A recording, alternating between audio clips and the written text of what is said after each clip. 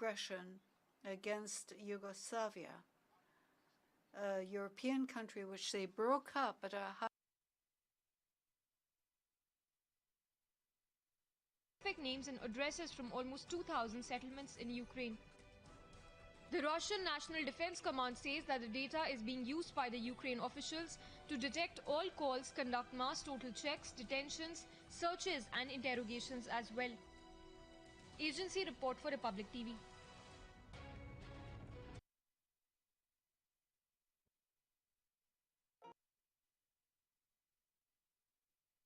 Sanctions are going to really start taking a big toll.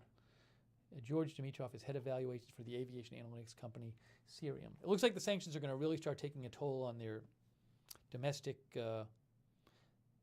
airline industry.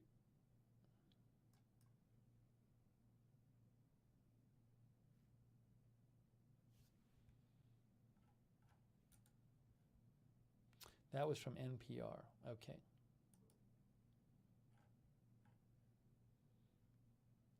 Thanks to Heavenbound for your support. Thank you also to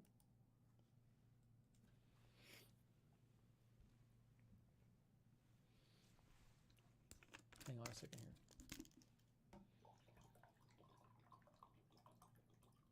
I still want to show you that analysis I saw. Cherub says sirens are going off in Lviv at this moment. Let me see if I can see it on Telegram. Yes, sirens going off in, according to Aboz Revitel, which is a Ukrainian news site. They say on Telegram, a bunch of sirens going off. Ivano-Frankivsk, Dnipro, Lviv, Poltava, some other places too. Vinnytsia. Oh, Kyiv as well. Kyiv was 9 minutes ago. It is about 2:27 a.m. Kyiv time. Redmond says they are off now. Well, I'll let you know what I hear.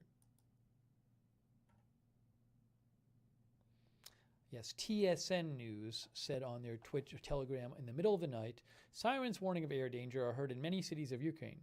You need to hide in a shelter. Many cities warn of the threat of a missile strike. We'll see what we hear.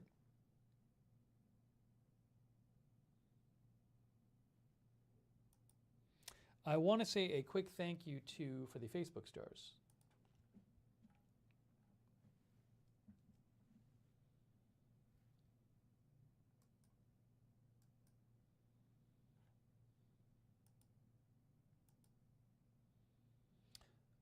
Patricia Morano, Diane Lord, Kathy Kane Heber, Jeremy Johnson, Diane Alworth, Lee Lewis, Suzanne Wasson, Jeed Son, Todd Taylor, Laverne Thompson, Tracy Dawn, Tanya Duke, Sue Magario.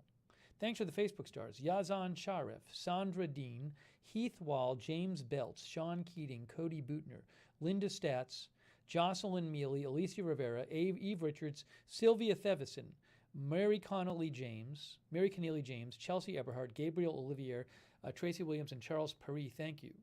Oh, Bucci, that's very kind of you. Thank you, Bucci. That's very kind of you. Thank you, Bucci. Also, thank you, Press Alpha, for your support as well. Thank you, Press Alpha. And thank you to Kevin Wheeler. Thank you so much. Oh, Wheelie HD from Twitch. Wheelie HD, thank you. Also, it's very kind of you, SB. Very much appreciate your support, SB, as well. Thank you, SB. Oh, and by the way, speaking of donations, I found a Ukraine donation site that I like and I gave some money to, and I wanted to let you know about it.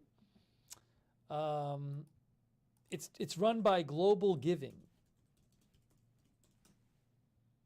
Sometimes people say to me, do you know of any places that you think would be good to donate to? So Global Giving, you can see they've gotten $12 million so far for this. Global Giving is what they do. I think it's a nonprofit, and they basically, when there's like a big disaster or something or a big need, they act like as a go-between. Like they find local they vet and find local organizations that they think can best help the people. So if you look here, it says about us. We are a nonprofit that supports other nonprofits by connecting them to donors and companies. We've helped trusted community-led organizations from Afghanistan to Zimbabwe access the tools, training, and support they need to make our world a better place. We help donors make safe and easy U.S. tax-deductible donations to vetted, locally driven organizations around the world. And then what they actually have a very good rating on Charity Navigator, Global Giving. If you go to Charity Navigator, they have a page about them, and it says, hang on a second here. Charity Navigator, Global Giving, and they say 4-star rating, give with confidence. Donors can give with confidence as charity, and they talk about the revenue and where it goes and all that stuff and blah blah blah blah blah. Anyways, I have used them for a couple. I've donated through Global Giving a couple different times for like disasters or tragedies. I can't remember which ones, but I saw that they had set up a Ukraine crisis relief fund, so I made a donation to them last night. So they seem to me reliable and trustworthy, and that they make a good effort to try to provide help. So, and you can see that they've raised $12 million so far. It's the Global Giving Ukraine Crisis Relief Fund. So if you are looking for a place to donate, that's one that I feel I can recommend based on what I know about them. And I'm not like, again, I have looked into them before, and twice, at least 2 other times I've used them to donate for other things. So again, that's one place you can look to. People sometimes ask me, I'm just passing that one along. Global Giving, Ukraine. All donations to the Ukraine Crisis Relief Fund will support humanitarian assistance in impacted communities. Global Giving's local partners are bringing relief. So they vet these local places.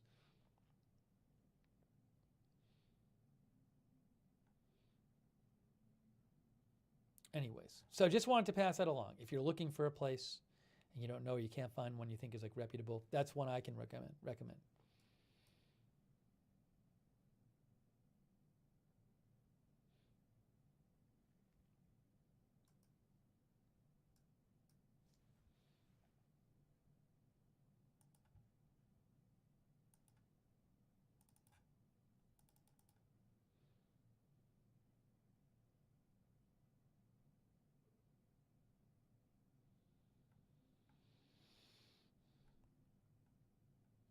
Okay, what I'm going to do is I want to do some more coverage and show you some more stuff. I need to eat my Cliff Bar because I haven't eaten in hours. Let me just eat this Cliff Bar quickly, and I apologize for doing so. But it'll tide me over.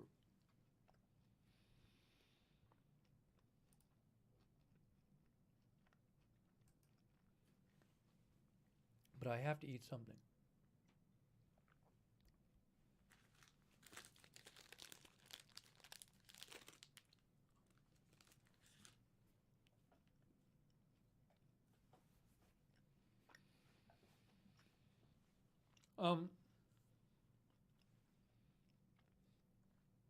Thank you to our YouTube members as well, like SR, Vicky Contavespi, Zarina, AM Coffee, Sherry Not Shirley, Tony Maz, Strange Reverend, Cherry Cola, Connie V, Marilyn Riley,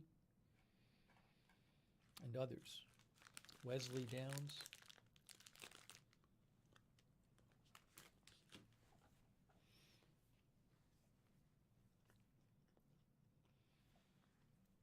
I just have to eat something.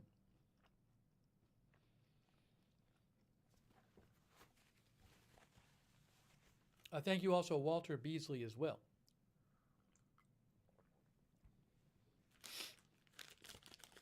JD's Variety says, I cook on my live streams.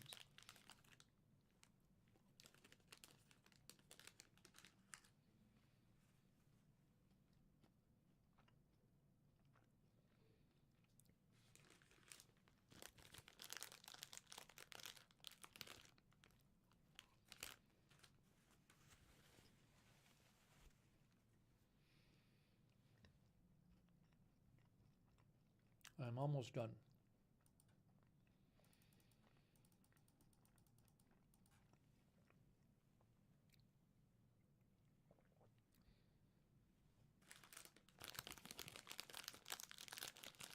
Thank you, Bradley Sink. Bradley thinks the war will be over in 3 days.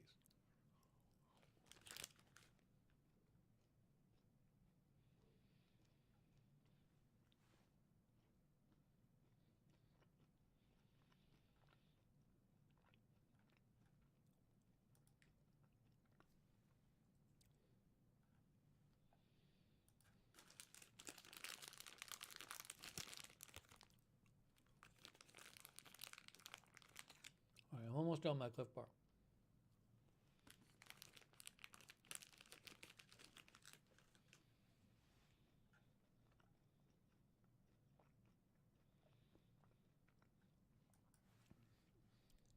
This is interesting. Ben Judah, who's with Bellingcat, posted from James Palmer, who's with Foreign Policy. He says, voice I trust on this. James Palmer. China has zero reason to get drawn into this war and will not be supplying weapons to Russia even if Moscow keeps asking.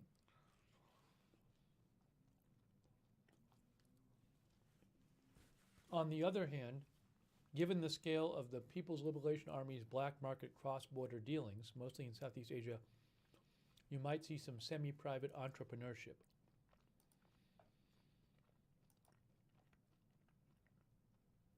He also says the Chinese civil aviation industry has cut Russia off from spare parts out of fear of U.S. sanctions. They're not going to be sending them military drones.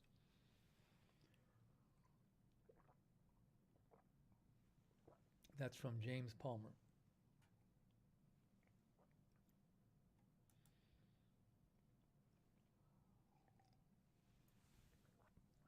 Ben Judah is with the Atlantic Council. I'm going to retweet this. Again, James Palmer is with Foreign Policy. He used to be used to work in Beijing.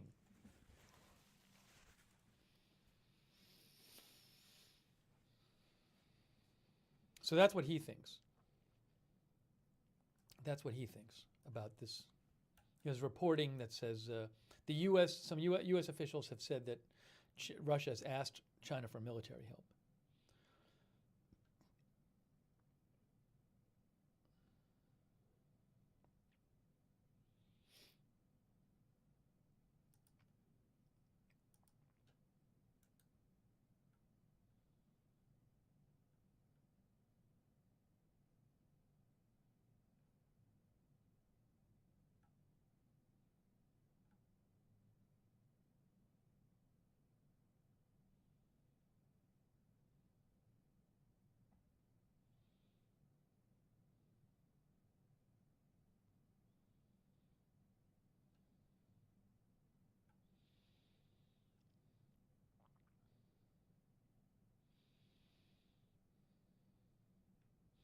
All right, I want to show you something.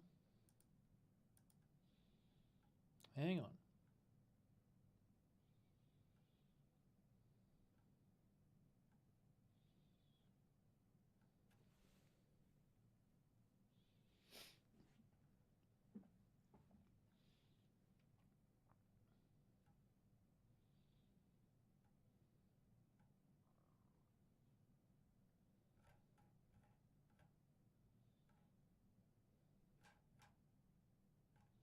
Yeah, a couple of viewers sent me this kind of stuff.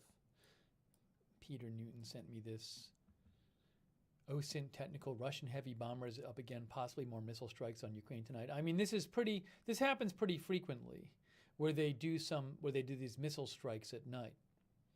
So I would not be surprised, unfortunately, to see that happen. But if it happens when we're on the air, I'll let you know. All right, let me show you this. This was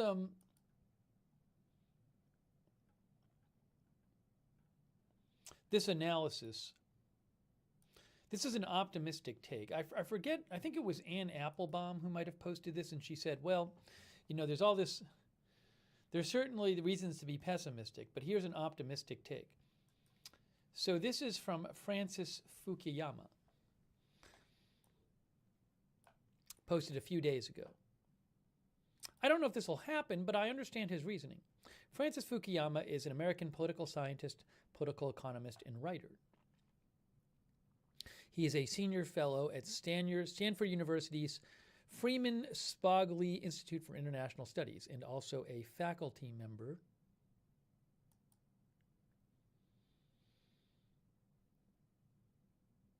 He is director of Stanford's Ford Dorsey's Masters in International Policy. Anyway, so he's like a big foreign policy person, an international studies person at Stanford. So this is what he wrote. It's very, very interesting. So this is going to tend to the more optimistic of assessments, but it's something to keep in mind. It's a possibility to keep in mind. Preparing for defeat. I'm writing this from North Macedonia, where I've been for the last week teaching one of our Leadership Academy for Development courses. Following the Ukraine war is no different here in terms of available information, except that I'm in an adjacent time zone and the fact that there's more support for Putin in the Balkans and in other parts of Europe. A lot of the latter is due to Serbia, and Serbia is hosting of Sputnik. I'll stick my neck out and make several prognostications. This is what he is predicting. Russia, he thinks, is heading for an outright defeat in Ukraine. Russian planning was incompetent based on a flawed assumption that Ukrainians were favorable to Russia and that their military would collapse immediately following an invasion, which many experts believe that was the assumption. Russian soldiers were evidently carrying dress uniforms for their victory parade in Kyiv rather than extra ammo and rations. Putin at this point has committed the bulk of his entire military to this operation, which is true. There are no vast reserves of forces he can call up to add to the battle. Russian troops are stuck outside various Ukrainian cities where they face huge supply problems and constant Ukrainian attacks. Nothing about what he just said seems crazy.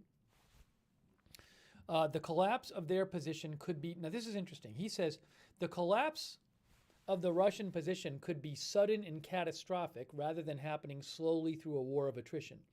This is what he thinks. He thinks the army in the field will reach a point when it can neither be supplied nor withdrawn, and morale will vaporize. This is at least true in the north. The Russians are doing better in the south, but those positions would be hard to maintain if the north collapses. He thinks there is no diplomatic solution to the war possible prior to this happening. There is no conceivable compromise that would be acceptable to both Russia and Ukraine, given the losses they have taken at this point. Point 4, he says, the United Nations Security Council has proven once again to be useless. The only helpful thing was the General Assembly vote, which helps to identify the world's bad or prevaricating actors. The Biden administration's decisions not to declare a no-fly zone or help transfer Polish MiG fighters were both good ones. They've kept their heads during a very emotional time. This is an interesting point, it is much better to have the Ukrainians defeat the Russians on their own, depriving Moscow of the excuse that NATO attacked them, as well as avoiding all the obvious escalatory possibilities. The Polish MiGs in particular would not add much to Ukrainian capabilities. Much more important is a continuing supply of javelins, stingers, TB2 drones, medical supplies, communications equipment, and intel sharing. I assume that Ukrainian forces are already being vectored by NATO intelligence operating from outside Ukraine. Point 6, the cost that Ukraine is paying is enormous, of course, but the greatest damage is being done by rockets and artillery, which neither MiG fighters nor a no-fly zone can do much about. The only thing that will stop the slaughter is defeat of the Russian army on the ground. And I really understand that point. We've talked about this. No-fly zone is not going to stop Russia from using artillery and rockets. Neither will the MiG fighters. 7, this is what Francis Fukuyama believes. He believes Putin will not survive the defeat of his army. He gets support because he is perceived to be a strong man. What does he have to offer once he demonstrates incompetence and is stripped of his coercive power? 8, the invasion has already done huge damage to populace all over the world who prior to the attack uniformly expressed sympathy for Putin. That includes Matteo Salvini, Jair Bolsonaro, Eric Zemmour, I don't know who that is, Marine Le Pen, Viktor Orban, and of course Donald Trump. The politics of the war has exposed their openly authoritarian leanings. 9, the war to this point has been a good lesson for China. Like Russia, China has built up seemingly high-tech military forces in the past decade, but they have no combat experience. The miserable performance of the Russian Air Force would likely be replicated by the People's Liberation Army Air Force, which similarly has no experience managing complex air operations. We may hope that the Chinese leadership will not delude itself as to its own capabilities the way the Russians did when contemplating a future move against Taiwan.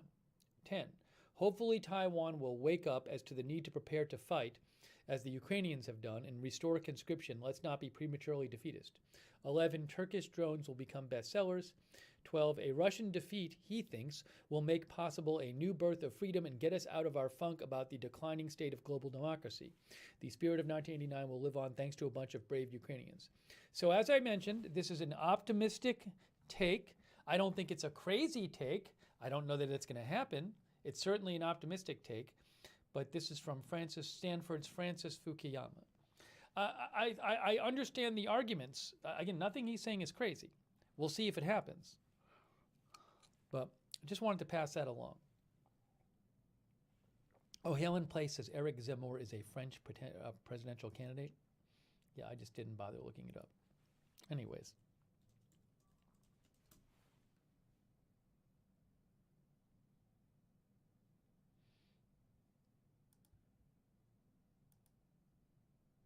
But the point I want to go back to, though, and I think this is a very interesting prediction by him, is this. He says the collapse of the Russian position could be sudden and catastrophic rather than happening slowly through a war of attrition. The army in the field will reach a point where it neither can be supplied nor withdrawn, and morale will vaporize. This is at least true in the north. The Russian forces around Kyiv have been stalled for days, it looks like. The Russians are doing better in the south, but those positions would be hard to maintain if the north collapses. It's very interesting prediction.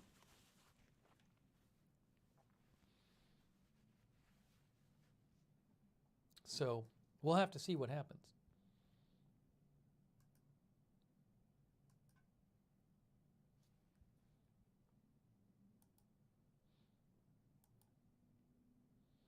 I don't think it's bad to read an optimistic prediction.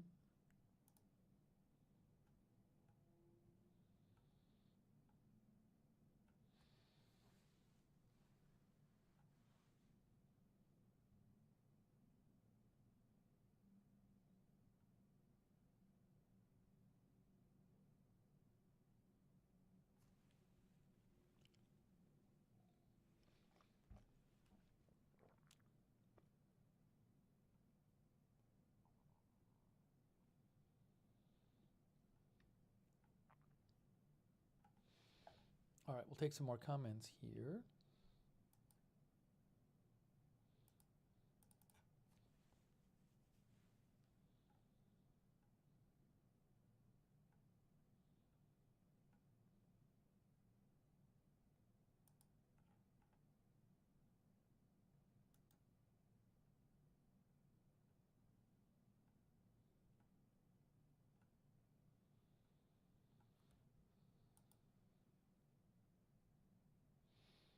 Alden Rose says, what does a sudden collapse look like? Well, I wonder if it would just involve like people like refusing to fight or leaving their equipment. Again, we don't know. Something we really don't know is how many people have deserted. There's certainly a bunch of video of Russian equipment that looks like it's been just left there. Why was it left there? We don't know how prevalent it's been. Have there been a lot of cases where Russian troops have just said, I'm not sitting out here in the freezing cold and eating barely anything anymore and doing this? We have no idea. I'm sure the Ukrainian government has an idea.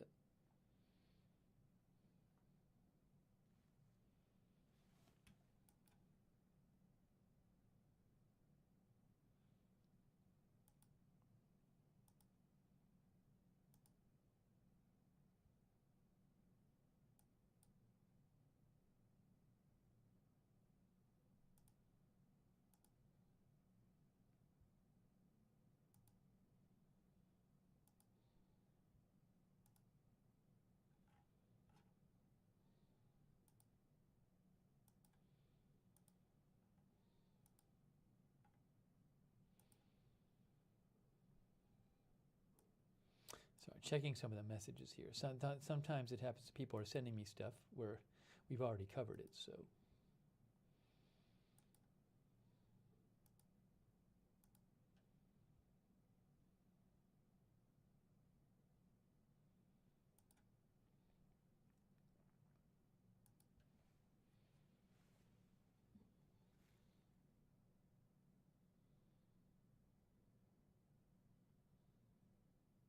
Oh, Linda Belk is moderating too. Thank you, Linda. She's over there on Twitter moderating. Our viewer Tom Smoth on Twitter thinks Ukraine should never allow a pause. They will lose a lot more than gain.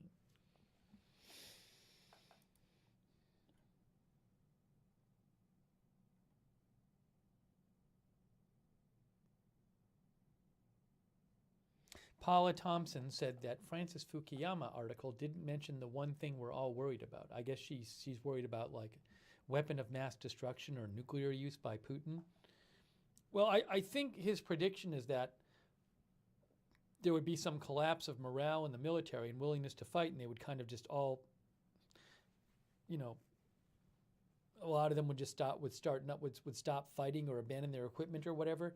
We'll see. I mean, but if that happened at that point, it sounds like he's predicting like there would be such a collapse that it would be at that point, it would like the military operation would be over. It would be like self-evident.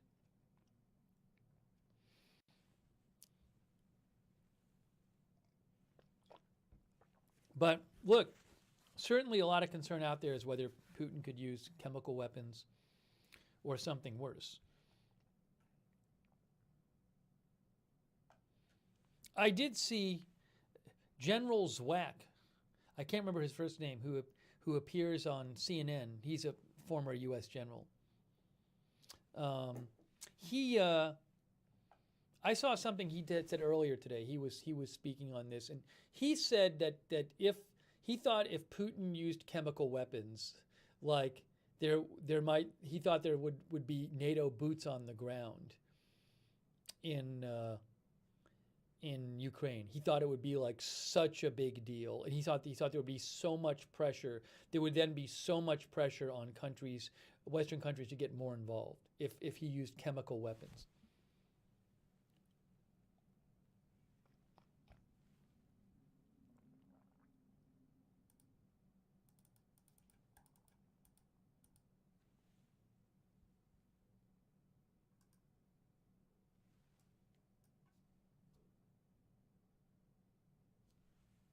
Oh, Suzanne gave to the Charity Navigator, to the Global Giving Place. Thank you, Suzanne. All right, hang on a moment here. Oh, a viewer sent me this. I wanted to show you this. A viewer, Firejack, sent me a thread. I hadn't seen this yet. This is from our viewer, Firejack. It's a thread by Tyler Rogaway, who he works at the site The Drive, creator and editor-in-chief of the War Zone at The Drive. So he says Russia does not possess the weapons or networking capability to hit moving targets like weapons convoys with standoff cruiser ballistic missiles.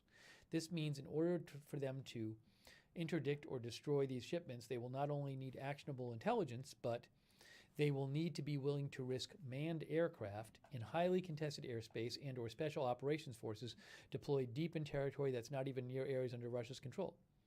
This greatly complicates achieving the objective of stopping even some of these shipments. Otherwise, they will be limited to standoff, faraway attacks like the one today that take hours to prepare, likely days for them, and sacrifice standoff weapons that are increasingly in short supply, some of which won't even hit their targets. Air defenses are capable of shooting down Russia's cruise missiles, but it is far from a shield of any sort. They have low radar cross sections when they fly low, making the shooting them down very tough, especially when employed en masse. But that doesn't mean they will be any more effective at hitting static shipments based on dated intel, especially after this wake-up call. Ukraine NATO tactics will adapt, probably have before the strike. The larger risk here, like everything, is that Russia gets frustrated and attacks fixed shipments where they know they will be emanating from outside of Ukraine, for example, Polish airfields. Yes, this would be akin to declaring war on NATO, but at this point in time, considering talk of concerns of nuclear and chemical weapons use is becoming normalized, Keeping this real possibility in mind is critical. Also, these missiles are not that reliable, very roughly equivalent to earlier BGM-109 Tomahawks. In some ways better, in some ways worse. One straying over into Polish territory is not a possibility. It's a probability at this point. That's not good. He's saying there could be an accidentally Russian missile that lands in Poland. Please do not give me weird offhand examples of Russian capabilities with mid-course targeting, updating for anti-ship missiles or other systems that are very low capacity or in some sort of semi-experimental state. We're talking about a major sustained operation in the now here. Finally, this is why concentrating on rushing Ukraine familiar ground-based air defenses, not focusing on planes, which can fortify the West, is essential to keeping Russian tactical air power out of that region and shipments flowing, all you need to know. Yeah, we read this article before. I think last time, the war zone, Ukraine needs ground-based air defenses way more than MiG fighters. Here are the best options. You know, like missiles that can shoot down planes and incoming missiles. He also said, hitting road mobile targets from great distances in complex terrain is hard to do. This is not some Russian folly. Very expensive weaponry and complex networking architectures need to do it reliably, especially hitting multi-vehicle convoys effectively. So what he's pointing out is he's just saying it would be hard for Russia to attack the incoming weapons convoys. They can't just attack them with missiles. He don't think that will work.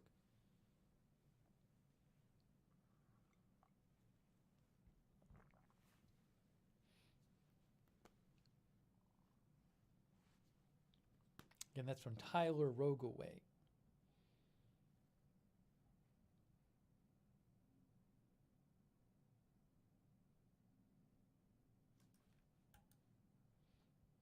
So thanks to our viewer for sending that in.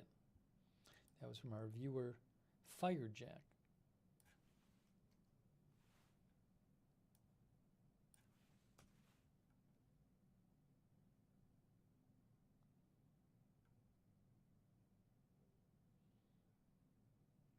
I don't know what's going to happen. You know, it's weird. This has been going on for days. It's going on for a while now. I've thought that Russia might, that the U.S. might send more of these anti-aircraft systems. So this is an article from yesterday, or a few days ago. U.S. explorers sending Ukraine more advanced weapons after scuttling Polish jet deal. And there's a number of experts who say what Tyler Rogoway said, which is that he thinks that the best thing to send them would be these anti-aircraft weapons or air defenses that can shoot down planes and missiles. And there's been no announcement of it yet. I kind of keep waiting for it to happen. I'm wondering something about this. See, it says the war zone. Ukraine needs ground-based air defenses way more than MiGs. Here are the best options. You'd think they would just do it. So, but there hasn't been an announcement about it. So I have a little theory on this. This is a possibility. And I've talked about this kind of thing before. The possibility is that the Western countries, the NATO countries in Ukraine, think that this is the possibility for why they wouldn't have sent these yet, is that the NATO countries think the war is going really badly for Putin. And again, they have more intelligence, way more. They know way more about what's going on than we do, and that they think, why do anything that at all might be escalatory if things are already going so bad for Putin and the Russian forces? That's a thought I have. Because I've been waiting for some announcement that they're going to send this stuff, and it just hasn't come. Now, you might say maybe they're sending it in secret, but I would think Russia could figure that out. I don't know. I just wonder if they're if they really think things are going poorly for the Russian military, given what they know, they might just not want to send anything radically new. So it's just a thought, but I keep waiting for this to be announced because I would assume they will. I don't think there's going to be a holdup with this like there was with the planes. I don't know, though. Just a thought.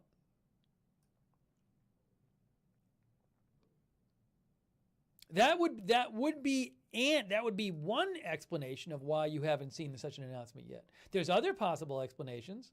That would just be one. I'm just throwing it out there. Redmond says, decent theory. Another theory is that these things are already going in there. But again, I can't imagine that if they're going in there, it's being kept secret from Putin. I would think Russia would know if these things were going in there.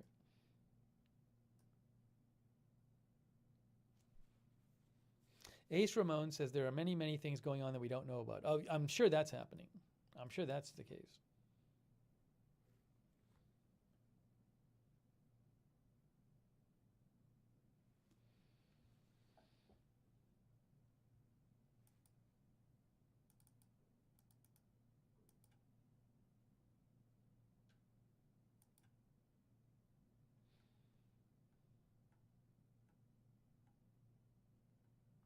Who knows?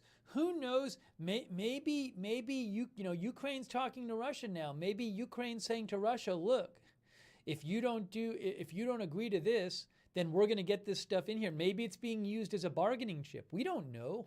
Who knows what's being told to Russia? Maybe it's being put out there as a threat to Russia, saying we're going to move these things in there. Do you want us to do that? Who knows? That could be that threat could be made secretly. It doesn't have to be made publicly.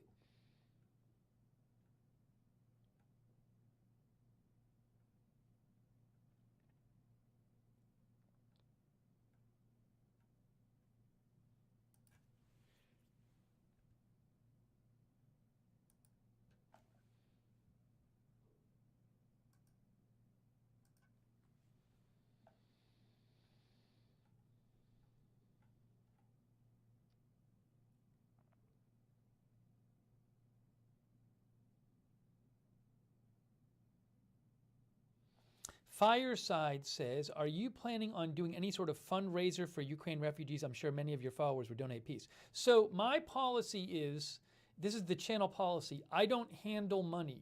I don't handle other people's money. I don't want to be responsible for handling other people's money. It's just not something I want to get into. But what I do is I will tell people when we cover some kind of disaster or catastrophe or something, I will tell our viewers when I have that information, here's sites that you can donate to.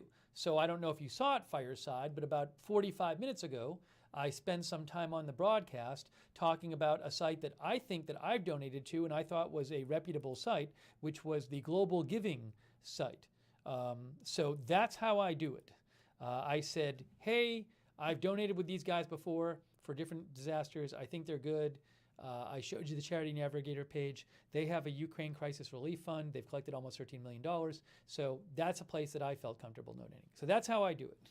As I mentioned, when I have it, I will recommend something that I think is reputable, but I don't want to be handling people's money. I don't need that.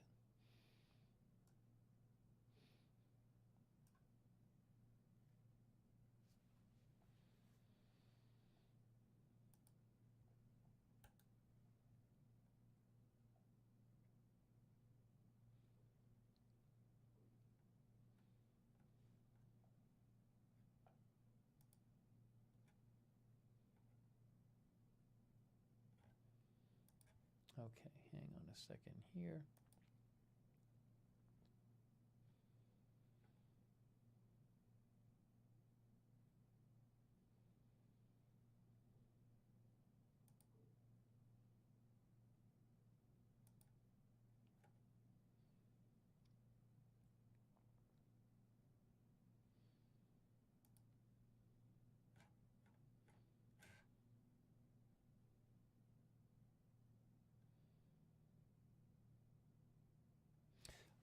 Hey guys, this is an update from Mariupol City Council. Now this was 6 hours ago. See, Mariupol is just, again, it's been like over a week and people there don't have power and water and heat and they're running out of food and it's awful there. So this was about 5.5 hours ago. The City Council of Mariupol said the humanitarian aid, which left yesterday, continues to move. I had read today they weren't going to get there.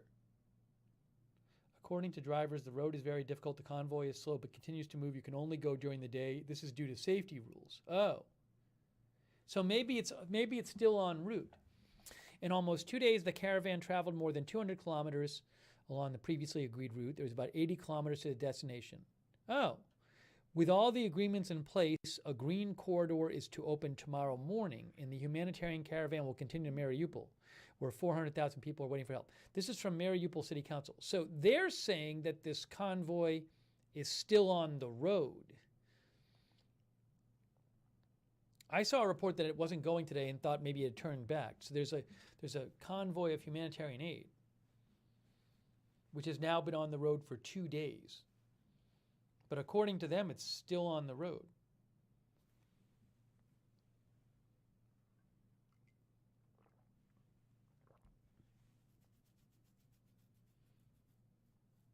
Our viewer, by the way, where is it here?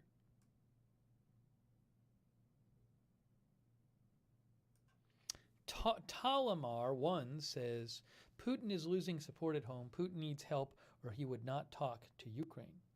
Talking is weak in war according to Russian culture. That's what Talamar believes. Oh, thank you, Chetzar, for your support. Thank you so much, Chetzar. Oh, also Greeno Farms. Thank you, Greeno Farms, for your support.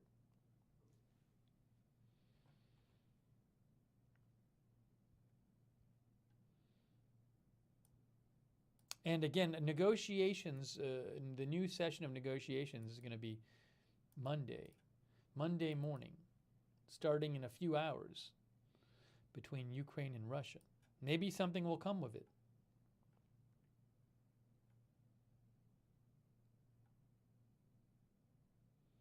Kevin says, are Russian troops still using unsecured radio? That I can't tell you.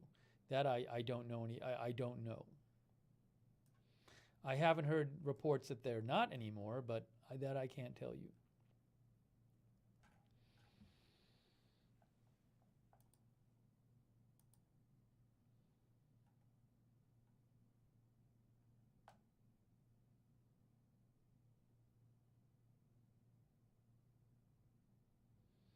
Elint News posted this. There had been air raid alerts. I don't know if it's right this second, but I know a little while ago there were a bunch.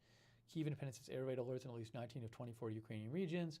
Elint says probably not a coincidence with Russian strategic bombers airborne.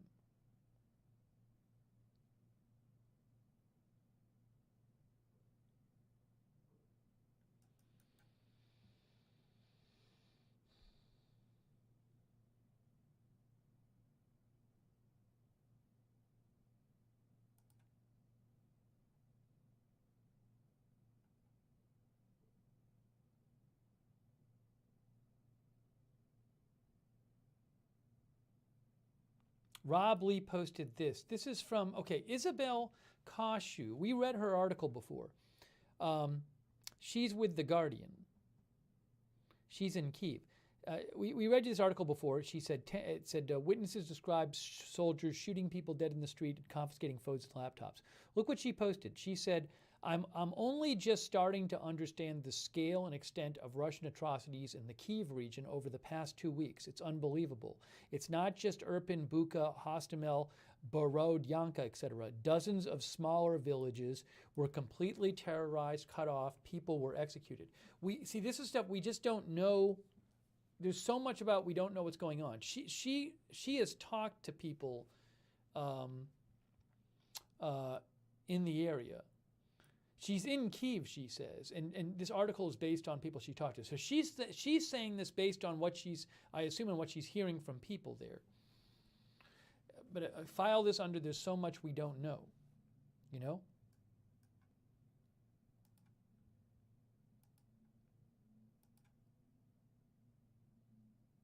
I'm sure we're going to keep hearing terrible, terrible stories. Clearly, there's awful stuff going on in Mariupol. I believe that the Mariupol authorities say that over 2,000 people have died there.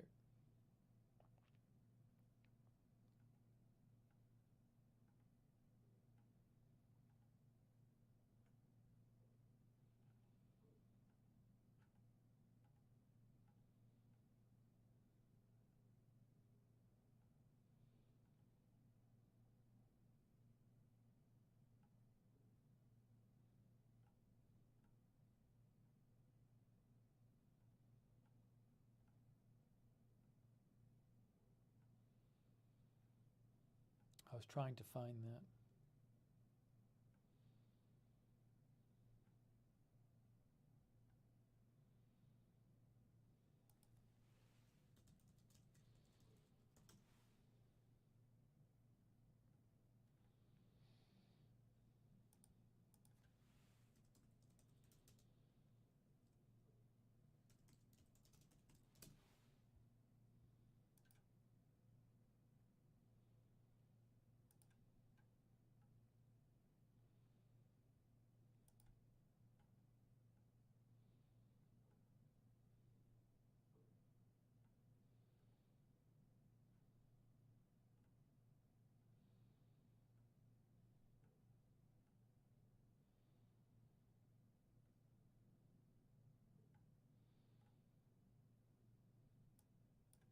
Sorry, I'm just checking something here.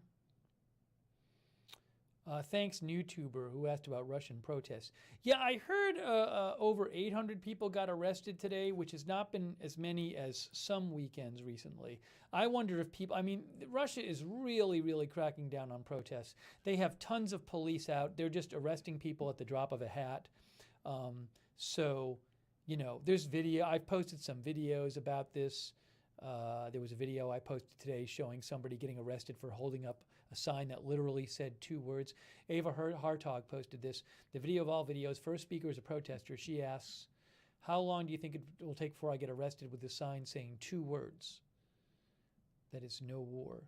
But I guess it says maybe the sign said no war. Is that what it said? No war. The second speaker is about to set off on a pro-Kremlin speech when she gets taken away as well.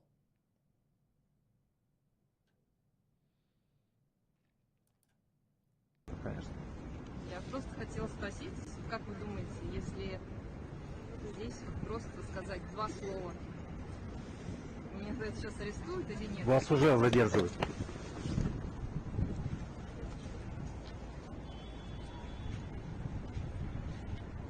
С ума сойти. С ума сойти. Вы это видели, нет? Которую развернули. Да? Мы все мнения показали. Ну вот я тоже хочу высказать тогда свое мнение. Скажите. Меня устраивает то, что... Это шок-контент. I mean, there's tons of videos like this, so.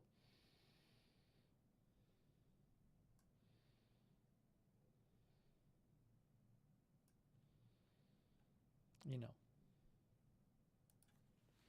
But there's not like some, as far as we know, there's not like some huge new protest movement in Russia.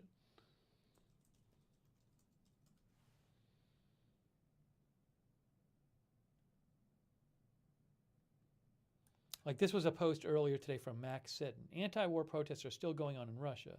In St. Petersburg, reporters say 150 people have been detained today, even though Gostiny Dvor is totally sealed off and nobody's really protesting.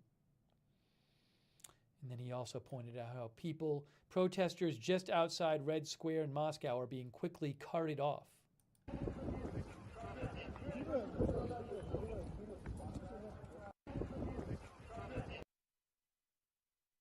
Then he says, arresting this guy required 4 cops to hold each limb and 3 to jog beside them aimlessly.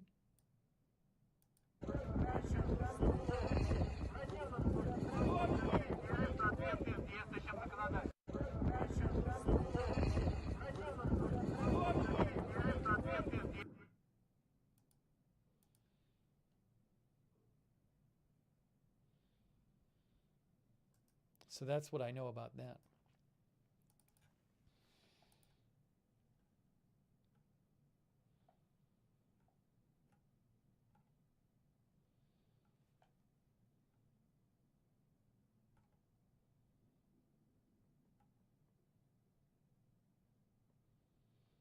All right, let's just see here.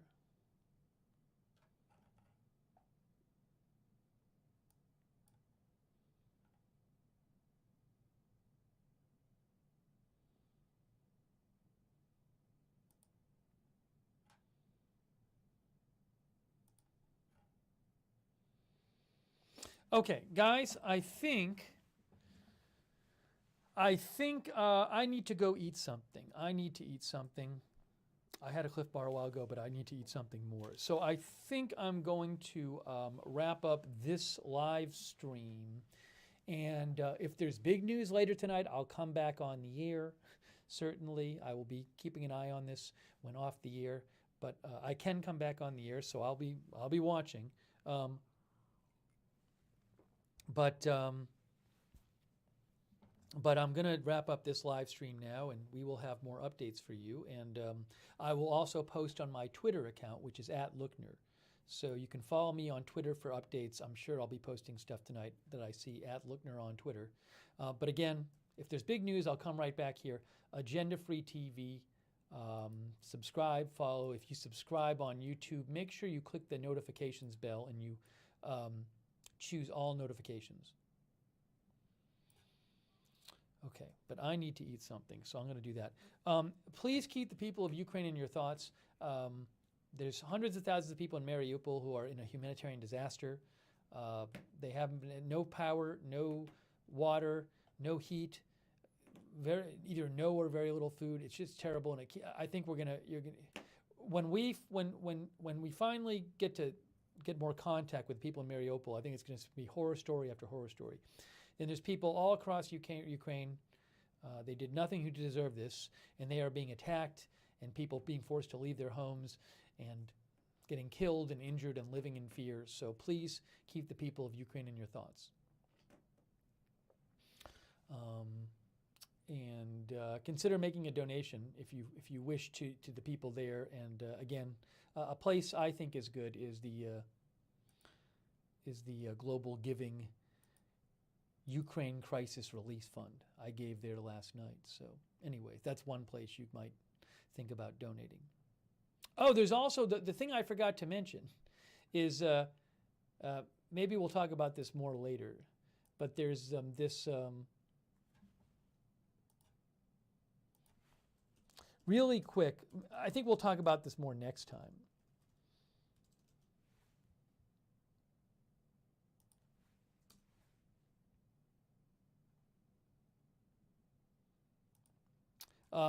Cliff Levy, a group of Polish programmers obtained more than 150 million cell numbers and email addresses of Russians. They then set up a website so people around the world can get around Kremlin propaganda and send messages to average Russians about the Ukraine war. So I think we'll maybe talk about this next time. There's an article in the Wall Street Journal about it. Using his new cyber tool, Westerners have been texting Russians about the war in Ukraine. What is it? Is this the link? I'm trying to find where the link is. Squad 303. Where's the link? Website. 1920.in. 1920.in is the website, which lets people text. This squad gives you a tool that allows you to send text messages from your phones directly to randomly selected Russians. Let them know the truth. That's 1920.in. We'll talk about this next time. I forgot to talk about it this time. Oh, Suzanne says, I've been doing that.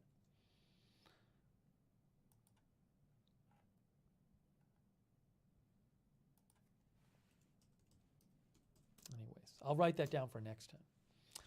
I want to thank you for not only watching, but also for helping with the coverage. A bunch of people have sent in news links and also interesting questions and comments. Sorry I couldn't get to all of them, but thank you for writing in and thank you for joining us. And also a huge thanks to our moderators. They are amazing. They are all volunteers. They're the ones who will let us have a chat and have it be respectful and civil. So huge thanks to our moderators, such as Linda Belk. Linda has been moderating over there on Twitter. Our YouTube moderators, such as Sarah and Jean Ann and C. Michelle Sparks and Lexa Fulmer. All of our other, Danny James and our other YouTube moderators. Our Facebook and Twitch moderators over there on Twitch.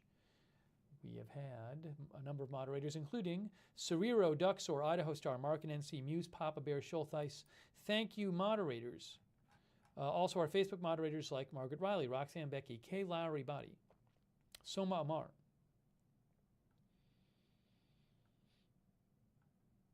Tawny Michelle.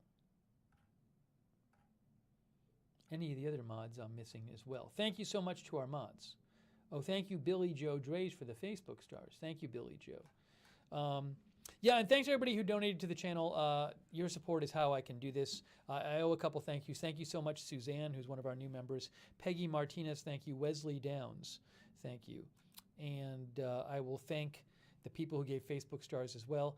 If you ever want to donate to the channel, you go to agendafree.tv, agendafree.tv. But thank you for your support, which lets me do the channel. And also, let's see here.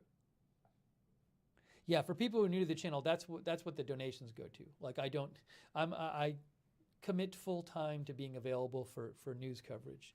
So if I was working a normal job, I wouldn't be available to come on whenever the news is happening and come on every day and do this. So you guys are the ones who let me do this. So thank you. Let me thank our the people who gave the Facebook stars too. Oh, and thank you so much, Rita. I really appreciate your support, Rita. Thank you.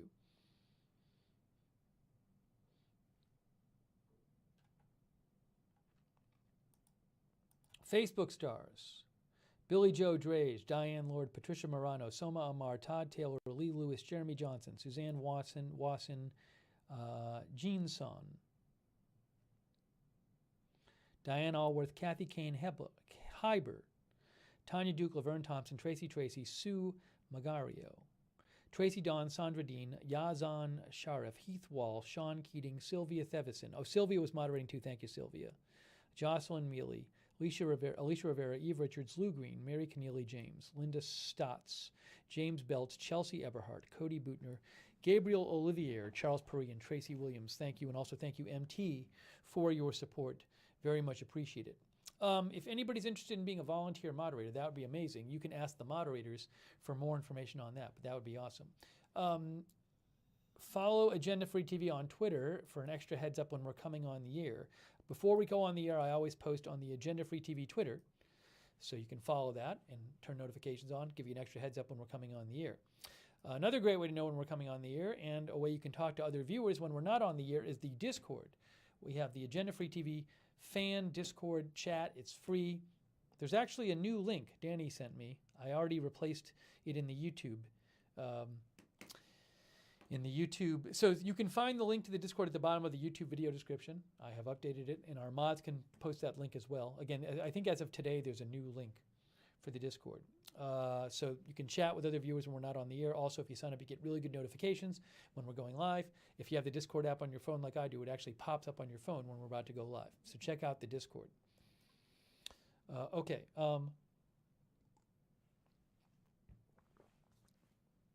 Let me thank some of our viewers. Thank you so much to our Twitter viewers like Tom Smoth and Roy PJR and RV Douglas. They've all been watching over there on Twitter. So thanks to our Twitter viewers. Thank you to our Facebook viewers. Todd Taylor, Fred Snelders, Tawny Michelle, who's moderating. Thank you, Margaret Riley, very much, one of our mods, for the Facebook stars. Very kind of you, Margaret. Thank you, and all of our other moderators, too. Thank you. Michelle Shell N. Page. Thanks for watching. Jason Beers. Let's see. Soma Amar, thanks for moderating as well. I think I might have thanked you before, but if not, thank you. Thank you, Duster Singer, for watching. Thank you, Duster Singer. Jeff Curry. Thanks, Jeff, for watching. Marie Ansill. Thank you, Marie, for watching. Justin Wilson.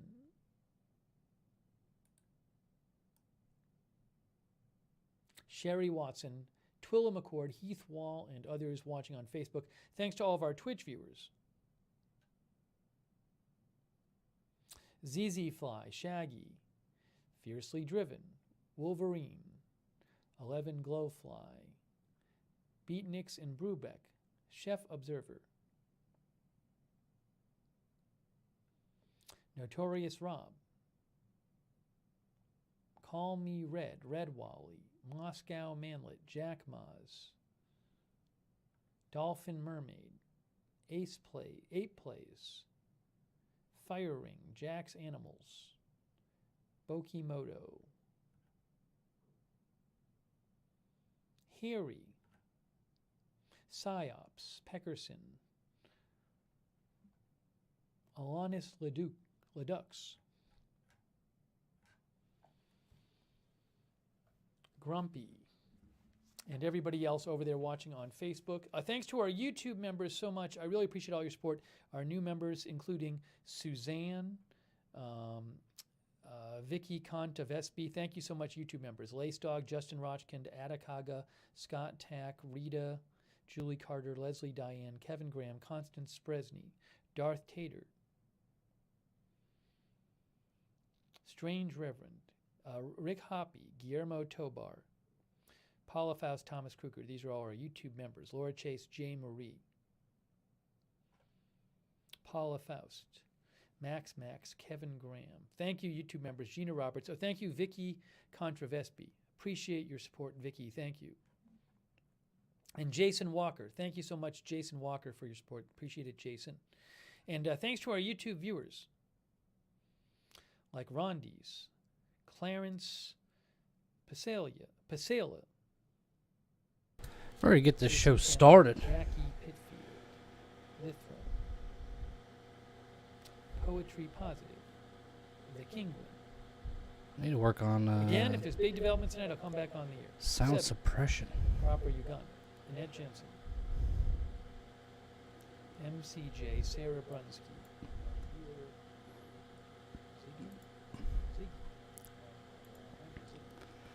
Yvette Rock,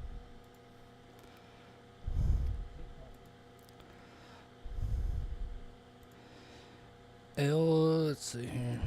No, I don't have an air schedule. It just depends on when the news is happening and all that. It's not a fixed schedule. Depends on the news. Test. Anthony Sosnowski, thanks for watching. Peggy Martinez, Tim Fulton, Dethroner, and everybody else. Randy. Who's talking besides the guy with the glasses? All right, let me do one last check. It's Valdo Arrow. There's nothing crazy going on, but I will certainly be keeping my eye on things tonight. We're getting ready to run some stuff. Excuse me.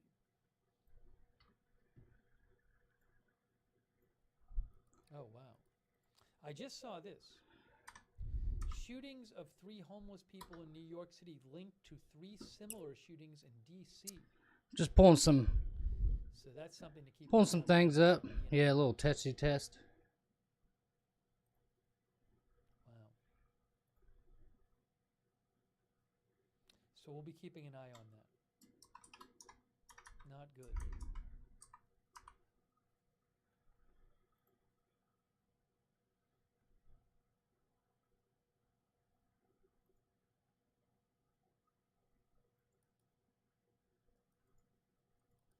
Yes, Shimon Prokopets. NYPD and DC police, along with the ATF, say they have linked 5 shootings, including 2 homicides, to one individual they say is targeting them. Oh, let's see here. 3 incidents in DC, 2 incidents in NYC on March 12th, and I think Just searching some stuff. That's all.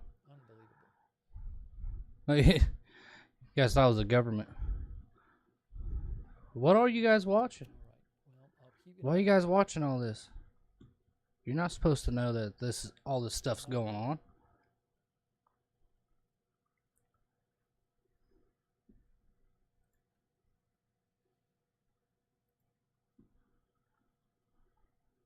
Everybody's phones are going to be going off here too, text messages.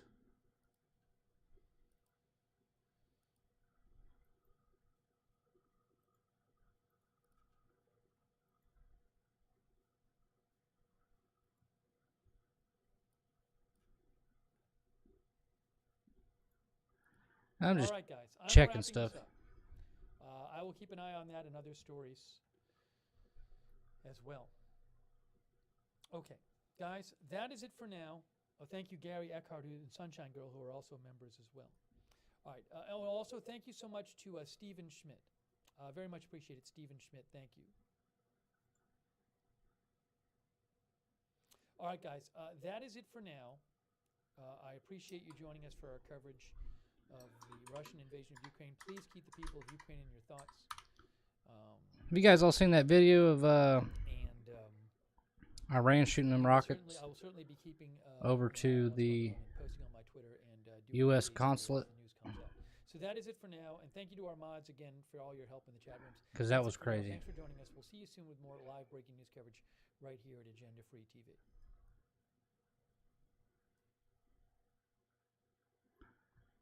Because that was insane.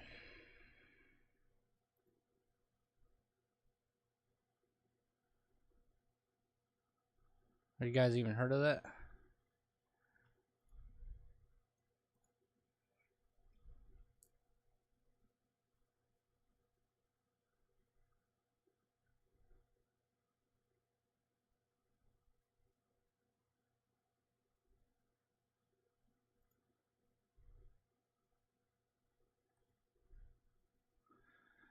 All right.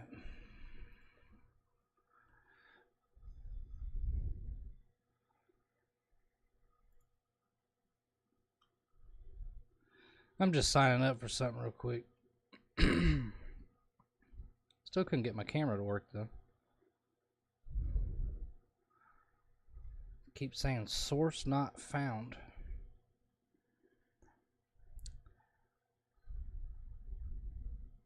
Oh, you came across it? James read about it. Oh, you're good. Oh, the U.S. consulate in Iraq got rocketed by Iran. It is pretty crazy. I mean, there's all kinds of stuff going on in the world that, I mean, you guys tell me, but I have not seen anything on the news about it.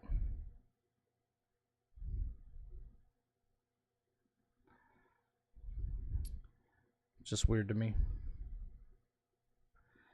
It's weird. Like, why is there not even a question mark about it?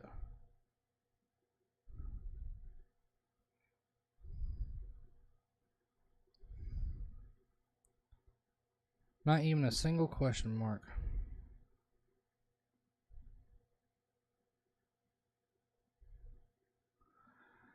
Oh, I'm just searching for something. Hold on. When my wife saw how much more we saved with the Food Lion app, she got really into it. And a coupon on top of it. And $12 in shop and earn rewards. I remember my first rewards. What the heck? Tap into more savings with a digital MVP account. Russia's terror on Ukraine sparking calls to protect America against the other major threat, Communist China. Here's Arkansas Senator Tom Cotton this week on Fox. That we're trying to do now on an emergency basis in the last 15 days in Ukraine, like providing them weapons, we should be doing now with Taiwan. Everything we're doing to break away from the Russian economy, to put a distance between our economy and theirs, to get our companies out of Russia, we should be doing in China again right now. And joining me right now in his first interview since returning from Taiwan and Singapore, where in Taiwan he received a very warm welcome with billboards and the Medal of Honor celebration, former Secretary of State Mike Pompeo. Secretary, thanks very much for being here. Maria, it's great to be with you this morning. So before we move on to your trip in Taiwan, I want to get your take on what you heard on the ground, your reaction to the breaking news. James Black put a question mark. Has worked at the New York Times, has been killed in the fire. What happened, Michael? Or James? I'm confused. You said I read about it? Or you read about it? The journalist family. But this is the kind of thing that happens when you fail at Or you want me to read about it? Of American security, which is to prevent bad guys from continued aggression. Oh, they're not sure if Iran did. Last summer, we think about this now. A White House state official said that it was. Building forces and building capability. We should have been helping the Ukrainians build forces and capability. That's why I didn't say unofficially. You know what I mean? Small at every turn. We still are. There's still enormous hesitation, Maria. You know, the last thought here is everyone in the Biden administration talks about if we do anything, there'll be provocation. My observation. I can't remember what his name is, but I'll pull it up. Provocative is being behind. What's provocative is letting Vladimir Putin drive the agenda and the mission and the timeline. And you have the Ukrainian people who want to stand up to defend their homeland, and we've let Vladimir Putin walk all over them with no response that was serious, timely, and strong to give them the tools the Ukrainians needed to do that mission set. But why? I mean, why? Let's see here, 26. Why isn't it more immediate? These are terrorists that are terrorizing a part of the world. Why are we talking about limitations to the support that we can offer? It's pretty unexplainable in some sense, Maria. But if you go back to the strategy that the Biden team laid out when they first came into office, indeed the things that he campaigned on, right? The top priority for them was climate change. They were prepared to work with Xi Jinping, with Vladimir Putin, with all comers if they could get somebody to shut down a coal-fired power plant. Vladimir Putin scoffs at that. He understands hard power. He understands real strength. And this administration is talking. I mean, would that be unofficial? That are ephemeral and temporary. Okay, James said, yeah, he read the post. An American pipeline, the colonial pipeline. I don't know. What do you guys think? Gas for a few days. The response from this administration. I mean, Vladimir Putin, when Biden met with him, was, "Don't do that." The guy has a blue check mark next to his name. Response that Putin would respect, and you can see he's ratcheting up the pressure. He's continuing his advance in Ukraine. His objectives haven't changed. He's going to continue this assault, this march, until he meets. Everybody's slamming doors in his house like they're cops. In a serious way.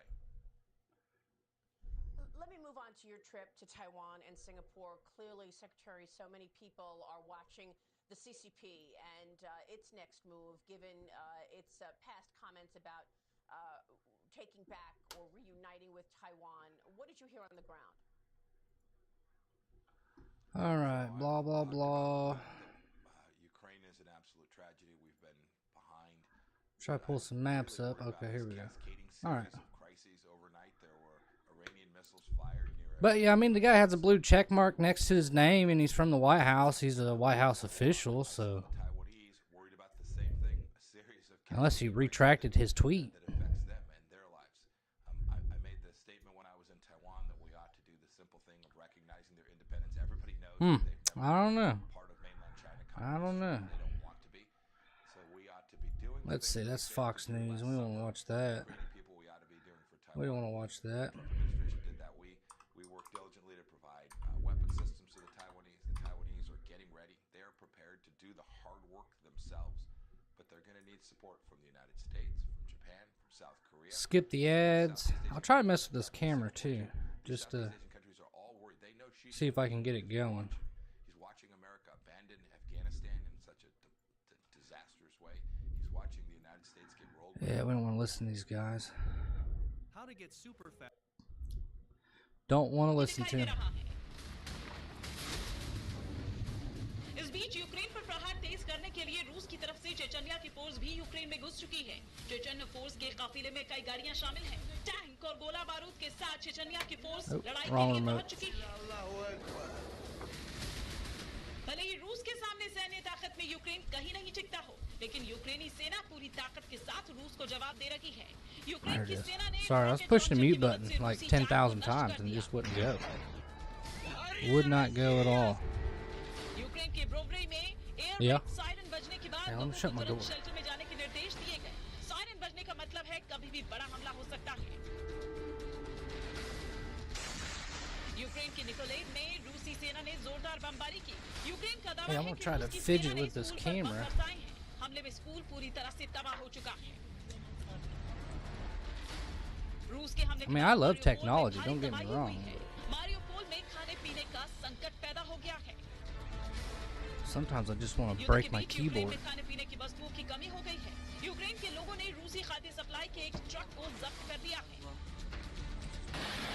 रूस जहां Ukraine पर non stop हमला कर रहा है, तो वहीं Ukraine भी पूरी ताकत के साथ रूस पर पलटवार कर रहा है। इस बीच सवाल उठ रहा है कि यूक्रेन संकट का हल कैसे निकलेगा। Bureau report, Republic Bharat. और इससे बीच एक और बड़ी खबर इस वक्त आ रही है। बाइडेन और जिनपिंग के सलाहकार भी मिलने वाले हैं। आज इटली के रोम में दोनों के बीच मुलाकात होने वाली है। यूक्रेन युद्ध को लेकर ये मुलाकात होगी। अमेरिका कहने से और चीन के विदेशी सलाहकार की ये मुलाकात होने वाली है। तो देखिए एक और बड़ी मुलाकात आज होने वाली है। बाइडेन और जिनपिंग के सलाहकार आज मिलने वाले और ये मुलाकात जो है आज इटली के रोम में होने वाली है। यूक्रेन युद्ध को लेकर दोनों के बीच मुलाकात होगी और बताया जा रहा है कि अमेरिका कहने से और चीन के विदेशी सलाहकार के बीच मुलाकात होने वाले युद्ध विराम को लेकर बातचीत हो सकती है। तो देखिए आज चौथे दौर की एक तरफ बातचीत हो रही है तो ये आज दूसरी तरफ देखिए यूक्रेन युद्ध को लेकर बाइडेन और जिनपिंग के सलाहकार भी मिलने वाले हैं। इटली के रोम में यह मुलाकात तय है और यूक्रेन युद्ध को लेकर बातचीत होगी। इनसे जो है अमेरिका कहने से और चीन के विदेशी सलाहकार के बीच बातचीत भी होगी।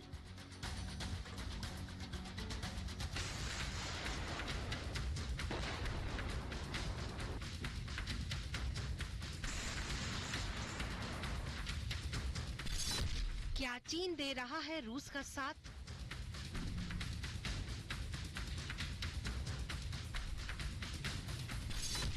क्या जिनपिंग के भरोसे पुतिन है डटे? चीन की एंट्री बढ़ेगा घमासान। Why don't cameras have like more USB? रूस और यूक्रेन की जंग अब सिर्फ इन दो देशों की जंग नहीं रह गई है। Acts like जंग it के only मैदान likes one- यानी यूक्रेन के बाहर अमेरिका one और USB. नाटो देश तैयार हैं। तो वहीं अब चीन की भी इसमें एंट्री होती दिख रही है, जिसमें अमेरिका भड़का हुआ है। अब अमेरिका और चीन के उच्च अधिकारियों की मुलाकात होने जा रही है। खबरों के मुताबिक आज इटली की राजधानी रोम में अमेरिका और चीन के उच्च सलाहकारों की मुलाकात होगी। अमेरिका का आरोप है युद्ध को लेकर रूस गलत खबरें प्रसारित करता है और चीन इन खबरों का बढ़ावा देता है। इसी को लेकर बाइडेन और जिनपिंग के बीच सलाहकारों की बैठक होगी। तो क्या यूक्रेन युद्ध में रूस का पर्दे के पीछे से साथ दे रहा है चीन? इस सवाल का जवाब कुछ ये तस्वीरें देखिए। चीन में विंटर ओलंपिक के शुरुआती कार्यक्रम की है। पुतिन खुद पहुंचे चीन। पुतिन और जिनपिंग जिगरी दोस्तों की तरह मिले। दोनों ने साफ we're just going to bounce off her of where we मसले at पर last चीन night. रूस के और रूस चीन के साथ Computer says चाहे no. वो ताइवान का मसला हो I didn't want me या to show फिर my face. यूक्रेन का। I haven't showered in like 15 24 years. फरवरी को यूक्रेन पर रूस ने हमला कर दिया, जिसे रूस अपना स्पेशल मिलिट्री ऑपरेशन बता रहा The है। homeless guy रूस trying to ने wash the साफ कर windshield दिया out है of कि it. अगर कोई भी देश यूक्रेन के साथ देता है Stoplight. तो वो भी इस जंग में शामिल Let's माना see if I can जाएगा। add this camera in there. I gotta वहीं unplug my अमेरिका, keyboard. उसके समर्थक देशों और नाटो ने रूस पर एक के बाद एक प्रतिबंध लगाने शुरू कर दिए। Scene, इतने window तगड़े आर्थिक capture, प्रतिबंध कभी किसी देश पर नहीं display लगे, capture. लेकिन रूस रुकने को तैयार नहीं हुआ। उसने एक तरह से ये साफ Nope. कर दिया कि प्रतिबंधों का उस पर कोई असर नहीं पड़ रहा। इस बीच हर मंच पर चीन रूस के साथ Browser दिखा। source. अमेरिका ने चीन को भी Nope. चेताया है। खबरों के मुताबिक अमेरिका ने Video ये भी capture कहा है device. चीन और अन्य देशों को रूस की मदद करने की कोशिश नहीं करनी चाहिए। अमेरिका ने ये साफ कर दिया है कि अन्य देशों को रूसी अर्थव्यवस्था को उबारना नहीं चाहिए। Yeah, you guys don't need to keep वैसे seeing my चीन face और yet. अमेरिका कई मोर्चों पर Start पहले ही small. भिड़े हुए हैं। ताइवान का मुद्दा हो या फिर एशिया प्रशांत का मुद्दा, Start small. ये साफ दिख रहा है कि रूस और चीन की दोस्ती बढ़ती जा रही है। ये दोस्ती अमेरिका को परेशान कर रही है, क्योंकि चीन का साथ रहा तो रूस पर दबाव नहीं बन There it is. पाएगा। Bureau report, Found Republic it. Bharat. Is it messy back here? और महायुद्ध से जुड़ी एक बड़ी खबर इस वक्त आ रही है। यूक्रेन के स्वास्थ्य मंत्री ने बड़ा दावा किया और कहा कि रूसी हमले में कई अस्पताल तबाह हुए हैं। 7 अस्पताल जो है वो पूरी तरह से तबाह हो गए, जबकि 104 अस्पतालों को नुकसान पहुंचाया गया है। ये बड़ा दावा यूक्रेन के स्वास्थ्य मंत्री ने किया है और उन्होंने कहा कि रूस जो है 7 अस्पताल रूस ने तबाह कर दिए हैं, जबकि हमले में 104 अस्पताल को नुकसान पहुंचाया गया है। रूस के हमले में 6 स्वास्थ्यकर्मी मारे भी गए हैं, ऐसा दावा किया जा Might रहा है। have to 12 add like स्वास्थ्यकर्मी जो है ambient lighting or गंभीर रूप से something. I got my ring घायल हुए थे। light. बड़ा दावा देखिए रूस के यूक्रेन के स्वास्थ्य मंत्री ने किया है और कहा कि रूस ने हमले में 7 अस्पतालों को तबाह कर दिया यूक्रेन के, जबकि 104 अस्पतालों को भारी नुकसान पहुंचाया है। और इस हमले में 6 स्वास्थ्यकर्मी See, that's just मारे another गए, problem, जबकि 12 ladies and स्वास्थ्यकर्मी gentlemen. गंभीर रूप से घायल भी USB हुए हैं। plugins. I wonder. एक और बड़ी खबर इस वक्त आ रही है। मारियोपोल सिटी काउंसिल का बड़ा दावा सामने आया है। हमले में अब तक 2187 लोगों की मौत हो गई है। रूस ने 12 years, everybody left. 22 बार Oh, no. बमबारी की है। 4 लाख लोग मारियोपोल में भी फंसे हुए। ये बड़ा दावा देखिए मारियोपोल सिटी काउंसिल ने किया है और ये कहा है दावे में कि हमले में अब तक 2187 लोगों की मौत हो चुकी है, जबकि रूस ने 24 घंटे में 24 घंटे में 22 बार बमबारी की है और 4 लाख लोग ऐसे हैं जो भी मारियोपोल में फंसे हुए हैं। ये बड़ा दावा सिटी काउंसिल ने किया है।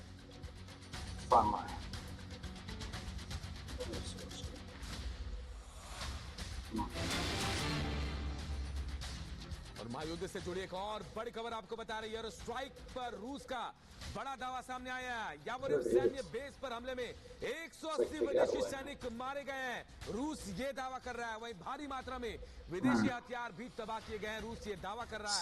यूक्रेन के 5 और शहरों पर भी रूस का कब्जा हो गया है। देखिए बड़ा दावा रूस कर रहा है। एयरस्ट्राइक का बड़ा दावा और यावोरिव सैन्य बेस पर हमले में रूस कह रहा है कि 180 विदेशी सैनिकों को मार गिराया गया है। रूस He sent me a link and it was Richard mentioned something about Ukraine right के here.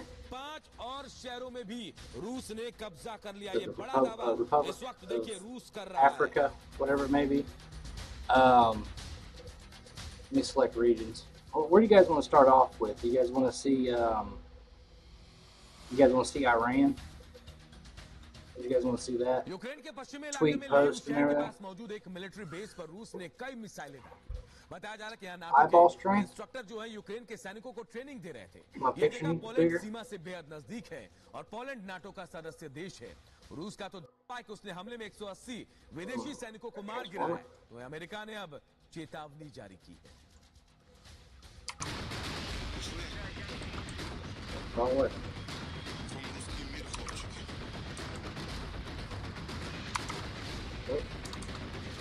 I gotta keep a fan running on my tower, like, all the time.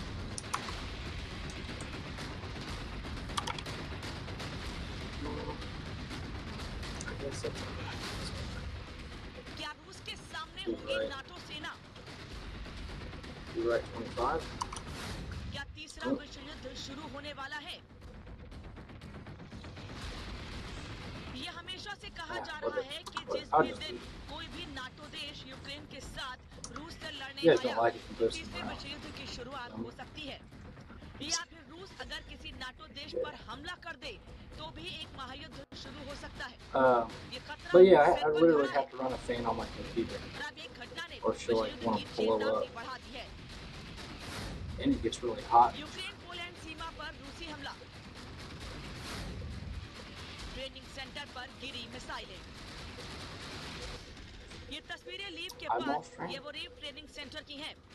यहाँ रूस ने तगड़ा हमला किया है। बताया जा रहा है कि रूस ने इस सेंटर पर करीब 30 मिसाइलें दागी हैं। All right, so Kimberly said sure. Is that sure for Iran? We'll go ahead and start with Iran. I mean, this situation is not anywhere connected with the situation in Ukraine, but once we cover the Iran thing real fast, we'll jump into Syria, Africa, Japan, because there's a lot of Russian activity in those areas. So let's jump in there real quick. If you guys just let me know, I mean, if you guys are like, hey, I want to watch, ये स्थिति बेहद खतरनाक है। अगर now Poland पर कोई I'll रूसी highlight missile the गिर top. जाती या हमला हो जाता तो फिर ये जंग रूस बनाम Let नाटो me- बन सकती है। और अगर ऐसा Let me होता है तो फिर transform विश्व this युद्ध a little रोकना bit मुश्किल होगा। that way. अमेरिकी राष्ट्रपति बाइडेन ने भी खुली चेतावनी जारी की है। बाइडेन ने कहा है कि हम नाटो की हर इंच जमीन की रक्षा करेंगे। हम अपनी जमीन की एक साथ मिलकर रक्षा करेंगे। बाइडेन ने कहा कि हम यूक्रेन में जाकर रूस से युद्ध नहीं लड़ेंगे, लेकिन अगर रूस और नाटो में आमना सामना होता है तो फिर ये तीसरा विश्व युद्ध होगा। अमेरिका समेत दूसरे नाटो देश यूक्रेन को सैन्य उपकरण और हथियार भेज रहे हैं, लेकिन क्योंकि यूक्रेन नाटो का सदस्य देश नहीं है, इसलिए वो सीधे सीधे रूस पर हमला नहीं कर सकते हैं। रूस भी कह चुका है कि नाटो देश यूक्रेन से दूर रहे। अगर वो शामिल होते हैं तो फिर अंजाम बहुत बुरा होगा। और माना जा रहा है कि जंग का दायरा अगर रूस यूक्रेन युद्ध से बाहर निकला तो फिर तीसरा विश्व युद्ध होने से कोई नहीं रोक सकेगा। Bureau report, Republic Bharat. We're fine. Everything's okay. Alright, so going to Iran.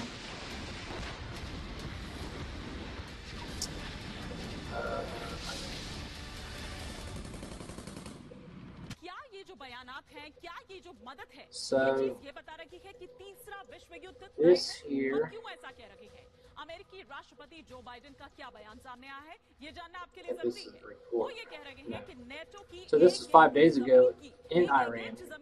Iranian state media said that the IRGC successfully launched its second military satellite. It's not all of them. America ने रूस के Right पड़ोस here में is the one. 12,000 सैनिक भेजे Sure, हैं। there's red क्या ये dots on it. उकसावे वाली कार्रवाई नहीं है? कहां-कहां भेजे हैं ये 12,000 सैनिक? जरा ये भी हम आपको विस्तार से बता देते हैं। Iran- Latvia, Estonia, Lithuania, Romania में सैनिक भेजे गए हैं। आप I mean, this is something to think about, guys. I know you guys said that ABC didn't say that couldn't confirm it, but I mean, Iran launched the missiles from the Saeed al-Shahan barracks, a location used for missile launches in 2018. So I mean, this gives coordinates and everything. Video taken from Iran, Kaholdo factory. Here's the longitude, latitude, and further launch from trajectory IRGC base near. So pretty much the people who put this together,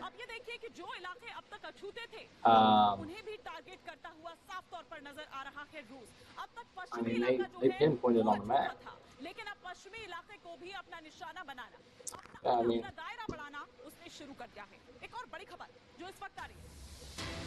let's see this picture.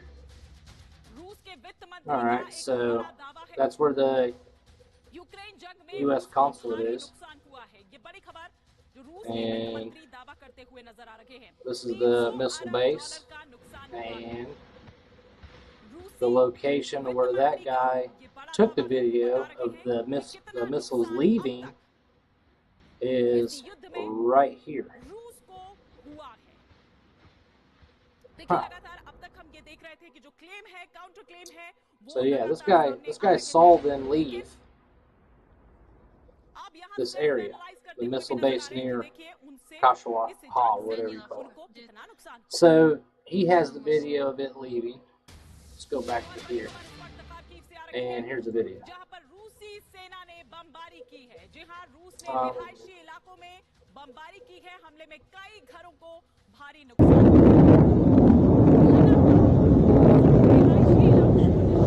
You guys hear the sound already?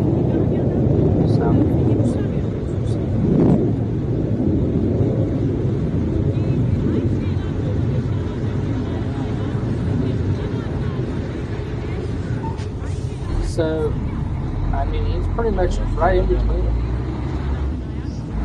I posted a video of it landing there. Launched here, video of it here leaving. And, you know,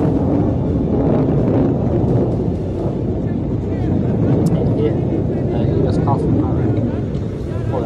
Pull up that video. So, we've seen where they came from. With proof, of course. Official.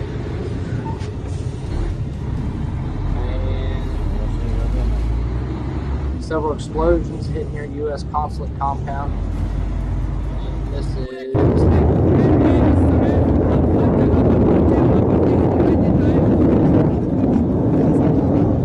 Now this guy was, I think he's a little bit farther away.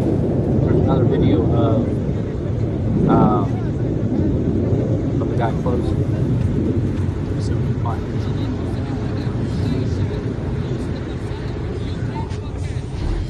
That's so far away.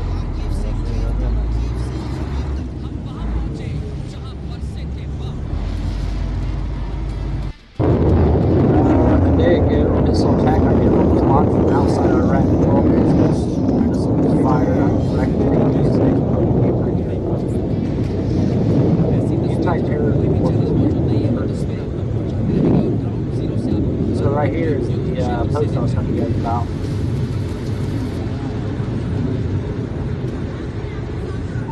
So it wasn't from her, it was from someone else. Her check mark's not in blue.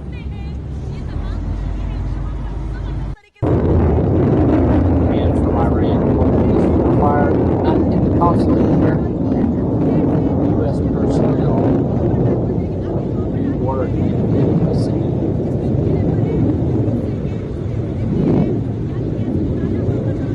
So, I mean,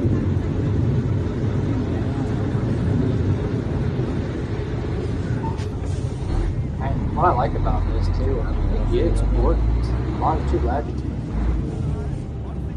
where exactly, you know, the video was taken. So, you put the dots together. Let me see if I can find that video a bit closer. Hitting people. I think that's how you pronounce it.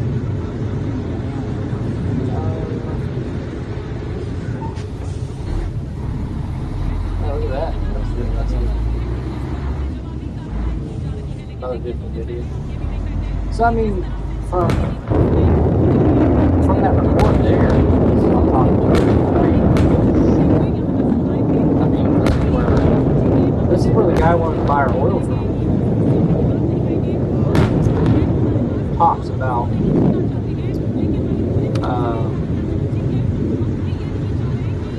Donald Trump again. Biden's weakness and the predatory response seems contagious.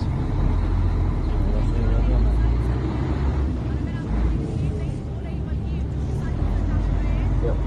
Everybody's talking about that. Have you guys, I don't watch my news in the house. Have you guys seen anything about that?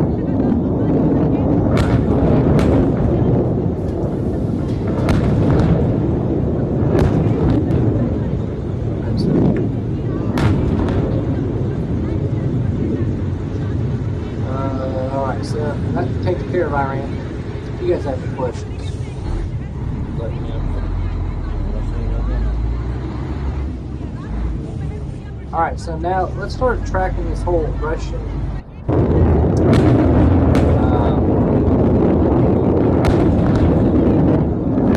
so let's start in Syria. There's things that just don't make sense. We talked about last night.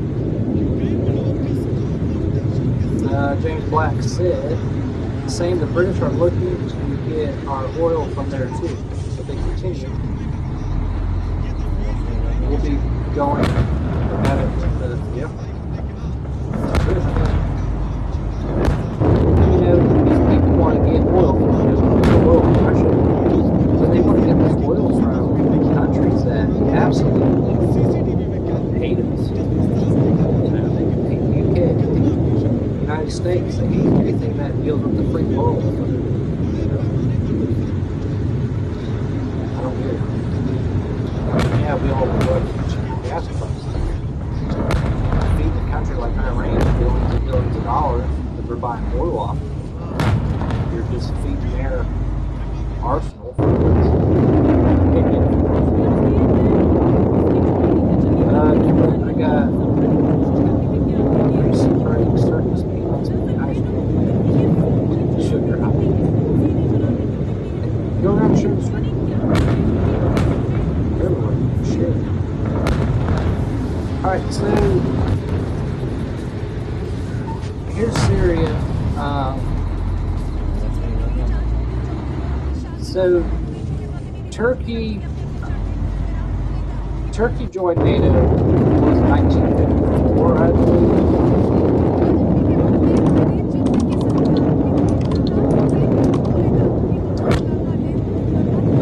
Turkey's part of the NATO alliance.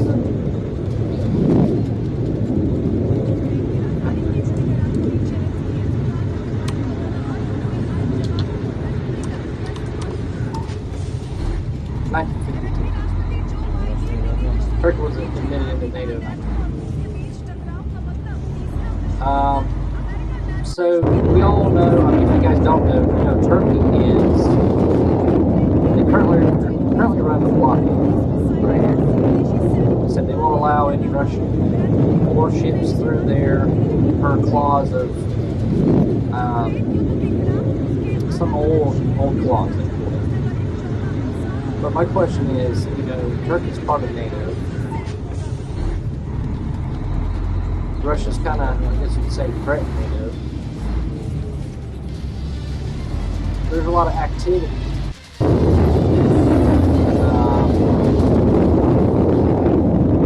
Turkey in it. You know what I mean? So this one here, we talked about it last night. You guys weren't here, but Russian Special Flight Squadron 154 en route to the Maxis. So that was 2 days ago. So this is all Russian controlled, Assad controlled area. So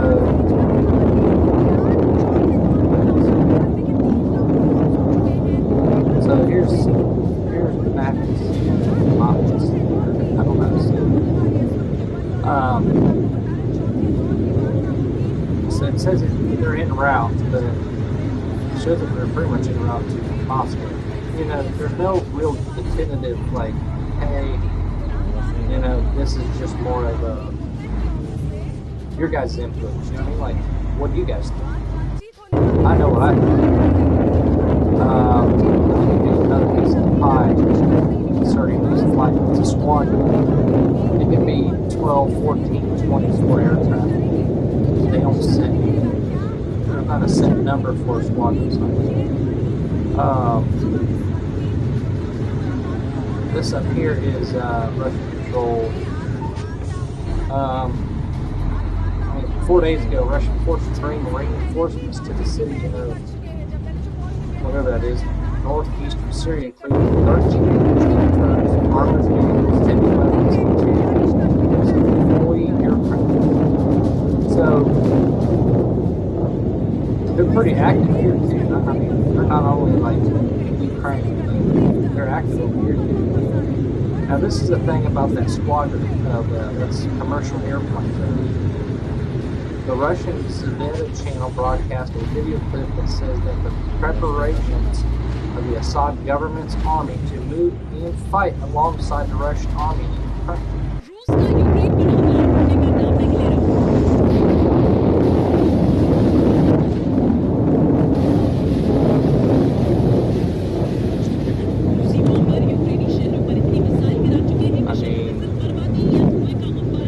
Somebody responded, they make beautiful soil with sunflower. So with that being said, you know, Assad's government's army to move and fight alongside the Russian army in Ukraine. But then you have this squadron T-154 en route to Maxis. I mean, it's currently showing us to get back to Moscow. I mean, it's flying right through Turkey. I thought we're Turkey's NATO or something. Well, Turkey is NATO. They did the whole blockade. So, I'm confused. Like, I don't know, is there some sort of boundary that it's Turkey, but it's not Turkey? Kind of running so the whole Turkey thing being NATO, you got Assad government's army pretty much going to go fight alongside Russia and Ukraine. You have 6 days ago, Russian military police conducted a joint patrol with Turkish forces in the eastern countryside of northern Syria. And you go to the source.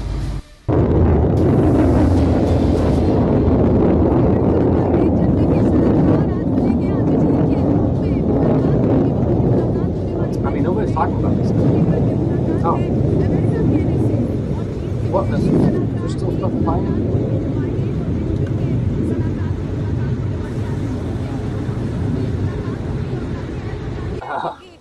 Sorry guys, the freaking, well, you guys seen it.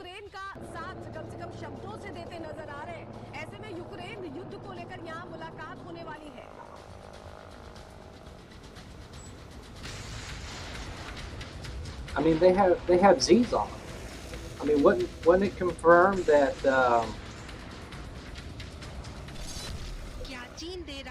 I mean, I'm asking this as a question, but wasn't it confirmed that the Z's on the vehicles were pretty much a tag for like what city / operation they're working on in Ukraine?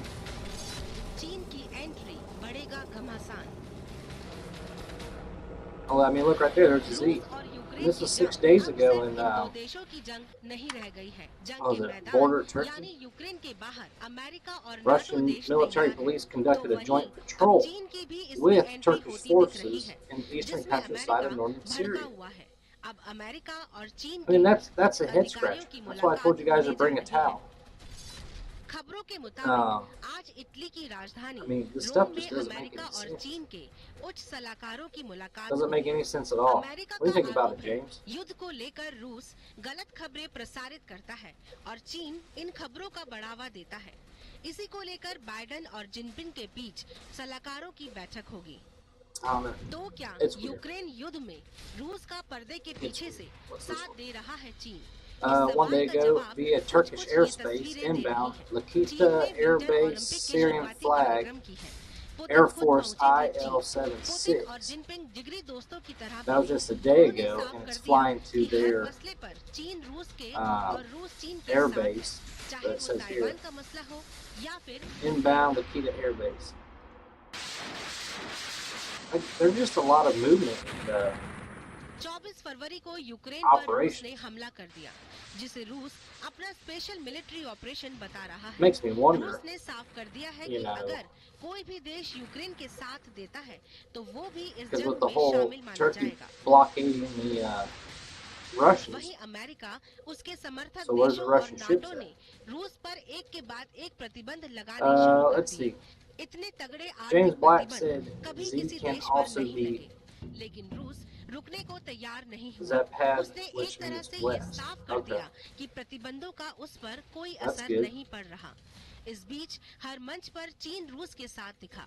America ने चीन को भी चेताया है। खबरों के मुताबिक America ने ये भी कहा है चीन और अन्य देशों को रूस की मदद करने की कोशिश नहीं करनी चाहिए। अमेरिका ने ये साफ कर दिया है कि अन्य देशों को रूसी अर्थव्यवस्था को उबारना नहीं चाहिए।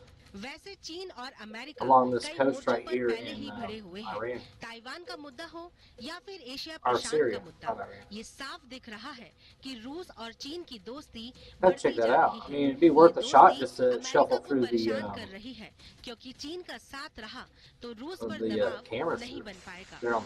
Bureau report, Republic Bharat.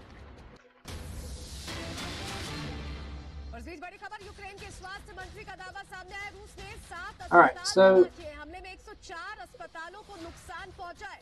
Pertaining to Russia and Ukraine, a lot of activity. Assad's army government said they will fight with Russia in Ukraine, and he had a large, same day, Russian Special Flight Squadron Tu-154 commercial airplanes. Showing here, they're still en route. I don't know, that was 2 days ago.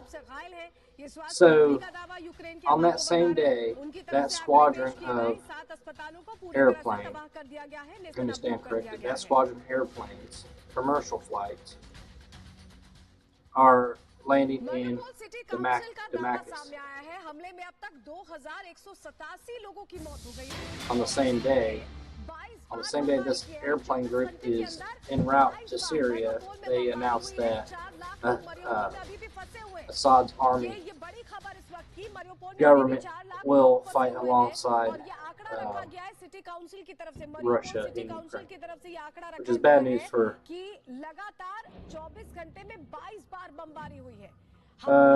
Joshua. Iran hit Iraq near our base the other night. Syria, Belarus getting involved for us to get involved. Yeah. It's starting to become this twisted triangle. Unofficial, I haven't looked it up yet, but I read something about India accidentally shooting a freaking missile. What was it? I think they accidentally shot a missile into Pakistan, I think, on accident. You know, they hate each other. But yeah, we just topped that on Iran. Stuff's getting weird. I'm telling you. Wait till you guys see the rest of this stuff that I'm going to show you, that I went over last night.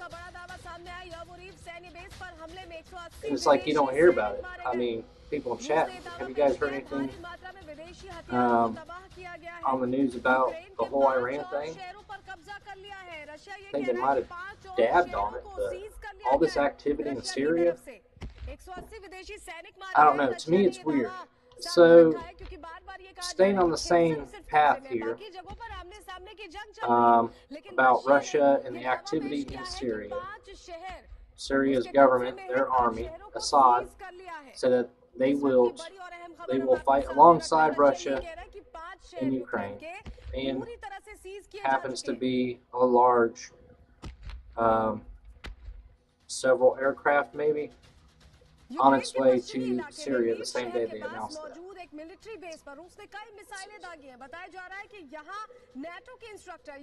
And then, of course, you got Israel and Palestine. I mean, everywhere, man. Everywhere. All right, so with that being said, if you guys need me to touch base back on that again, let me know. Or if you're new, if you just hop in chat like, hey, can you touch on what you just talked about? They start doing like a stream agenda, you know, that way one of the moderators can post it and be like, oh, okay, this topic. All right, so now we're going to focus on the Republic of Central African Republic. This came from Richard, and sorry about that. I didn't realize there was a dead guy there. Let me see. Okay, so select regions. So staying on topic of countries helping Russia, okay?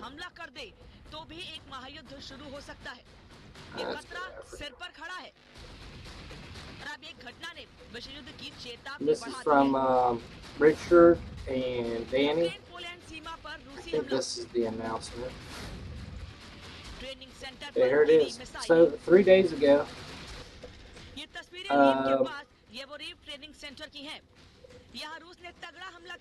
apparently the Central African forces expressed their willingness to help Russia and Russian soldiers in the fight against Ukraine. Apparently. Yes, that's what they're talking about. And the last report on how many forces this country has in Africa was 2018 with the amount of 10,500. But I mean, they would have to leave half there to protect their country. Nothing on spot cam or taxi. Okay.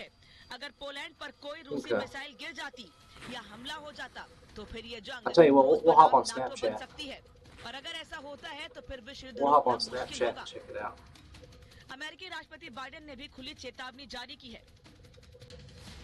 That's what we'll do. We'll touch base. We'll touch on that one again. But yeah, so this country, 2018, had like 10,500 troops here in Africa that is willing to go help Russia fight.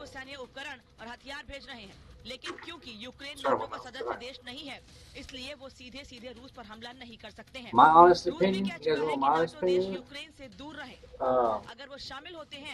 They freeze to death. You know what I mean?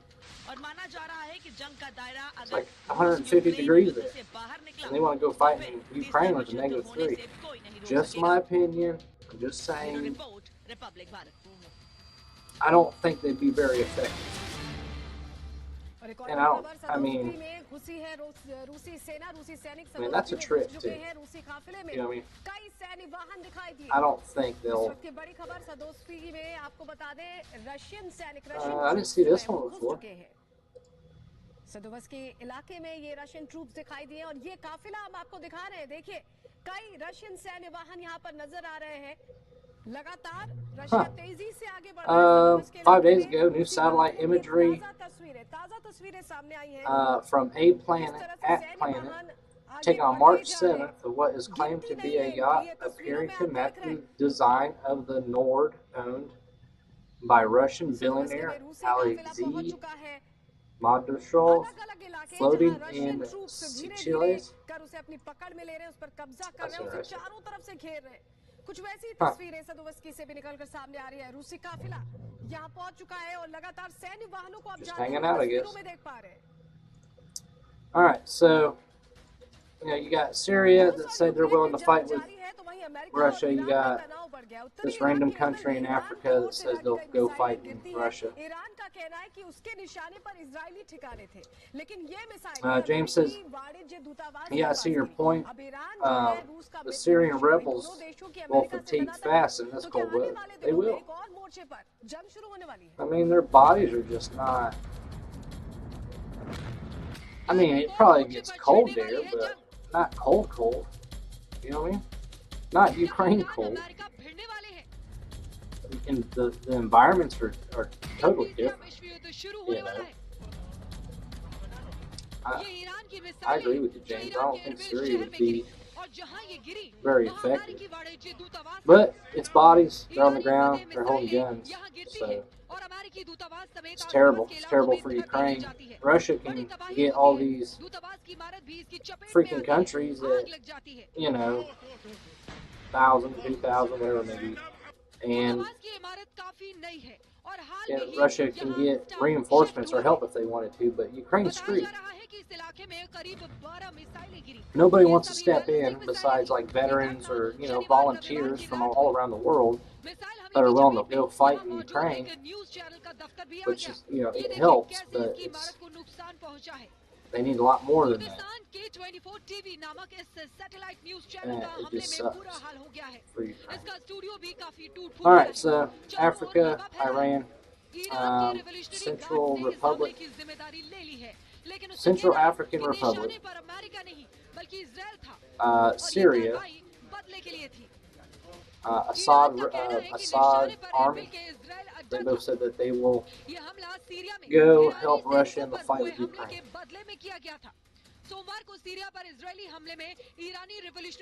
Yeah, I mean, not like Africa. Africa is just the Central African Republic, which is in pretty much the center of Africa. I don't know why they're getting involved. Maybe just, it's like reminds me of like one of them girls that they get one of the new drinks, like the pumpkin spice from Starbucks. Like they instantly have to post about it on Instagram. It's like, oh, well, Russia's fighting this war. We'll support Russia. Get some media about it. But yeah, it's messed up. Syria and this country in the center of Africa willing to go help. I don't know. All right, so we got those two knocked out. So now this is where it gets weird, because I know you don't. I mean, I haven't heard about it like on normal news. Russia.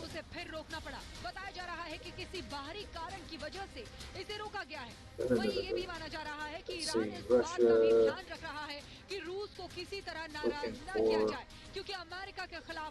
maybe I can just add it. I signed up for the training or whatever you call it.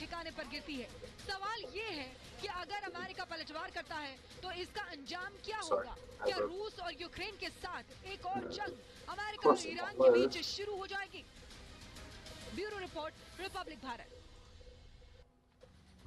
Let me do a new region. Add region, select regions. नया video जारी किया है. Ukraine में जारी operation का ये video बता रहा है कि किस तरह से लगातार हमले हमले हो रहे Is this getting closer? तस्वीरें आपके सामने रखेंगे रूसी रक्षा मंत्रालय की तरफ से जो वीडियो जारी But, किया you गया know, है what Biden ऑपरेशन call का him ये Rocket वीडियो Man, है he's still जो कि doing his रखा Rocket गया है Man stuff. यूक्रेन में ये किस तरह की कार्रवाई रशिया कर रहा है ये तस्वीरें देखकर Old समझ news. में आ रहा है रक्षा मंत्रालय का ये वीडियो जो बता रहा है कि फाइटर जेट स्टैंड बाय पर रखे गए हैं No, I mean, 2 days ago, South Korea has detected signs North Korea is working to restore the demolished tunnels at its Pyongyang nuclear site, where it conducted all 6 of its nuclear weapon tests. अलग-अलग इलाकों को निशाना बना सकते हैं ये तस्वीरें हम आपको दिखा रहे हैं रूसी रक्षा मंत्रालय ने एक बार फिर वीडियो जारी किया जो चॉपर्स आप देख पा रहे हैं इसमें ये चॉपर्स लगातार बॉम्बिंग कर रहे हैं अलग-अलग इलाकों में all this stuff that's going on with Ukraine, I mean, a lot of these countries, I mean, example, North Korea, it's like, well, the world babysitters, sorry, are busy, you know, so it's like all these little small countries are like, oh, you know what, they're big countries. Let's hurry up and get done what we've been wanting to get done while everybody's eyes is on Ukraine. Hey, Nicole. I don't know, smoke and mirrors. Yes. So, trying to find, just bear with me.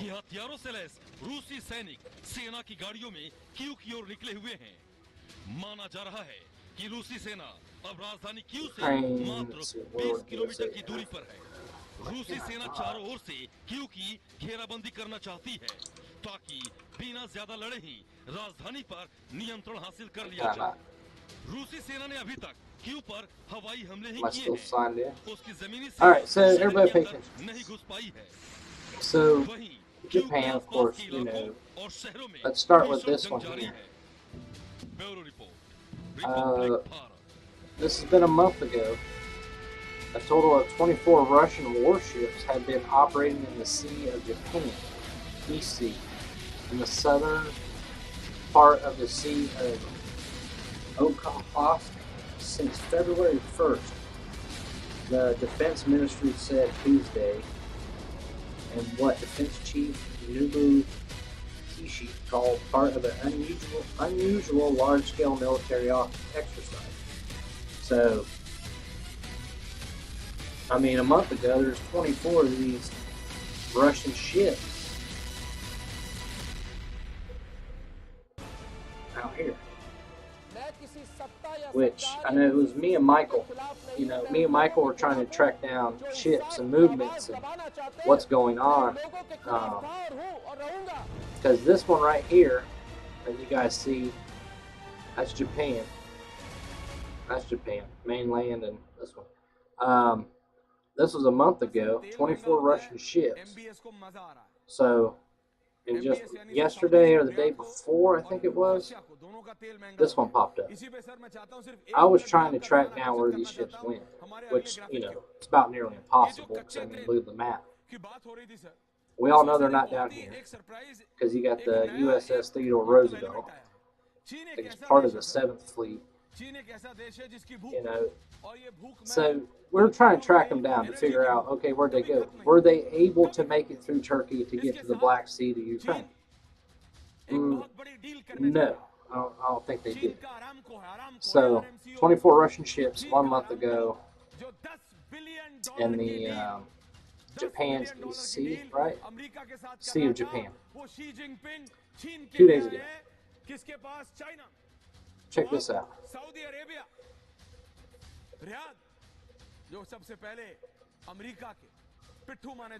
A 10-ship Russian naval group passed westbound through the Chisaguru Strait, 10th of March, between the Japanese main islands of Honshu and Hokkaido. Retracing the route these ships took in February.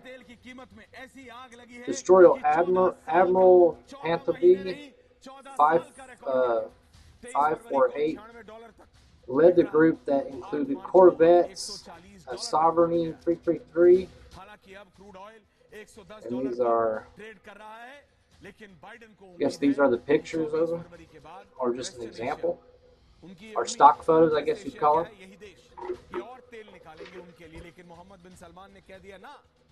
I mean, Russia has a huge navy, and they weren't able to get through Turkey, so I don't know. That concerns me. Here's another map. So this is where.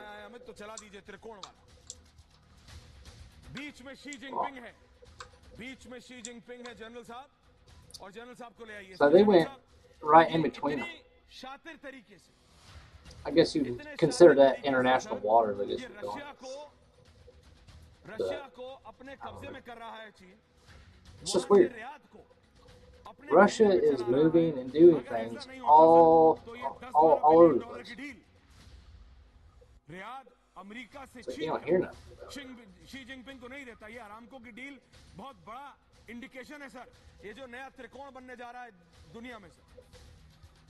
That was 20 hours ago. Definitely got to be careful of Twitter on live streams.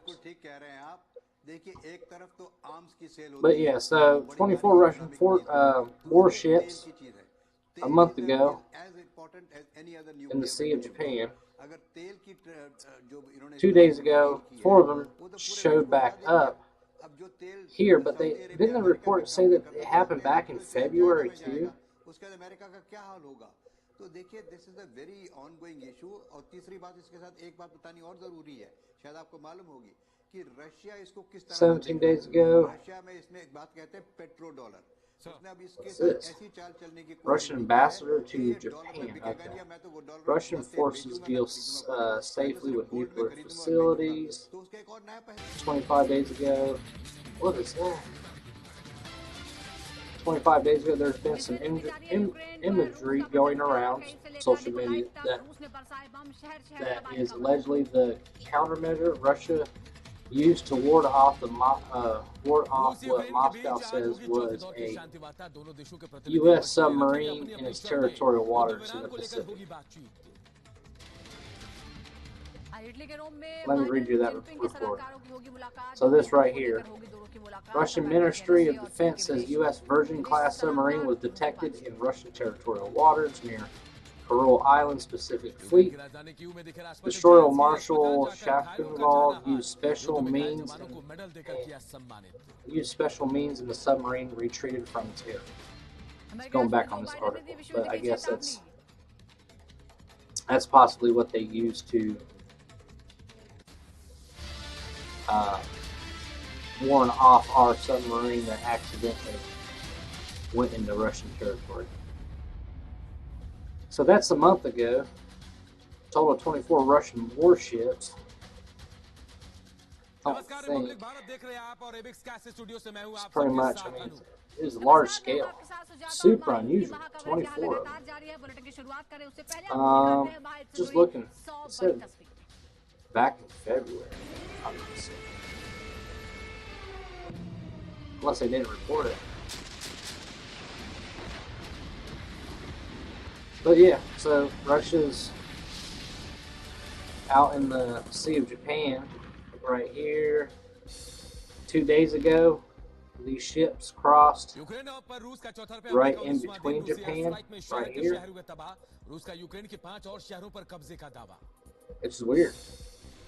रूस Ukraine के बीच आज होगी चौथे दौर की शांति वार्ता दोनों देशों के प्रतिनिधि वर्चुअली रखेंगे अपनी अपनी शर्तें विराम को लेकर होगी बातचीत It's like you don't hear any reports on it. Like we should probably for how dangerous they are and how terrible they are. But somebody should probably report like what are they actually doing out there? You know what I mean? That's weird. Maybe they have nowhere to go since Turkey cut them off.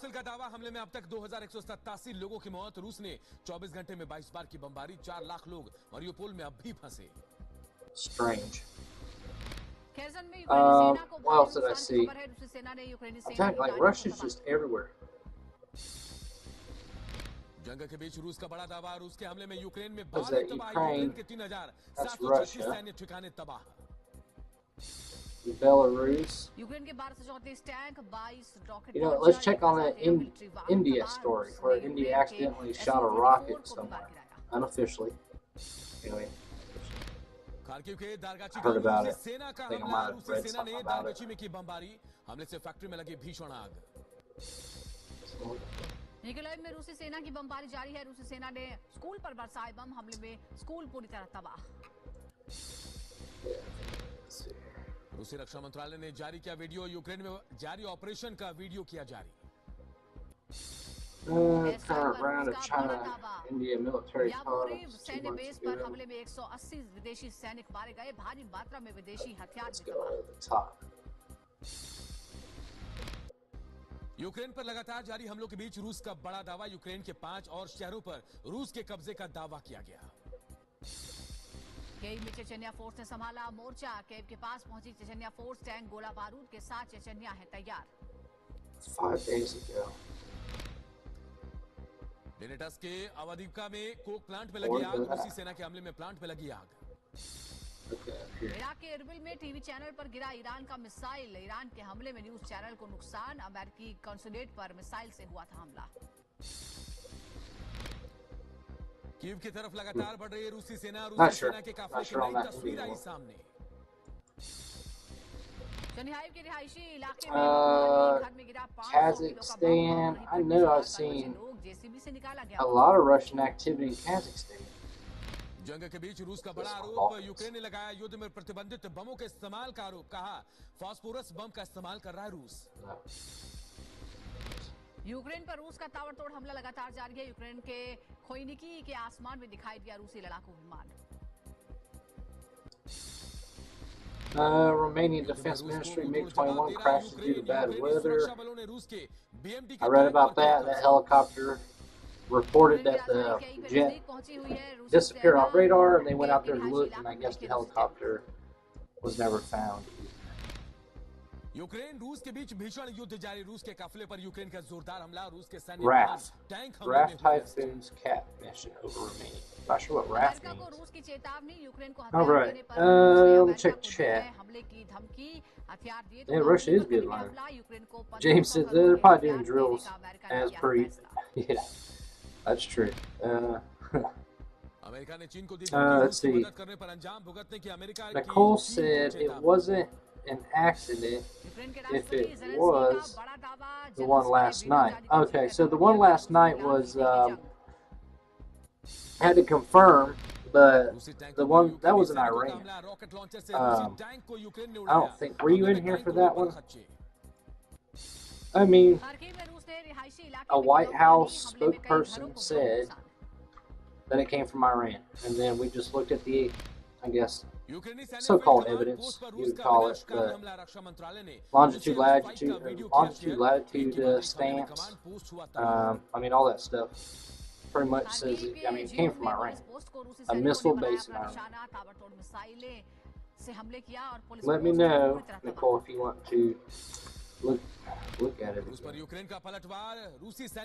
All right, so this, I think this is new. I didn't see this yesterday. Oh.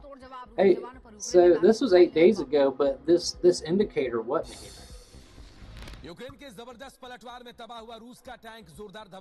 So USS Harry S. Truman in North Pagan Sea in the background, Samuel Thrace, and I'm Vorse Islands. Huh. That says that was 8 days ago. I call a lie on that one. Mikey, I don't know if you said this at all, but a Russian bomb landed 10 kilometers from Poland. Yeah, I did a post about it on Facebook. It's just ABC, and I haven't got any reports. I guess I haven't looked into too much of it. I mean, this question is starting with a question mark. I'm trying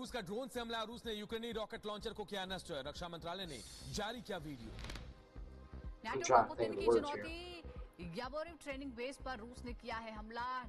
I'm not sure, but didn't they say, like, other than... I gotta be careful how I word this. Who were killed there at that? He killed, what, 35 people? Mixed with Ukrainian citizens and other people. You know what I'm talking about? You understand what I say? Trying to figure out what I'm saying? Same with the HMS Queen Elizabeth was in the Persian Gulf 7 days ago, but not have since. Oh yeah, they're stacking up. But the question is,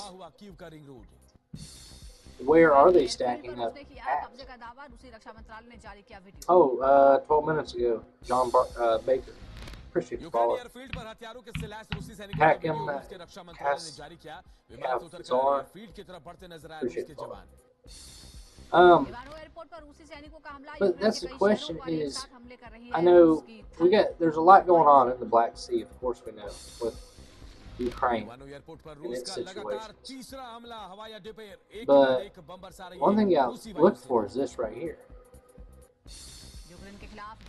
You don't see any Russian activity reports in the Black Sea besides from like interviews or something where like, oh well, I seen Russian ships out there, or there might be a video or something, but you don't see like official reports like source or anything like that.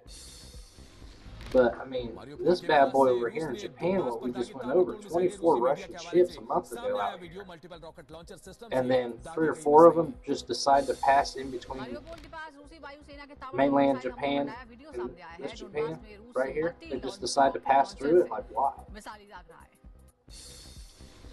It's like they're almost trying to like entice other countries. Like, hey, you know, we're right here. Do something about it.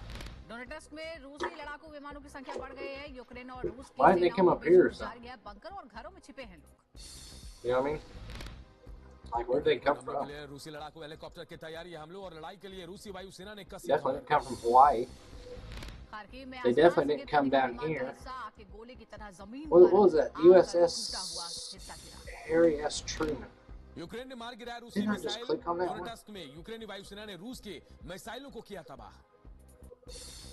I think the Truman's always ported here. I have to look at the map on the ships. Yeah, it was an India bombing.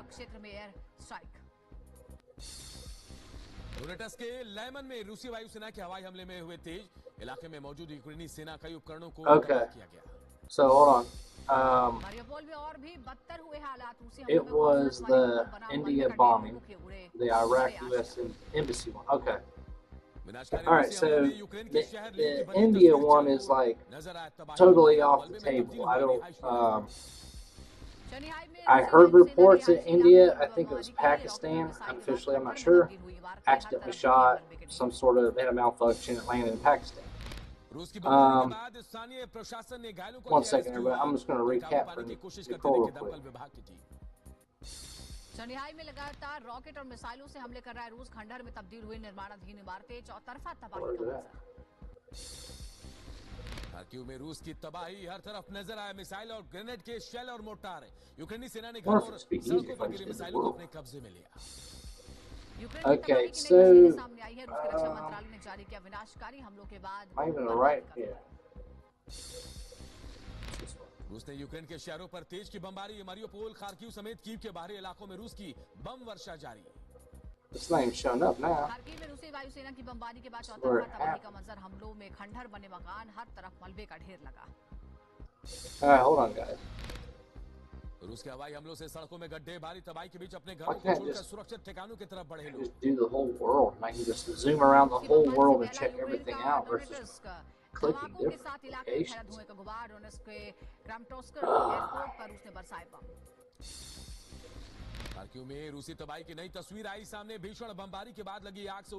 So I'll click on Iraq. Maybe it'll show. I think that's what it was. Mariupol में रिहायशी Okay, इमारतों पर yeah, रूसी this is the वायुसेना का map. हमला, rocket और missile हमले से तहस-नहस हुई इमारतें, लोगों ने जैसे तैसे बचाई जान। Okay, this one shows it. Look, I thought they started deleting it. Like, oh wait, what are you talking about bombing in Iraq on U.S. consul? Ukraine से तबाही की तस्वीरें सामने Never आई हैं, heard of रूसी it. हमले में रिहायशी इलाकों And में just delete भारी everything. तबाही मची। All right, so this is the bombing. Ukraine के लगभग सभी प्रांतों Nicole. में 7 बजे सायरन रूस के हवाई हमलों को लेकर Oh, चेतावनी जारी that's कर रहा है fine. यूक्रेन। Iran. पेड़ों के बीच फंसे So, आर्मी टैंक को छोड़कर भागे रूसी missile सैनिक, attack यूक्रेनी on नागरिकों को April, पेड़ों के बीच launched फंसा from हुआ outside tank. Iraq. 12 ballistic missiles fired, Iraqi state media says, quoting anti-terrorism forces in Kurdistan. So this is a video of them. This is a video of them taking off, and it was filmed here. It has longitude, longitude and latitude, and that is in Iraq. So, here's the map I showed everyone earlier. So, this is the missile base in Iran. This video that we're getting ready to watch was taken right here. I'm not sure how many kilometers, but this guy videoed the rockets leaving. And then we got video of rockets landing here. So, I mean, it's pretty easy to put the dots together.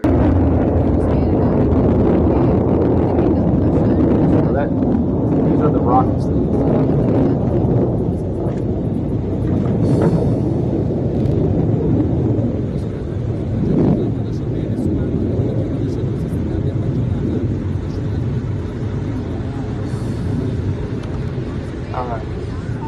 That's the rockets leaving Iran. Even the White House official said it was launched from Iran. And landed. Ukraine को छोड़ Poland में यूक्रेनी नागरिकों ने ली शरण। Poland की सीमा पर बनाया शरणार्थी शिविर, लोगों के रहने से लेकर मेडिकल सुविधाओं का पोलैंड सरकार ने किया इंतजाम। डोनबास में रूस के हवाई हमले, रॉकेट और मिसाइल हमलों में तबाह हुए कई गांव, हर तरफ तबाही का yeah, this is them landing near the U.S. consulate. It didn't hit the consulate directly on.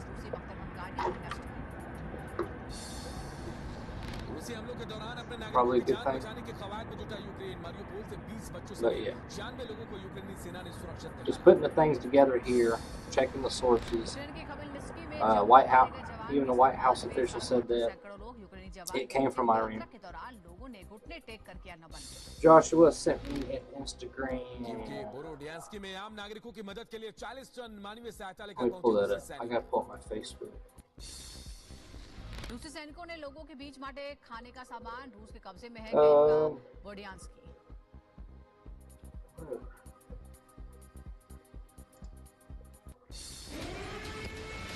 Here in a little bit before I get off, I'll show you guys my screen setup or my room.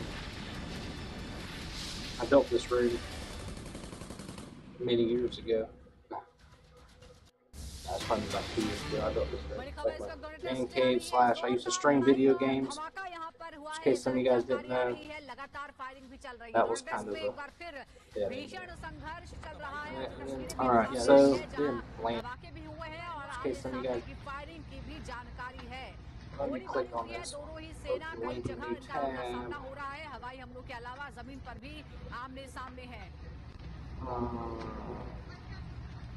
19वां दिन है आज और महायुद्ध लगातार जारी है और इस बीच कुछ और तस्वीरें डोनेट्स्क पे आ रही हैं जहां जोरदार लड़ाई चल रही है।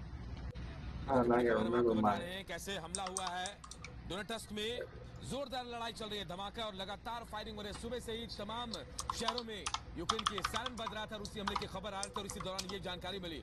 डोनेट्स्क में जोरदार लड़ाई चल रही है, धमाका और फायरिंग जो है लगातार इस वक्त हो रही है।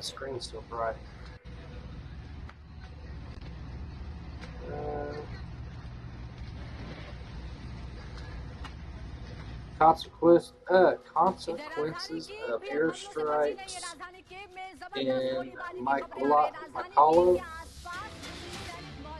Does it show any dead bodies, Joshua? Kyiv में रूस की गोलीबारी की खबरें सामने आई है। तस्वीरें भी अब सामने हम आपको दिखा रहे हैं किस तरह से जगह जगह इन हमलों के बाद आग लगी हुई नजर आ रही है। और ये कीव में अब राजधानी कीव लगभग पूरी तरह से घिरा हुआ है। और ये हम आपको तस्वीरें दिखा रहे हैं। ये कीव, राजधानी कीव की ही तस्वीरें हैं जहां भयंकर गोलीबारी के जगह इस तरह की आग भड़की है। ये अवेंस्काया इलाका है कीव का, राजधानी कीव का मेट्रो स्टेशन, उसी के पास ये हमला हुआ है जिसकी तस्वीरें इस वक्त हम आपको दिखा रहे हैं। तो राजधानी कीव पर कब धावा बोलेगा रूस और रूस के सैनिक, ये बड़ा सवाल है क्योंकि पूरी तरफ से राजधानी घिरी हुई है। All right, so this is from Joshua. और महायुद्ध से जुड़ी एक और बड़ी खबर आपको बता देते हैं। माइटोलीव में भी हमला हुआ है। जी हाँ, माइटोलीव में भी हमला हुआ है। स्कूल जो है पूरी तरह से तबाह कर दिया गया है। तो बड़ी खबर जो इस वक्त आ रही है महायुद्ध से जुड़ी हुई आपको बता रहे हैं। माइटोलीव में हवाई हमला हुआ है और इस हवाई हमले में एक स्कूल जो है पूरी तरह से तबाह नजर आया है। ये तस्वीरें भी हम आपको दिखा रहे हैं, स्कूल की तस्वीरें आप देखिए। But yeah, I mean, putting the dots together, looking at this information here and the sources, I mean, the missiles came from Iran. I mean, of course, our administration, Biden wants to purchase oil from these people. Let's see here. Unbelievable Nazi units that are in the Ukraine military found a torture prison.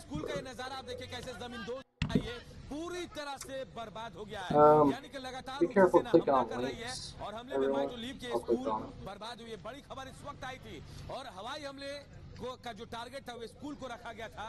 So RT.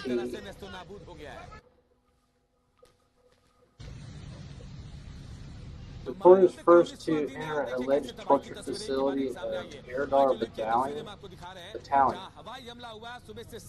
Members of the Air Battalion Operation Northeast has been involved in widespread. और इस बीच खारकीव लगातार हमले झेल रहा है। खारकीव में भीषण बमबारी की खबर है। खारकीव सबसे ज्यादा बर्बाद Yeah, I mean, it's up to you guys if you want to see this. हुआ है तो वो खारकीव शहर है और खारकीव में फिर से ताजा बमबारी की जानकारी सामने Yeah, I won't play it. भयंकर तबाही मची है। I won't play it on air. Russia state-controlled media yesterday at 6 a.m. Oh, okay. हालांकि अभी तक पूरी तरह से इस शहर को कंट्रोल में नहीं कर पाया है रूस। Huh.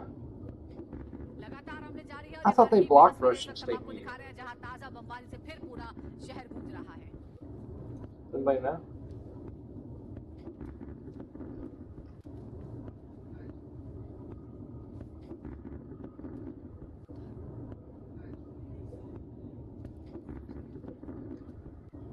No, I guess that was YouTube. YouTube blocked all Russian state-controlled media, but Facebook's running it, it seems like. Siren भी बज रहे थे। ऐसी जानकारी मिल रही थी कि सुबह से हमले की जानकारी, लेकिन देर रात के तस्वीरें हैं ये जो हम आपको इस वक्त दिखा रहे हैं। I want to check out their page though.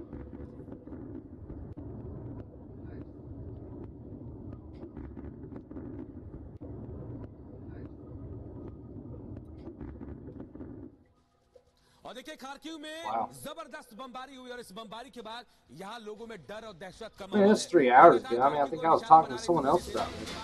हमले हुए देर रात, इसके बाद यहाँ जबरदस्त डर का माहौल देखा जा रहा है। लोग डरे हैं, सहमे हुए हैं। भारी बमबारी के बाद यहाँ भारी तबाही हुई तस्वीरें हम आपको दिखा रहे हैं। खारकीव में बमबारी के बाद भारी तबाही का सामने आया है। Location of this event is unknown. Artillery commander post vehicle was destroyed in Ukrainian drone. अफरा तफरी का यह माहौल है और कई मकान जो है जमींदोज हो गए हैं। देखिए तस्वीरों को देखकर आप अंदाजा लगाइए कि कितना जबरदस्त हमला हुआ है खारकीव में। खारकीव में जब हमला हुआ उसके बाद लोग यहाँ दहशत में घरों को छोड़कर बाहर निकल गए हैं। डर और दहशत You know, it's hard to tell. You just don't know what's going to come from all this. तो देखिए खारकीव में एक बमबारी हुई है। एक और बड़ी खबर आपको बता रहे हैं। खारकीव में भीषण बमबारी हुई है और जानकारी ये मिल रही है कि कई लोगों की जान भी I गई है mean, भीषण बमबारी की Russia तस्वीरें भी is. हम आपको इस वक्त दिखा रहे हैं। इन तस्वीरों को देखिए, आप देखकर अंदाजा They लगाएं कि haven't, कैसे in the past बमबारी couple हुई days, होगी। they haven't really लगातार stretched सायरन out भी too बज रहे far थे here. सुबह से। उसके बाद Kharkiv You know what I में mean? ये I think it's the same. बमबारी के बाद की तस्वीरें But सामने over आई है। लोग here, अपनी जान बचाकर वहां से भागे। बंकर में सुरक्षित ठिकानों पर लोग टिके हुए हैं, अपनी जान बचाने की कोशिश कर रहे हैं। दहशत में, डर के साए में लोग यहाँ जी रहे हैं। खार्किव की तस्वीरें हम आपको दिखा रहे हैं जहां भीषण बमबारी हुई है। और इसके बाद देखिए ये तस्वीरें सामने आई है। कितना I नुकसान think हो they गया mentioned खार्किव में। something about देर रात की तस्वीरें आप देखिए। they're देर रात की trying to तस्वीरें यहाँ भी जैसे encircle बमबारी हुई उसके बाद आग जनी भी हुई है। Kyiv and आग लगी थी उसके or बाद Kyiv, यहाँ हम आपको ये भी and बता दें कि 19वां I दिन mean, है। right now they can't घमासान even get चल रहा है supplies. इस वक्त। तस्वीरें फिर एक बार दिखाते हैं What's up, आपको Danny? खार्किव में किस तरह की भीषण बमबारी हुई है और रात Danny was the first subscriber, so since, now since I have one subscriber, I gotta show my face. State law, officially passed by Congress in like, I don't know, 1752 by Theodore Roosevelt. Yeah, what's up, Danny? First subscriber. Tattooed his name on my arm. Now we're just picking our talking about Ukraine, just seeing what's going on over here. That's where the Mikey was talking about, right? आसमान से किस तरह से बमबारी हो रही है, रूस के सैन्य उपकरण तबाह किए गए, ये भी जानकारी है। अब एक और खबर आपको ये बता रहे हैं कि यहाँ पर जो रूस के सैन्य उपकरण मौजूद है हमारे पुल शहर में, उसे टारगेट किया गया है। रूस के कई सैनिक मारे गए हैं। ये दावा यूक्रेन की तरफ से किया गया है। Attacks on the firing range in the Lviv region increased to 35. 134 more wounded. At least 30 missiles were launched by strategic bombers over the Black Azov seas. बड़ी खबर इस वक्त आपको बता रहे हैं, रूस ने दरअसल ड्रोन की मदद से जो यूक्रेन का मल्टीपल रॉकेट लॉन्चर सिस्टम है उसे तबाह किया है। इस तरह की जानकारी सामने आ रही है। ड्रोन्स का इस्तेमाल लगातार हो रहा है इस युद्ध के दौरान और अब इसी ड्रोन की मदद से रूस ने This is the report that Mike is talking about. How close it is to Poland. It's like they're almost sending a message, and I think we all know about this one. I talked about it before, but all the extra, weapons and equipment is. दोनों तरफ से लगातार नुकसान की जानकारी भी दी जा रही है, नुकसान के दावे भी किए जा रहे हैं। यूक्रेन का rocket launcher system, multiple rocket launcher system, जिसे आप So this airport right here, there's reports from like news agencies and everything. I mean, it's completely slam packed full of NATO everybody. Yeah, I checked the Instagram, yeah. There can only be one.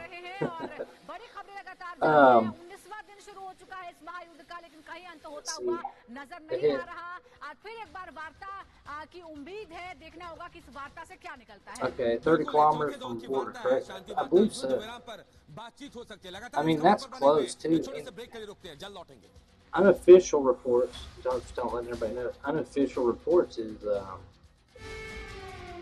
I don't like saying it. I don't want to be that guy. You know what I mean? Ukrainian civilians were killed among other people. So I don't want to come out and say it. Even though I'm saying it unofficially, it's still, see what this report says. It's serious business. So I was trying to open Telegram.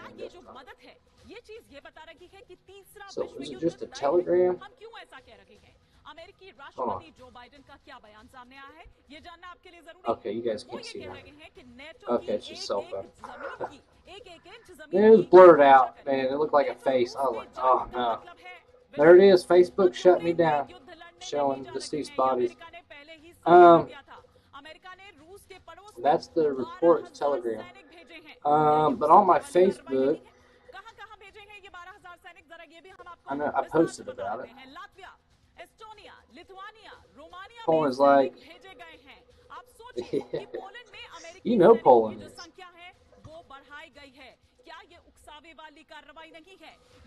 I bet you, I mean, even the USA people are like, come on. But, like, did you guys see that, the post I put up about that and what Biden said about what it would turn into? I'll play it, but I'm not going to say it. See, Nicole said they hit 10 miles out. That's brave. Nicole, they really itching to get nailed. They are. I mean, Danny, did you see the report? Did you see the report of the Russian ships over Japan? Did you catch that last night? Let's see. Poland doesn't mess around. They will. Oh, no way. You know Germany's itching too. I guarantee you Germany's itching. But also, they actually fought the Ruskies in World War I, but during World War II, taking over. Okay.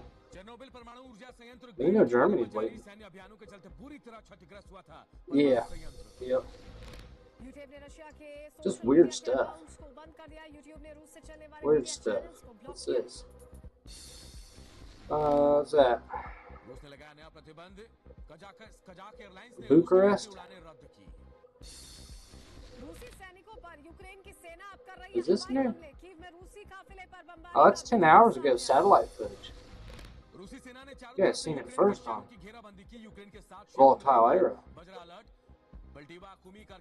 So just south of Snake Island.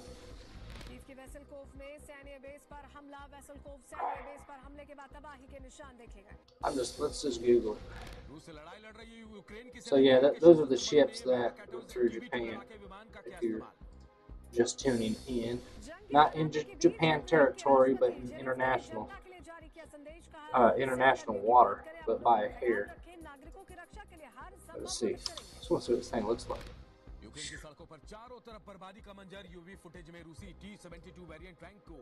It's a big old right there. So it's a landing ship.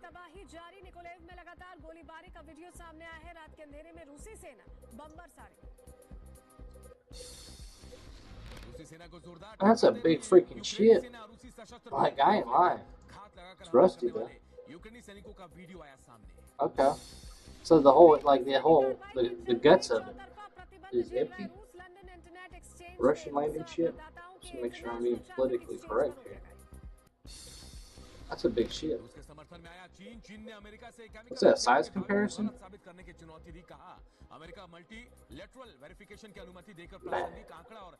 That thing can't be that big. Well, maybe. I'm just kidding myself. Would you just go to the picture? That's the size of a truck. You know, a 7-ton, we call it in the Marine Corps world or whatever. Let's see here. Danny. So I was thinking about Turkey using Russia and Syria, but denying Russia on the Straits. That's what I'm trying to figure out. Earlier, I showed everyone the stuff that we were talking about last night, Danny, and like it blows your mind. Like, why?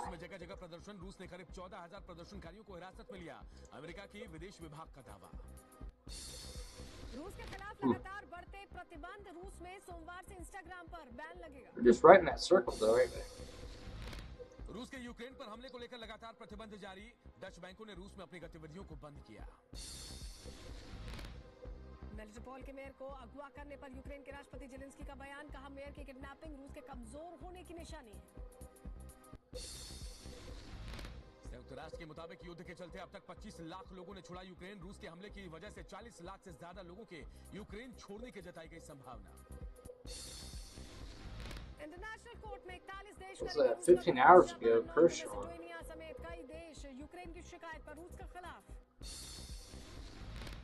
That what it's talking about. Russian troops again entered Sky. deployed at one of the summer children camps in the outskirts of the city. Now it looks like the source is Telegram. Russian military column entered Kherson region. So I think we all know about this down here. And no reports yet if they've moved in on Odessa. What's the what's that circle? Serpent Island.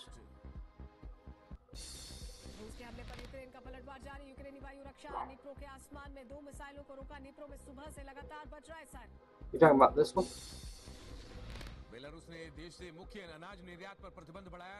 Russia, no matter what, are not going to give back the land corridor. No. And they're not going to stop in Ukraine either. Well, hold on. Everybody just relax. Don't get excited. What I'm saying is they're not going to stop in Ukraine.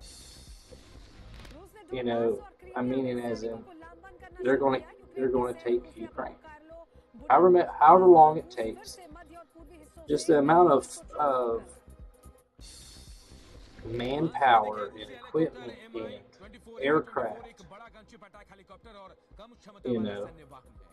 But like we were talking earlier, you're talking about the Instagram message about the central. I signed up for the extra stuff. I'll show you, Danny.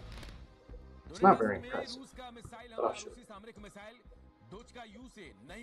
I explained to these guys earlier, I was like, it's just like one of them girls at Starbucks that like pumpkin spice coffee came out and they're like, oh, I got to throw on my Instagram. And these guys are like, oh, well, Russia is going to go fight Ukraine. We'll join them. You know, they make a little video of it from their Nokia cell phone. It's not impressive. So this is the report, Danny. I didn't have access to it yesterday. You had to pay like a membership or something. I need a haircut too. Stay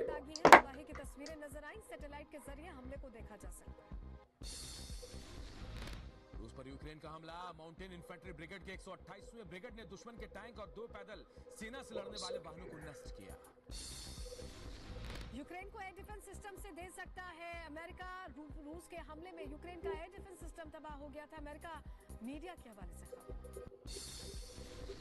चर्निहिव से रूसी सेना का नया video. चर्निहिव में रूस की विशेष सेना कर रही है पेट्रोलिंग। केनेटोवो एयरबेस पर रूस का हवाई हमला। केनेटोवो एयरबेस को पहुंचाया नुकसान। उमेल से आगे बढ़ा रूसी सेना का काफिला। M5 हाईवे की तरफ बढ़ती दिखी रूसी सेना। डोनेट्स्क के वोल्नोवाखा में रूस की बमबारी से शहर पर कब्जा करने का दावा किया। It's a quality check. Ukraine के वासिल में रूस ने बरसाए गोला बारूद। बमबारी में ऑयल डिपो हुआ में जोरदार धमाका हुआ। यूक्रेन के वासिल कीव में रूसी सेना ने किए धमाके। रूसी सेना ने एयरपोर्ट पर कब्जे की कोशिश की। एक साथ 8 धमाके किए। वासिल कीव में धमाके के बाद लगी आग। कई इमारतें पूरी तरह से धराशायी। यूक्रेन के रिवने शहर में हवाई हमले का अलर्ट जारी। हवाई हमले को लेकर गूंजी सायरन की आवाज। यूक्रेन के ब्रोवेरी में बिल्डिंग पर हमला। फूड स्टोरेज वेयरहाउस में हमले के बाद लगी भीषण आग। यूक्रेन में लगातार धमाके हो रहे हैं। रूसी सेना के हवाई हमलों के अलर्ट के बाद जोरदार धमाका हुआ। यूक्रेन के निकोलेव में रूस की सेना ने की भीषण बमबारी। ताबड़तोड़ हमलों में दहला निकोलेव शहर। यूक्रेन में रूस का भयंकर हमला। निकोलेव के कई इलाकों में बमबारी धमाकों की आवाज से गूंजा निकोलेव। यूक्रेन के निकोलेव में रूसी सेना की तबाही जारी। निकोलेव के इलाकों में रूस ने मोर्टार से हमला किया। यूक्रेन के मारियोपोल में रिहायशी इमारत में रूस ने की भीषण बमबारी। आग की लपटों से खाक हुआ इमारत। यूक्रेन के माइकोलेव में रूसी सेना का प्रहार जारी। माइकोलेव में दाखिल होने की कोशिश में सेना। शहर में मिसाइल से किया गया हमला। रूस और यूक्रेनी सेना के बीच गोलीबारी। यूक्रेन की राजधानी कीव में रूस के कई जोरदार धमाके। Hey, same video. Yeah. Yep, same video. Nicole, I thought Russia hit a mosque with Turkish embassy members inside not long ago. Figured Turkey would be mad right now. You would think they would be. You know what I mean? You would honestly think they'd be mad, but I don't. I can't say.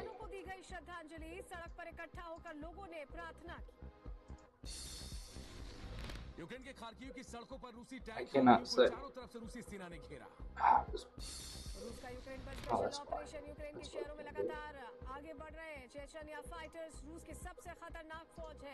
What, now I can use it? I'm already logged.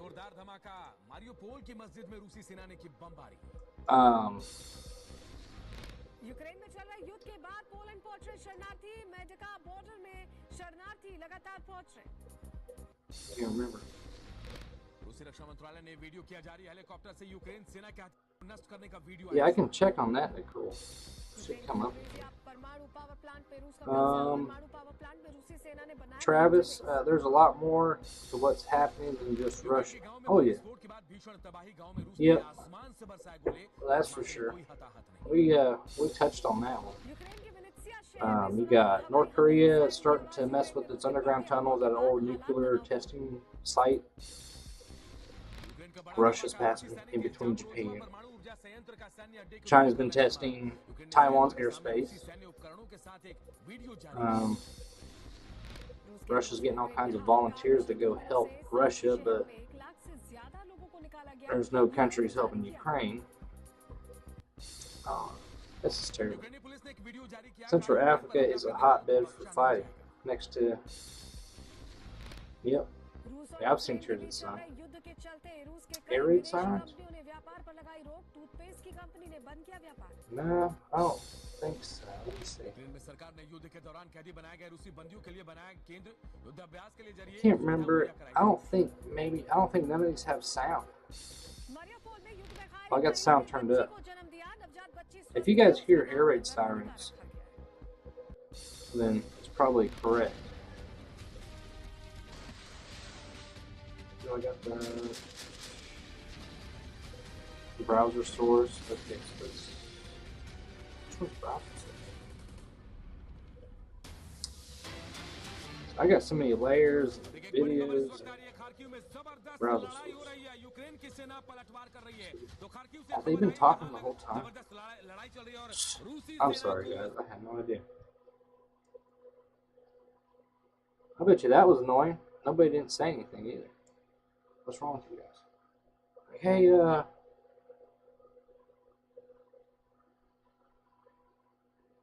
I'm not sure if they're air raid or not. I got my volume off on my monitor because then it would just like echo like crazy. Oh, forgot I had headphones. I don't have the source of it. Let's see here. There has to be.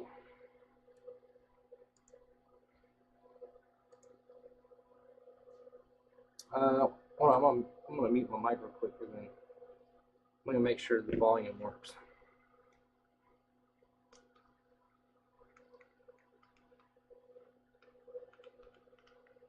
Come on.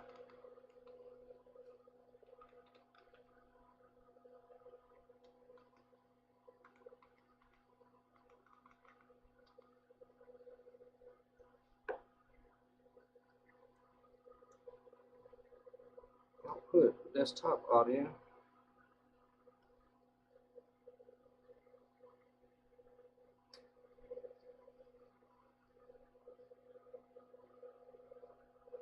Why is the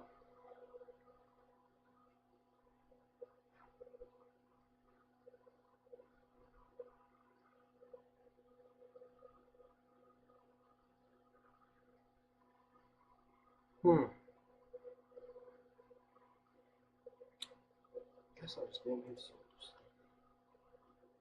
Sound capture. It was working before.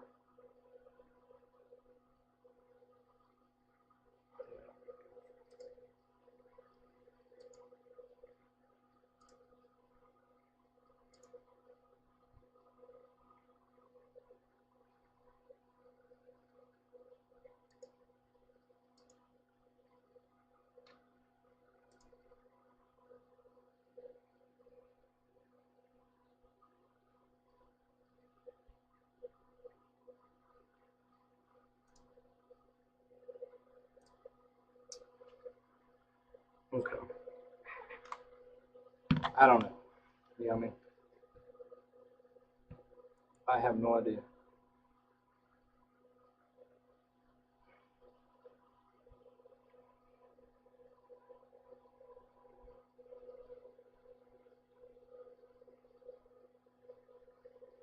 Now, I'm not sure. That's brain multitasking noises. Yeah. So Taiwan is the Chinese government that was posted by the CCP. Ousted.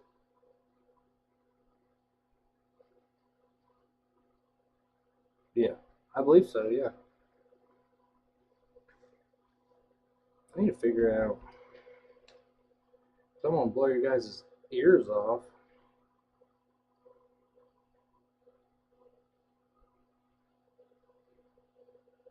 I always put my phone on silent. I always do so. It's hot in here, guys, I'm telling you. Ever since I put up this wall.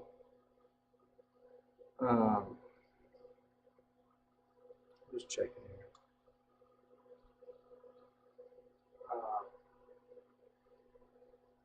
Just check. Yeah. Alright, let me see if I can find a feed for you guys. With sound. At least sound from somewhere. These feeds are getting so Welcome to hard. Raid Shadow Legends. If you're wondering just what you're getting into, Raid Shadow Legends is a free-to-play game for your PC or Mac running on the Plarium. Or a message on them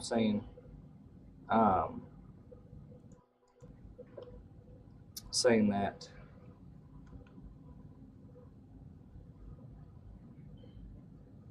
cameras are not in use during military exercises or events.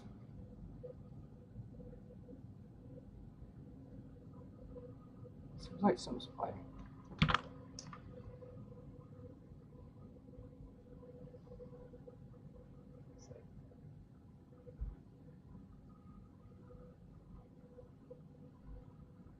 Cameras are not used during military exercises. I'm trying to figure out this sound. Like, I don't know if you guys noticed, you can't find feeds from the Square anymore. The Square feeds are gone. A lot of feeds are disappearing.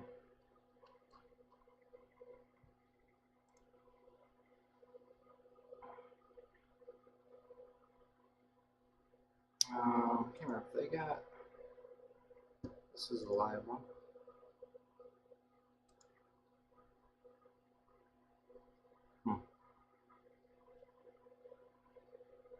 There might be sound on that one. I just want to make sure you guys got sound. I don't know. It's getting worse and worse.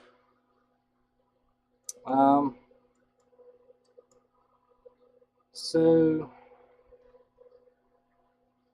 I don't think I showed you guys Taiwan.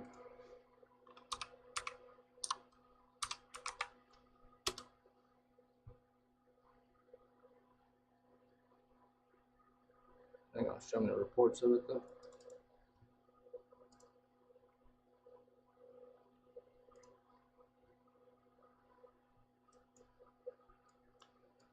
But yeah, so several aircraft entering Taiwan's airspace. Need to check.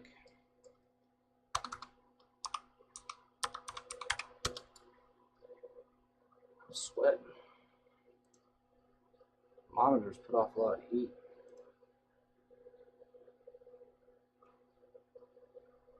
So okay, so it's been 3 days now, but you can kind of see the pattern here.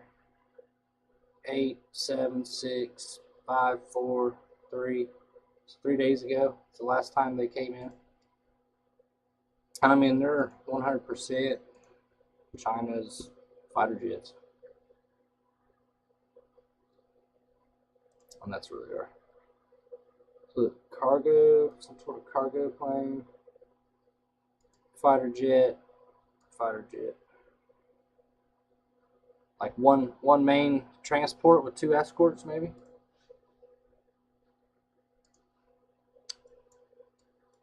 But yeah, that's something to keep your eye on. At least that's something I'm going to keep my eye on now.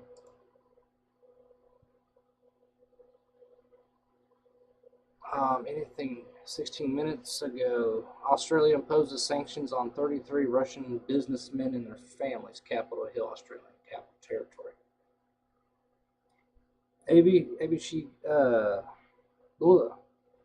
ABC shows good ones are was. None are good but real. Yeah. You said that was ABC's. I wonder if it's the top one.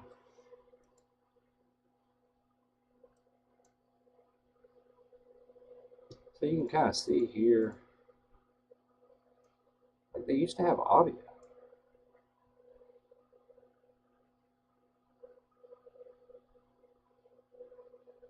Now there's no audio. And I always like the audio.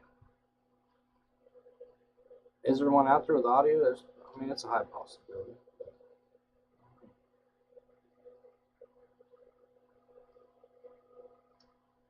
I'm going to go hit the bathroom real quick, and I'll be right back. Turn on that browser source. Zelensky ने appeal की थी कि आप लोग आइए और शामिल हो जाइए और हमारी मदद कीजिए। तो ये तस्वीरें मैं आपको दिखा रही हूँ और मैं वो तस्वीर भी दिखाना चाहती हूँ। उन लड़ाकों की तस्वीर जरा दिखाती हूँ। क्यों मैं कह रही हूँ कि दुनिया भर के जो बड़े लड़ाके हैं वो अब इस जंग में शामिल हो रहे हैं, क्योंकि रूसी सेना नहीं और कैसे जो सैनिक है वो सीरिया से नहीं आ रहे, बल्कि मैं आपको दिखाती हूँ कि कैसे इस लड़ाई में दुनिया का सबसे बड़ा लड़ाका शामिल हो गया है। जी हाँ, दुनिया का सबसे खतरनाक स्नाइपर इसमें शामिल हो गया है। और स्नाइपर यानी कि कैसे अचूक निशानेबाज है, उसके बारे में Talking about the sniper, is it the one from Canada? वली की इस युद्ध में एंट्री हो गई है। कौन है वली? 3.5 किलोमीटर दूर से टारगेट हिट करने का रिकॉर्ड है। आप सोचिए, आप अगर किसी के सामने खड़े होते हैं, 3 किलोमीटर का दायरा, उसको जरा सोचिए, और 3.5 किलोमीटर के दायरे पर अगर कोई निशाना है तो 500 किलो का धमाका यहाँ पर बम फेंका गया था। 3 बम यहाँ पर फेंके गए। रात 2:30 बजे। पहली जगह ये है, करीब 20 से 30 फीट का एक गड्ढा होगा। दूसरा बम है जहाँ पर दूसरा बम गिरा था वो भी, और तीसरा ठीक पीछे है। You guys told me.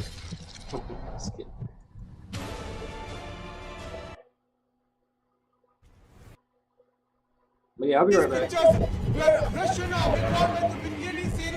The border Mosul area is just 41 kilometers from here. It exclusively show these pictures from the Belarus-Ukraine border.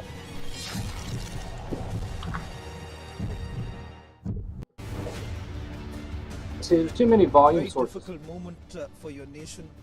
Way too many volume sources. Have gathered here to pay tributes to the fallen soldiers. Let's see here. Haven't looked today. Did enough trying. We don't operate Heard now about in 2012 when Russia started its sniper, aggression towards Ukraine.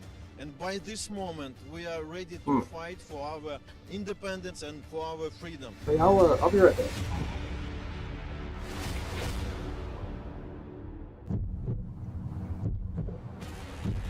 People remembering the sacrifice that is being made by every soldier of Ukraine, and they are saying that they are not going to let this go. They are not going to let this.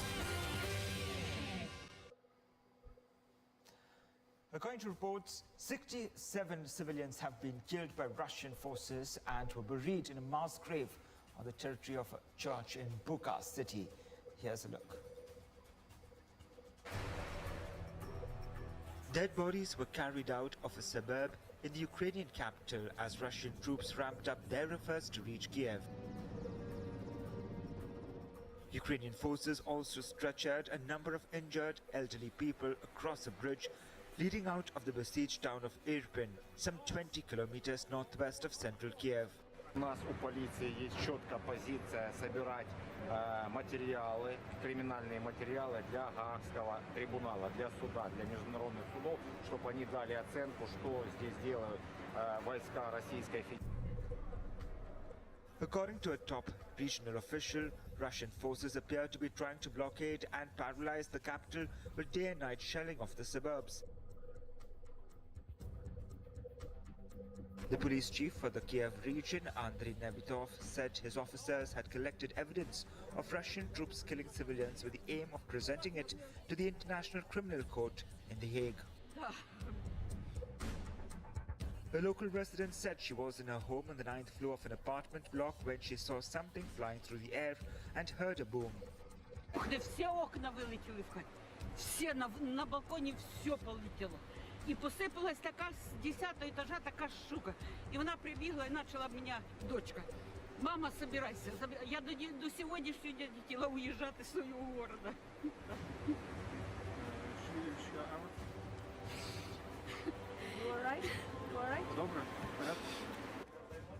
American volunteer Dwight Crow was among the fighters resisting the Russian offensive.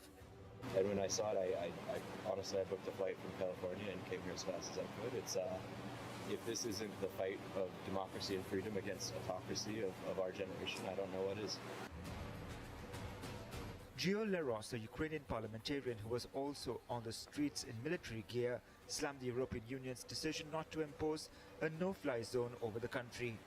It's very strange to look how the European Union just say, oh, we don't want to close the sky. What the sorry, don't be like a we're a small country to fight with Russia, with Belarus. What are you doing?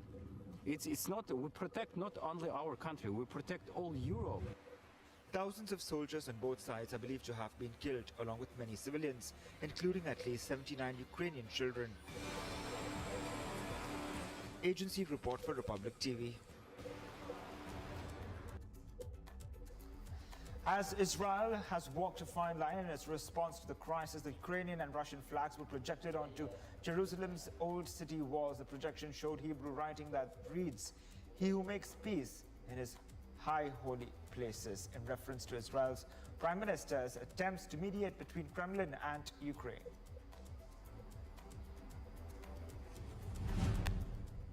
Opera singers gathered in the center of Lviv in western Ukraine to sing the country's national anthem.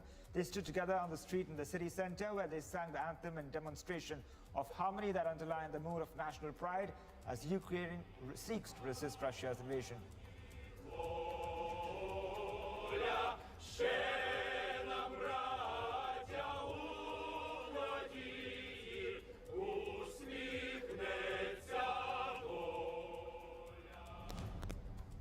A video released by Ukrainian defense forces showed people in the besieged city of Kherson encircling Russian military vehicles to protest the occupation of their city. Crowds carrying Ukrainian flags marched among the troops. Hundreds gathered in the city's central square in a show of force against the Russian occupiers.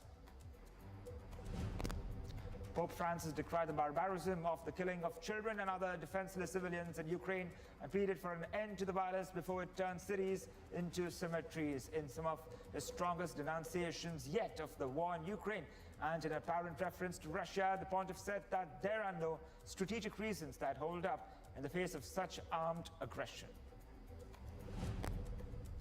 The pews in Chisinau Cathedral were filled as Patriarch of Chisinau and head of Moldova's Orthodox Church led prayers for peace in Ukraine. After the service, some of the faithful said their thoughts and prayers had been with the people in Ukraine since Russia invaded the neighboring country.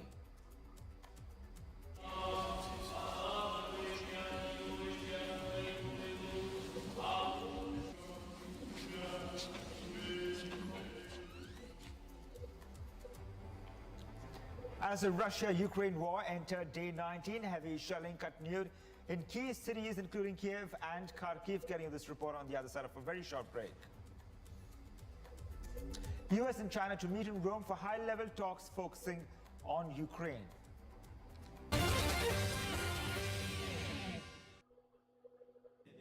In the recent QS World Rankings 2022, Amity University's online MBA is the only one from India to be ranked in the top worldwide. Earn the confidence of recruiters with an accredited, trusted, and respected QS-ranked online MBA. Get assured placement opportunities from 300 hiring partners with 2,000 job openings. Reinvent your career with Amity University's online MBA. Everyone loves shopping, right? Everyone loves a good deal, don't they? Who doesn't love saving money? Well, we all do. India, it's time to discover your city and save big on your big spends. It is time to make better shopping decisions with the Magic Pin app. Big brand or a local store, going out or home delivery. Shop for food, fashion, electronics, grocery or even pharmacy and get the best prices on places and on products. Discover the undiscovered with Republic Media Network's new initiative with Magic Pin. Shop karo, save karo, Magic Pin pe. Sorry, I had to open a window. Puts off so much heat in here. All right, so I was kind of watching chat when I was downstairs. Refresh that.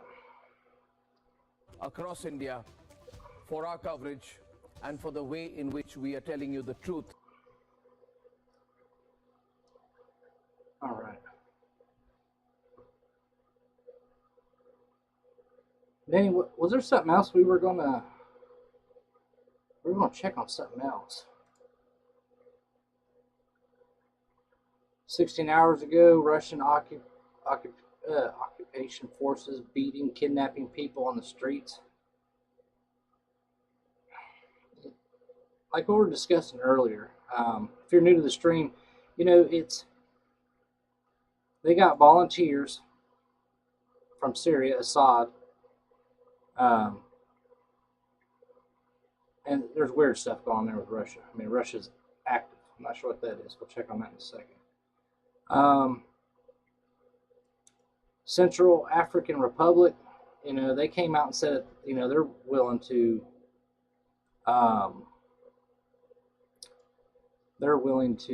help Russia in the invasion of Ukraine. It's like Russia can have help, and even though, like, everybody understands the repercussions, you know, Russia, if NATO steps in or does anything, then it can be a bigger problem.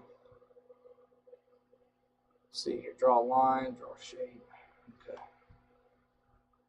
Let me pull this feedback up again.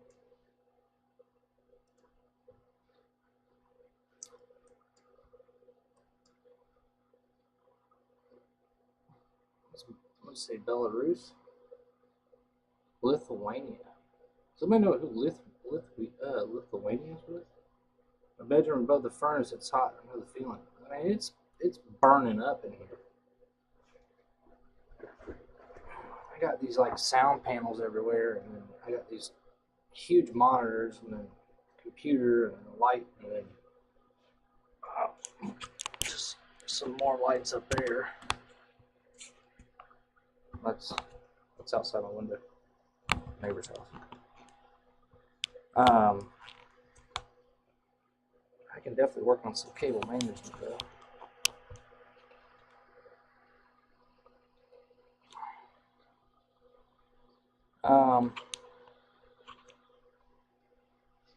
I'm not sure what this red line is over here though. What is it? I have no idea what that is. Let's see what this jet's all about. This is 10 hours ago. 4 fighters took off from the airfield in Lida, Hordana region. Oh, it's so bright.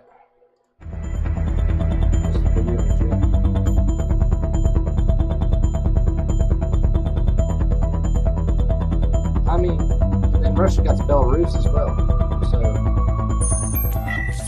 you know, they got, so anything pertaining to Russia's in red. But notice that, you know, you got this, announcements from Washington, D.C. What's this? I don't know what that is. Just all that stuff in the Sea of Japan, all those Russian ships over here. That's what I'm not understanding. And I don't understand Belarus, Syria, and Central African Republic. They want to. Belarus, I think, is actively helping. Syria, I don't know. Assad. And then Central African, where Ukraine is just stuck. I mean, they're stuck with no help besides, you know, your typical weapons, and you need ice water. I got me a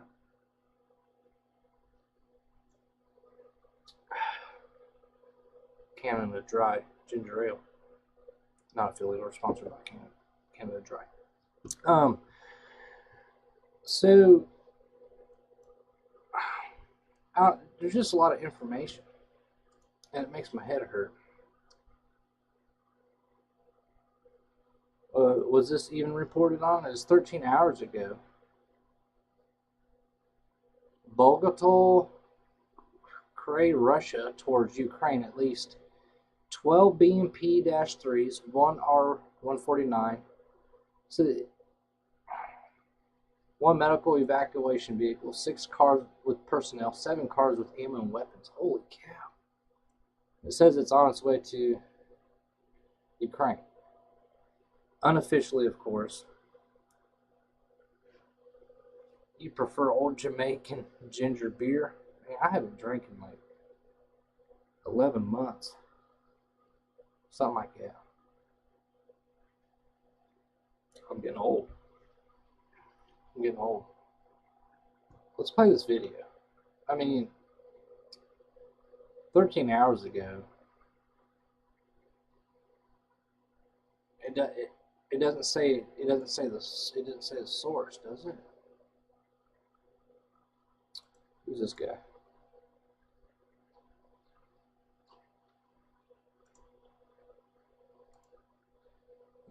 So onslaught razor, 35 followers, 18 following.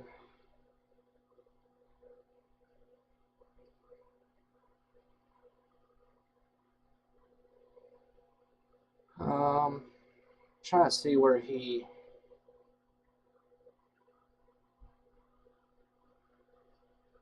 9 hours ago.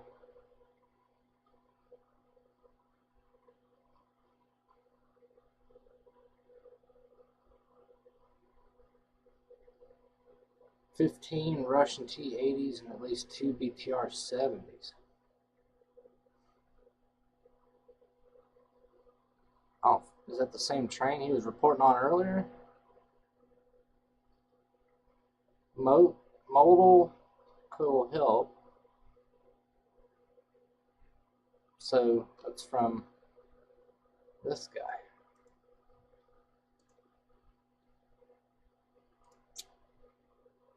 So this guy must have translated it. Why does it not have its context? Yeah, translate. There we go. There's the button. The equipment arrived in Yeltsk, which had previously been seen on the way from Kalinkovich.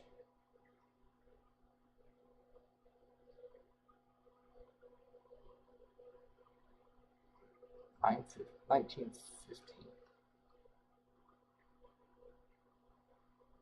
I mean, that's bad news for Ukraine. I know Ukraine's done a really good job defending,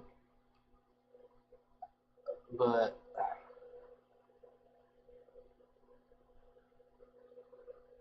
like, where's the live feed cameras of this stuff?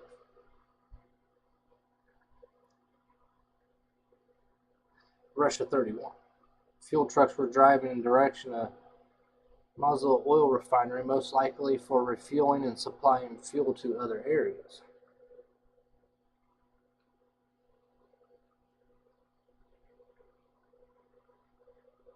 We're going backwards here. Backwards or forwards here? What's the most recent one? 04. Yes, that's the most recent. 05. Mosul district, maybe a rocket. Reported fighter took off from the airfield. Satellite images, land viewer, taken on March 11th. You can see the base of Russian troops near the village of Konotop. I'd like to see those. Kimberly said, thanks for this. Hard to keep up like this at night when it settles down. Yep. I hear you. I'm probably going to hop off here in a minute. Got work stuff tomorrow. But it'll still be streaming. I know, like, Facebook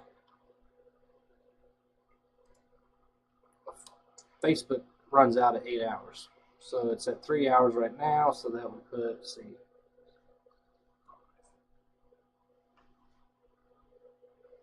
That would probably put it,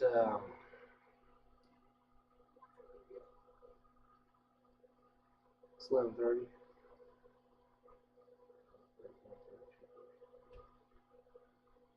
4:35-ish. Yep. Manic Monday, that's for sure.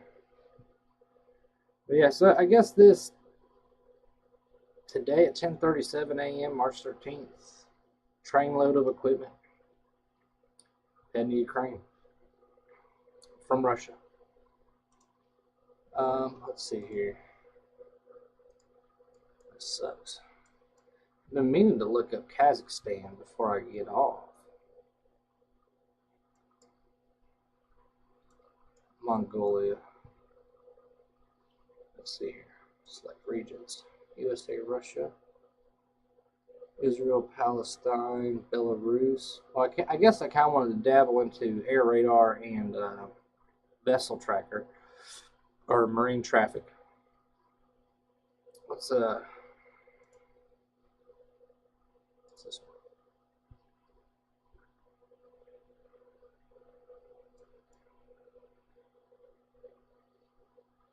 Different side of the globe. Yeah.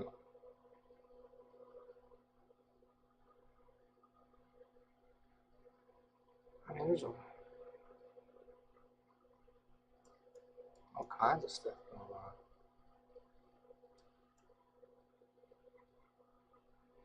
on.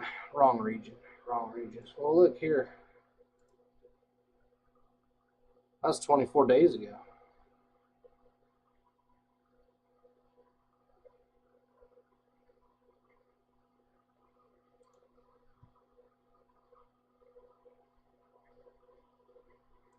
It's weird, like you have to select different regions just to show me the world. That's what I'd rather have. Venezuela, let's see here, Ukraine, Middle East, ISIS, America, Asia. There's the world.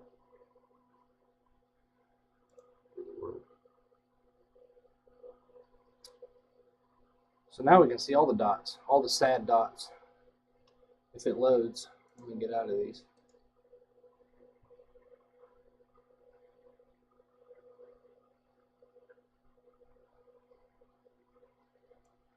It's a lot of dots. Still not showing that stuff in Kazakhstan I seen the other day. It's not showing a whole lot of everything else either.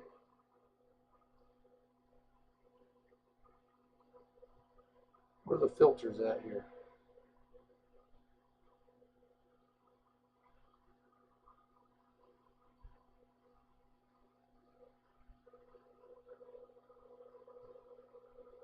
Guess it doesn't have.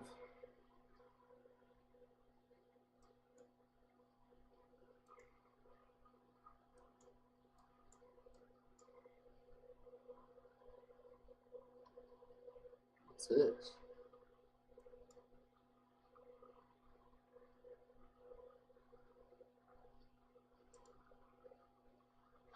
Oil refinery.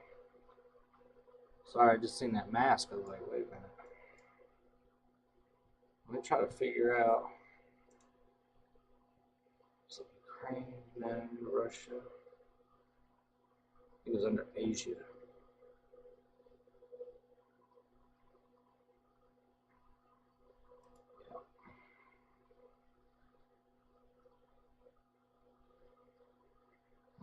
Let's see here. Indonesia, China.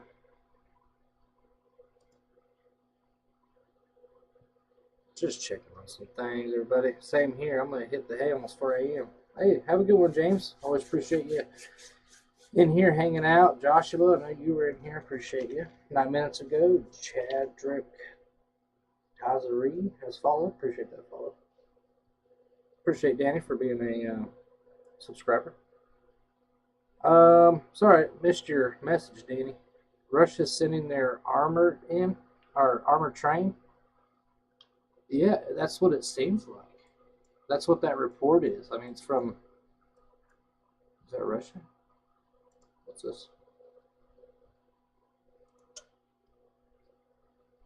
Yeah. Yeah, that's what this is, Danny.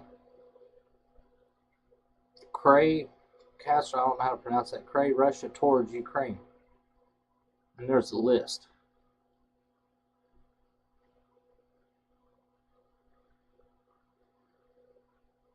That's just crazy, man.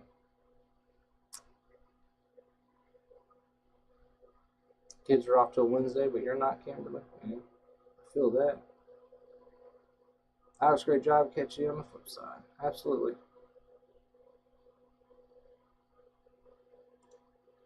We'll watch that.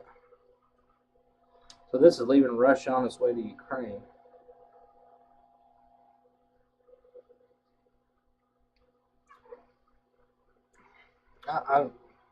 Ukraine's just not... They don't have it. They don't got enough. They don't have enough. They don't have enough to stop what's coming.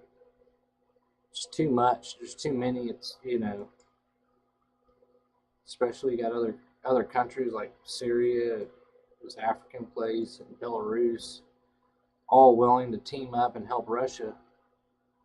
I know they've had thousands of volunteers from around the world, like 6,000 volunteers from the United States and a couple thousand from Canada, but that's not...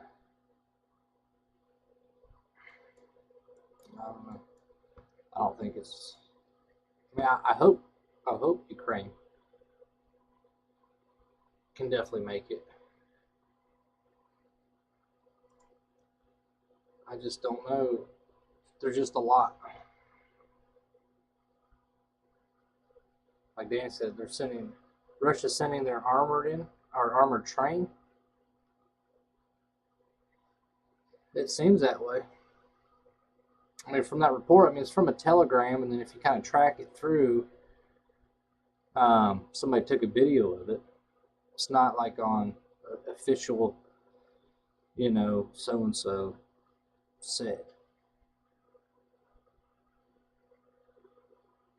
Kimberly said, wish God would open ground and suck up Russia. Yeah.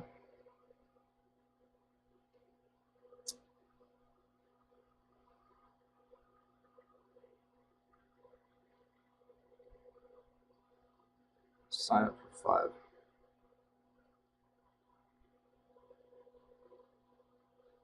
Holy, Kazakhstan. I found where there's a lot of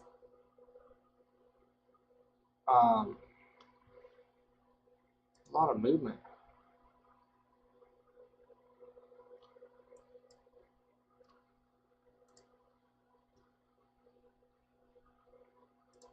A lot of movement up there.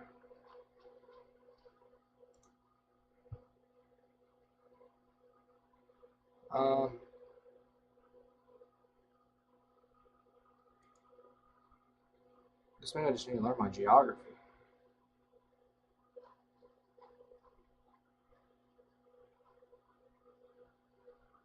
How do I always end up?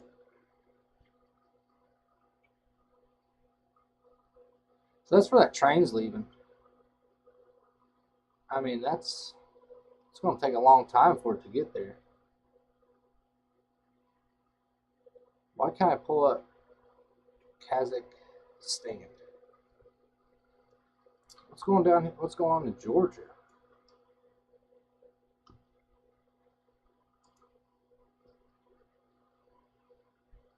Let's see here.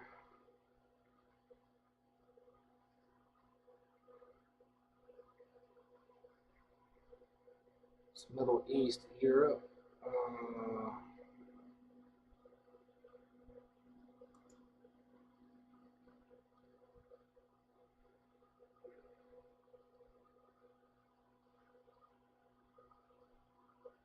I doubt China has anything. I really doubt it.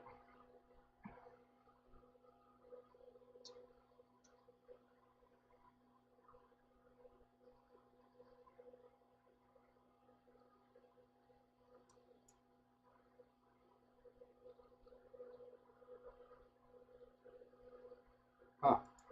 How long ago? 6 days ago.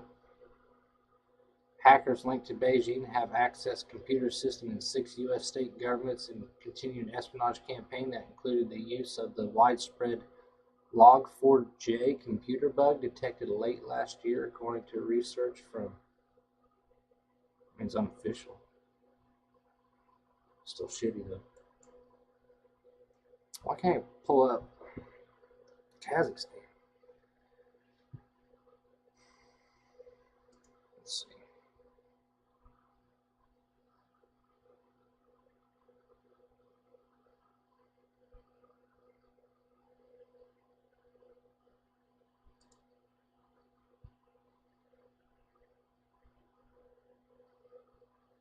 This is Belarus. I think we looked at that yesterday.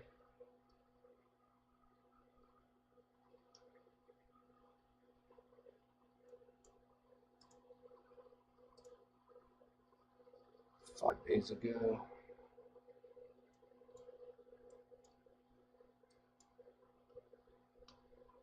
I really want to look here.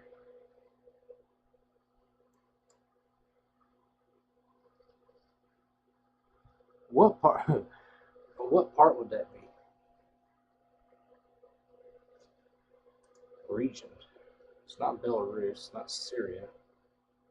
We got Ukraine, Russia.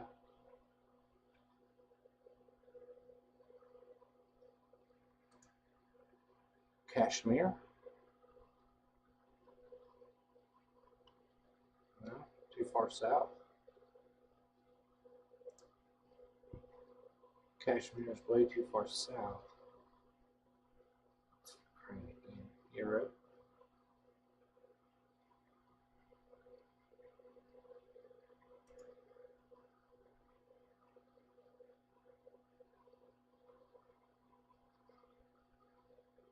Let's click on the Asian one. Let's see.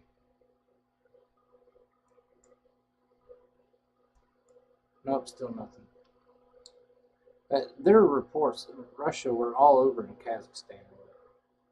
They got an air base out there. They got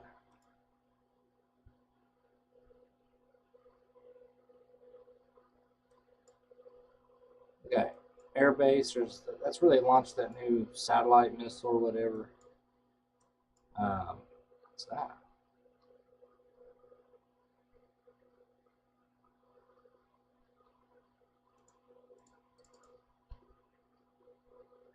Why doesn't that tell me what that is?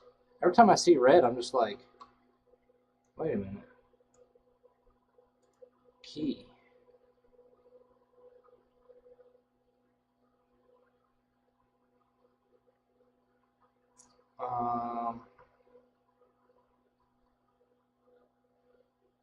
Important venue.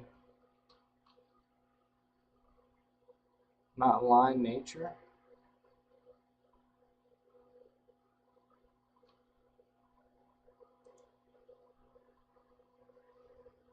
I'm just curious what that is. Still a lot of Russian ships missing. Still can't figure out why I can't pull up Kazakhstan though. That's bugging me. Because I remember seeing all of that. I think that's it.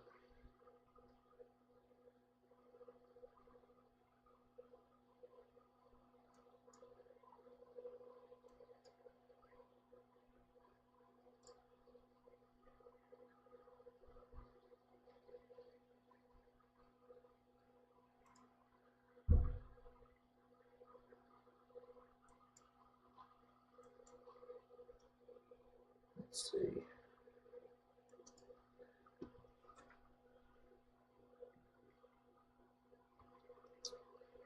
Yeah, this bothers me. I'll have to look it up and find it. Maybe it's here.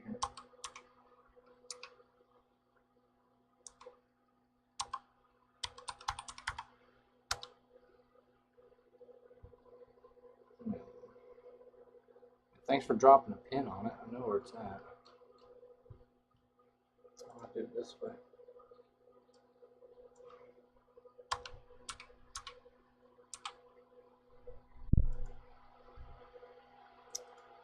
Central Asia is a region.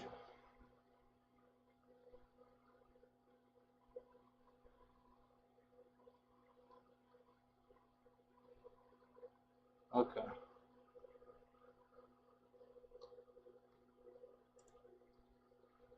A month ago, the Progress spacecraft with cargo for the ISS was launched from Baikonur.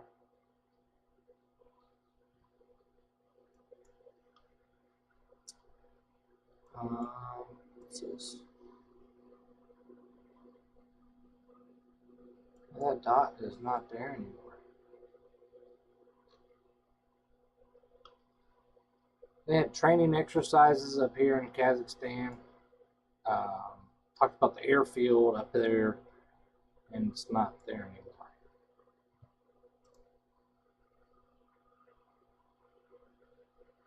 So that was 24 days ago. Military, the 201st Russian military base conducted large-scale maneuvers in the mountains of Chagistan. More than 500 people and 80 units of military equipment were involved in the exercise, including armored personnel carriers and Orlan-10 drones.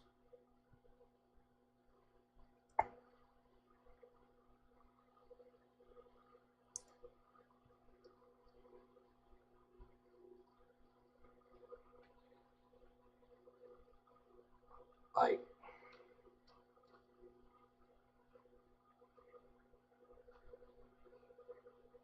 I know it's not going to show me nothing, but it's just crazy that, I mean, they're doing military exercises all the way out here. Just doesn't make sense to me.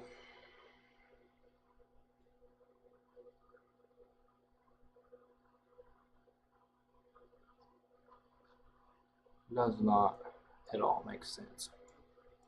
They're just, it just seems like they're just scattered everywhere. Tammy, let's see here. Let's see, Kimberly.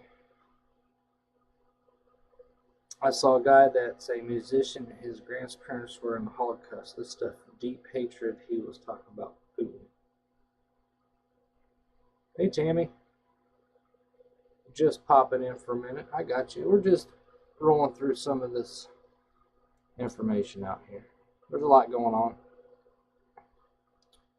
Just random stuff. You know, Russia and Central African Republic and Syrian Assads said that they're willing to join the fight with Russia and Ukraine.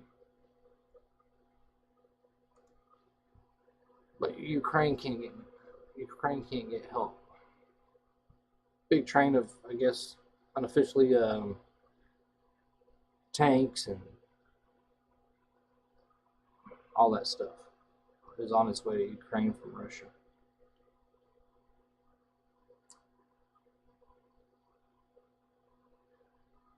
It's Lebanon. Just curious. Syria, Lebanon, Beirut. 23 days ago, off the coast of, I even forgot. MiG-31 jets conducted electronic launches of Kinzhai hypersonic missiles over the Mediterranean Sea.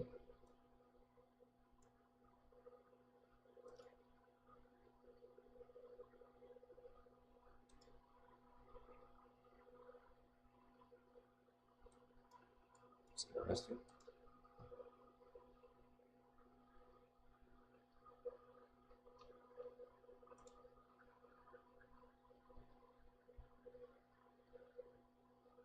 Just curious.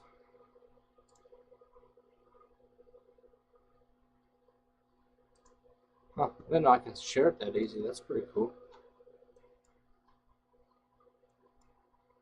But yeah, there's Russian ships, and just trying to figure out where they're at. It's just weird. I won't bring religion in, but it's deep. Yep. I'm gonna leave that up. It's interesting. Instagram. I guess that's a ship off of Ukraine. Close that.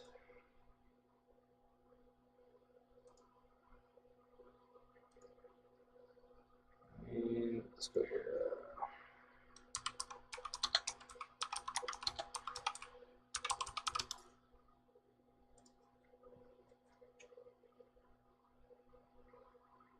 All right. Just checking on the Marine tracker here.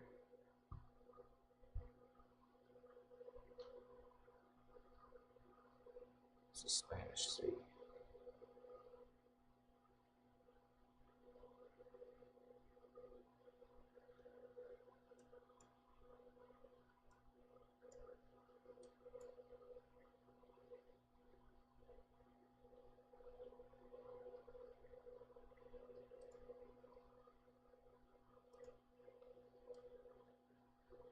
Yeah, it's completely dark right there.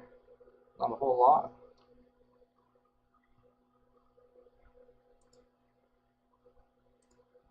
Just, man, I mean, I think it's just going to show special craft, pleasure craft.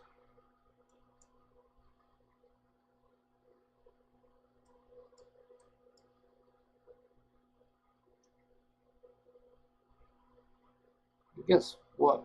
Mine. Some two random boats out here in China.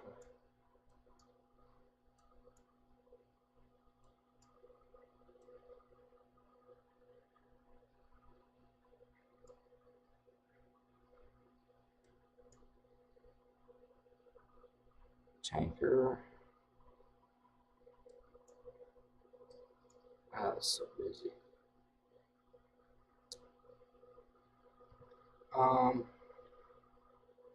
Where is the vessel filter ship type? Let's get rid of cargo, tankers. We'll leave tugs and special craft. Take fishing, pleasure, navigation. You know what? Let's take off these two. Unspecified ships. That's what I would consider. That's what I would believe like military. So let's check it now.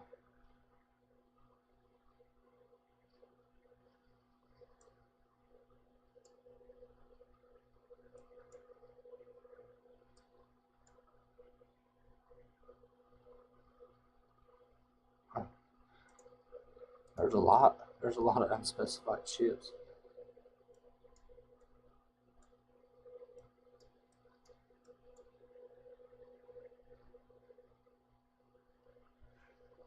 I mean, weird, right? Nothing.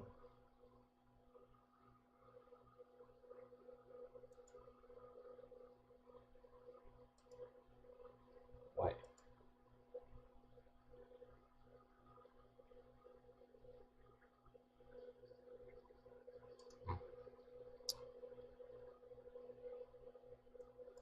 It's interesting.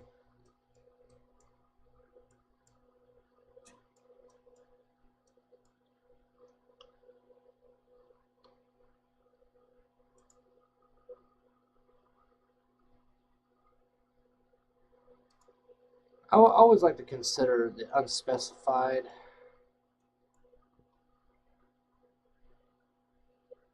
ships. I always kind of think of them as military.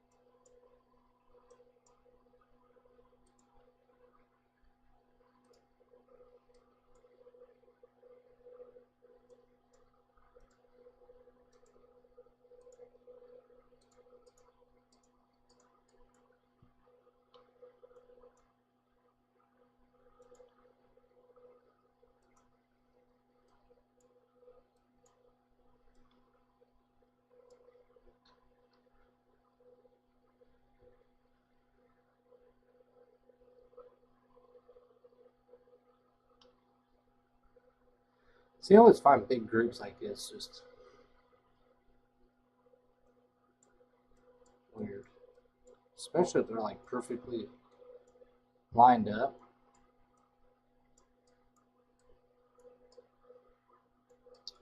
Alright, let's check one more.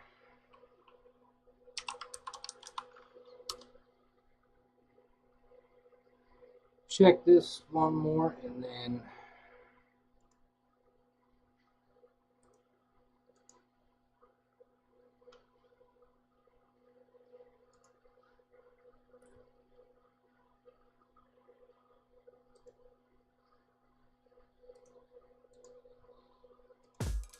Own a bakery? You need insurance. Protect your kitchen, customers, and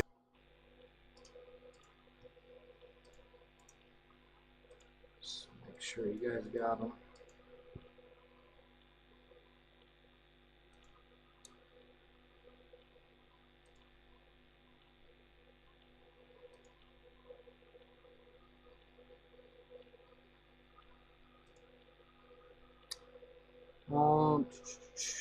So that one's, this view is actually the Belarus border, I guess.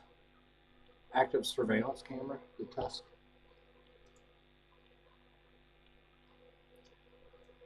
Alright, so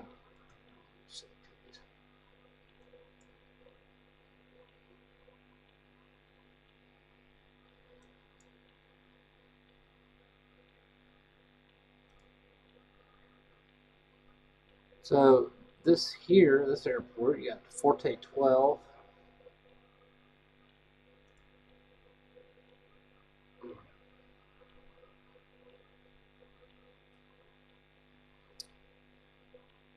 It's USA's. Where's it coming from? I'm assuming that's a drone.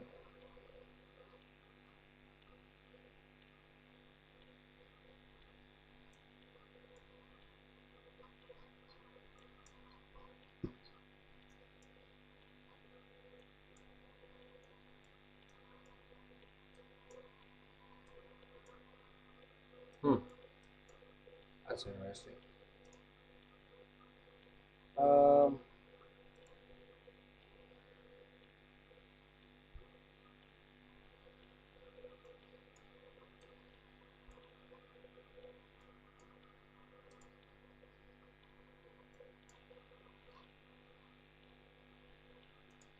What's that? Oh, that's a drone. I forgot drones that you pretty much have to register them. Test 4A.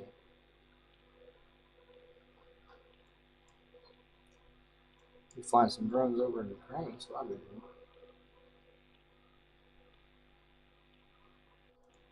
Let's see. Guitar. Forte. Yeah. I'd have to say this one's number one in the world. It's being tracked by 4,200 people. Like, that's just crazy. Global Hawk. Let's look that up. Hawk.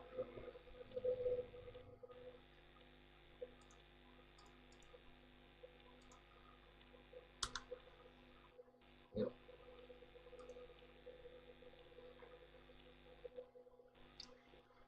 That's a nasty looking machine right there.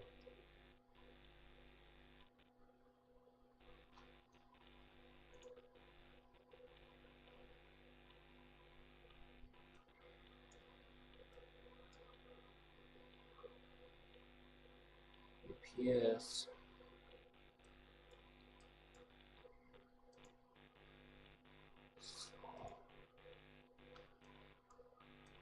Makes me wonder.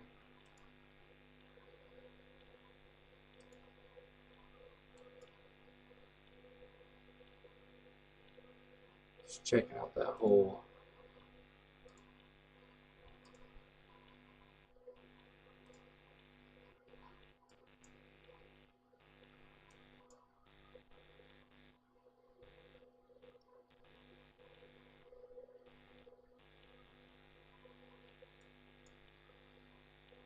Do they have filters? Tweets, blog posts.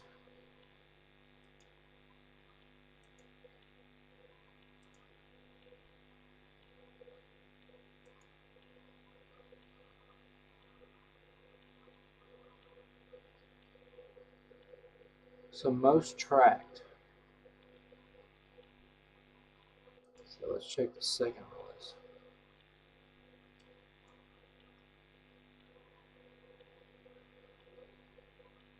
I wonder why that was being tracked so much.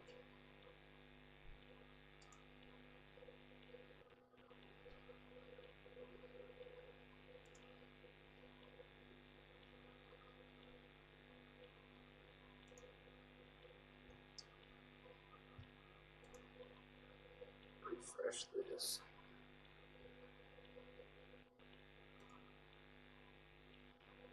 I mean, it seems like Forte is the hot one. That's that global hawk.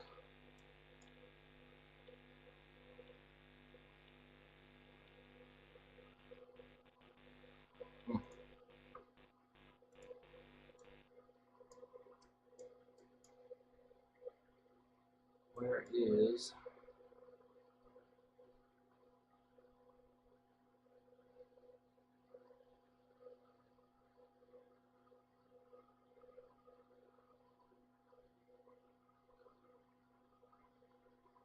it doesn't show anything there.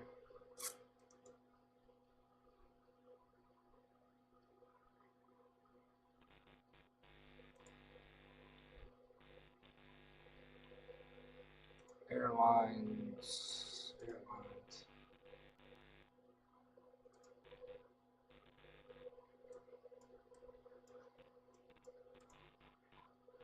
Maybe they're going dark. I don't know.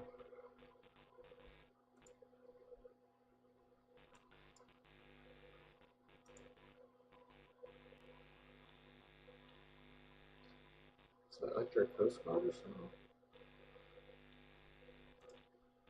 No call sign. Air France.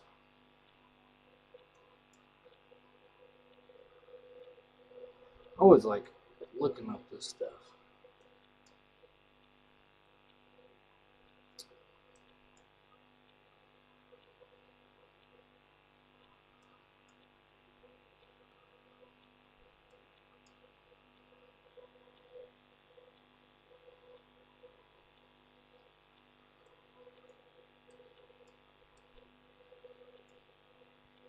I'm still flying around Ukraine.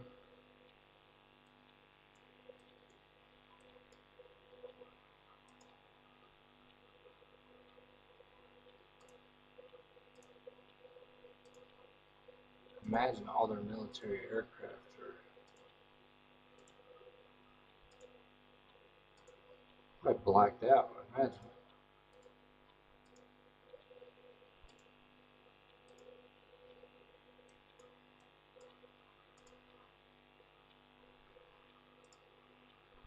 And that's the only one out there, at least in that vicinity.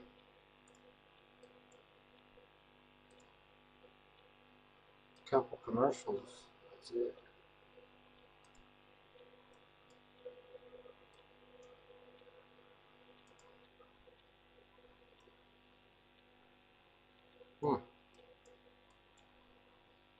I'd want to say it's quiet, but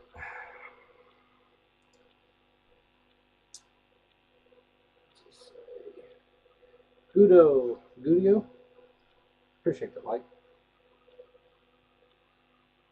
Appreciate it. Let's check on the feeds here.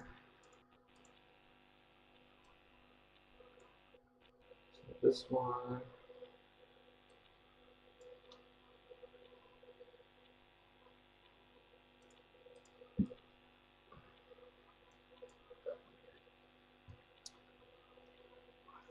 I think got two feeds that went out. Top middle one up there turned into gold.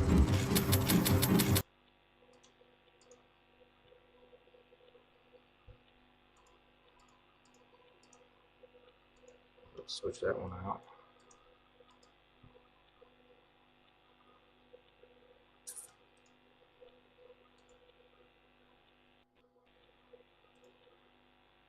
Kind of spotty, but seems like it clears up.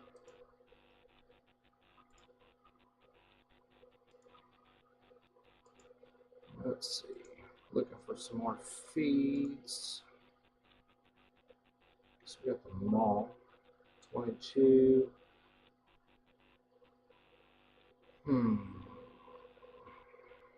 What's this one? The feeds are.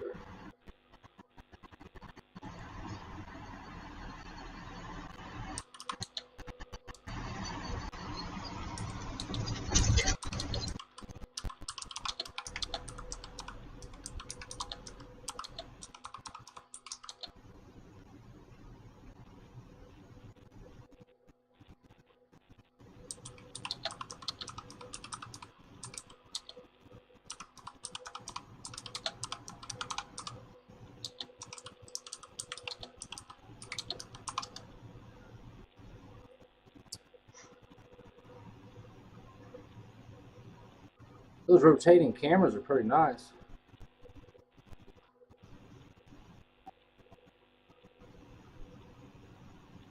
So I need one more feed.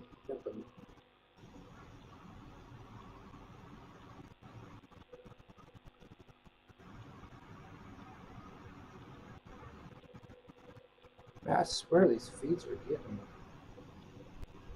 less and less. Basketball is like the square is gone.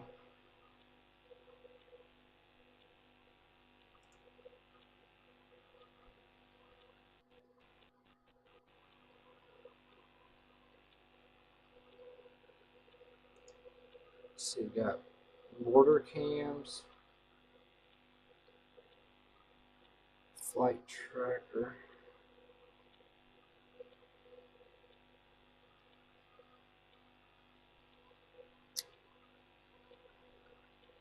Like it's getting rough for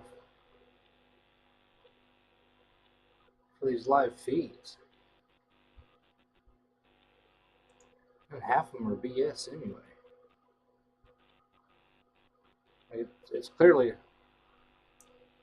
it's light time, or it's daytime, it's morning time in Ukraine. And actually, and then you have people trying to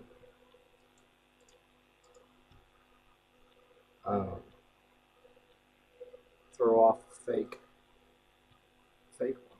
I think this one might have sound. Sure.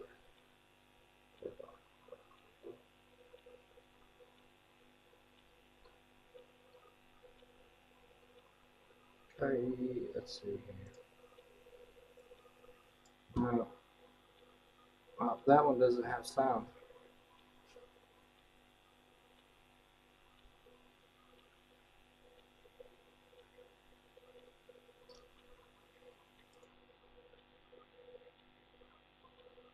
Yep, slim pickings, Kimberly, slim pickings.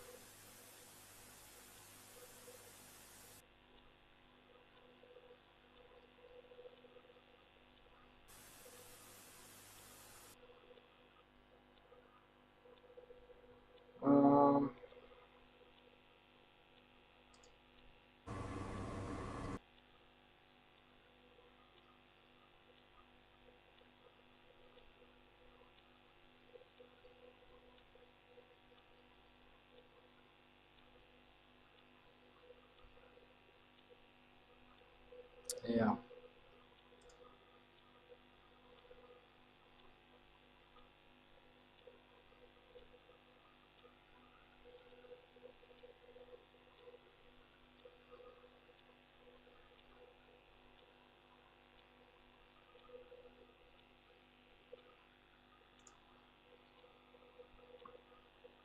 Yeah, there's not a whole lot.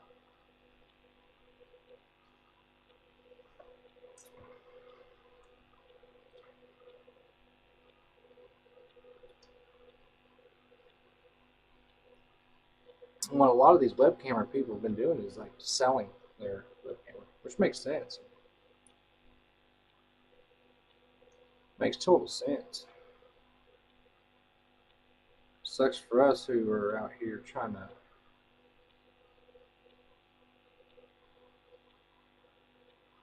Russia live cam. They're not going to show anything.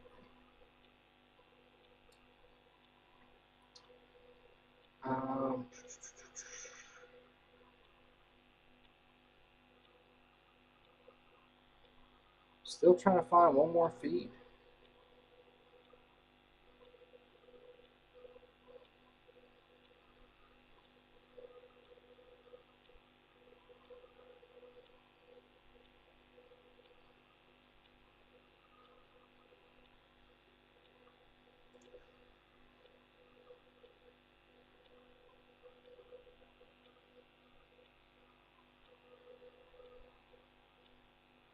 Just came across a random feed.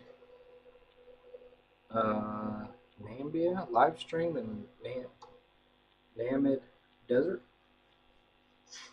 Maybe that's what I'll do. Is just put up a random stream of somewhere in the world. It's a watering hole. That's what it looks like. Watering hole in the desert.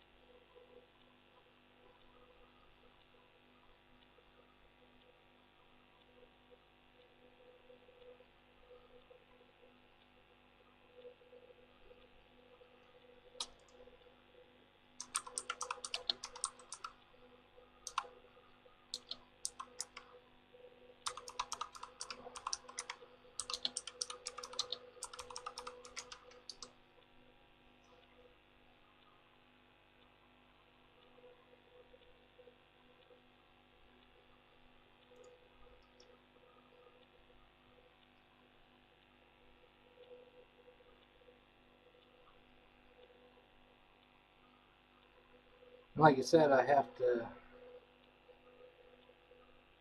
Yeah. Yeah, I get it. I mean, so I try to always check the weather and stuff.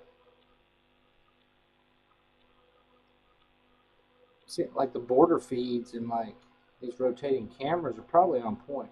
Oh, there's a crow. Remember those crows we always heard?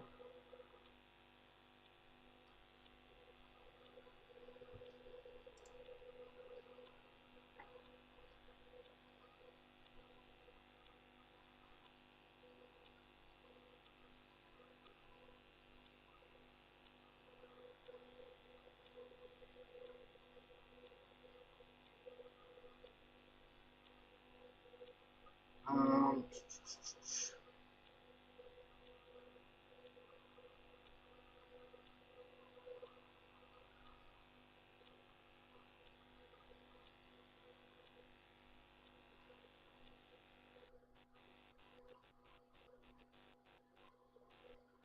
yeah, I'm not finding too much.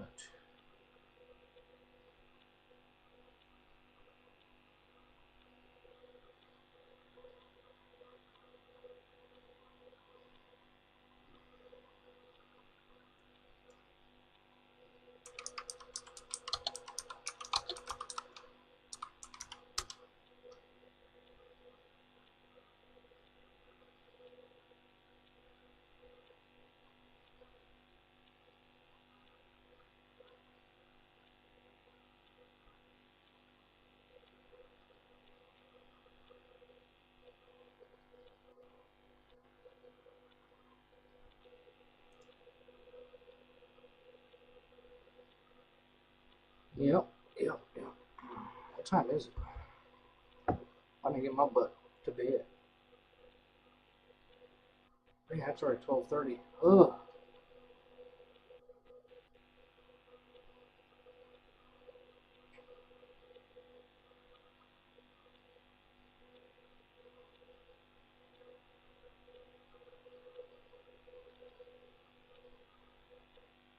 As soon as I realized, my wife was like, "Wait, you know how late it is?"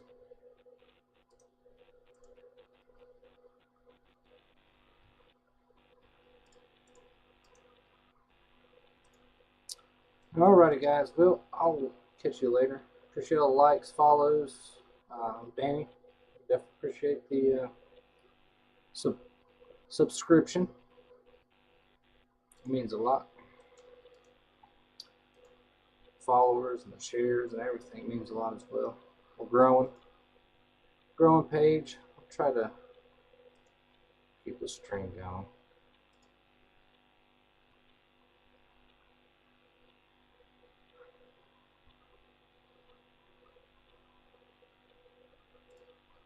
But yeah, until next time, I'll see you guys around. Yep, good night, Kimberly. Good night, everyone. Thank you. The stream will probably end at like 4:35 on Facebook, but it'll still run on YouTube all day. So I'll restart the stream, fix all the feeds. The stream will probably start back on at it's called 7:30, 8 o'clock, and then I'll have it shut off probably. Well, it'll automatically shut off about 4:30, 5 o'clock. So, but yeah, thanks guys. Appreciate everything. I'll see you later.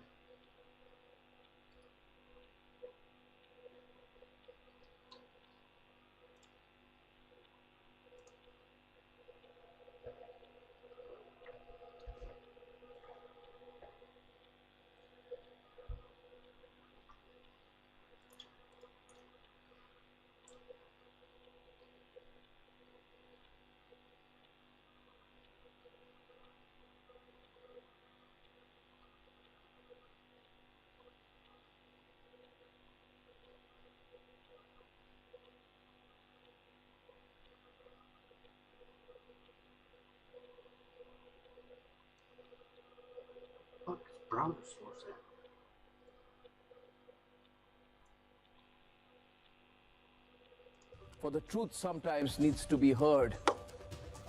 And Americans are listening more to us than they are to channels operating from their soil, which are feeding them the standard Washington propaganda. Ladies and gentlemen, the war is getting into a phase now where the Russians will move in to capture Kyiv. It's an inevitability. As Putin hits militarily, China will hit and negotiate diplomatically. Now, I've been saying this as recently as last night, that this is a China-led plan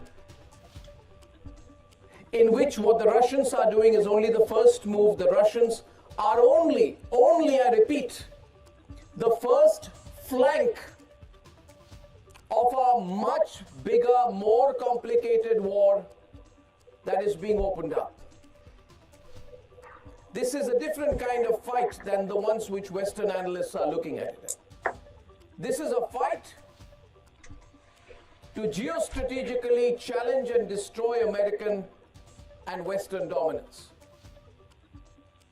Now, as for America, for all the big talk and the bluster, people of America, hear me tonight. Your president has already capitulated. Biden has capitulated because he has no choice. And that is why he's sending his national security advisor to Rome tomorrow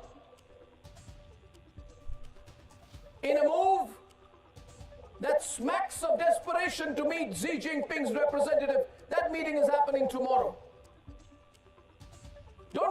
Don't believe any of the American propaganda, ladies and gentlemen. America is in trouble. Don't believe any of the propaganda channels like CNN. Switch them off. The real story is that America is so desperate, that it is repeatedly sending its representatives to Venezuela to beg for an agreement with the Venezuelans for more oil. The Americans are even willing to compromise with Iran. And the Iranians are getting very aggressive with the Americans over the nuclear agreement. And I know that what I'm saying will upset the Americans. But I also have thousands of Americans who watch Republic and bless us for the truth we tell them about their own country. In the new world, where everyone will have to look out for themselves, every nation, I suggest just one thing to the Americans. Please, Americans, you please look out for yourself. We will look out for ourselves. And the world is not your responsibility, dear Americans. The world will look out for itself. And the world, dear Americans, in case you are not noticing, even now, has changed.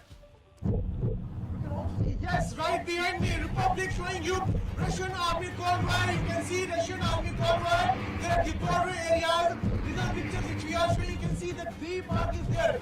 Republic has exclusively shown you these pictures where Russian army convoy could be clearly seen. The border Mazar area is just 45 kilometers from here. They exclusively showed these pictures from the Belarus-Ukraine border.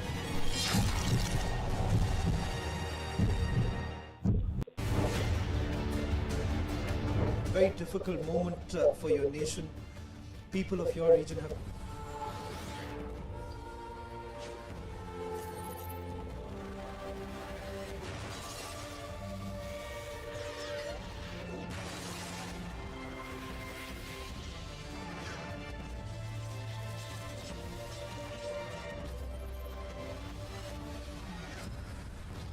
This is Republic World, and you're watching Republic TV.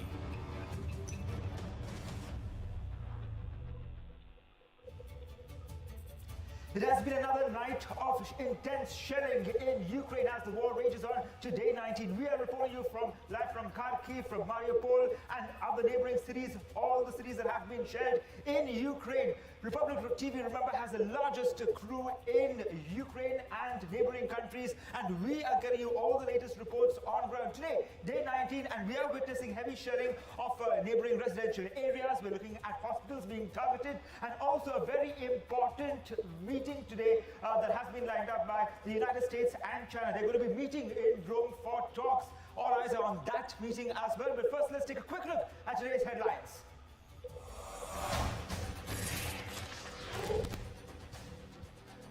Russia-Ukraine war enters day 19. Heavy shelling continues in key cities, including Kyiv and Kharkiv.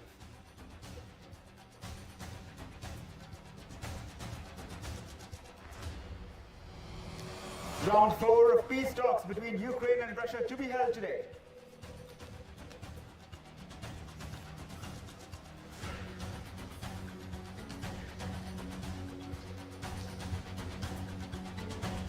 US and China to meet in Rome for high-level talks focusing on Ukraine.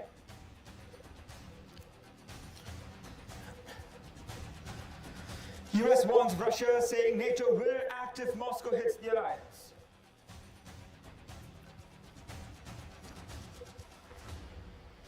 No other channel comes close, biggest global war coverage only on Republic TV.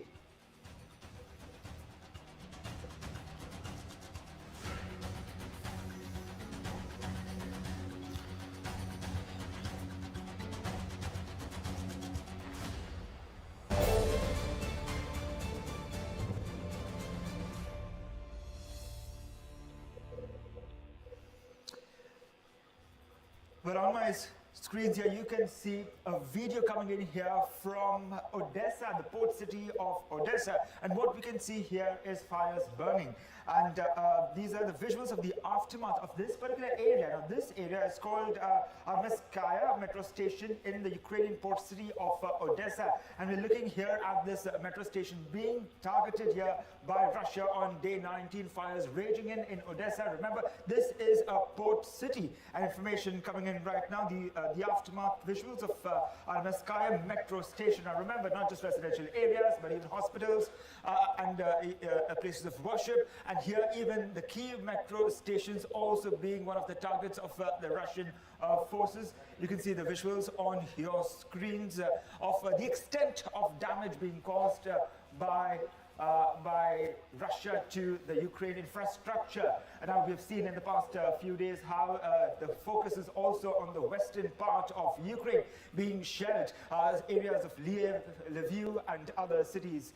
We're looking at right now Odessa being pounded in the latest attack here by Russia. Joining me on the broadcast is Major General Dhruv Katoj. Good morning to you, sir. And we're looking at day 19 and massive developments, fast-paced developments here on the broadcast. Two important things are today. Zelensky has called for a direct meeting with Vladimir Putin, and two is that United States and China are meeting in Rome as well today. What more can you tell us?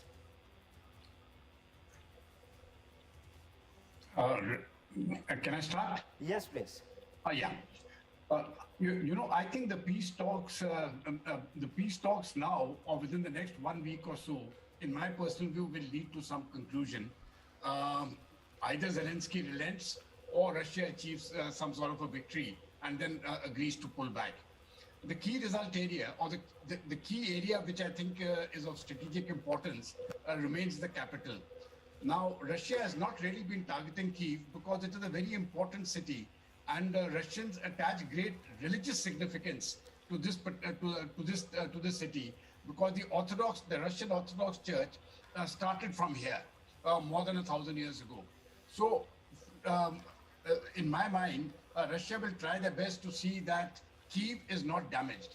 But when we come to the other infrastructures, you know, like hitting at metros or communication centers, I think Moscow will view that as fair targets. Basically, it is to pulverize the leadership. It is not so much the public. It is to pulverize the Ukrainian leadership and force them to come to the table and agree to the terms which have been given. The sense which I'm getting now is that President Zelensky will agree to those terms. And perhaps we may see peace. The other aspect which I think is very important is the meeting which is taking place between the United States and China. Now, what the US will try to do is to tell China to pressurize Russia to call off the war. I do not think this is going to have any impact as of now on the Chinese, though it is in Chinese interest too that this war is brought to an early close. But will they be able to pressurize Russia? In my personal view, I think there are too many question marks there because the Russians have come with certain set objectives, and they cannot afford to leave Ukraine without achieving those barest minimum objectives. Back to you. So we have to see how the developments pan out today. Thank you so much for joining us on the broadcast. A quick recap for our viewers here. We're looking at day 19 of continued shelling by Russia. Now the area of Odessa continue being pounded by Russian missiles. The metro station now being targeted. We continue to get you videos here on our channel. Stay tuned. These are the visuals from Mykolaiv region of Ukraine. A school in the village of Zelengoy, about 16 kilometers east of Mykolaiv, is now in shambles. The school in Mykolaiv is now left in ruins as a result of Russian shelling. Even as the firefighters put out the fire in an area of about 150 square kilometers, the school is reduced to rubble. Mykolaiv has been under Russian fire for days as Russian forces try to gain control of cities on the border of the Black Sea, including the port of Odessa. Earlier, the Russian troops carried out similar airstrikes that hit a hospital in Mykolaiv region. While many patients were being treated in the hospital at the time of the attack, no one was killed. As Russia's offensive against Ukraine enters day 19, the Ukrainians continue to bear the brunt of intense shelling and bombardments. Bureau Report, Republic TV. Well, we continue getting you reports from Ukraine of the crisis unfolding here. You can see the visuals on your screen of the fires being doused in Mykolaiv region. Now, the big meeting today is between the United States and China in the setting of Rome. What transpires in the talks is wait and watch. But the big meeting here between US and China is whether or not they can come to some kind of a solution in sanctioning Russia at this point of time, because today Russia has in fact enlisted the help of China to help them tide the sanctions. This is the big news that we're getting to you right now between the United and Chinese top officials in Rome. And the meeting is much watched as United States will pressurize China to in fact not help Russia in this war in Ukraine. Take a look at this quick report coming in. U.S. National Security Advisor Jake Sullivan and several officials from State Department will meet senior Chinese officials in Rome today. This comes as U.S. concerns grow that China is amplifying Russian disinformation in the Ukraine war and may help Russia evade punishment from economic sanctions. The White House has accused Beijing of spreading false Russian claims that Ukraine was running chemical and biological weapons labs with U.S. support. Meanwhile, U.S. officials said China was attempting to provide cover for a potential biological or chemical weapons attack on Ukrainians by the Russian military.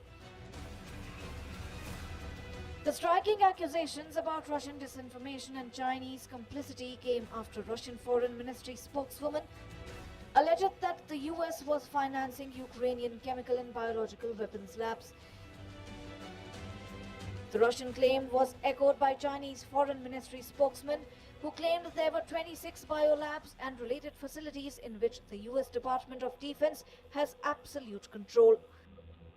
Meanwhile, Sullivan will also meet with diplomatic advisor to the Italian Prime Minister for a response to the Russia-Ukraine war.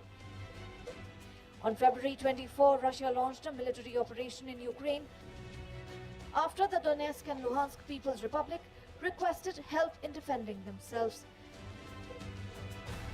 The West, however, denies these claims by the Russians, and in response, Western nations have imposed comprehensive sanctions on Moscow. In addition, they have introduced sanctions on Belarus for supporting Russia's operation in Ukraine. Agency Report, Republic TV.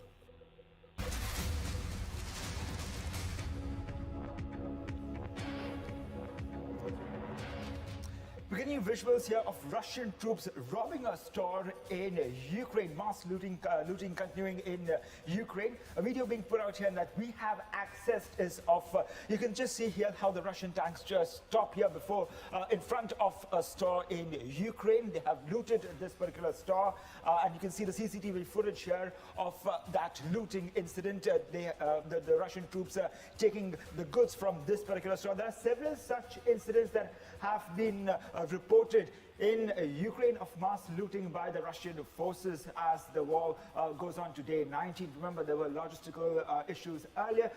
The reports coming in being faced by the Russian troops in Ukraine. Latest visuals here that we have accessed of troops of Russia robbing a store. Major General Dhruv Katoch is with us on the broadcast. So we're looking at mass looting by the Russian forces on one side. Now this is as desperate as it gets. The Russian troops now resorting to looting stores. But on the other hand, also, if you look at the geopolitical situation, many people are comparing this invasion to the situation in Cuba decades ago. What can you tell us? Firstly, as far as the looting is concerned, I think it, in my mind, it denotes very poor discipline on the part of the Russian soldiers. I don't think it is wide scale. I mean, there are incidences which have taken place, yes. And I presume that once the Russian, their senior leadership gets to know of it, they will take action against those errant individuals. But I do not think that it is a part of the culture of the Russian army. These will be isolated incidences. Right. These are isolated incidents, and it reflects poorly on the discipline of the Russian troops. We're going to be tracking that story very closely. And the visuals on your screen, you can see the Russian troops looting a store at this point of time.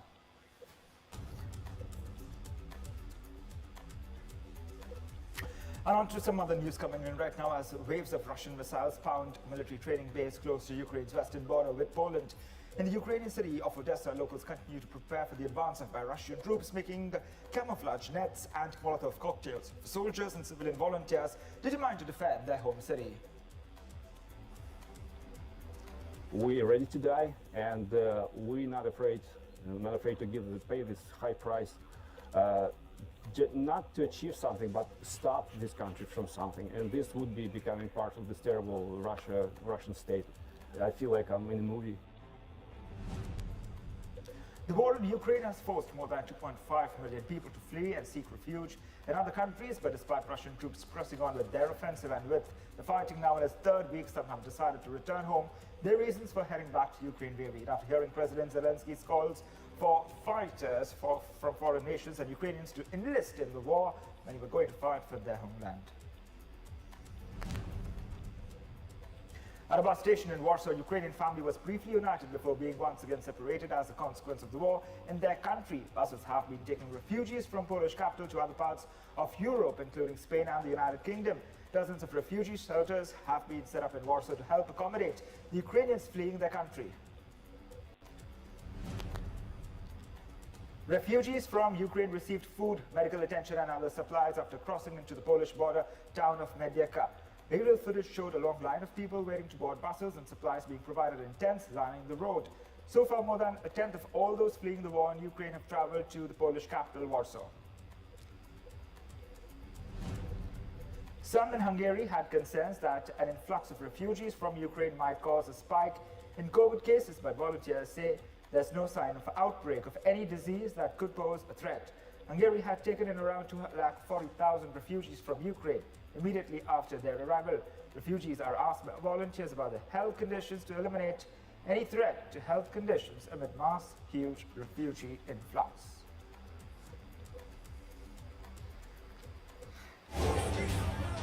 In a latest video released by Ukrainian Defense Forces, hundreds of Kherson residents can be seen encircling Russian military vehicles to protest the occupation of their city.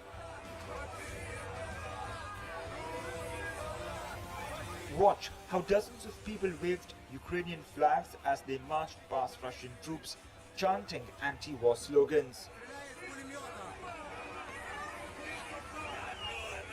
Watch how apparent shots could also be heard as demonstrators marched forward. And even days after Russia's takeover of Kherson, Ukrainians continue to put up a stiff resistance against the invasion of their city.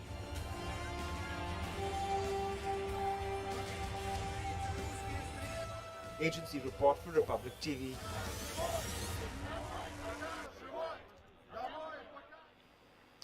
The United States has warned Russia that the NATO forces will strike if any NATO member countries are hit by the Russian missiles. Now, this comes after a missile struck 10 miles off the Polish border into a town in Ukraine. We take a look at this report coming in. White House National Security Advisor Jake Sullivan on Sunday said that Russia will face a response from NATO should any of its attacks in Ukraine cross borders and hit members of the security alliance. In an interview to a news channel, Sullivan said that the US President Joe Biden has been clear repeatedly that the United States will work with its allies to defend every inch of NATO territory. He added that a military attack on NATO territory would cause the invocation of Article 5. Article 5 refers to the provision of the treaty that provides that if any NATO member is the victim of an armed attack, every other member will consider it to be an attack on all members. This came after an attack on a Ukrainian military base roughly 10 miles from the Poland border. The Russian airstrike, which killed 35 people near the Polish border early Sunday, came one day after Moscow warned the West that it would consider arms deliveries to Ukraine as legitimate targets. Sullivan added the US will continue supporting Ukrainian forces with military assistance. Agency report, Republic TV. Intense fighting still continues in the rebel-held regions of Luhansk and Donetsk, and we at Republic TV have sent our reporter there to get you the latest in the war-torn region. Patrick Lancaster gets us this next report from Volnovakha, where fighting still rages on between both sides. Right now we are on a road and we're heading into Volnovakha. We see a couple of villages. Right now we've come across a tank column here. The tank is right here. It's a T-72, we believe, and we're going to observe what exactly is going on here and what the situation is. Yesterday was the first day that Volnovakha was reported to be under control of DPR and Russian forces completely, is what they claimed. Now we're on the road, we're seeing a lot of military equipment coming from the direction of Volnovakha, so this is very interesting itself. So it seems like the majority of the fighting is over in Volnovakha, and the military equipment is moving into Donetsk, Lancaster, and right now we are in Volnovakha, and this is the second day that Volnovakha city has been under a complete control of Donetsk People's Republic and Russian forces, and you can see the damage to this house and apartment building behind me, and we're gonna head inside and have a little look, but we need to be very careful because there could be still unexploded ordnance or mines here. And we can see the mattresses that have just been burned to a crisp and just have this, the springs left.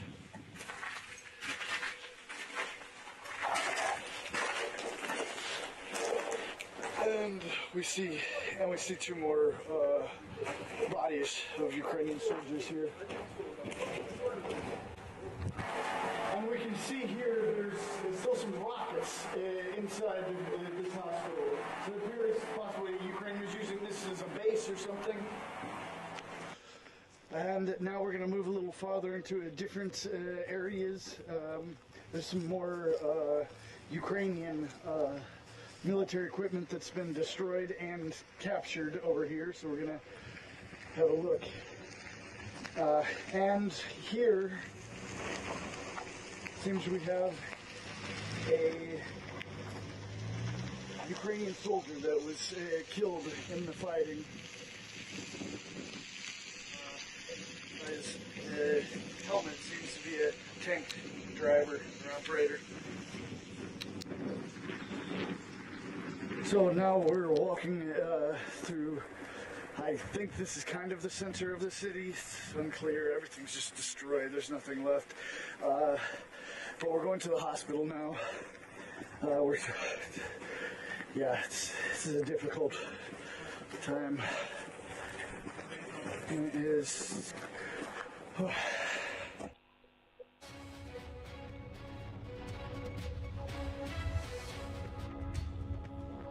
As Russia continues to pound one Ukrainian city after another, a food depot in the north of Ukraine's capital city, Kyiv, was hit by shelling. And while no casualties were reported, plumes of smoke billowing out from the depot and completely charred building walls, even 24 hours after the attack, reveals the intensity of the airstrikes.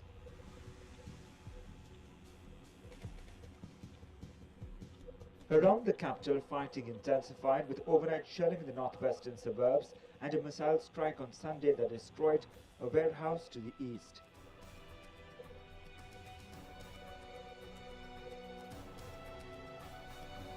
And with Russia intensifying offensive, the question still remains, will Kyiv fall soon? Agency report for Republic TV. We're getting visuals now from the port city of Odessa, where people have been taking up arms to fight the Russians. Telling visuals here of people singing the national anthem of Ukraine, and they've been taking up arms against the Russian forces, where we are seeing continuous shelling on day 19. Let's take a look at this report.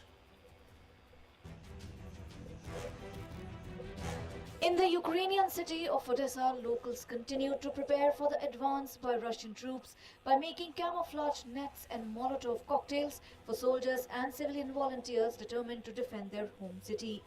It's the country's third largest city and strategically important for Putin. Приблизно ми робимо до 1000 пляшок, але наразі загрозу.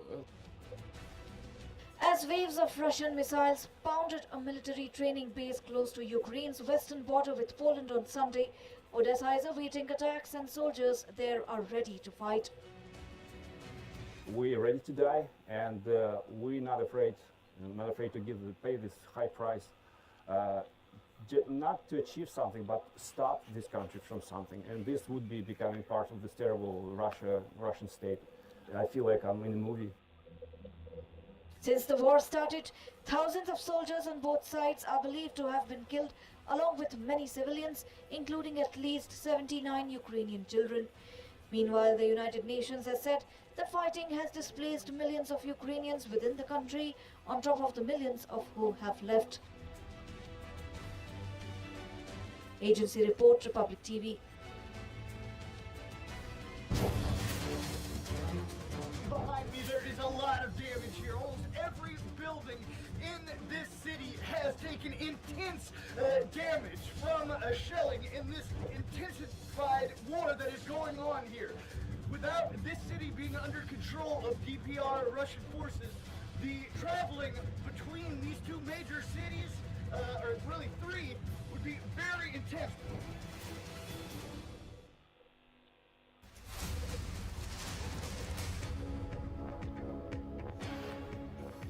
Breaking news coming in.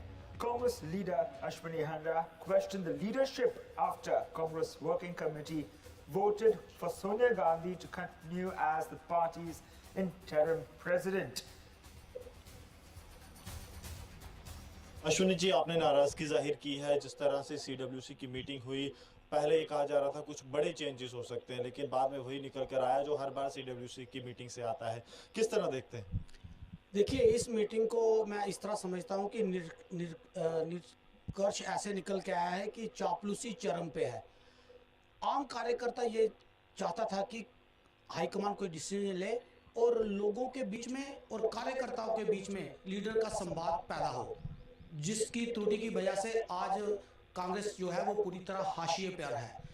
जरूरत ये थी कि पूरी reform करने की, ये जो restructure था वो उसको रिफॉर्म करने की जरूरत है, लेकिन कांग्रेस पार्टी ऐसा नहीं कर रही है, जिसका खामियाजा आने वाले दिनों में हमारे प्रदेश में भी देखने को मिलेगा।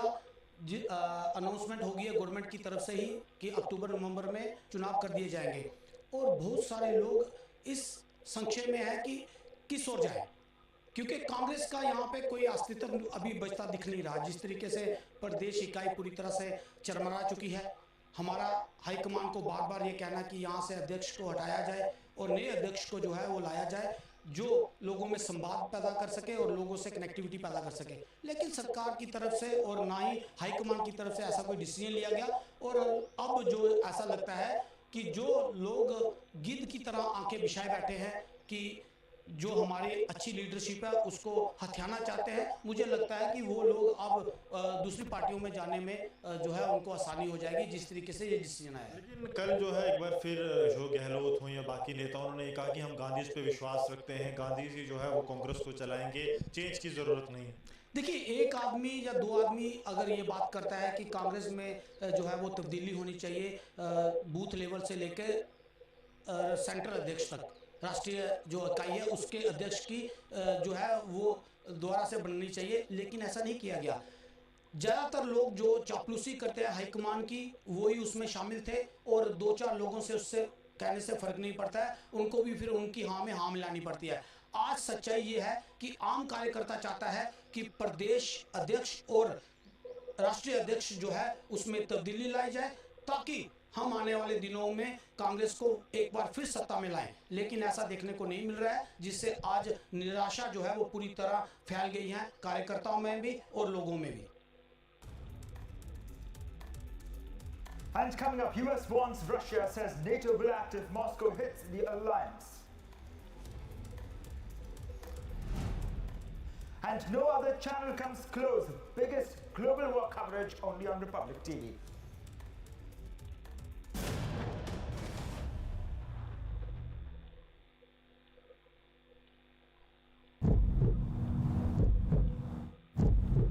The mortal remains of the Ukrainian soldier being brought in. A tough moment for the country which has been fighting this battle for over 16 days. What you see right now is the resilience of this country. The country is standing united to pay tribute to their fallen soldiers. This is the message that Ukraine wants to send across, that they are standing tough, they are standing against the Russian aggression.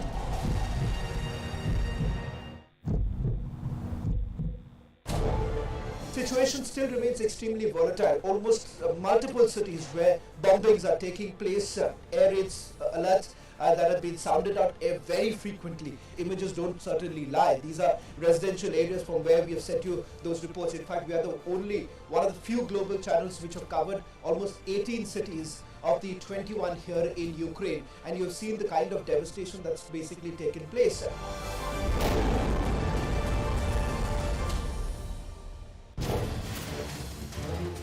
Behind me, there is a lot of damage here. Almost every building in this city has taken intense damage from shelling in this intensified war that is going on here.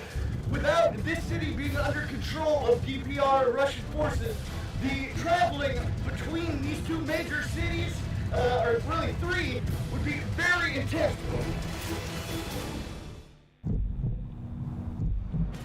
We are in a place called Villa Serkoa, where you can see the bombing that actually took place. This is a completely residential area. 2 bombs were basically dropped in this area where the bombing took place, and take a look at this particular building and the destruction that has been caused.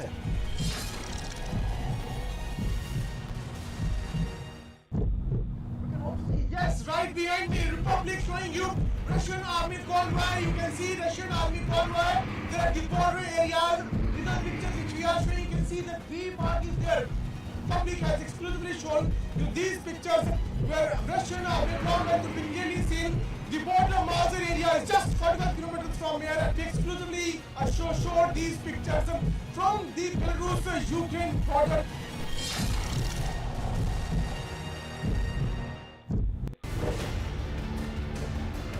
Very difficult moment for your nation. People of your region have gathered here to pay tributes to the fallen soldiers. The difficulty that your people are facing in this region. We don't afraid nothing from 2012 when Russia started its aggression towards Ukraine. And by this moment we are ready to fight for our independence and for our freedom.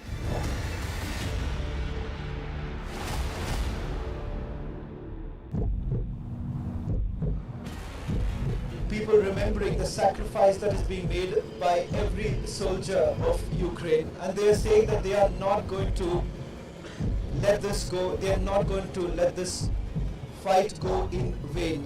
Very, very difficult moments right now, what you see unfolding before our eyes, where you have every soldier, every family member, everyone coming together paying their tributes. One way it's very difficult, but at the same time a proud moment that every Ukrainian soldier is standing to defend their country.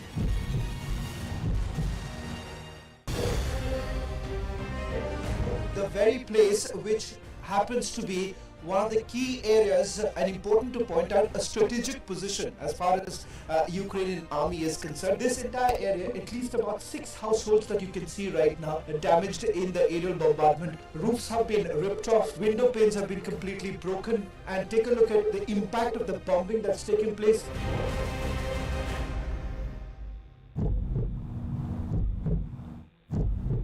The mortal remains of the Ukrainian soldier being brought in. A tough moment for the country which has been fighting this battle for over 16 days. What you see right now is the resilience of this country. The country is standing united to pay tribute to their fallen soldiers.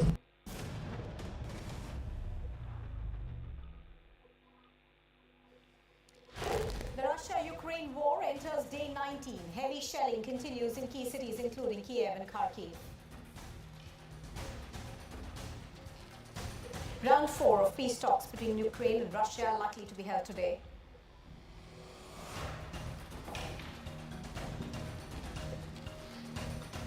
US and China are to meet in Rome for high-level talks focusing on Ukraine.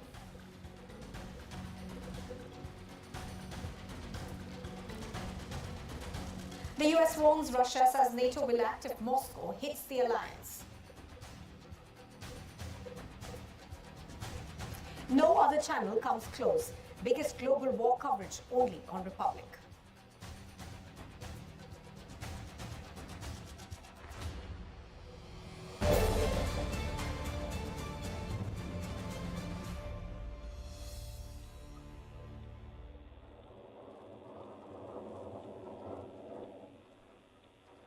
Доброй ночи, Харьков.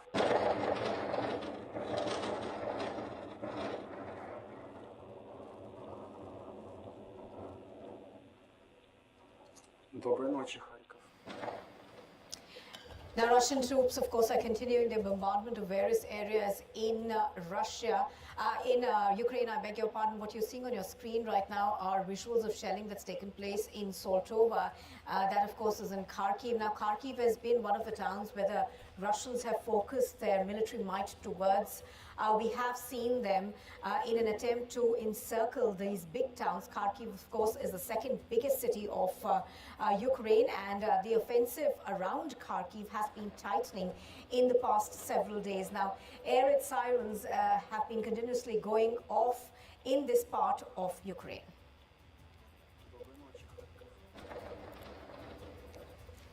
The Ukrainian President Volodymyr Zelensky has said that the main task of his delegation at talks with their Russian counterpart is to arrange a meeting between himself and the Russian President Vladimir Putin. Ракет на одну тільки Львівську область. Внаслідок обстрілу Міжнародного центру миротворчості та безпеки загинуло 35 людей. Ще 134 людини отримали поранення. Там не відбувалось нічого, що могло би загрожувати території Російської Федерації.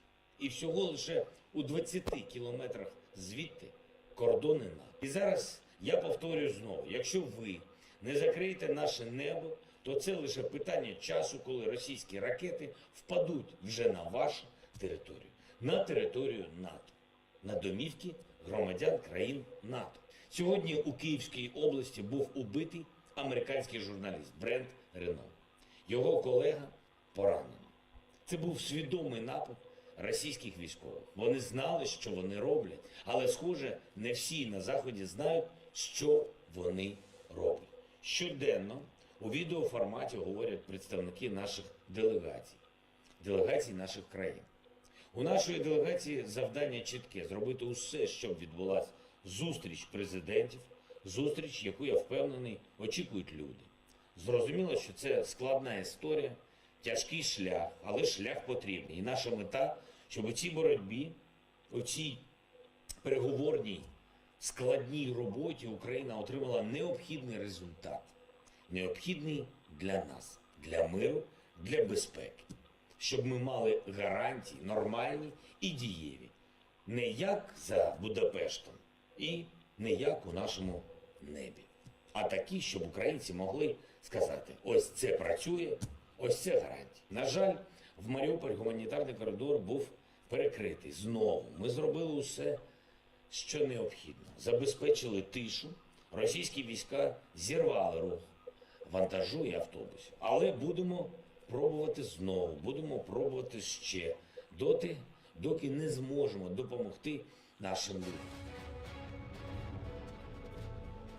As Russia continues to pound one Ukrainian city after another, in the wee hours of Sunday, a residential area in Chernihiv was hit by shelling.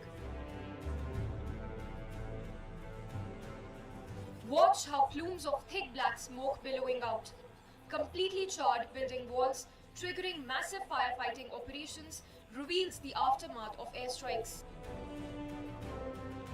Reportedly, one was killed in the attack. Several others were critically injured. And this video, shared by the emergency service on Sunday, shows the destruction of the 9-story residential building and efforts of rescuers to evacuate people. While Russia has time and again denied reports of attacks on civilian areas, these visuals depict an alternate reality, with much of Chernihiv's infrastructure and several residential areas being heavily damaged. Agency report for Republic TV.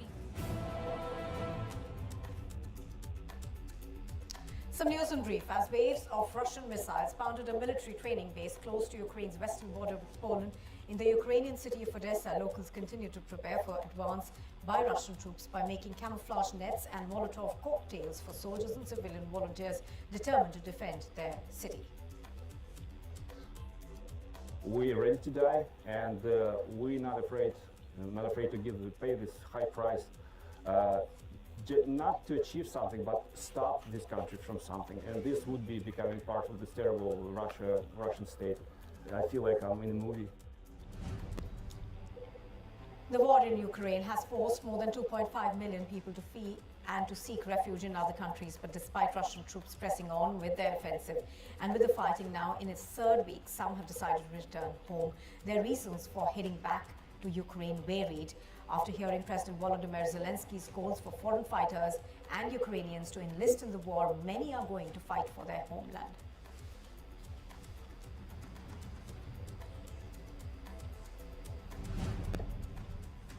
At a bus station in Warsaw, a Ukrainian family was briefly united before being once again separated as a consequence of war in their country. Buses have been taking refugees from the Polish capital to other parts of Europe, including Spain and the United Kingdom. Dozens of refugee shelters have been set up in Warsaw to help accommodate the Ukrainians who are fleeing their country. Refugees from Ukraine received food, medical attention and other supplies after crossing into Polish border town of Medica. Aerial footage showed a long line of people waiting at the borders to board buses and supplies being provided in tents lining the road. So far, more than a tenth of all those fleeing the war in Ukraine have traveled to the Polish capital of Warsaw. Some in Hungary had concerns that an influx of refugees from Ukraine might cause a spike in COVID-19 cases, but volunteers say that there is no sign of an outbreak of the disease that could pose a threat. Hungary has taken in around 240,000 refugees from Ukraine.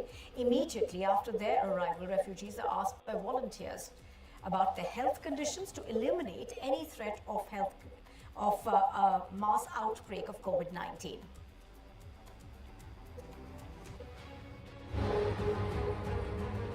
The Russian state media on Sunday released footage of what it said is a column of Russian military heading towards the Ukrainian capital city from the north. The video comes against a backdrop of intense fighting on the outskirts of Kyiv, and satellite images showing a build-up and re-maneuvering of the Russian military outside the Ukrainian capital. Elsewhere, the Russian Defense Ministry released footage purportedly showing a military unmanned aerial vehicle conducting operations and airstrikes inflicting damage onto Ukrainian forces. And even as the date and location of the videos remain unverified, concerns over Russia's intensifying offensive against Kyiv have only been on a rise. Agency report for Republic TV. The United States of America has warned of a full-fledged NATO response if Russia strikes any NATO member states. This comes after an attack on a Ukrainian military base roughly about 10 miles from the border at Poland. White House National Security Advisor Jake Sullivan on Sunday said that Russia will face a response from NATO should any of its attacks in Ukraine cross borders and hit members of the security alliance. In an interview to a news channel, Sullivan said that the US President Joe Biden has been clear repeatedly that the United States will work with its allies to defend every inch of NATO territory. He added that a military attack on NATO territory would cause the invocation of Article 5. Article 5 refers to the provision of the treaty that provides that if any NATO member is the victim of an armed attack, every other member will consider it to be an attack on all members. This came after an attack on a Ukrainian military base roughly 10 miles from the Poland border. The Russian airstrike, which killed 35 people near the Polish border early Sunday, came one day after Moscow warned the West that it would consider arms deliveries to Ukraine as legitimate targets. Sullivan added the US will continue supporting Ukrainian forces with military assistance. Agency report, Republic TV. Situation still remains extremely volatile. Almost multiple cities where bombings are taking place, air raids alerts that have been sounded out very frequently. Images don't certainly lie. These are residential areas from where we have sent you those reports. In fact, we are one of the few global channels which have covered almost 18 cities of the 21 here in Ukraine. And you've seen the kind of devastation that's basically taken place.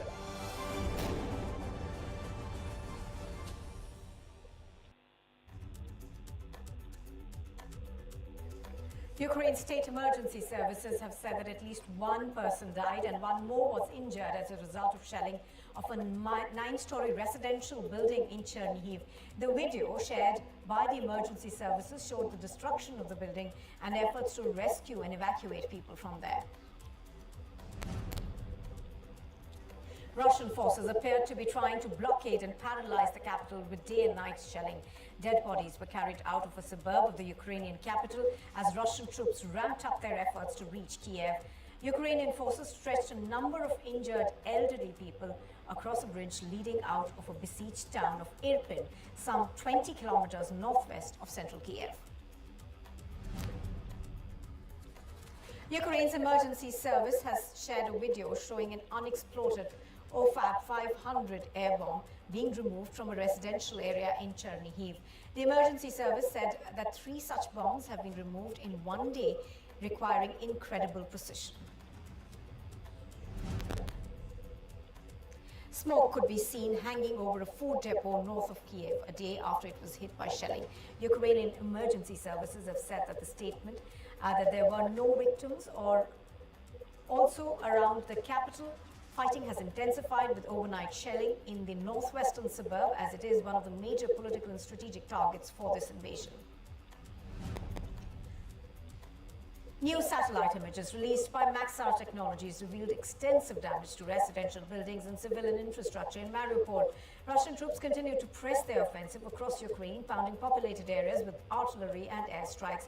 The port city of Mariupol was again the focus of intense shelling, with an area around a mosque that was sheltering more than 80 people being targeted.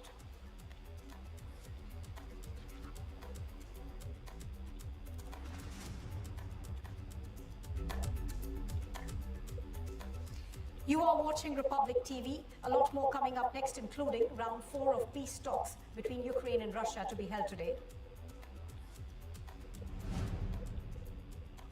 US and China to meet in Rome for high-level talks focusing on Ukraine.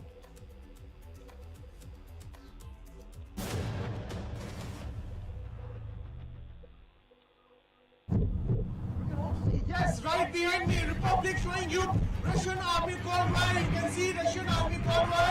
There are the border areas. These are pictures which we are showing. You can see that B mark is there. Public has exclusively shown you these pictures where Russian army convoy could be clearly seen. The border Mauser area is just 41 kilometers from here. They exclusively showed these pictures from the Belarus-Ukraine border.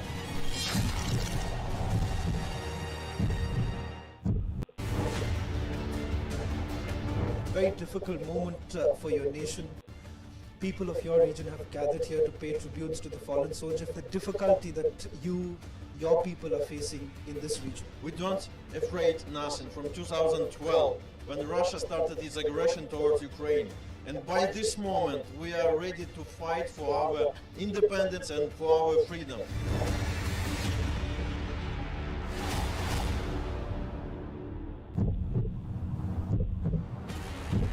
People remembering the sacrifice that is being made by every soldier of Ukraine, and they are saying that they are not going to let this go, they are not going to let this fight go in vain.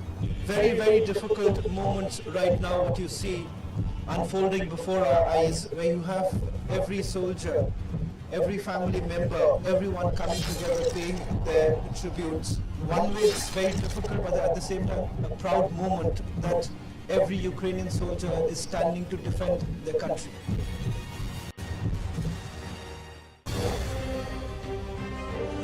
The very place which happens to be one of the key areas, and important to point out, a strategic position as far as Ukrainian army is concerned. This entire area, at least about 6 households that you can see right now, damaged in the aerial bombardment. Roofs have been ripped off, window panes have been completely broken, and take a look at the impact of the bombing that's taken place.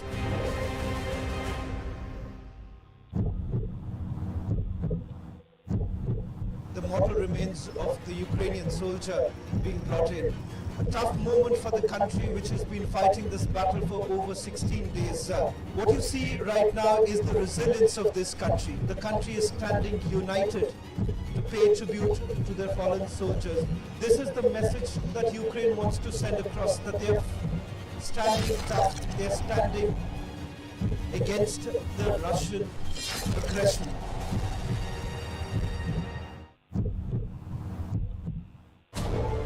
Situation still remains extremely volatile. Almost multiple cities where bombings are taking place, air raids, alerts that have been sounded out very frequently. Images don't certainly lie. These are residential areas from where we have sent you those reports. In fact, we are the only one of the few global channels which have covered almost 18 cities of the 21 here in Ukraine. And you've seen the kind of devastation that's basically taken place.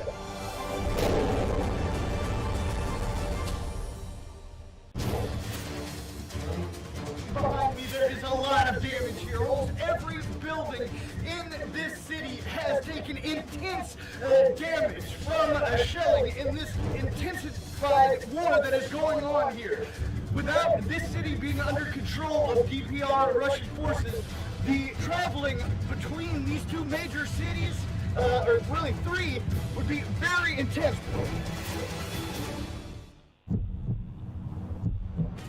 We are in a place called Villa Serkoa, where you can see the bombing that actually took place. This is a completely residential area.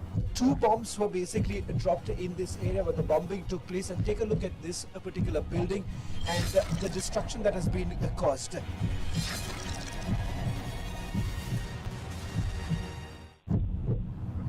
Yes, right behind me, Republic showing you Russian army convoy. You can see Russian army convoy. There are the border areas. These are pictures which we are showing. You can see that B mark is there.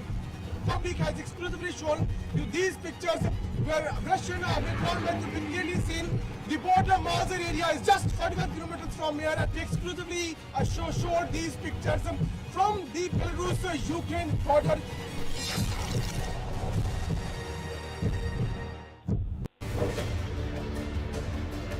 Very difficult moment.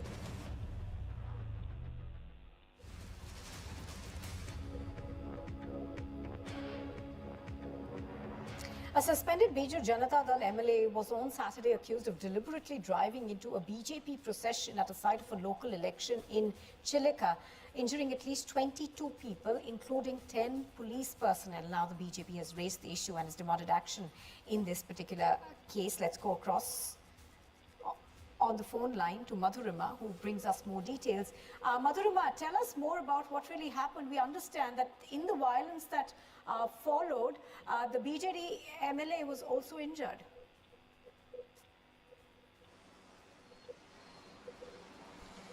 Well, yes, Nupur, this incident is of the last Saturday, just last Saturday, which passed by, and it is being alleged that this particular BJD former MLA was pretty pissed off because of the results, and as he had lost, he took out that anger by taking his vehicle into a very heavy crowded place where celebrations were happening.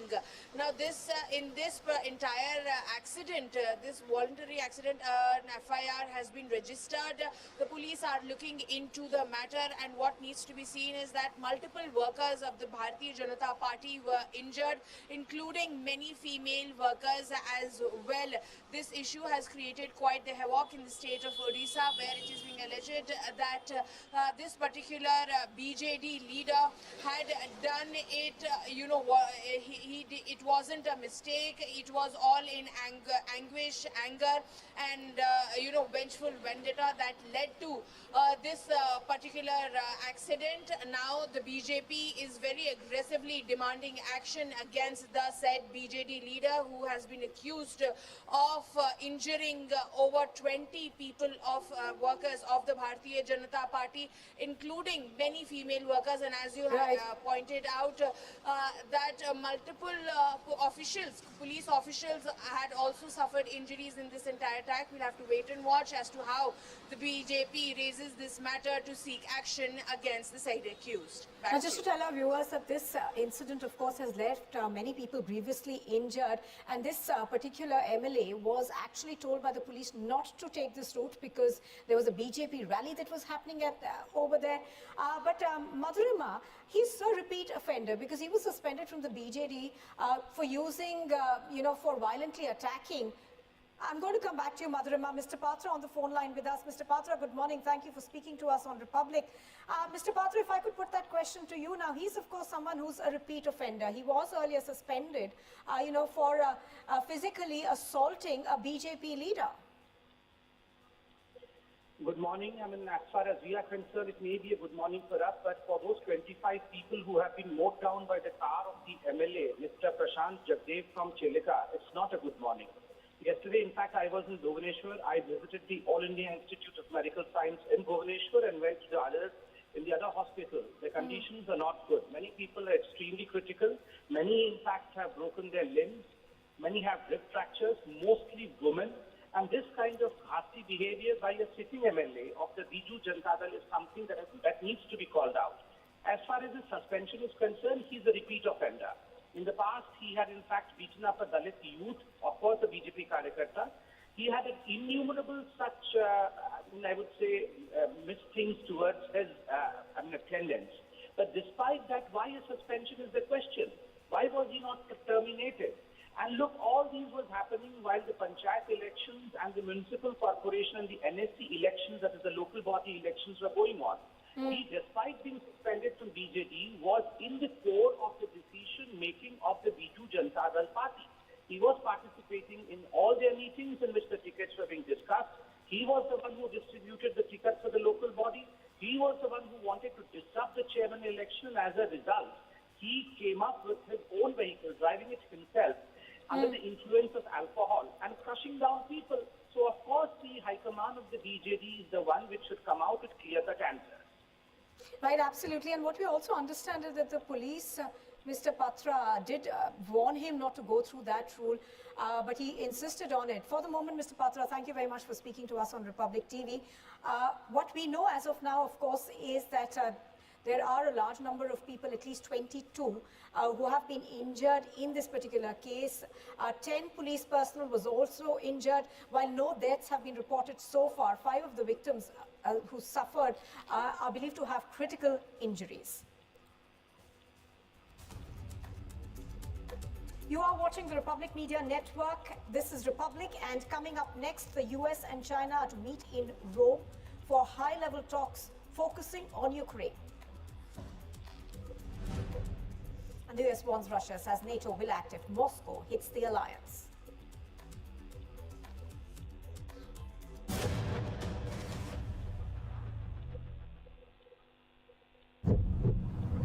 Yes, right behind me, Republic showing you Russian army convoy. You can see Russian army convoy. There are the border areas. These are pictures which we are showing. You can see that the mark is there.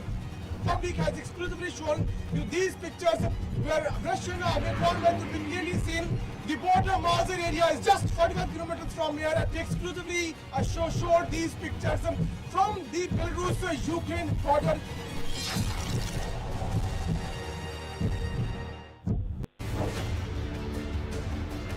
Very difficult moment for your nation. People of your region have gathered here to pay tributes to the fallen soldiers. The difficulty that your people are facing in this region. We don't afraid nothing. From 2012, when Russia started its aggression towards Ukraine, and by this moment we are ready to fight for our independence and for our freedom.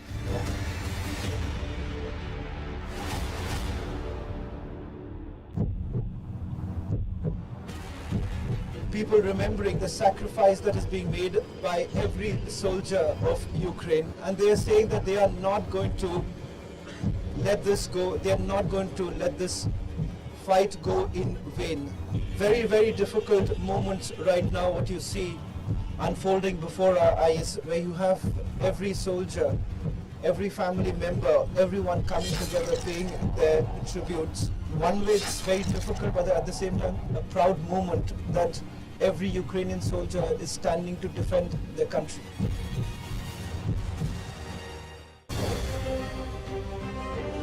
The very place which happens to be one of the key areas, and important to point out, a strategic position as far as Ukrainian army is concerned. This entire area, at least about 6 households that you can see right now, are damaged in the aerial bombardment. Roofs have been ripped off, window panes have been completely broken, and take a look at the impact of the bombing that's taken place.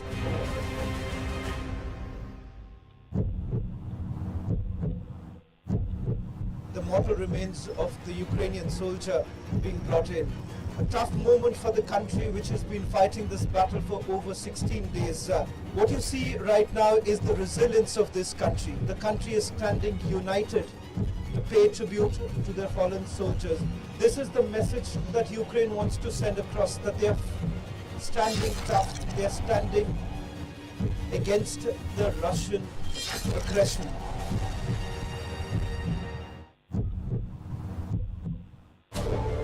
Situation still remains extremely volatile. Almost multiple cities where bombings are taking place, air raids alerts that have been sounded out very frequently. Images don't certainly lie. These are residential areas from where we have sent you those reports. In fact, we are the only one of the few global channels which have covered almost 18 cities of the 21 here in Ukraine, and you've seen the kind of devastation that's basically taken place.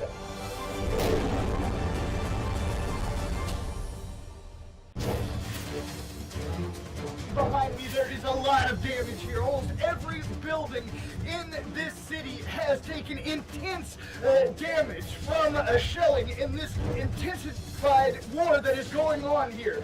Without this city being under control of DPR Russian forces, the traveling between these two major cities, or really three, would be very intense.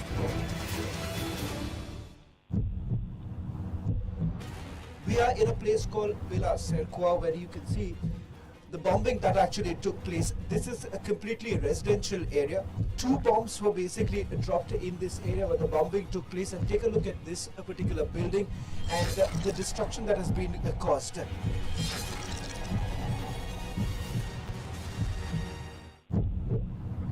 Yes, right behind me, Republic showing you Russian army convoy. You can see Russian army convoy. There are the border areas. These are pictures which we are showing. You can see that B mark is there. Public has exclusively shown you these pictures where Russian army convoy could be clearly seen. The border Mazar area is just 45 kilometers from here. I exclusively showed these pictures from the Belarus.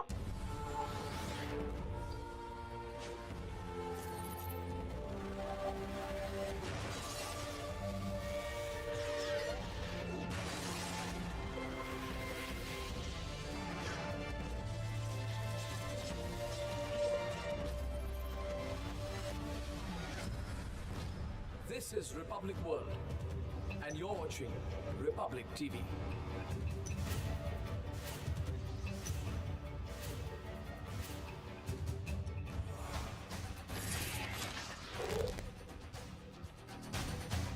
Russia-Ukraine war enters day 19. Heavy shelling continues in key cities, including Kyiv and Kharkiv. Round 4 of peace talks between Ukraine and Russia to be held today.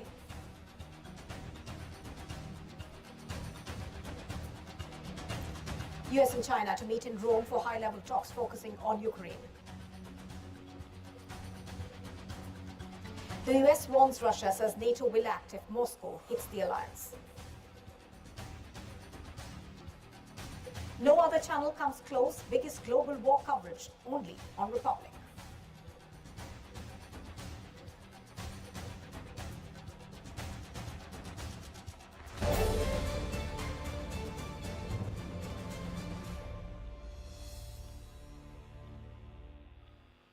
We are now cutting across to visuals that we are getting from Kyiv, where a food depot has been hit by a shelling. Do remember that as the war enters day 19, there have been reports of services as well as hospitals and other depots being hit by Russian air power. Let's go across to Christy. let's go across to Crispino, who's now joining us for more on this. Crispino, give us more details of what we know so far of this particular incident.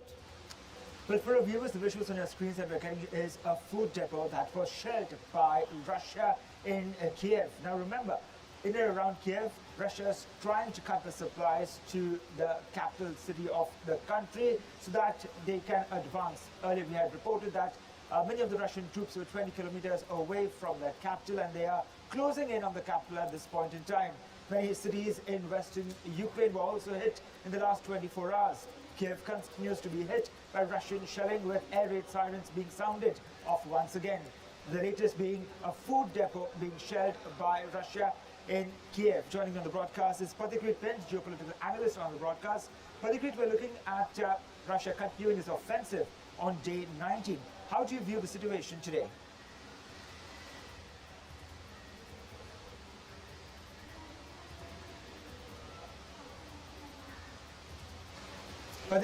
We are reporting on day 19 Russian offensive in Kiev. The Russian troops have surrounded the capital. They are continuing their attacks, hitting a food depot at this point in time.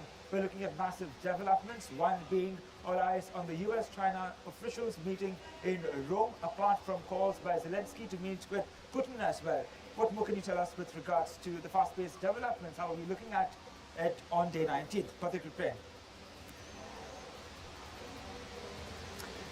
Well, Nupur, we are looking at fast-paced developments on day 19, Nupur, and the latest that we are getting for our viewers. The visuals on our screen, right, a food depot being one of the latest targets. And we're looking at not just the food depot, but many other supply chains coming in from the west, like from neighboring countries, Poland, to supply aid and food to the people of Kiev being cut off. And this is deliberately being done strategically by the Russian troops at this point in time. Absolutely, as you're pointing out, we have seen Russians bombarding supply chains as well as they move into actually encircle Kiev and perhaps control it. But there is a lot that's on. In case you're just joining us, here are the latest developments. Russia has asked China for military help and in evading sanctions. Now, this according to the United States of America. China's embassy in Washington, of course, is saying that they are not aware of this request. There are very key talks that are to be held today. One, of course, is going to be between the US and China, and the other between Russia and Ukraine. Following Russia's invasion of Ukraine, over 2.5 million Ukrainians have fled their country so far. And watch this video. Watch how refugees from Ukraine queued up at a crossing into the Polish border town of Medyka, waiting to board buses and supplies being provided in tents lining the road. Reportedly, more than a tenth of all those fleeing in the war in Ukraine have travelled to the Polish town Warsaw. While some seek to wait out the war or settle in the city, others use it as a transit point to head further west. Russia's war against Ukraine has now snowballed into an unprecedented humanitarian crisis in Europe and the fastest refugee exodus since the World War II. With Russia intensifying its offensive against Ukraine, it is the civilians left to bear the brunt of all this all-out war. Agency report for Republic TV.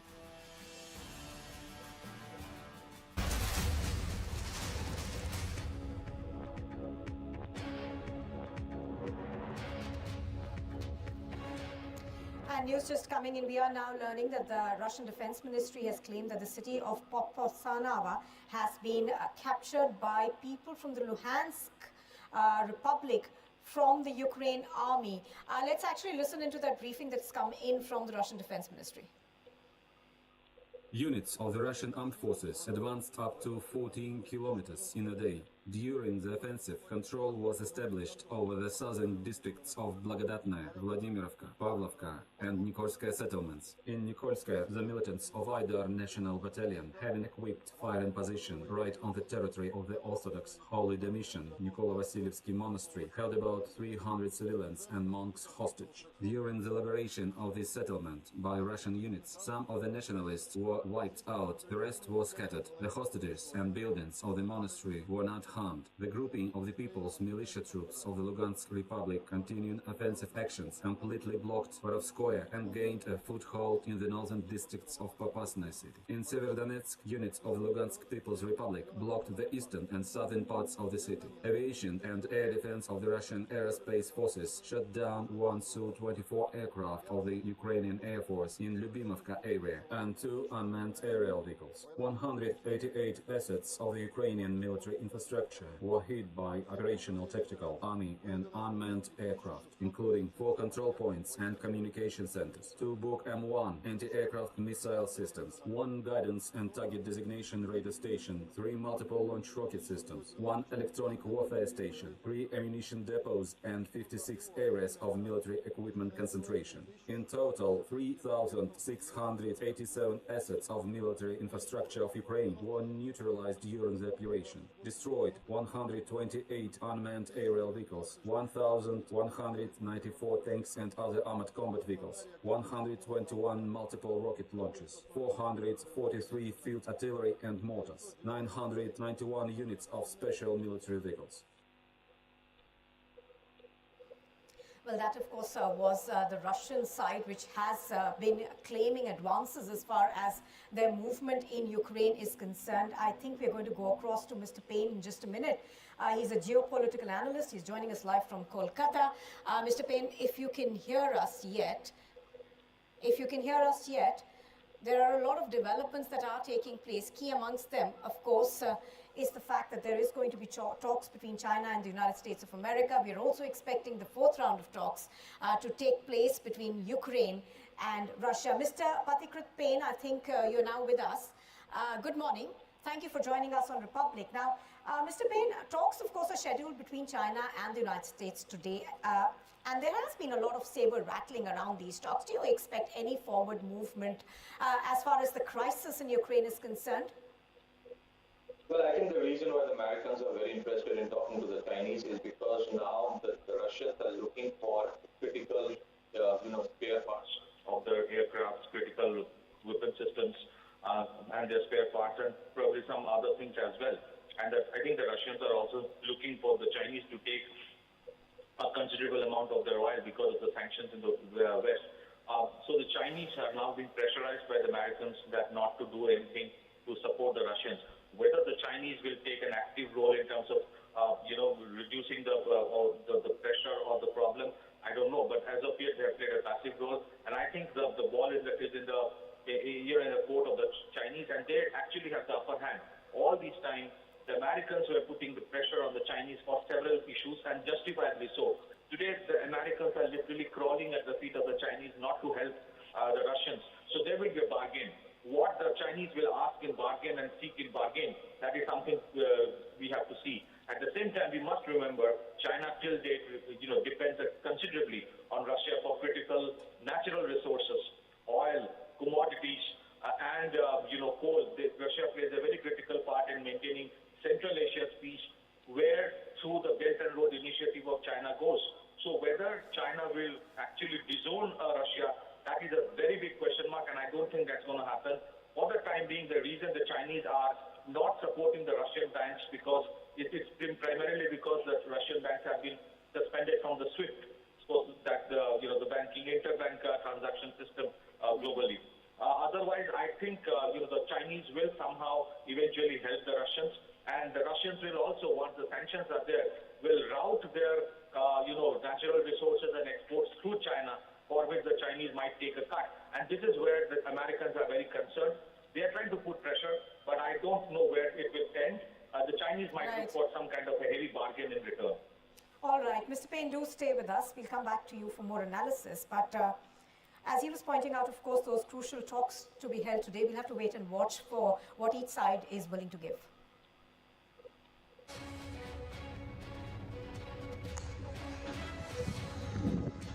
Waves of Russian missiles pounded a military training base in Ukraine, claiming nearly 35 lives and injuring over 130 others.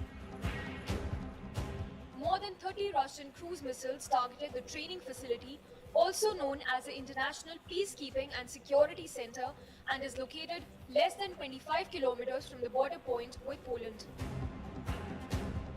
The training center in Yavoriv has long been used to train the Ukrainian military, often with instructors from NATO countries, and now appears to be the most westward target struck so far in the 19-day invasion. Reportedly, the site symbolizes what has long been a Russian complaint, the NATO alliance of 30 member countries moving even closer to Russia's borders.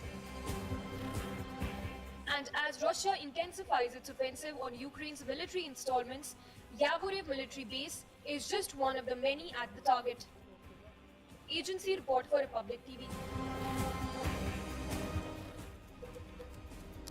And here's more news in brief. The Russian state media has released footage of what it said is a column of Russian military heading towards the Ukrainian capital from the north without providing exact details. The Ukrainian authorities and the media have been reporting increased fighting and gunfire within Kyiv in recent days, with satellite images showing a build-up and re-maneuvering of Russian military outside the Ukrainian capital. Ukraine's President Volodymyr Zelensky has said that the main task of his delegation at the talks with their Russian counterparts is to arrange a meeting between himself and the Russian President Vladimir Putin. He also condemned Russia's strike on a military base in western Ukraine, adding that humanitarian convoys to Mariupol were blocked by Russia, who disrupted the movement of aid and buses. The Ukrainian President's advisor has said that Ukraine demands a ceasefire and withdrawal of troops during talks with Russia. Zelensky's advisor and key member of Ukraine's delegation at the talks with Russia said that Russian negotiators seem to be more receptive to Ukrainian demands and are no longer just giving out ultimatums. Talks aimed at reaching a ceasefire had failed again. A US journalist is being treated at a hospital in the Ukrainian capital of Kyiv said that he and a US colleague were shot after they were stopped at a checkpoint just after a bridge in Irpin, a town near Kyiv.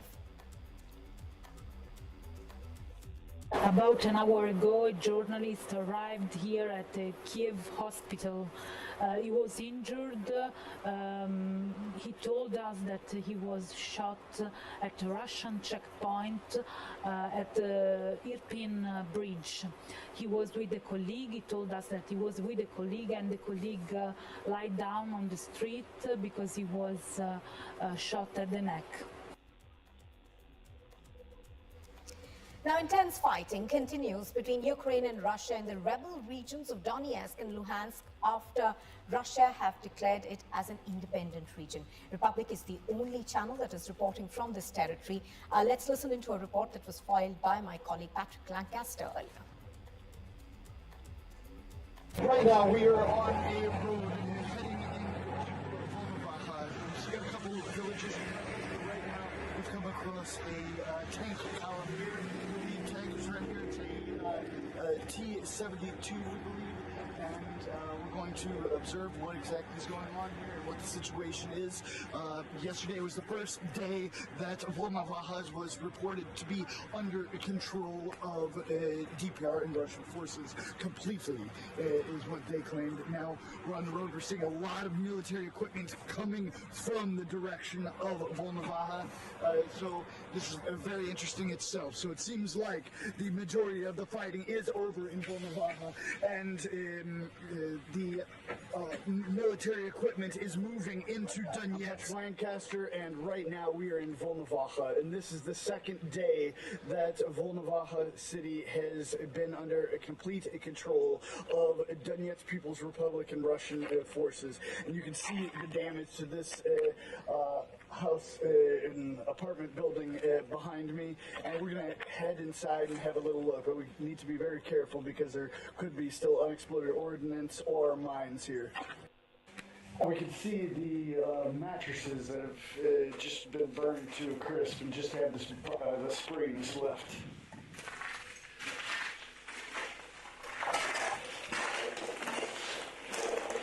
And we see two more bodies of Ukrainian soldiers here.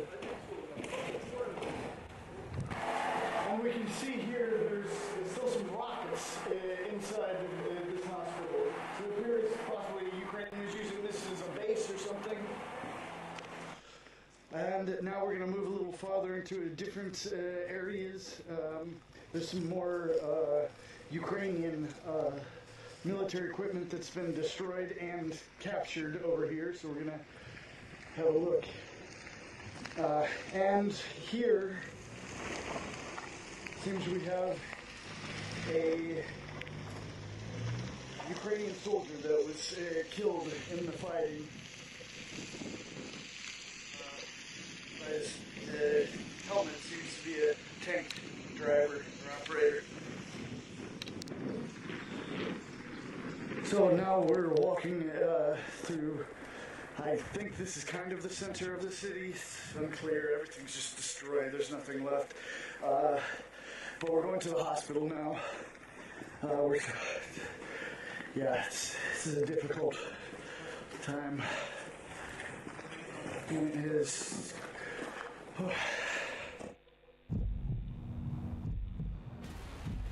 People remembering the sacrifice that is being made by every soldier of Ukraine, and they are saying that they are not going to let this go, they are not going to let this fight go in vain.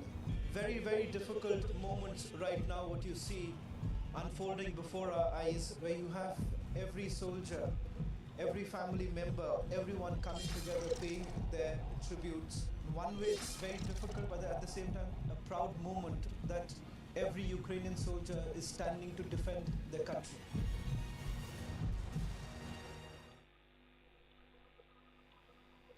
Now, the United States of America and China are sending their top aides to meet in Rome amid mounting tensions between the two countries over the Russia-Ukraine war. U.S. National Security Advisor Jake Sullivan and several officials from State Department will meet senior Chinese officials in Rome today. This comes as U.S. concerns grow that China is amplifying Russian disinformation in the Ukraine war and may help Russia evade punishment from economic sanctions. The White House has accused Beijing of spreading false Russian claims that Ukraine was running chemical and biological weapons labs with US support. Meanwhile, US officials said China was attempting to provide cover for a potential biological or chemical weapons attack on Ukrainians by the Russian military. The striking accusations about Russian disinformation and Chinese complicity came after Russian Foreign Ministry spokeswoman alleged that the US was financing Ukrainian chemical and biological weapons labs. The Russian claim was echoed by Chinese Foreign Ministry spokesman who claimed there were 26 biolabs and related facilities in which the US Department of Defense has absolute control. Meanwhile, Sullivan will also meet with diplomatic advisor to the Italian Prime Minister for a response to the Russia-Ukraine war. On February 24, Russia launched a military operation in Ukraine after the Donetsk and Luhansk People's Republic requested help in defending themselves. The West, however, denies these claims by the Russians, and in response, Western nations have imposed comprehensive sanctions on Moscow. In addition, they have introduced sanctions on Belarus for supporting Russia's operation in Ukraine.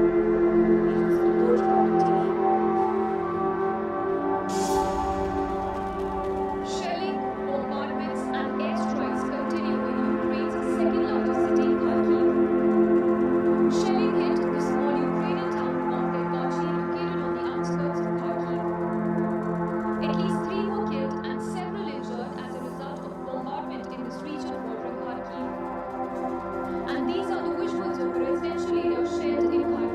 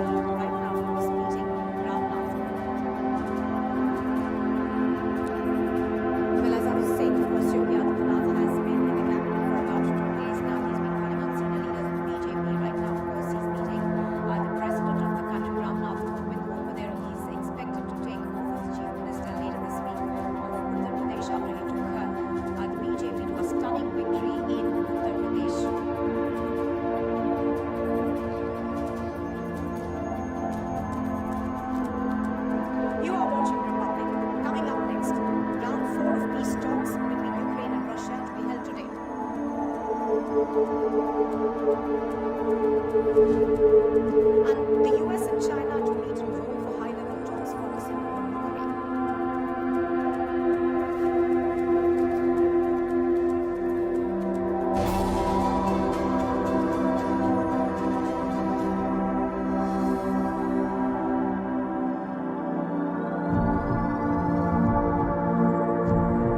The mortal remains of the Ukrainian soldier being brought in.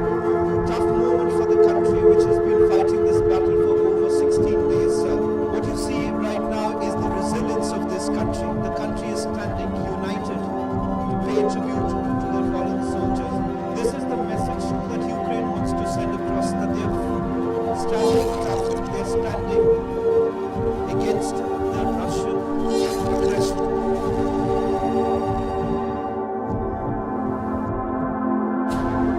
Situation still remains extremely volatile. Almost multiple cities where bombings are taking place, air raids, alerts that have been sounded out very frequently. Images don't certainly lie. These are residential areas from where we've sent you those reports. In fact, we are one of the few global channels which have covered almost 18 cities of the 21 here in Ukraine. And you've seen the kind of devastation that's basically taken place.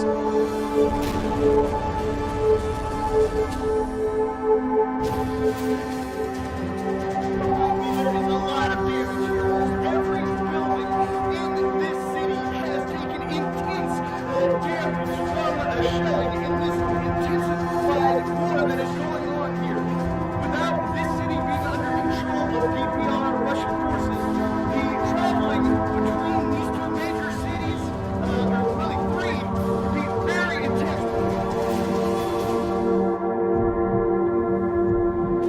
We are in a place called Belarus, where you can see the bombing that actually took place. This is a completely residential area.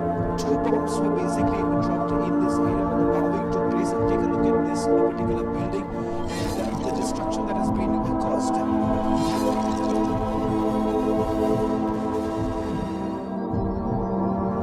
Yes, right behind the Republic showing you Russian army worldwide. You can see Russian army worldwide. They are the border areas. These are the territories where you can see the main part is there. Public has explicitly shown you these pictures where Russian army worldwide, you can clearly see the border Mazar area is just 7 kilometers from here, and they exclusively showed these pictures from the Belarus-Ukraine border.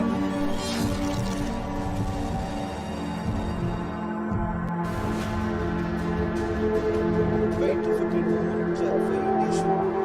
People of your region have gathered here to pay tributes to the fallen soldiers. The difficulty that your people are facing in this region. We don't afraid nothing from 2012 when Russia started its aggression towards Ukraine. And by this moment we are ready to fight for our independence and for our freedom.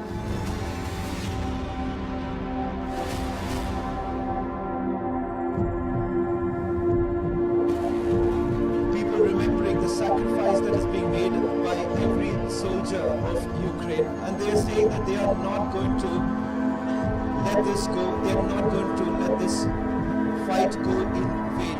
Very, very difficult moments right now what you see unfolding before our eyes, where you have every soldier, every family member, everyone coming together paying their tributes. One way it's very difficult, but at the same time a proud moment that every Ukrainian soldier is standing to defend their country.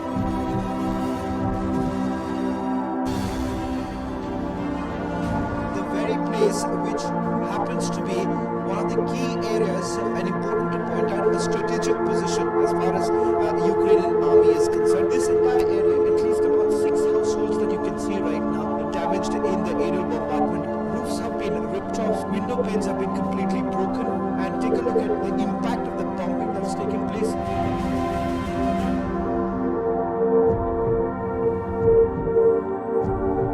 The mortal remains of the Ukrainian soldier being brought in.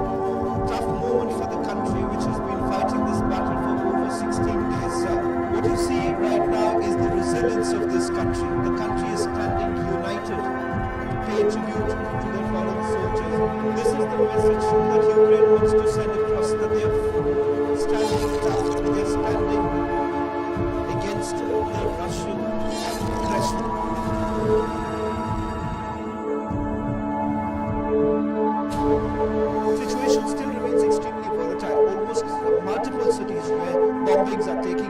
air raids alerts that have been sounded out very frequently.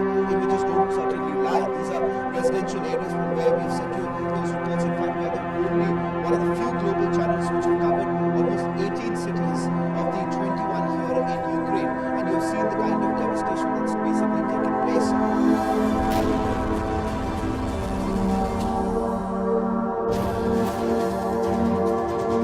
There is a lot of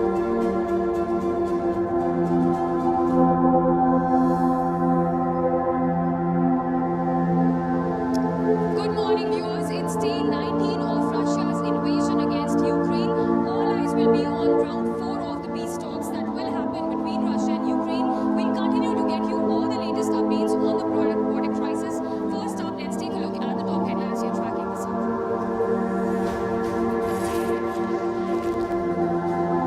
Russia-Ukraine war enters day 19. Heavy shelling continues in key cities, including Kyiv and Kharkiv.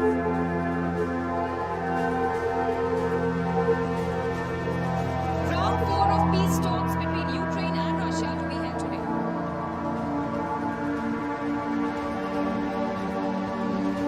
US and China to meet in Rome for high-level talks focusing on Ukraine.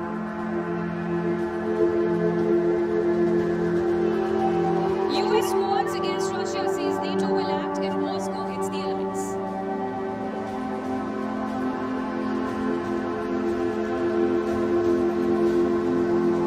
No other channel comes close. Biggest global war coverage only on Republic.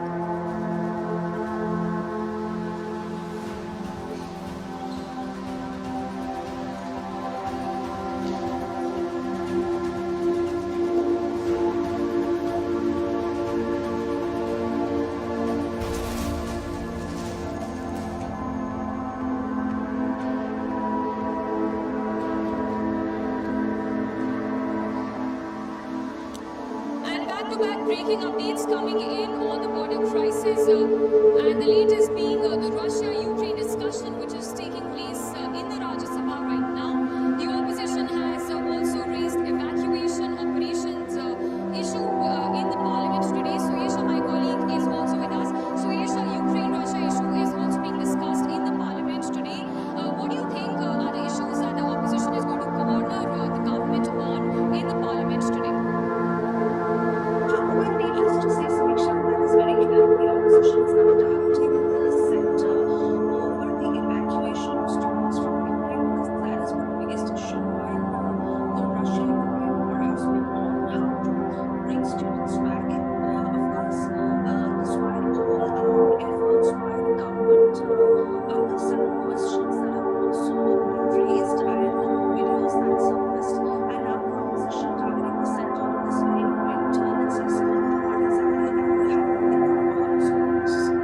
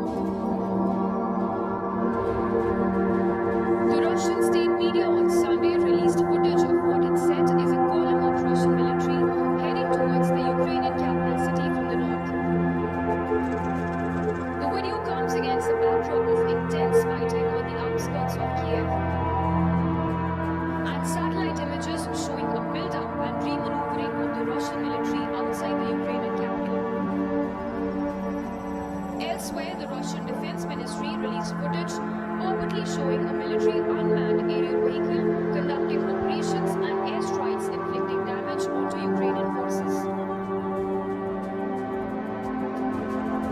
And even as the date and location of the videos remain unverified, concerns over the Russia's intensifying offensive against Kyiv have only been on a rise. Agency reported for Republic TV.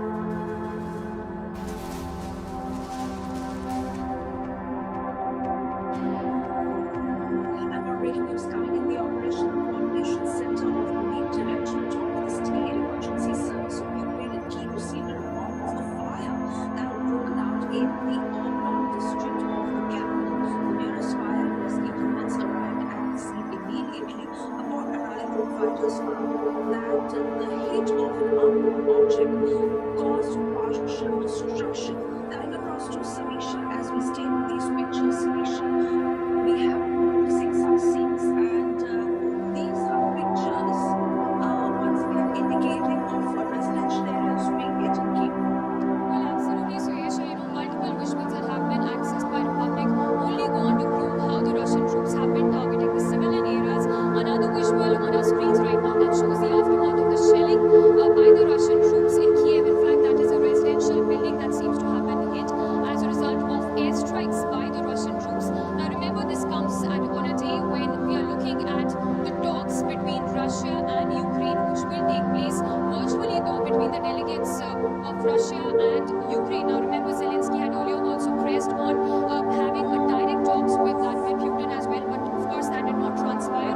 We are looking at some sort of resolution when it comes to the peace talks that will happen today itself. But in the backdrop of all this, constant shelling and airstrikes continue unabated across Ukraine, and those are the visuals we are getting right now from Kyiv region. Now, remember, also this comes as the Russian troops have been advancing towards the Kyiv region, so situation there absolutely grim. Situation.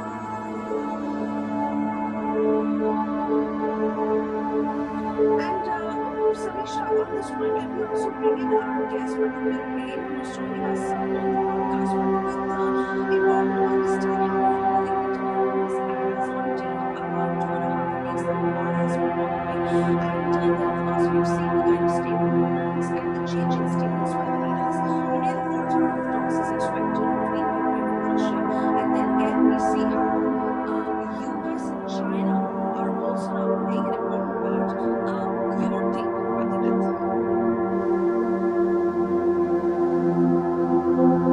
Are facing resistance in some of the major cities, and especially in Kyiv. The key reason for that is the kind of arsenal that the NATO countries have actually given to Ukraine in terms of stable missiles, or javelin missiles. What the Russians are trying to do right now is very apparent that they're trying to destroy the critical security infrastructures and the critical economic infrastructures of Ukraine, and that can debilitate their ability to run the administration as usual. And it's also apparent that they're asking for the civilians to be put in also bombing civilian areas. It seems that Russia wants to control Ukraine, and then it's not just about the range, which initially a lot of people have because there is resistance today. So it's not just about taking the region, but other parts are concerned. I think Russia will insist on the key points, or key point that they have said from day one, that is to change the constitution of Ukraine and making it very clear that they will bring in they don't recognize the regions like the Transnistria region, which has been recognized by Russia now, Belarus, and recognized Crimea as part of Russia, and also this cooperation and fighting on the part of Ukraine as well. So far the talks are concerned. I think it's very difficult for Zelensky to actually exit all these points. Then it becomes a political liability for him to convince these people as to why he is going for the war in Iraq. However, that's the one of the limited choice for Zelensky as well, because he is not getting the kind of he had expected from him. So now that the talks are concerned between Russia, China, US, and China, mankind asking China not to support Russia in any way. Russia has a shortage of critical spare parts, especially in the aviation sector. They are not doing that suspended sanctions, and they are also probably moving on to combat-related spare parts. And Russia, China, being a lot of their natural resources in the areas, and especially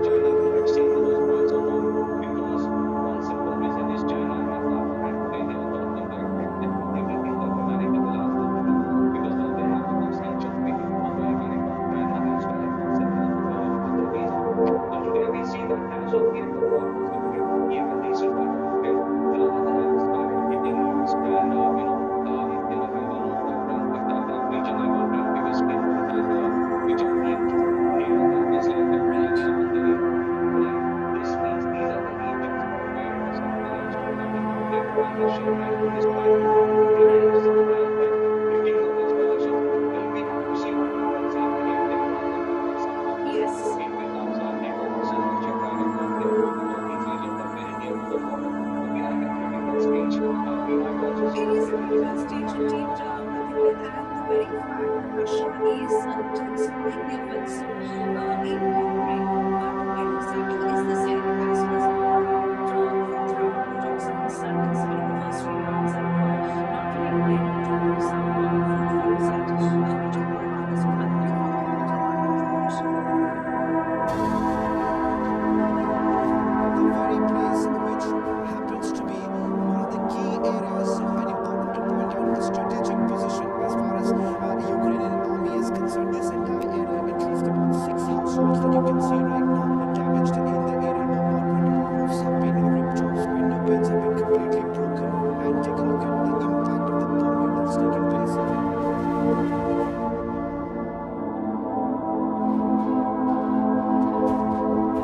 In the wee hours of Sunday, waves of Russian missiles pounded a military training base in Ukraine, claiming nearly 35 lives and injuring over 130 others.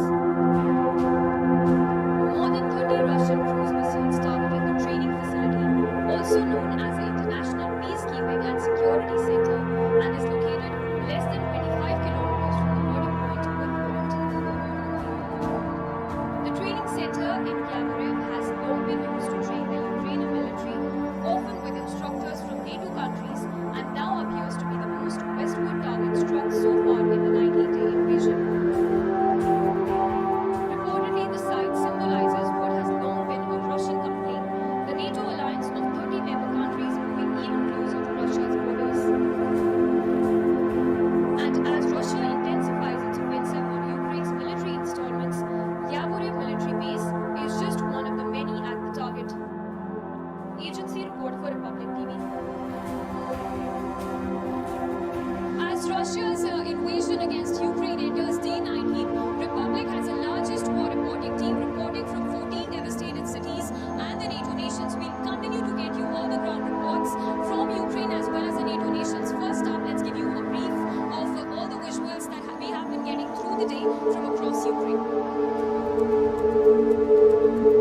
As waves of Russian military missiles pounded a military training base close to Ukraine's western border with Poland in the Ukrainian city of Odessa, locals continue to prepare for the advance by Russian troops by making camouflage nets and Molotov cocktails for soldiers and civilian volunteers determined to defend their home city.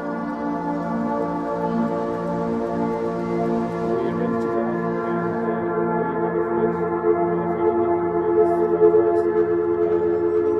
we are to achieve something that will stop this country from something, and this will be becoming part of the terrible Russian state. I feel like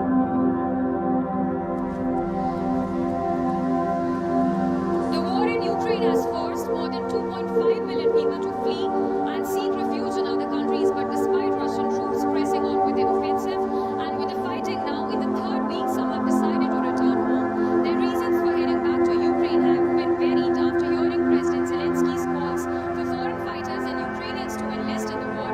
Many are now going to fight for their homeland.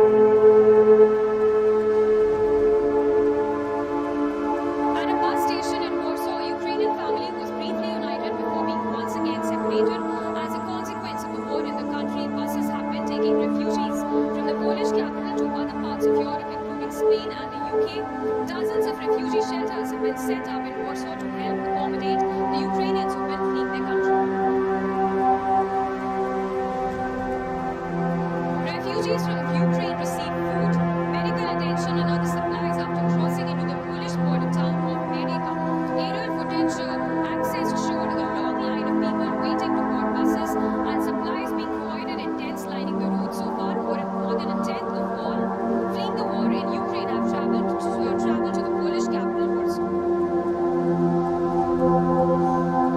Some in Hungary have concerns that an influx of refugees from Ukraine might cause a spike in COVID cases as well, but volunteers say there's still no sign of outbreak of any disease that could pose a threat. Hungary had been in around 240,000 refugees from Ukraine. Immediately after their arrival, refugees have been asked by volunteers about their health conditions to eliminate any threats to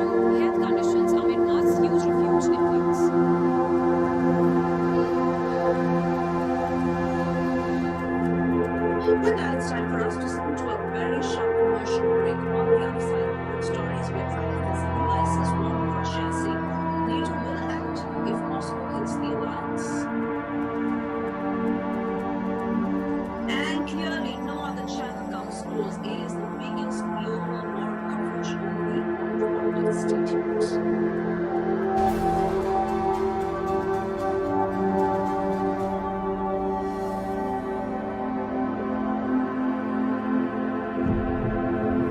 Yes, right behind the Republic showing you Russian army convoy. You can see Russian army convoy.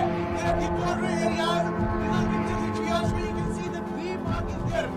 Public has exclusively shown to these pictures where Russian army convoy can be clearly seen. The border Mazar area is just 41 kilometers from here, and exclusively show these pictures from the Belarus-Ukraine border.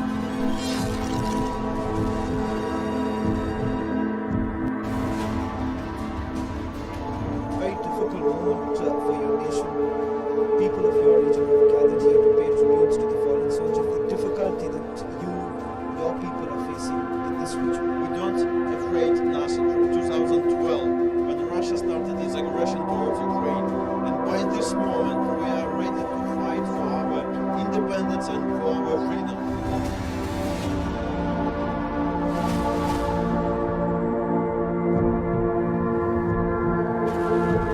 People remembering the sacrifice that is being made by every soldier of Ukraine, and they are saying that they are not going to let this go. They are not going to let this fight go in vain.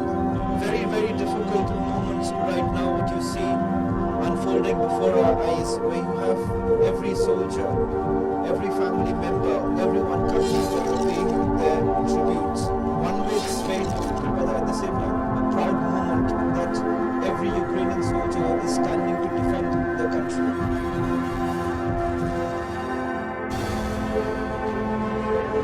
The very place which happens to be one of the key areas and important to point out, a strategic position as far as Ukrainian army is concerned. This entire area, at least about 6 households that you can see right now, damaged in the aerial bombardment. Roofs have been ripped off, window panes have been completely broken, and take a look at the impact of the bombing that's taken place.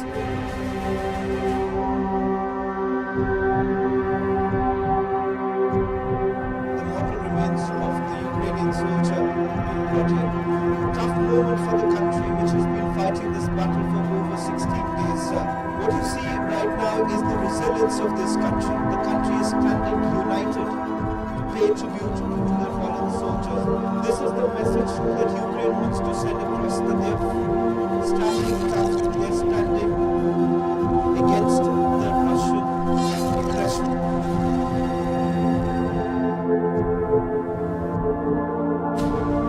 Situation still remains extremely volatile. Almost multiple cities where bombings are taking place, air raids, alerts that have been sounded out very frequently.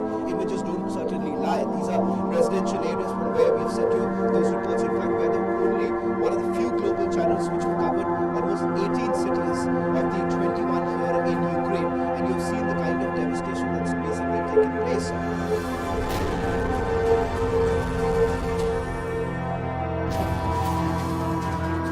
Behind me, there is a lot of damage here. Almost every building in this city has taken intense damage from shelling in this intensified war that is going on here. Without this city being under control of PPR Russian forces, the traveling between these two major cities, or really three, would be very intense.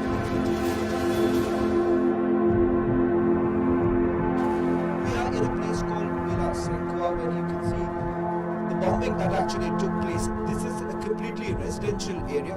2 bombs were basically dropped in this area where the bombing took place. And take a look at this particular building and the destruction that has been caused.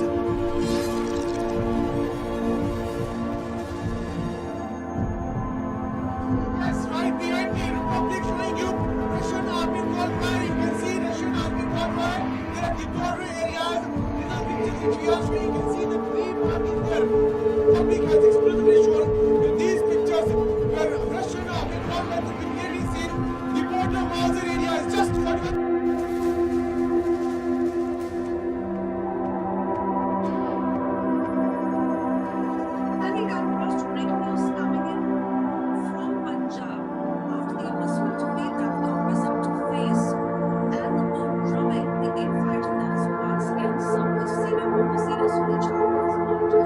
Chutney in a tweet, and his father called out Priyanka Gandhi for claiming him as an asset. In the tweet that reads, and I quote, "An asset? Are you joking? Thank God it wasn't declared national treasure at CWC."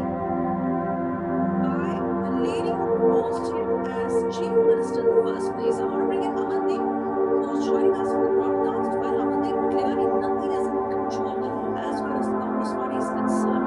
And senior Congress leaders were clearly irate over the massive drubbing that the party had to see, and not even pulling back as far as calling out the top leadership, or let's be precise, Priyanka Gandhi and Rahul Gandhi are concerned. Absolutely, Swisha. And in fact, before elections, nothing was in control of the Congress party. And even after the election, after facing the defeat in the Punjab, in fact, still Congress leaders have started targeting their senior leadership and even the Gandhi family as well. Sunil Jakhar is the one who has been proposed as the chief ministerial face when captain was pulled down by the Congress party. But yes, Ambika Soni and Priyanka Gandhi Vata was not interested, and that is the reason now Sunil Jakhar is coming out against the GWC as well as Charanjit Singh Channi, just because it was a complete mess up in Congress party. And in fact, before Sunil Jakhar, Deputy CM Sukhjinder Randhawa, Cabinet Minister Trip Rajinder Bajwa, Amritsar Lok Sabha MP Gurjeet Singh Aujla, they all speaking openly against the leadership as well as the High Command that it was a complete mess in the Congress party, resulting to a defeat in the assembly elections. So now Congress is in complete mess in Punjab, just because they have faced so much embarrassment in Punjab, and even they are putting the onus to the entire leadership, and even no change has been taken place. Navjot Singh Sidhu remains silent. All the leaders are very much upset with the decisions and the working style of Navjot Singh Sidhu, and in fact they are questioning the silence of the All India Congress party, that nothing is being done by the All India Congress committee as well. So now all the leaders are putting onus towards the Gandhi family as well as the senior leadership, just because from the decision of removing Captain Amrinder Singh as the chief minister till the decision, last decision of the assembly elections, the entire responsibility is on Gandhi family. And let's also see, Amandeep, what really happens as far as Priyanka Gandhi and Rahul Gandhi are concerned, because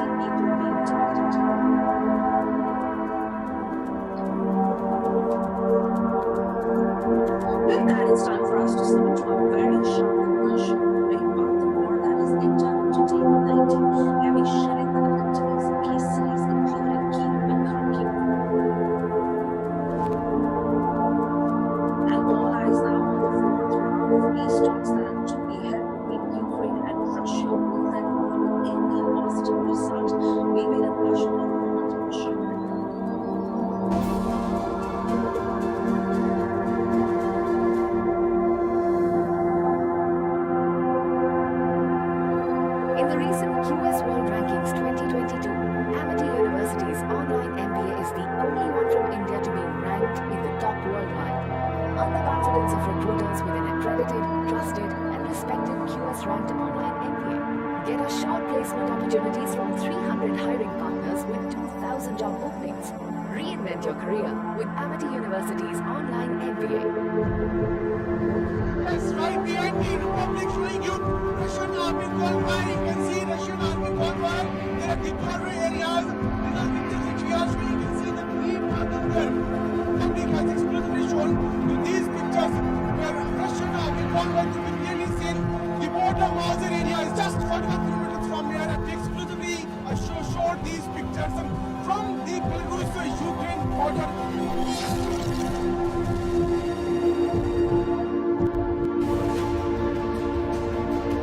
Very difficult moment for your nation. People of your region have gathered here to pay tributes to the fallen soldiers. The difficulty that your people are facing in this region. We don't afraid nothing from 2012 when Russia started its aggression towards Ukraine. And by this moment we are ready to fight for our independence and for our freedom.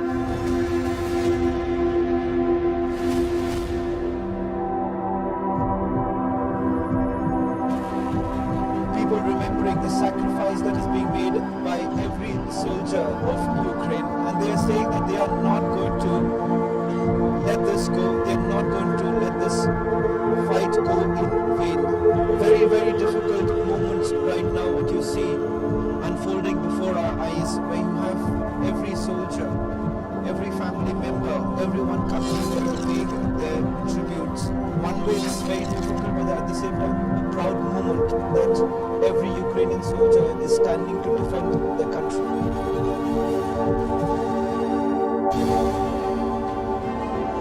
The very place which happens to be one of the key areas, and important to point out, a strategic position as far as Ukrainian army is concerned. This entire area, at least about 6 households that you can see right now, damaged in the aerial bombardment. Roofs have been ripped off, window panes have been completely broken, and take a look at the impact of the bombing that's taking place.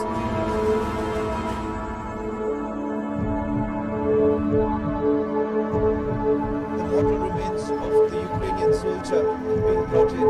A tough moment for the country which has been fighting this battle for over 16 days.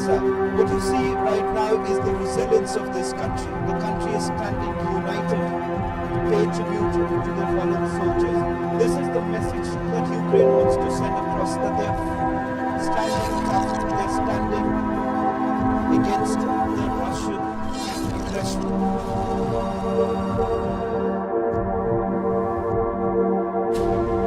Situation still remains extremely volatile. Almost multiple cities where bombings are taking place, air raids, alerts that have been sounded out very frequently.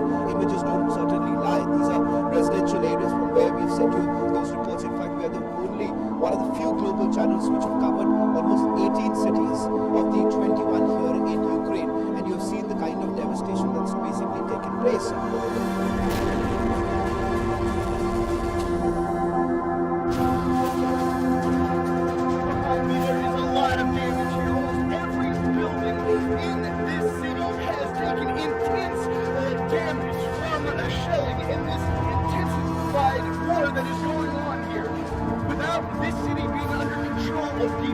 Russian forces. The traveling between these two major cities, or really three, would be very intense.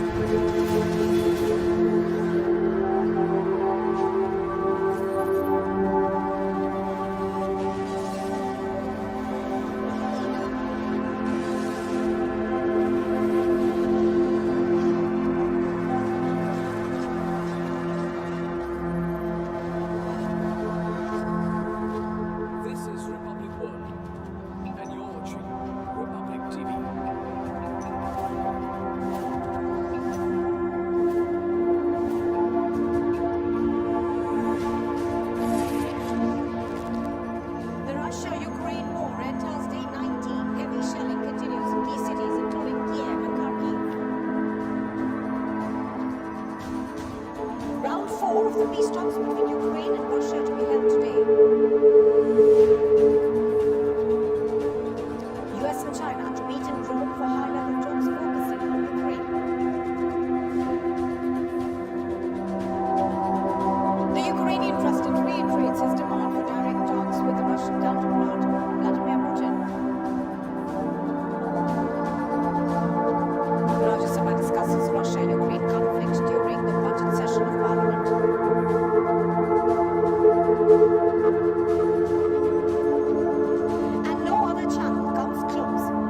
biggest global war coverage only on Republic.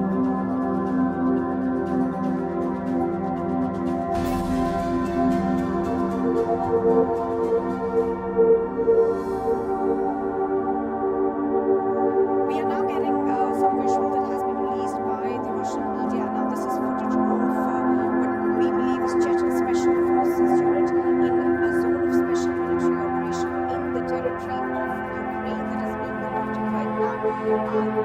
These visuals, of course, are of a special Chechen unit which is working under the leadership of Colonel Martinov. We have, of course, seen Chechen forces also being extremely active in specific areas of Ukraine. Now, this footage, of course, comes in as it is day 19 of the invasion. Now, the US, of course, has warned Russia yet again, saying that they need to pull out ASAP for the sanctions that have been placed to be pulled out. Let me go across right now to Crispino, who's reporting from the news desk to explain these visuals that we are just getting now.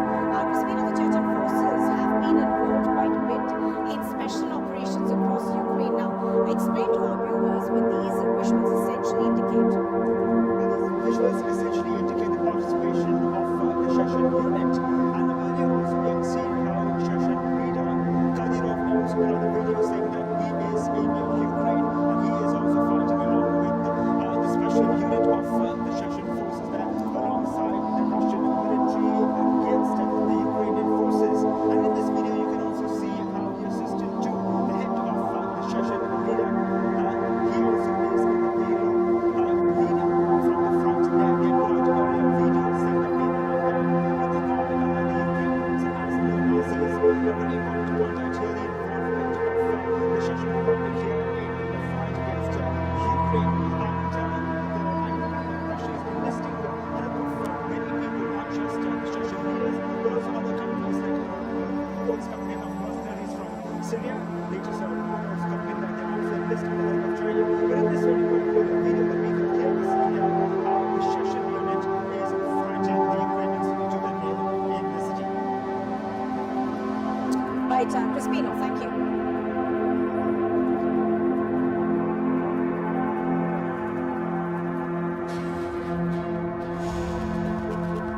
Shelling, bombardments and airstrikes continue in Ukraine's second largest city, Kyiv. Shelling hit the small Ukrainian town of Dergachi, located on the outskirts of Kyiv. At least 3 were killed and several injured as a result of bombardment in this region bordering Kyiv. And these are the visuals of residential areas shared in Kyiv. Another video emerged from the Kyiv region that showed how a parking lot came under the attack of Russian shelling. Take a look at this video. The basement of a house in Kyiv, where women and children took shelter from Russian airstrikes, was also bombed. While another video showed how airstrikes happened in the northern Saltovka region of Kyiv. Agency report for Republic TV. Intense fighting continues between Ukraine and Russia in the rebel regions of Donetsk and Luhansk after Russia declared them as independent regions. Republic is the only channel that is reporting from this territory. Here's the latest report that's been filed by Patrick Lancaster.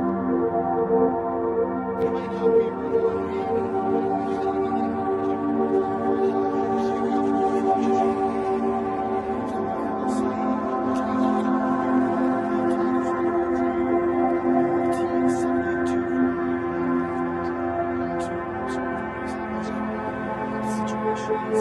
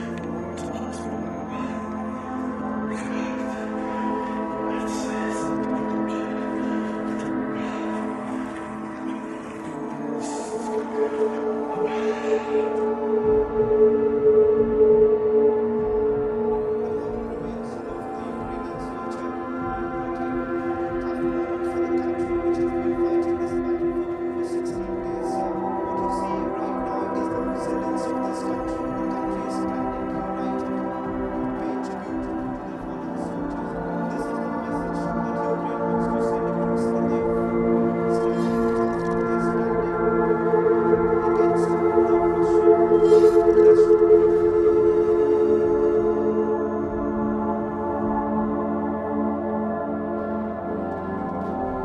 As Russia continues to pound one Ukrainian city after another, in the wee hours of Sunday, a residential area in Chernihiv was hit by shelling. Watch how plumes of thick black smoke billowing out. Completely charred building walls, triggering massive firefighting operations, reveals the aftermath of airstrikes. Reportedly, one was killed in the attack, several others were critically injured. And this video shared by the emergency service on Sunday shows the destruction of the 9-story residential building and efforts of rescuers to evacuate people. While Russia has time and again denied reports of attacks on civilian areas, these visuals depict an alternate reality, with much of Chernihiv infrastructure and several residential areas being heavily damaged. Agency report for Republic TV.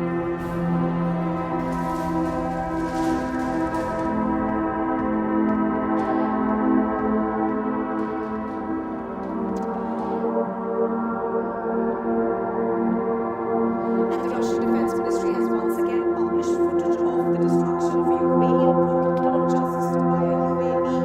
Let's cut across to Crispino, who's reporting on this from the desk. Crispino, we have been seeing these videos being published by the Russian Defense Ministry since early this morning.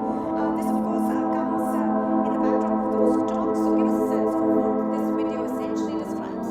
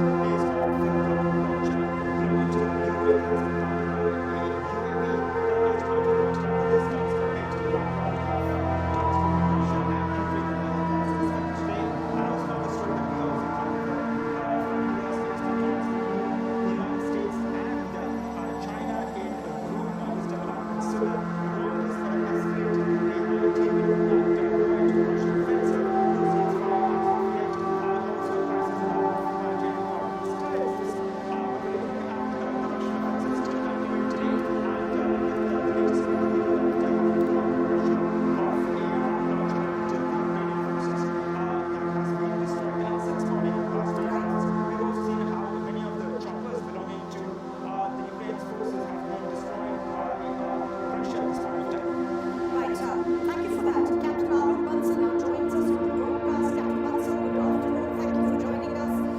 There are talks that are scheduled between Ukraine and Russia today. Now, the Ukrainian negotiator, for the first time yesterday said that he believes that progress is being made and that the Russian side is moving. But are you hopeful that perhaps we could reach some sort of a movement forward at least?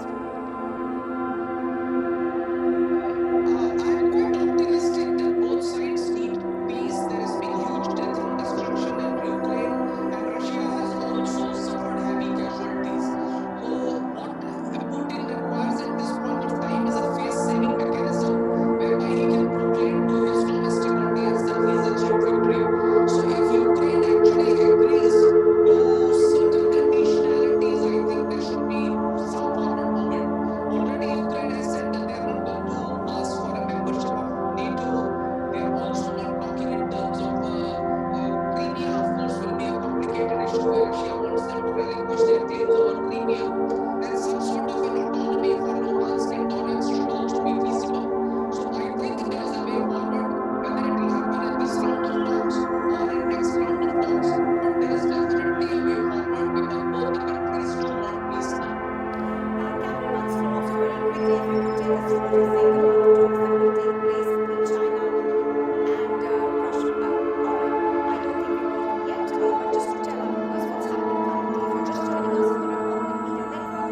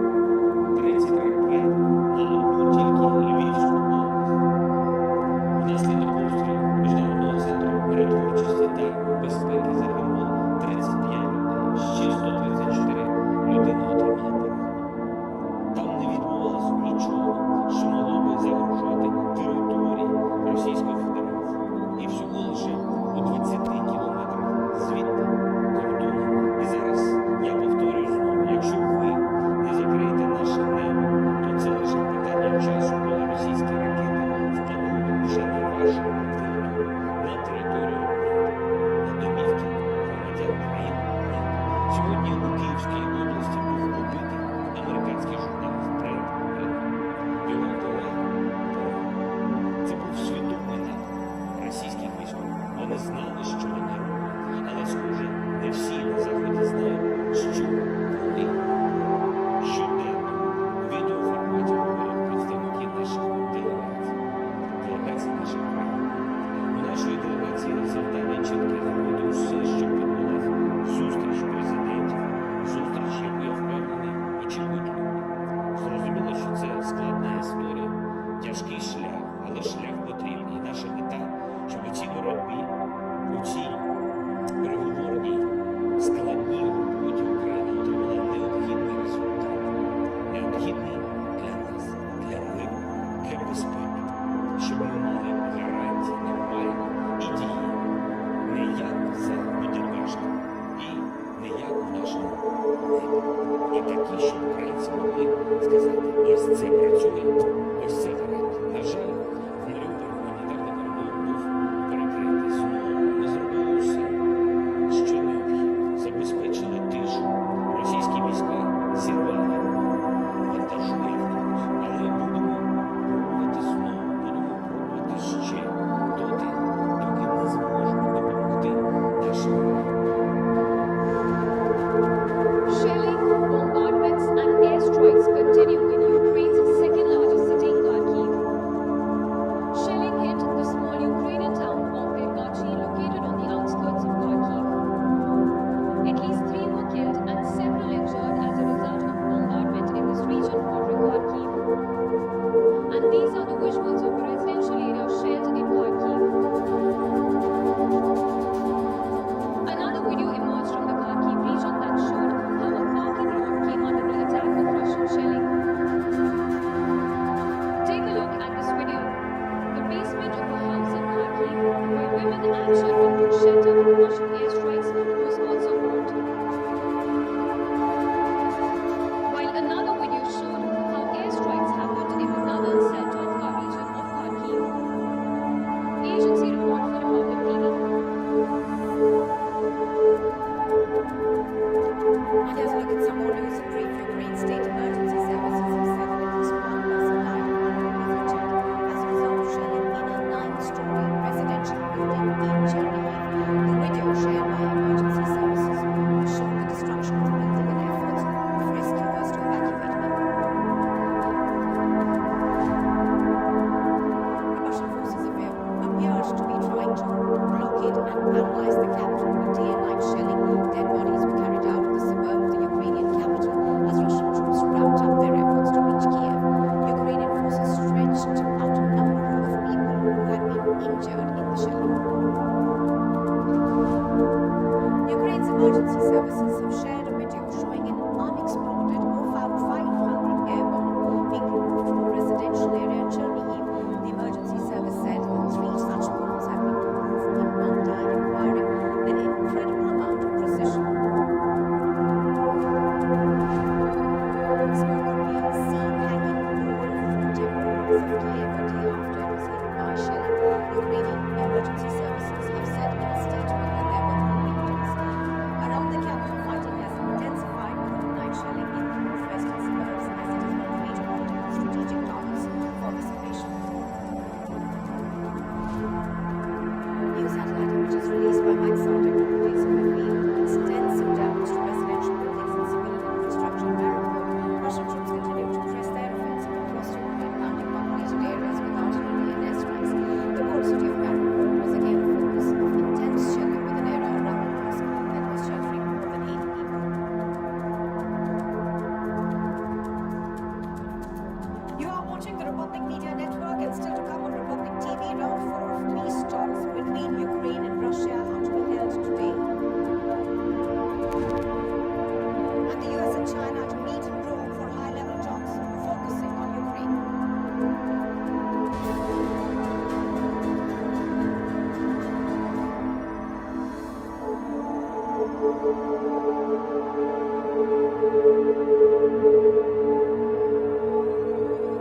Everyone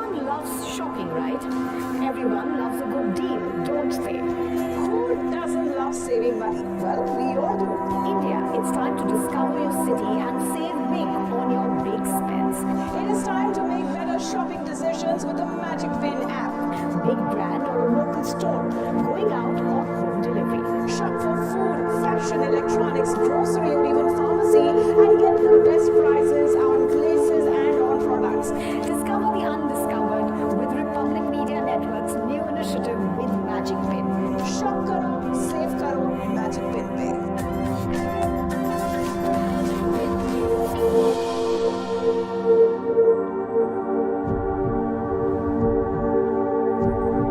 The mortal remains of the Ukrainian soldier being brought in.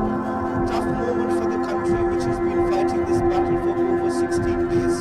What you see right now is the resilience of this country. The country is standing united to pay tribute to the fallen soldiers. This is the message that Ukraine wants to send across, that they're standing tough, they're standing against the Russian aggression.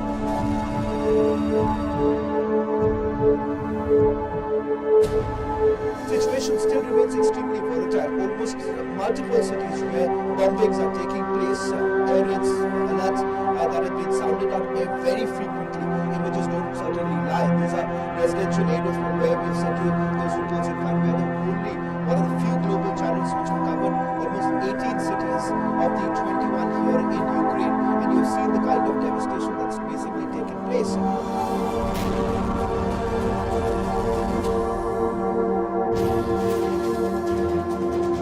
There is a lot of damage here.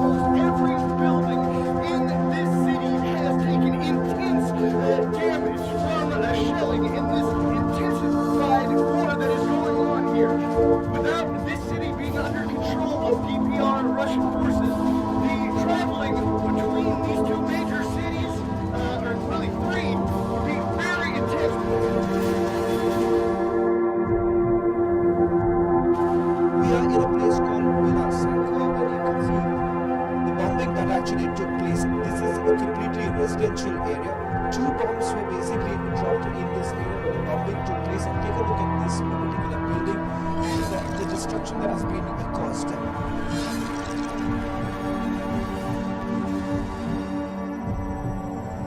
Yes, right behind the Republic showing you Russian army gone by. You can see Russian army gone by. There are the border areas. These are pictures which we are showing. You can see the people there. Public has exclusively shown to these pictures where Russian army gone by. You can clearly see the border Mazar area is just 31 kilometers from here. And exclusively show these pictures from the Belarus-Ukraine border.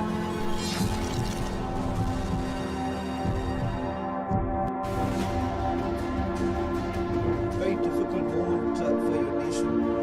People of your region have gathered here to pay tributes to the fallen soldiers. The difficulty that your people are facing in this ritual. We don't afraid nothing from 2012 when Russia started its aggression towards Ukraine.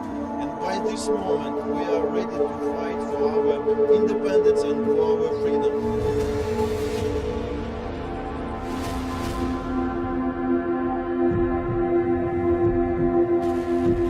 People remembering the sacrifice that is being made by every soldier of Ukraine, and they are saying that they are not going to let this go, they are not going to let this fight go in vain.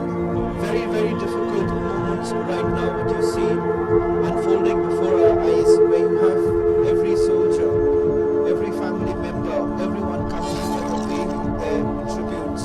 One way it's very difficult, but at the same time a proud moment that every Ukrainian soldier is standing to defend their country.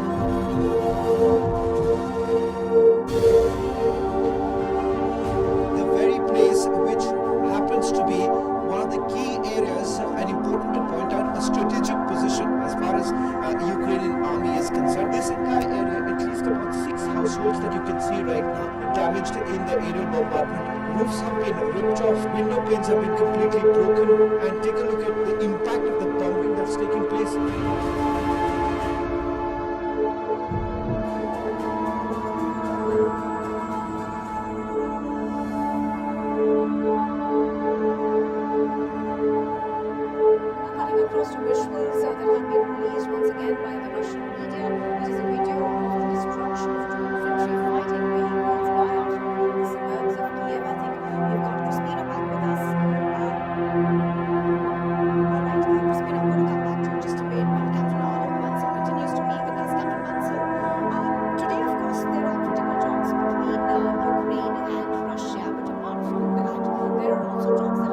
place between the US and China.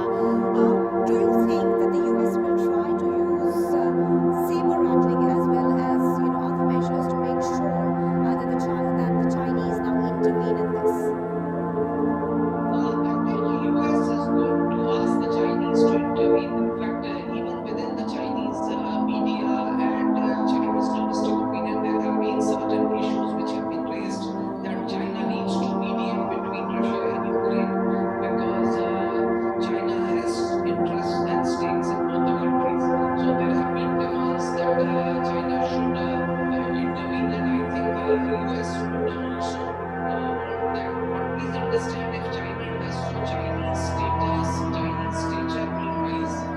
So if China becomes the mediator between Russia and Ukraine, China definitely would like to do that if it is successful, because that will enhance its stature globally and it will be able to project itself as somebody who's been able to bring in peace. So that fact needs to be assured. But I think the US probably feels at this point of time that China is the only country which can bring in that sort of peace, because China has enormous leverage over Russia at this point of time when there are Western sanctions on Russia. So China is one of the major source of raw material as well as a market for Russian goods. Captain, wouldn't China have to really, have a thin balancing act as far as this is concerned?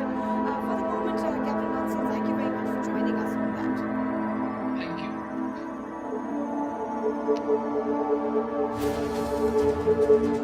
There is a lot of damage here. Almost every building in this city has taken intense damage from shelling in this intensified war that is going on here. Without this city being under control of the Russian forces, the traveling between these two major cities will create a very intense.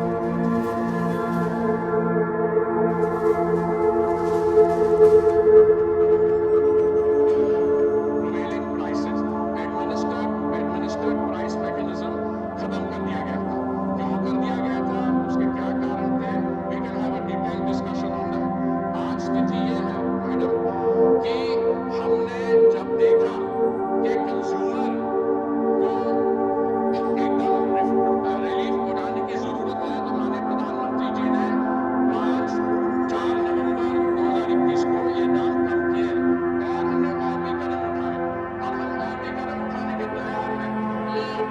Specific question, trying to answer specific question. Honorable Minister. देखिए, diesel का दाम और करना है, कम नहीं करना है, these are decisions. देखिए, tax is one component. Diesel का किया है. आपको मैं समझाने, पेट्रोल का 5 किया, डीजल का 10 किया. अच्छा, दूसरा मैं बताना चाहूँगा, राज्यों ने नहीं किया, जब मैं वो कहता हूँ तो थोड़ी बहुत जगह थोड़ी सी ये चीज चलती है कि 9 states, महाराष्ट्र ने नहीं किया, केरला ने नहीं किया, और states ने नहीं किया. देखिए, the taxation is only one aspect of it. At the end of the day, we have to provide relief to the consumer at the point of consumption, and a number of steps have been taken. And prices have not gone up. I would like to share some price data. Kindly give a written reply to the member later, because we cannot have a debate. This is becoming a debate, sir. Madam, can I complete? This is short data. Short answer, please. I have the comparative data from USA, Canada, Germany, UK, France, Spain, Sri Lanka, India. All those countries, the price of petrol during this representative period has gone up by 50%, 55%, 58%, 55%. India has only gone up by 5%. We should be rejoicing that each time what we are hearing from the establishment is why has it not gone up?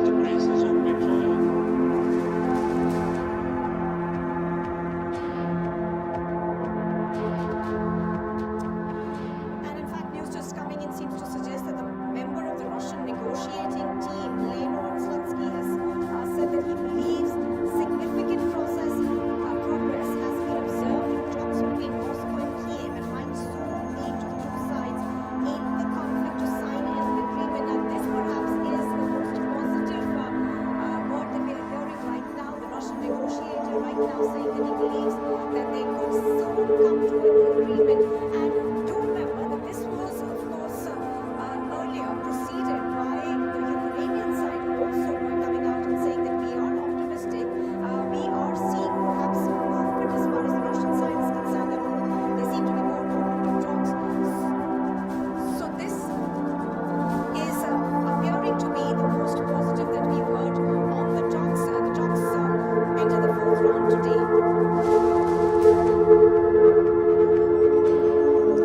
Alright, even as this happens, the Russian media has claimed that a Russian airstrike dropped close to the Anatol aircraft manufacturing plant.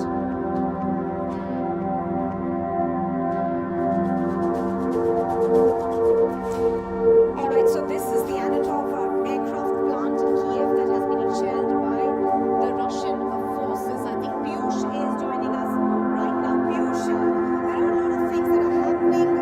The assault, of course, has now entered day 19. But apart from that, we are receiving a lot of positive news from both sides, Ukraine as well as Russia.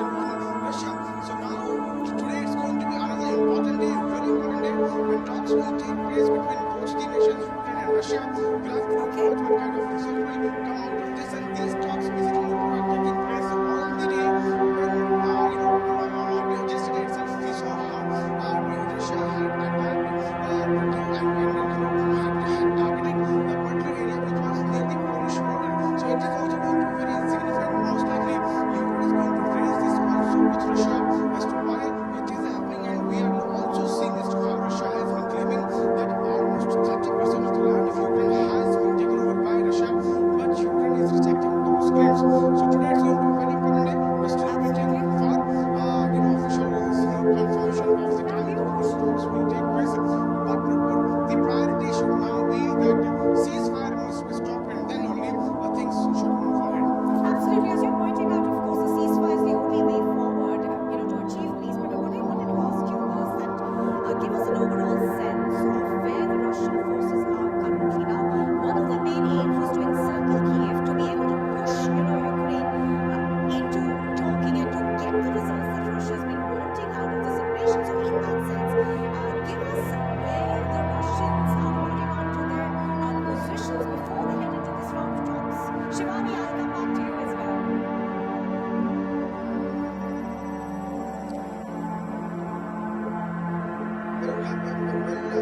Right now, what we are now learning is that Russia is claiming that it is very much near to Kyiv, and yesterday we also saw as to how shelling took place in Kharkiv also, the other important city of Ukraine. So they are saying that they are almost near the Kharkiv as well as Kyiv, and have almost encircled the area connecting the roads connecting with the Kyiv. But on the other side, the Ukrainian forces are also putting up their best fight, and they are not letting the Russian troops to enter inside the territory of Kyiv, because we have also seen those pictures where anti-tank missiles have been placed on roads, and these Russian troops are now being stopped. So this, at one side, Russia claims that it has taken over 30% area of Ukraine. On the other side, Ukraine is rejecting these claims. Today, like we are telling to our viewers, that fourth round of talks will take place. We'll have to wait and watch what kind of results are going to be yielded out of these talks. The last three talks have failed. No concrete result took out. In fact, the foreign ministers of both nations have also met in Turkey. It was also not at all fruitful. Right, Shivani is also joining us right now. Shivani, good afternoon. Poland, of course, has been playing a key role in what's happening now. Yesterday, there was a strike that was very near to the Polish border, just about 10 kilometers away. Now, that also, in a sense, does mount pressure as we go on with these talks. And there are two sets of talks. One is between the US and China, and the other one, of course, taking place between Ukraine and Russia today.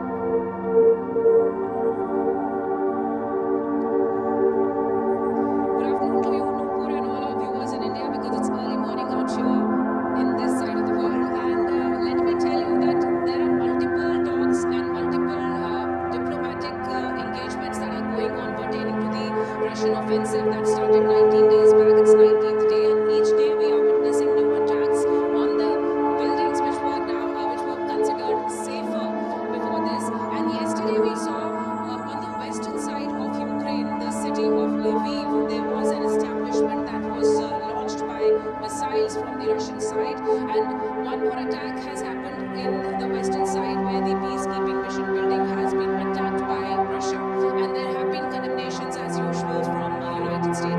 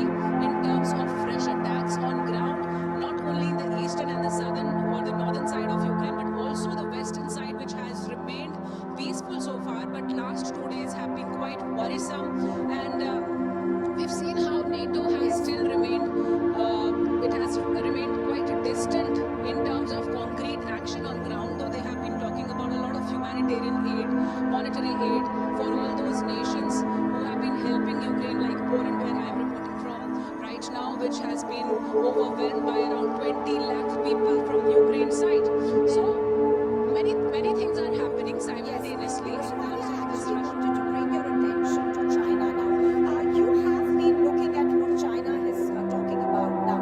What we've heard from the US today is that Russia has gone to China asking it for military aid as well as to help it out of these sanctions. Now, give us a sense of where that could go now.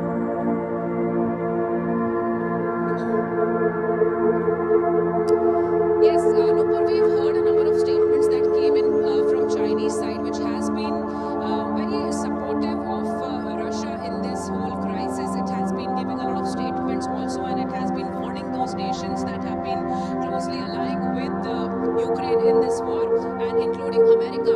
Because, you know, just understand the world order. This is United States instigating Ukraine for this war, and in return it has been gaining economically also in terms of the sanctions on Russia. And China is now trying to make this crisis in Russia an opportunity, because it wants to oppose United States. It doesn't want United States to gain economic this, and that is how we've seen a number of statements that have come in from China, number of meetings that are to be held between Chinese counterparts and United States also. And now fresh statements coming in from China in terms of America trying to take the advantage of the situation. So all in all, this is not just a war that's going on ground, but it's much more than that. It is a power equation game that's going on around the world. Absolutely, as you're pointing out, there are two very concrete blocks that are now emerging out of this. For the moment, Piyush as well as Shivani, thank you for joining us.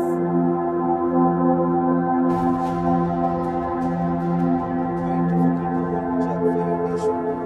People of your region have gathered here to pay tributes to the fallen soldiers of the difficulty that your people are facing in this region. We don't afraid nothing from 2012 when Russia started its aggression towards Ukraine.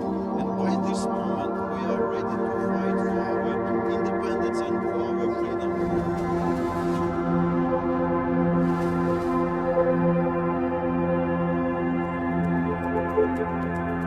You are with Republic, and there's lots more coming up, including round 4 of peace talks between Ukraine and Russia to be held today. And the Ukraine president reiterates his demand for direct talks with his Russian counterpart, Vladimir Putin.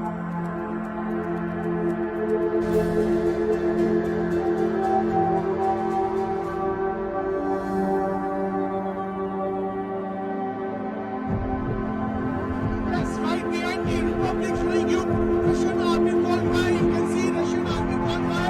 There are the border areas. These are pictures which we are showing. You can see the Kyiv mark is there. Public has exclusively shown you these pictures where Russian army gone by. You can clearly see the border Mazar area is just 41 kilometers from here, and they exclusively shown these pictures from the Belarus-Ukraine border.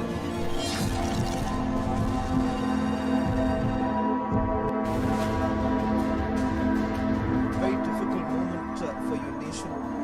People of your region have gathered here to pay tributes to the fallen soldiers. The difficulty that your people are facing in this region. We don't afraid nothing from 2012 when Russia started its aggression towards Ukraine. And by this moment, we are ready to fight for our independence and for our freedom.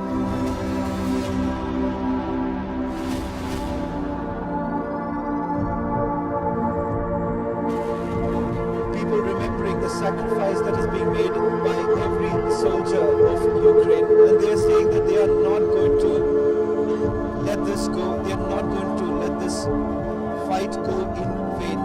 Very, very difficult moments right now. What you see unfolding before our eyes, where you have every soldier, every family member, everyone coming together paying their tributes.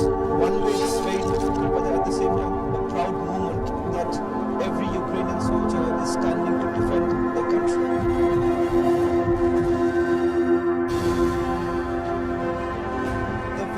place which happens to be one of the key areas and important to point out a strategic position as far as Ukrainian army is concerned. This entire area, at least about 6 households that you can see right now, damaged in the aerial bombardment. Roofs have been ripped off, window panes have been completely broken, and take a look at the impact of the bombing that's taken place.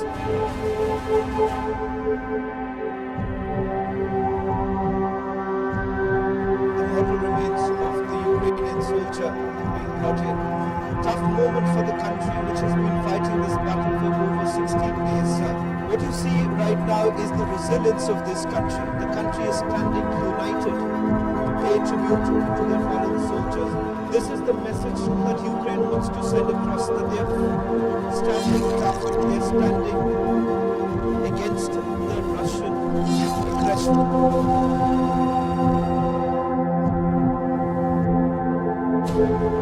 Situation still remains extremely volatile. Almost multiple cities where bombings are taking place, air raids alerts that have been sounded out very frequently. Images don't certainly lie. These are residential areas from where we have sent you those reports. In fact, we are one of the few global channels which have covered almost 18 cities of the 21 here in Ukraine, and you've seen the kind of devastation that's basically taken place.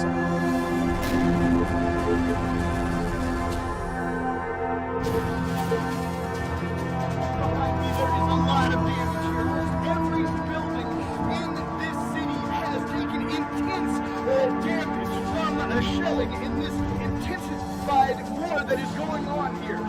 Without this city being under control of DPR Russian forces, the traveling between these two major cities, or really three, would be very intense.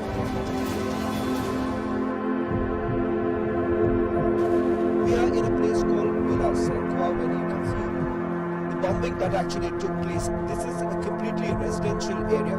2 bombs were basically dropped in this area where the bombing took place, and take a look at this particular building and the destruction that has been caused.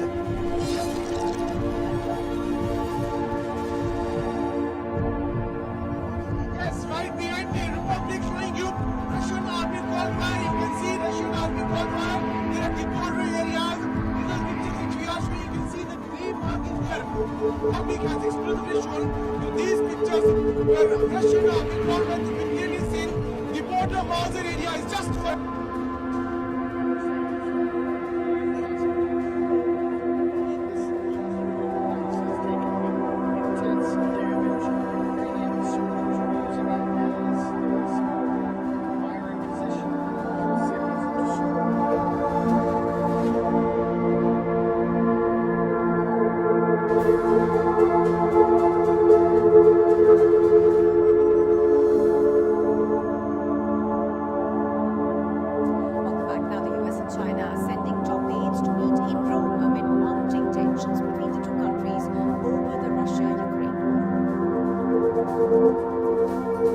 U.S. National Security Advisor Jake Sullivan and several officials from State Department will meet senior Chinese officials in Rome today.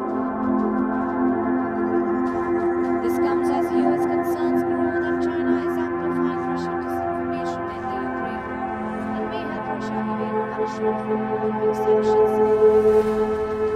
The White House has accused Beijing of spreading false Russian claims that Ukraine was running chemical and biological weapons labs within its support. Meanwhile, U.S. officials said China was attempting to provide cover for a potential biological or chemical weapons attack on Ukrainians by the Russian military. The striking accusations about Russian disinformation in Chinese complicity came after Russian Foreign Ministry spokesman alleging that the U.S. was financing Ukrainian chemical and biological weapons labs. The Russian claim was echoed by Chinese Foreign Ministry spokesman who claimed there were 26 biolabs and related facilities in which the U.S. Department of Defense has absolute control. Meanwhile, Sullivan will also meet with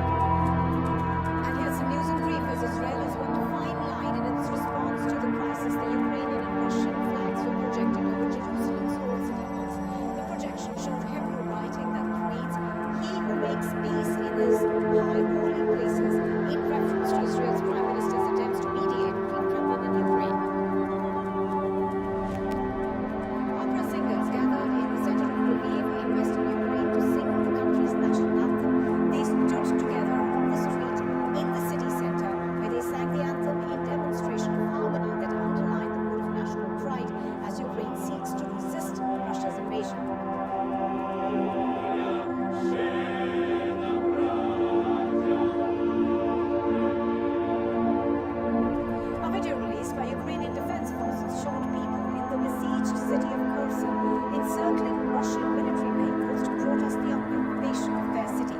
Crowds carrying Ukrainian flags marched amongst the troops. Hundreds gathered in the city's central square in a show of force against the Russian occupiers.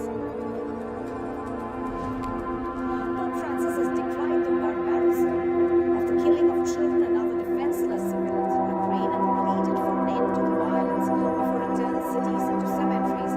In some of his strongest denunciations yet of the war in Ukraine and in apparent reference to Russia, the pontiff said that there are no strategic reasons to that hold up in the face of such armed aggression.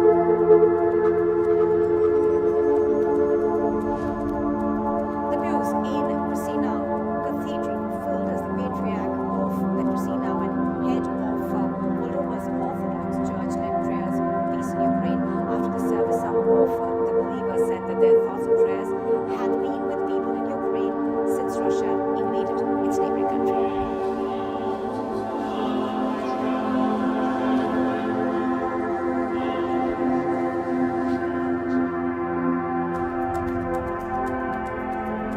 You are watching Republic TV and still to come. Raj Sabha discusses the Russia-Ukraine conflict during the budget session of Parliament.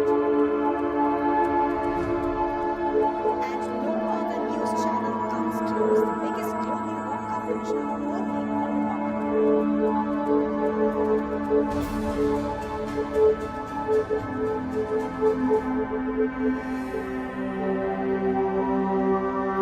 In the recent QS World Rankings 2022, Amity University's online MBA is the only one from India to be ranked in the top worldwide. Earn the confidence of recruiters with an accredited, trusted, and respected QS-ranked online MBA. Get assured placement opportunities from 300 hiring partners with 2,000 job openings. Reinvent your career with Amity University's online MBA. Yes, right behind me, Republic showing you Russian army worldwide. You can see Russian army worldwide. There are the border areas. There are the which we are showing. You can see the main mark is there. Republic has exclusively shown you these pictures where Russian army worldwide you can clearly see the border Mazar area is just 45 kilometers from here. And exclusively showed these pictures from the Belarus-Ukraine border.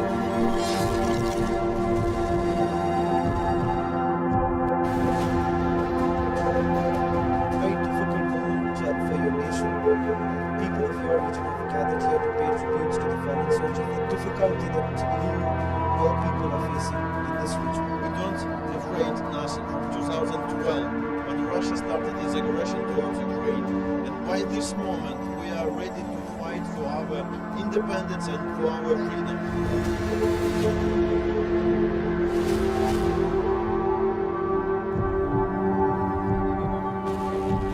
People remembering the sacrifice that is being made by every soldier of Ukraine, and they are saying that they are not going to let this go. They are not going to let this fight go in vain. Very, very difficult moments right now, what you see unfolding before our eyes, where you have every soldier, every family member, everyone coming together paying their tributes. One way it's very difficult, but at the same time a proud moment that every Ukrainian soldier is standing to defend their country.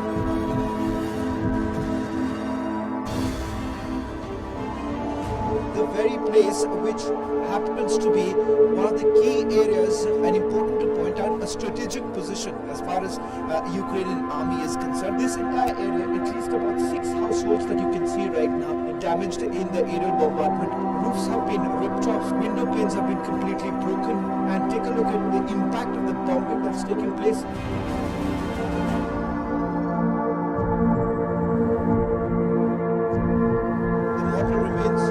Ukrainian soldier being brought in.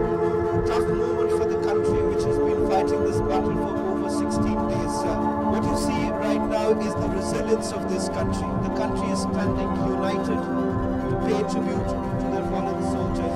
This is the message that Ukraine wants to send across, that they are standing tough, they are standing against the Russian aggression.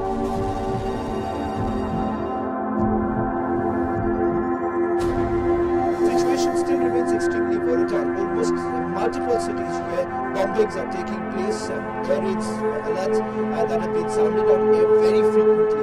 Images don't certainly lie. These are residential areas from where we've sent you those reports. In fact, we are one of the few global channels which have covered almost 18 cities of the 21 here in Ukraine, and you have seen the kind of devastation that's basically taken place.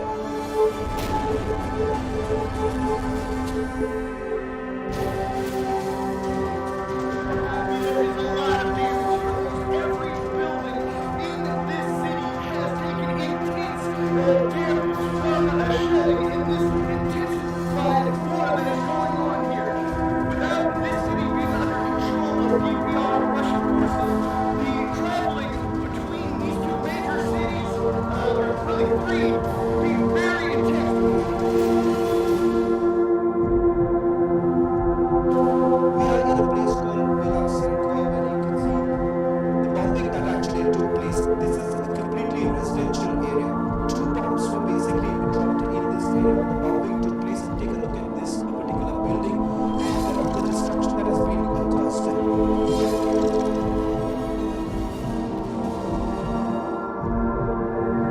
That's right there, the Republic showing you Russian army gone by. You can see Russian army gone by. There are the border areas. These are pictures which we are showing. You can see the flame burning there.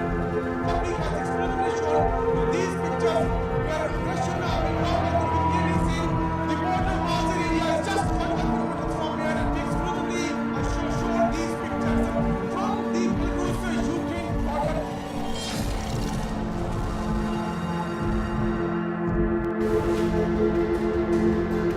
Very difficult moment for your nation. People of your region have gathered here to pay tributes to the fallen soldiers. The difficulty that your people are facing in this region. We don't afraid nothing from 2012 when Russia started its aggression towards Ukraine. And by this moment we are ready to fight for our independence and for our freedom.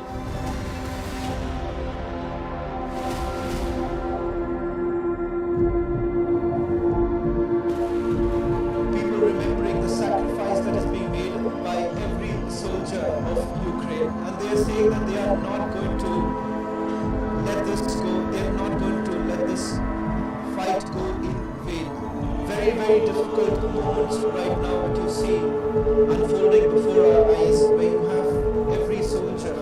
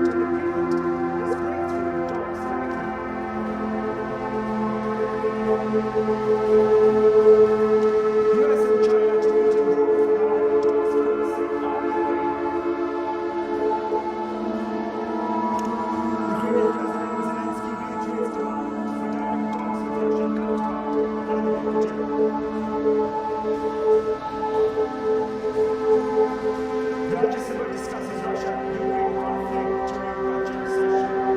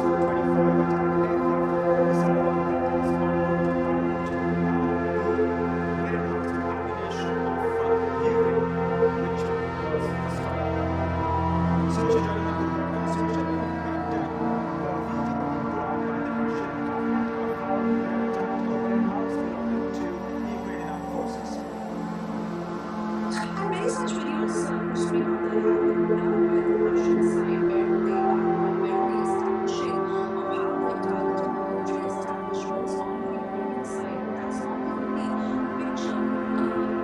Fact remains that several residential establishments and many in Mumbai have also taken the hit, how civilians' lives have been affected, and how evacuation still continues.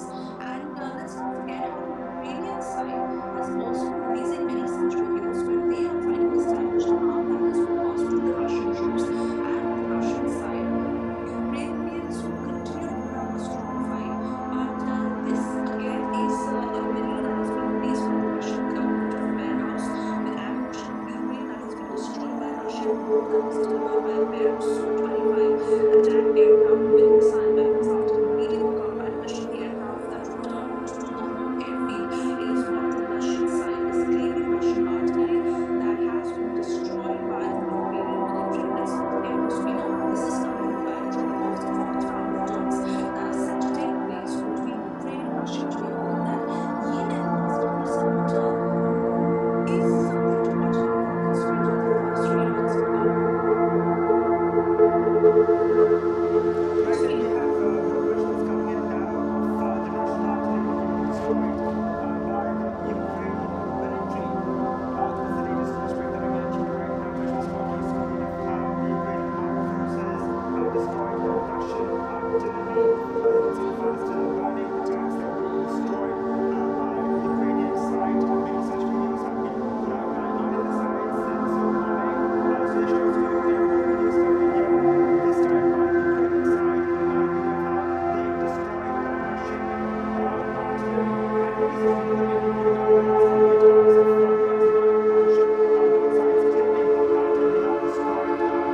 ammunition there in Ukraine. Absolutely, and on that point, Musfira, brilliant who are Jha is a geopolitical expert joining us from the national capital. Mr. Jha, Mr. Jha, I really want to understand from you about the immediate developments because one thing is clear: it's an armed conflict on both sides. It is multiple happenings that the war has been continuing. Today, we are looking at the fourth round of talks that are to the end. But what exactly is the strategy really going to be, given how the first three rounds of talks have gone? The Ukrainians have demanded that they have to let go of Putin, but that is not happening. And how will the delegations now take forward I beg your pardon, carry forward the talks in that sense?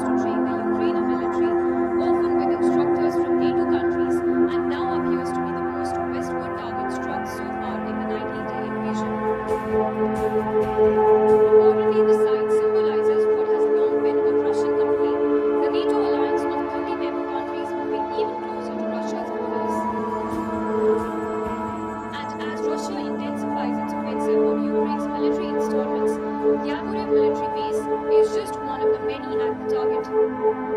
Agency report for Republic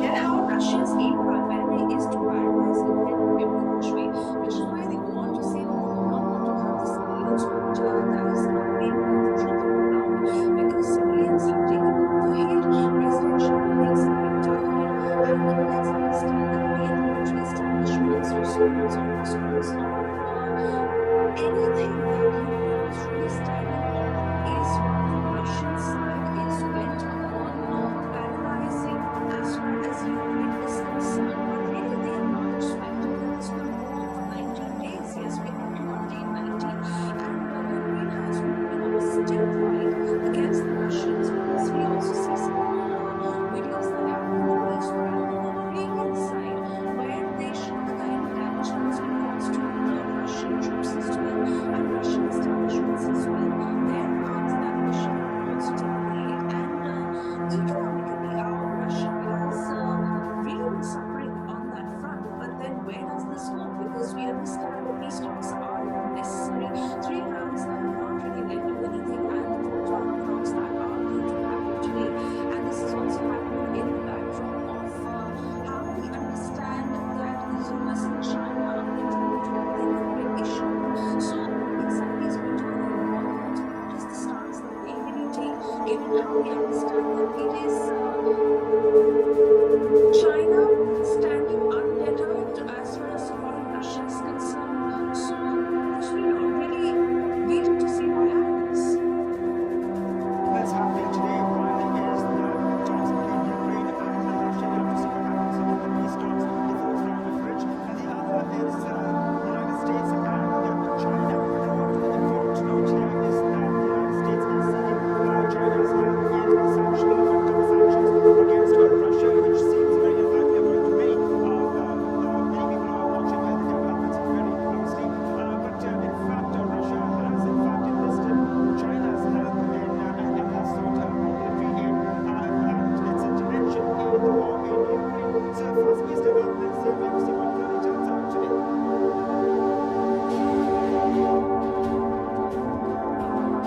1,053.3 kilometers away from Ukraine in Poland's Warsaw, a Ukrainian family was briefly united at a bus station for being once again separated as a consequence of the war. This is Katerina, a resident of Kyiv. She fled from the Ukrainian capital a few days ago and was briefly reunited at the bus station with her parents who were on their way back to Ukraine. They crossed paths for a few minutes before having to part away. The heart-touching film comes as Russia continues to bombard one Ukrainian city after another and tells the civilians who have to bear the brunt of this all-out war. Agency report for Republic TV. And yes, it is the largest reporting team in the war zone. Getting updates from every city that has really taken the hit. In fact, Republic TV will also getting extensive coverage from the rebel regions of Donetsk and Luhansk. Let's also know the other latest report that Patrick Lancaster has sent us from Luhansk. Take a look.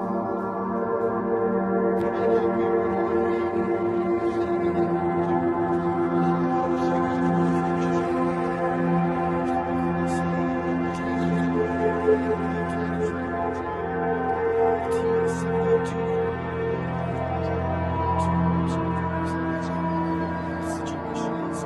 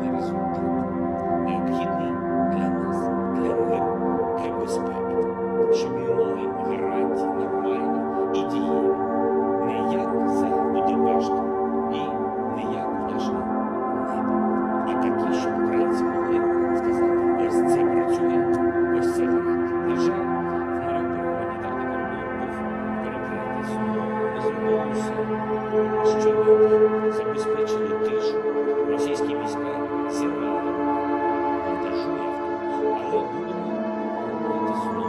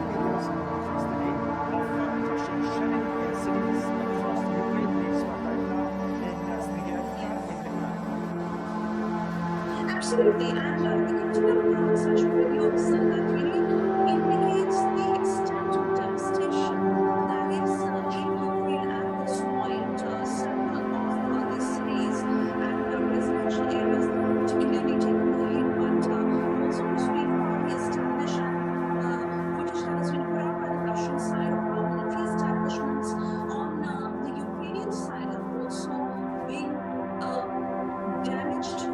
And clearly, it's an all-out offensive on day 19 that continues. This is one of the fourth round of talks that are set to take place. On that note, Spino, we are stepping into a very short commercial break, but also a quick check for our viewers of what's landed on the other side.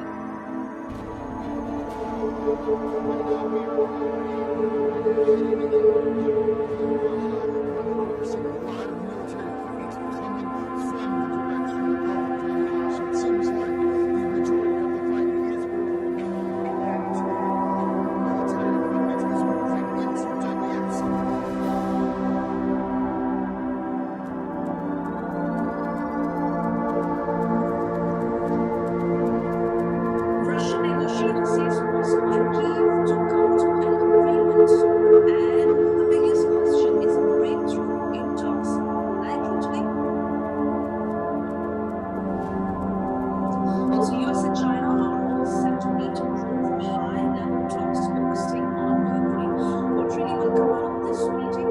We'll get you more insight on this after this very short video. Stay with us.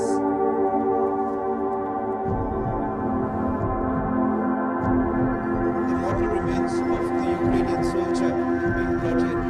Tough moment for the country which has been fighting this battle for over 16 days. What you see right now is the resilience of this country. The country is standing united to pay tribute to their fallen soldiers. This is the message that Ukraine wants to send across, that they're standing tough, they're standing against the Russian aggression.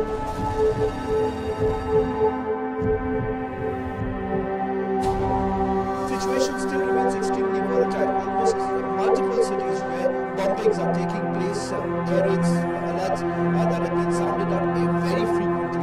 Images don't certainly lie. These are residential areas from where we've sent you those reports. In fact, we are the only one of the few global channels which have covered almost 18 cities of the 21 here in Ukraine, and you've seen the kind of devastation that's basically taken place.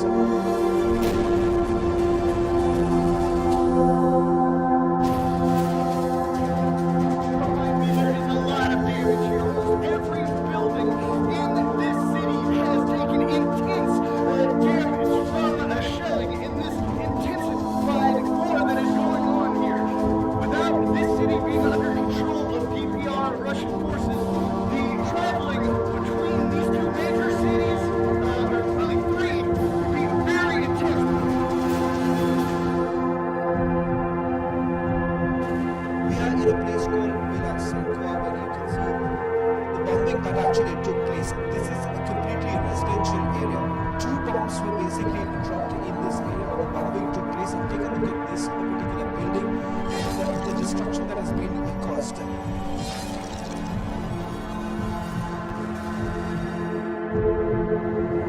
Yes, right behind me, Republic showing you Russian army called by. You can see Russian army called by. There are the border areas. These are pictures which we are showing. You can see the green part is there. Public has exclusively shown you these pictures where Russian army called by. You can clearly see the border Mosul area is just 41 kilometers from here. And exclusively show these pictures from the Belarus-Ukraine border.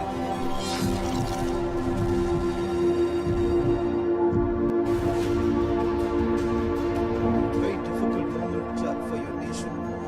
People of your region have gathered here to pay tributes to the fallen soldiers. The difficulty that your people are facing in this region. We don't afraid nothing from 2012 when Russia started its aggression towards Ukraine. And by this moment we are ready to fight for our independence and for our freedom.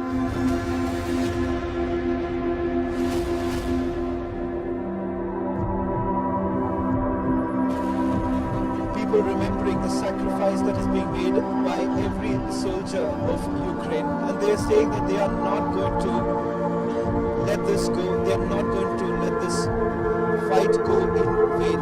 Very, very difficult moments right now what you see unfolding before our eyes, where you have every soldier, every family member, everyone coming together paying their tributes.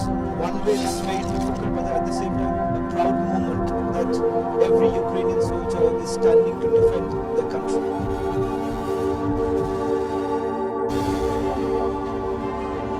The very place which happens to be one of the key areas and important to point out, a strategic position as far as Ukrainian army is concerned. This entire area, at least about 6 households that you can see right now, damaged in the aerial bombardment. Roofs have been ripped off, window panes have been completely broken, and take a look at the impact of the bombing that's taking place.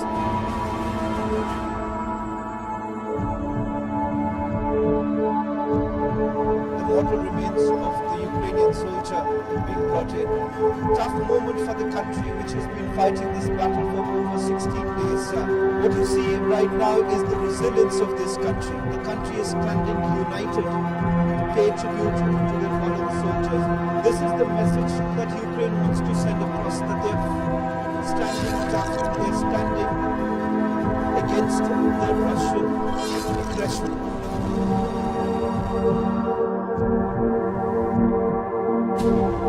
Situation still remains extremely volatile. Almost multiple cities where bombings are taking place, air raids alerts that have been sounded out very frequently. Images don't certainly lie. These are residential areas from where we've sent you those reports. In fact, we are one of the few global channels which have covered almost 18 cities of the 21 here in Ukraine, and you've seen the kind of devastation that's basically taken place.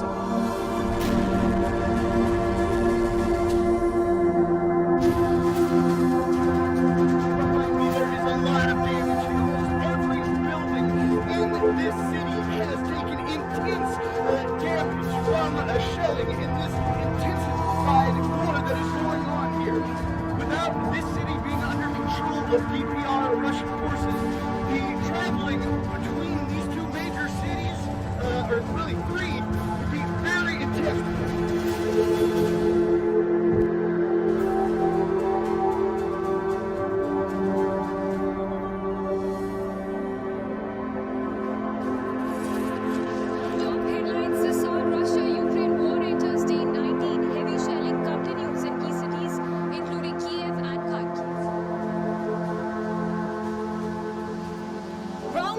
Peace talks between Ukraine and Russia to be held today. Russian negotiator says Moscow and Kyiv to come to an agreement is a breakthrough in talks likely. US and China to meet in Rome for high-level talks focusing on Ukraine. Ukraine president reiterates demand for direct talks with Russian counterpart Vladimir Putin. Rajya Sabha discusses Russia-Ukraine conflict during the budget session.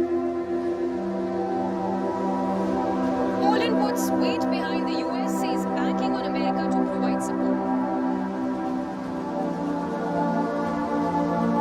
No other channel comes close, biggest global war coverage only on Republic.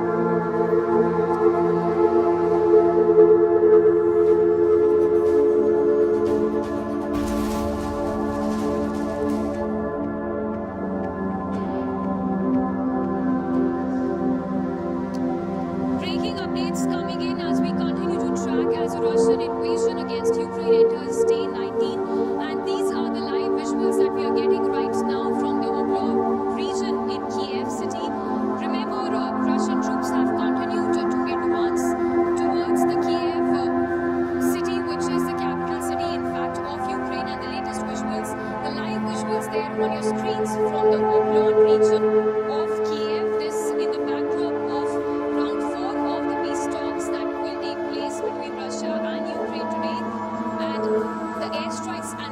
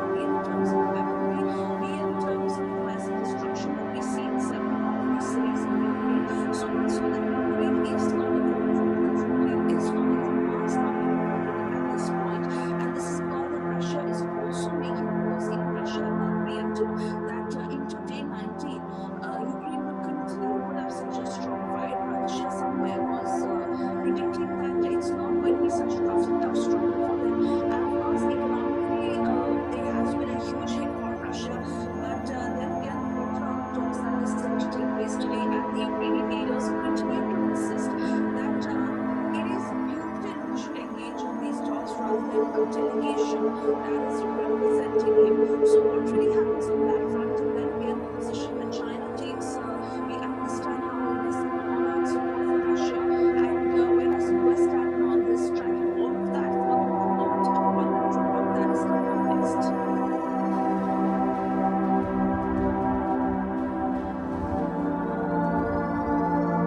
As Russia continues to mount one Ukrainian city after another, the frontier in the north of Ukraine's capital city, Kyiv, has hit Russian economy. And while no casualties were reported, plumes of smoke billowing out from the depot and completely charred building walls even 24 hours after the attack reveals the intensity of the airstrikes.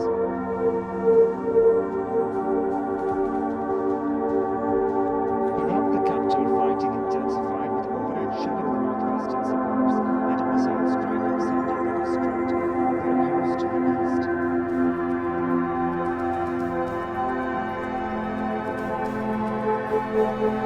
And with Russia intensifying offensive, the Christian state remains. More Kyiv from soon. Videos and report from deeper.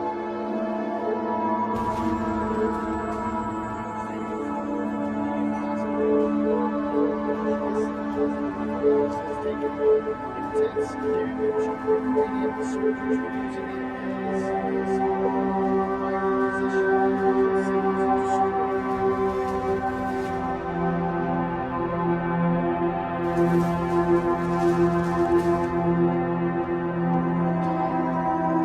Back-to-back breaking updates coming in. The latest that we're learning right now is that Ukraine has called for mass army recruitment in the backdrop of the Russian invasion, which enters day 19 today.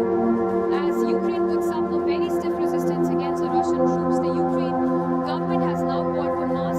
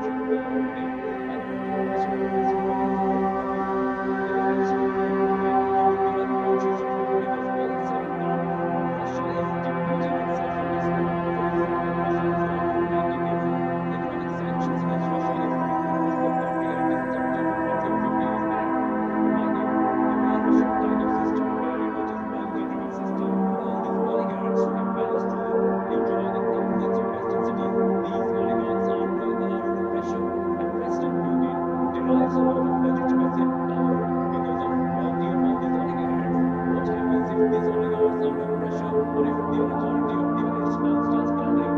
So Western European will maybe domestically also very weak, and in order to entrench himself, retain himself, he may turn far more aggressive. And right now, another factor is there. We see that Russia and West, when it's hostility of Russia towards Russia or distrust between West and Russia goes to centuries and long conflict. War itself, if you look at Afghanistan, or maybe even somehow they are dictated by that kind of sentiment. Otherwise, those wars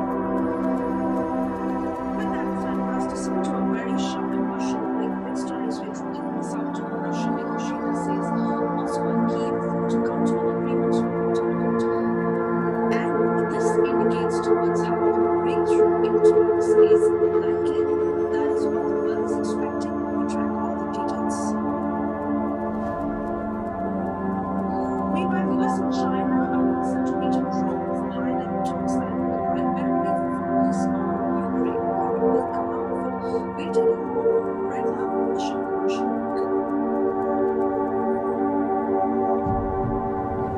Yes, right behind me, Republic showing you Russian army gone by. You can see Russian army gone by.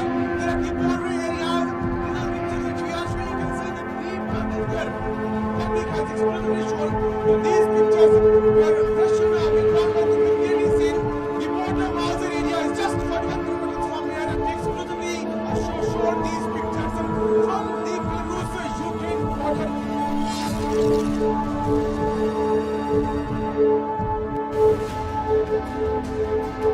Very difficult moment for your nation.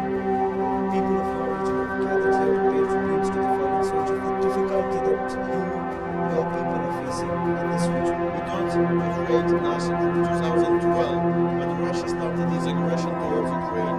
And by this moment, we are ready to fight for our independence and for our freedom.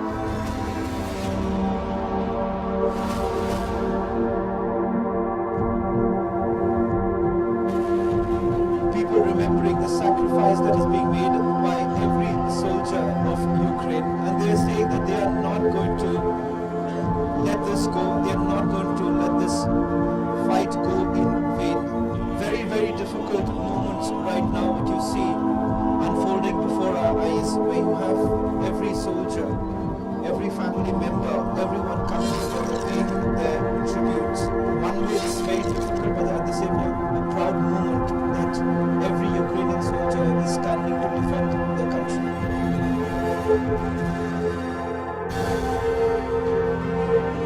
The very place which happens to be one of the key areas and important to point out, a strategic position as far as Ukrainian army is concerned. This entire area, at least about 6 households that you can see right now, damaged in the aerial bombardment. Roofs have been ripped off, window panes have been completely broken, and take a look at the impact of the bombing that's taking place.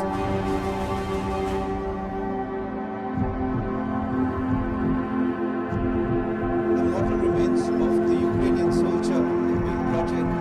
Tough moment for the country which has been fighting this battle for over 16 days. What you see right now is the resilience of this country. The country is standing united to pay tribute to their fallen soldiers.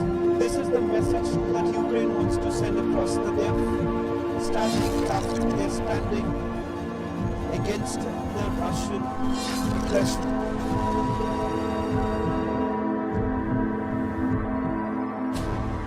Situation still remains extremely volatile. Almost multiple cities where bombings are taking place, air raids, alerts that have been sounded out very frequently. Images don't certainly lie. These are residential areas from where we've sent you those reports. In fact, we are one of the few global channels which have covered almost 18 cities of the 21 here in Ukraine, and you've seen the kind of devastation that's basically taken place.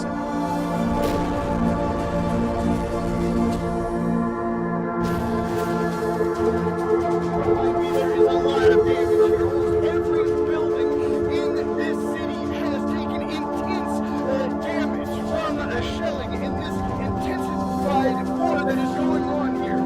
Without this city being under control of DPR Russian forces, the traveling between these two major cities, or really three, would be very intense.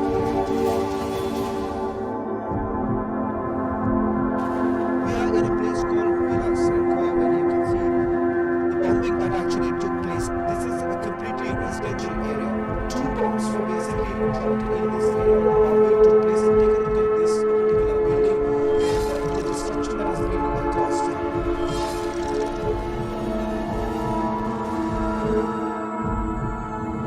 Yes, right behind me, Republic showing you Russian army gone by. You can see Russian army gone by.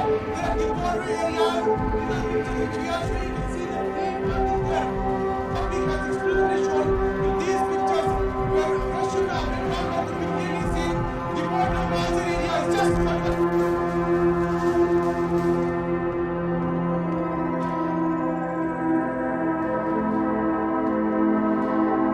That are intensifying Pakistan interior pistol who is not ruling out calling in military to control the situation.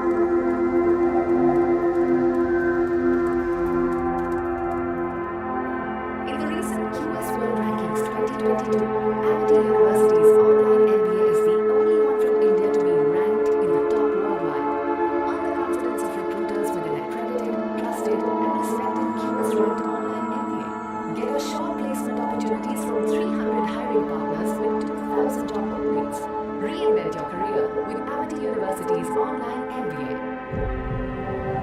That's right behind me, Republic showing you Russian army gone by. You can see Russian army gone by. There are the border areas. You can see the Green Mountain there. Public has exclusively shown with these pictures where Russian army gone by. You can clearly see the border Mazar area is just 45 kilometers from here, and we exclusively showed these pictures from the Belarus-Ukraine border.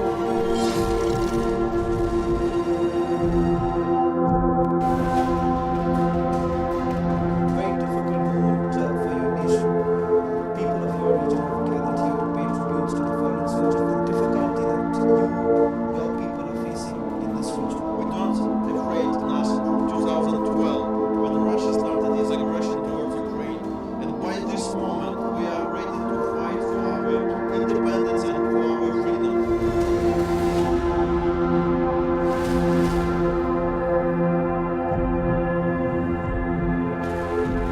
People remembering the sacrifice that is being made by every soldier of Ukraine, and they are saying that they are not going to let this go. They are not going to let this fight go in vain. Very, very difficult moments right now what you see unfolding before our eyes, where you have every soldier, every family member, everyone coming together paying their tributes. One way it's very difficult, but at the same time a proud moment that every Ukrainian soldier is standing to defend their country.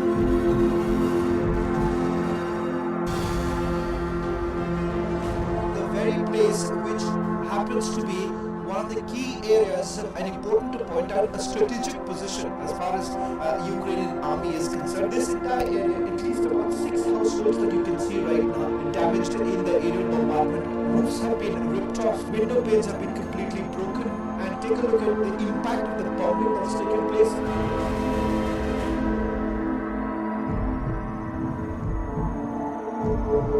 The mortal remains of the Ukrainian soldier being brought in. Tough moment for the country which has been fighting this battle for over 16 days. What you see right now is the resilience of this country. The country is standing united to pay tribute to their fallen soldiers. This is the message that Ukraine wants to send across, that they're standing tough, they're standing against the Russian aggression.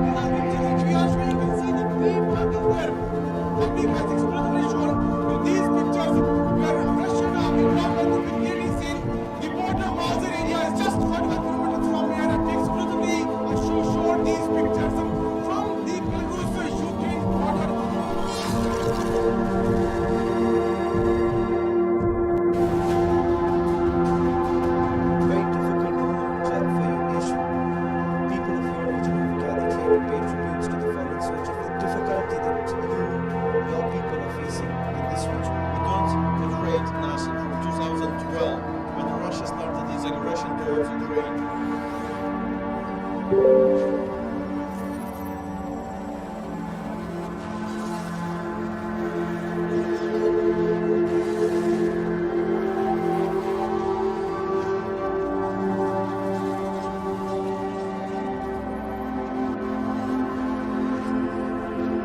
This is Republic One, and you're watching Republic TV.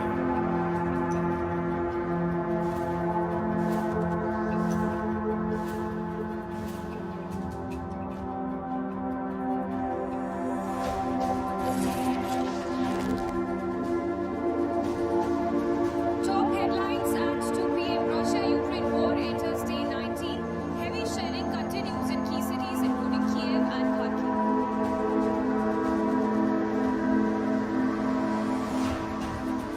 Round 4 of peace talks between Ukraine and Russia to be held shortly.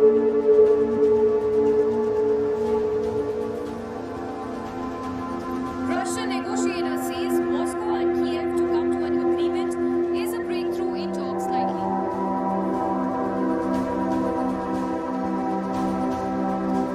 US and China to meet in Rome for high-level talks focusing on Ukraine.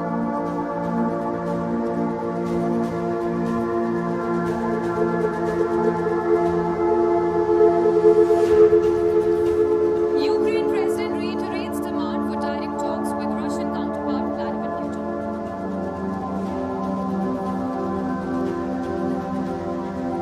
Rajya Sabha discusses Russia-Ukraine conflict during the budget session.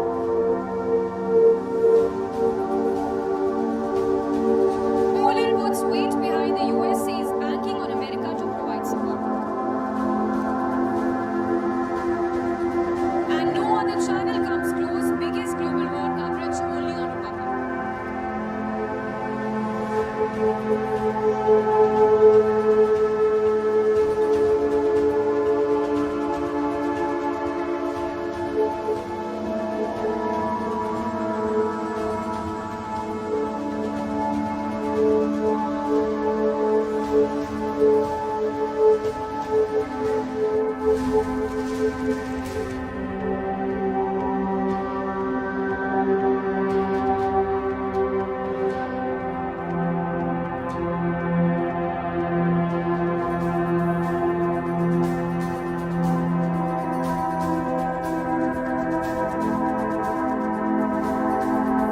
And we start with these visuals in which one can see how Mykolaiv residents are using their cars to mount guns as they pick up arms to fight Russian forces. Now remember, that's pretty much been the sentiment across Ukraine, wherein several residents, ordinary citizens, have taken up arms. They've decided to defend their motherland, and this is another way that residents of Mykolaiv are now fighting back the Russian aggression. Residents using their cars to mount guns. They've picked up arms to fight the Russian forces. Mykolaiv, remember, is another city in Ukraine that has been facing non-stop shelling by the Russian forces. The airstrikes that continue on the black city of Mykolaiv. Once again, this is very, very close to the strategic port of Odessa, and we've seen how the situation there has also remained extremely tense the past few days. The local authorities have every now and then been announcing air raid warnings. Samiksha is also joining us with more details. And Samiksha, that is the kind of courage ordinary citizens on ground across Ukraine are showing. Look at the kind of ways they've come out with this particular resident mounting a gun on his car to give it back to the Russian forces.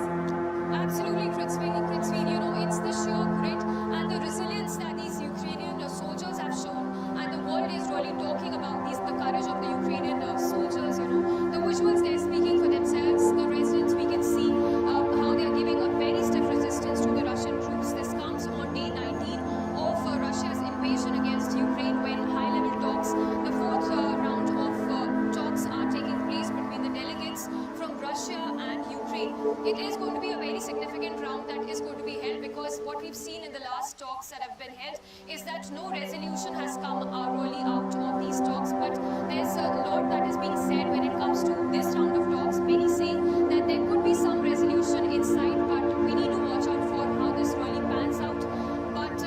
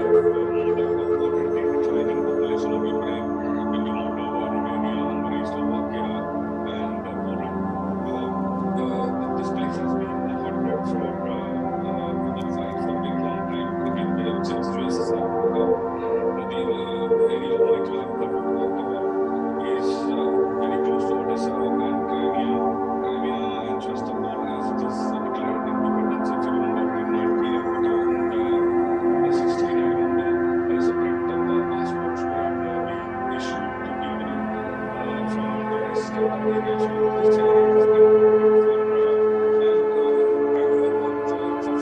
fighting amongst themselves. And thanks to this war, one thing has been taken to a whole new level. But fact of the matter still remains, like India, which we don't have any skin in the game. Therefore, we want peace. Therefore, we want the war to end. And therefore, we want that both sides should sit at the table and talk about it.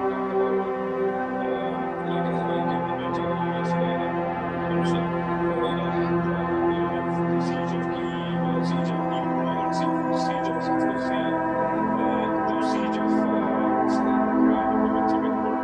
it is like you correctly covering.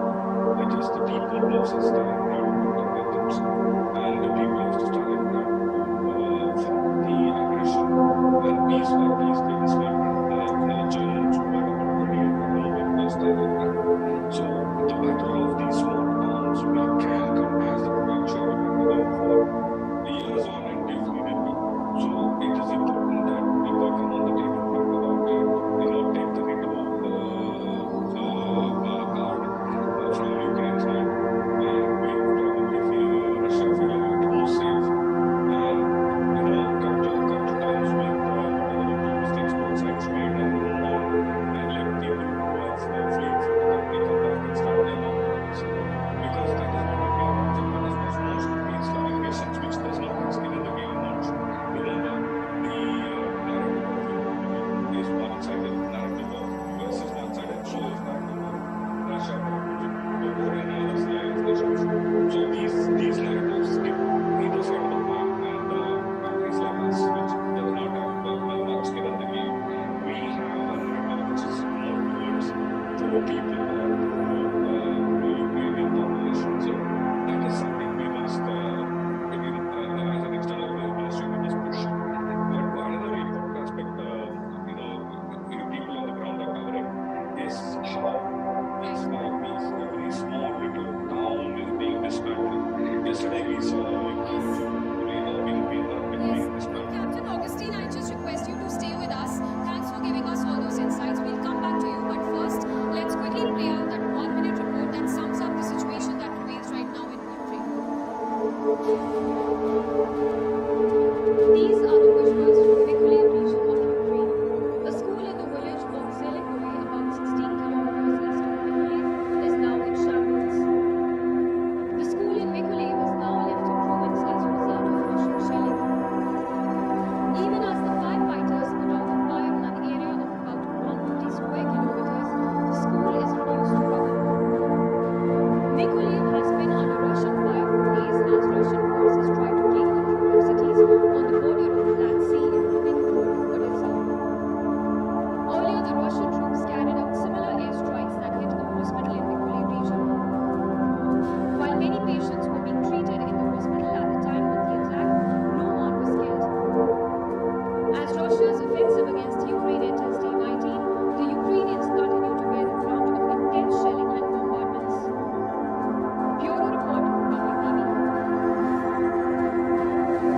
People, round 4 peace talks will be held between the two sides today, and it will take place virtually. Let's take a look at this report filed by my colleague Shivani as she gets us all the details on what's happened so far as the last few rounds are concerned and what's expected today. Take a look. Let me tell you that there are multiple talks and multiple diplomatic engagements that are going on pertaining to the Russian offensive that started 19 days back. It's 19th day, and each day we are witnessing new attacks on the buildings which were considered safer before this. And yesterday we saw on the western side of Ukraine, the city of Lviv, there was an establishment that was launched by missiles from the Russian side. And one more attack has happened in the western side where the peacekeeping mission building has been attacked by Russia. And there have been condemnations as usual from the United States Secretary of State. And there are inputs that there will be a 4th round of talk very soon between Moscow and Kyiv. And in that round of talk, there can be a considerable decision regarding what's to be, what would be the future of Ukraine and this war, where it is heading to. Meanwhile, we've seen that Poland, Hungary, Slovakia, all these nations that are close to the borders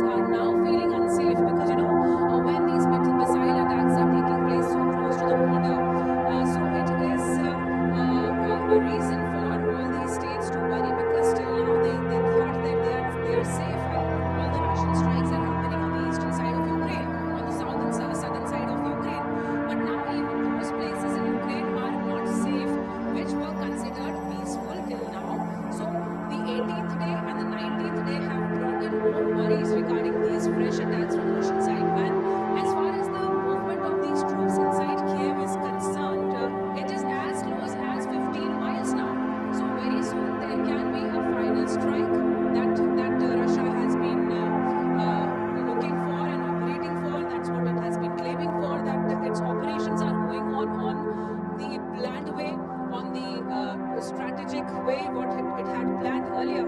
So we have to wait and watch because next 24 hours are very crucial in terms of diplomacy, in terms of fresh attacks on ground, not only the eastern and the southern or the northern side of Ukraine, but also the western side, which has remained peaceful so far, but last 2 days have been quite worrisome. And we've seen how NATO has still remained, it has remained quite distant in terms of concrete action on ground, though they have been talking about a lot of humanitarian aid, monetary aid for all those nations who have been helping Ukraine, like Poland, where I'm reporting from right now, which has been overwhelmed by around 20 lakh people from Ukraine side. The Russian state media on Sunday released footage of what it said is a column of Russian military heading towards the Ukrainian capital city from the north. The video comes against a backdrop of intense fighting on the outskirts of Kyiv, and satellite images showing a build-up and re-maneuvering of the Russian military outside the Ukrainian capital. Elsewhere, the Russian Defense Ministry released footage purportedly showing a military unmanned aerial vehicle conducting operations and airstrikes inflicting damage onto Ukrainian forces. And even as the date and location of the videos remain unverified, concerns over the Russia's intensifying offensive against Kyiv have only been on the rise. Agency reported for Republic TV.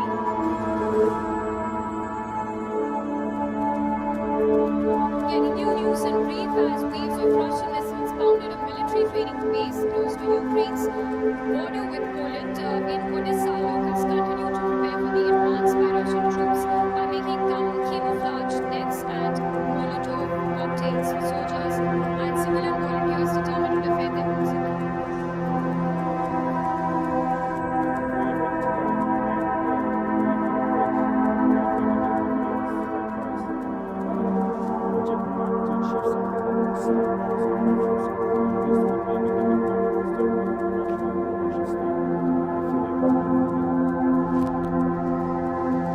The war in Ukraine has forced more than 2.6 million people to flee and seek refuge in other countries, but despite Russian troops pressing on with their offensive and with the fighting now in its third week, some have decided to return home. Their reasons for heading back to Ukraine are varied after hearing President Zelensky's calls for foreign fighters and Ukrainians to enlist the war. Many were going to fight for their homeland.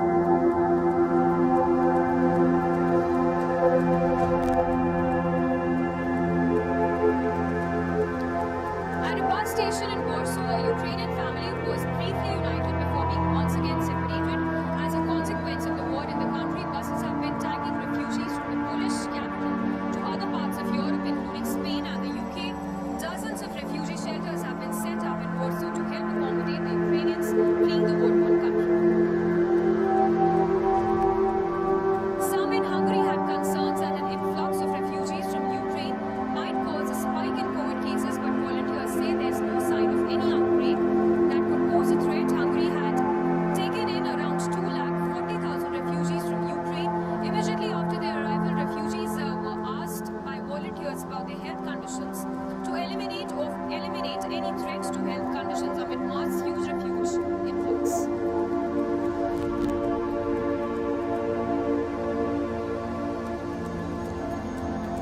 And refugees in Hungary also underwent medical checkup as concerns mounted over a rise in COVID cases, but volunteers said there's no sign of outbreak of any disease that could pose a possible threat.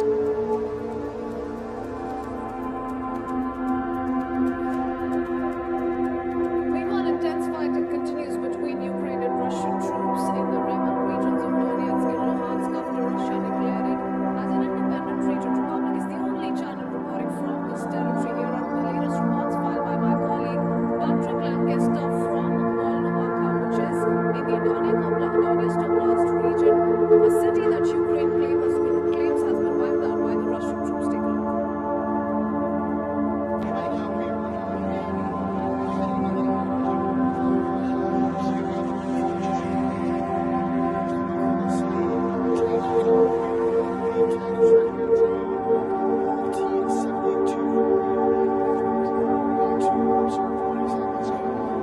Situation is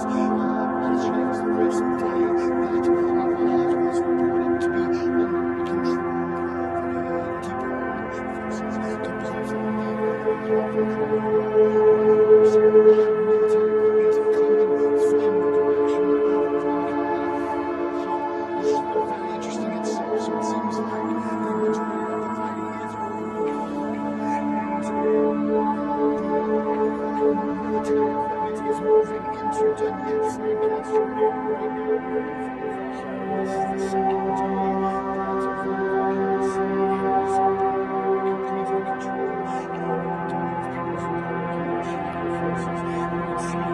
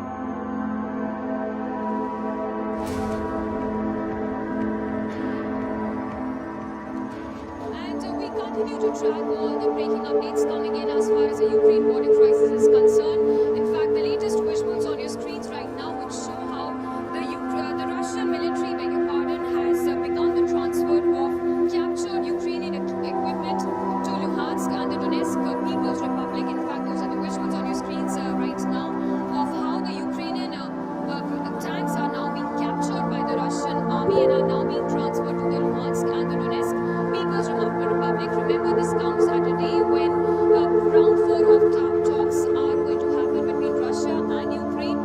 Prithvi, we are looking at round 4 of the talks between Russia and Ukraine. Very important indeed, because remember, Zelensky just a few days ago made a very important statement saying that Ukraine is no more vying for NATO membership. With now that off the charts, do you think there's some resolution in sight?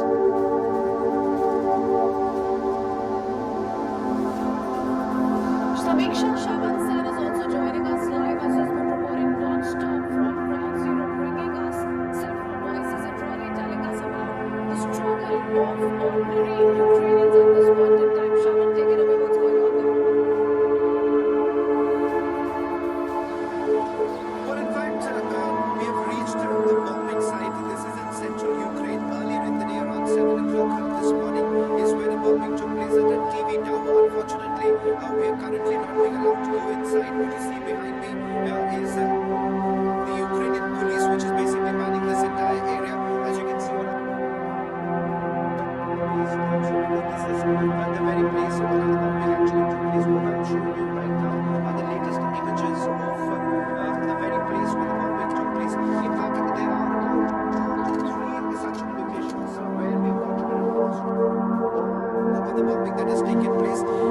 In fact, one being in Sitomar and the other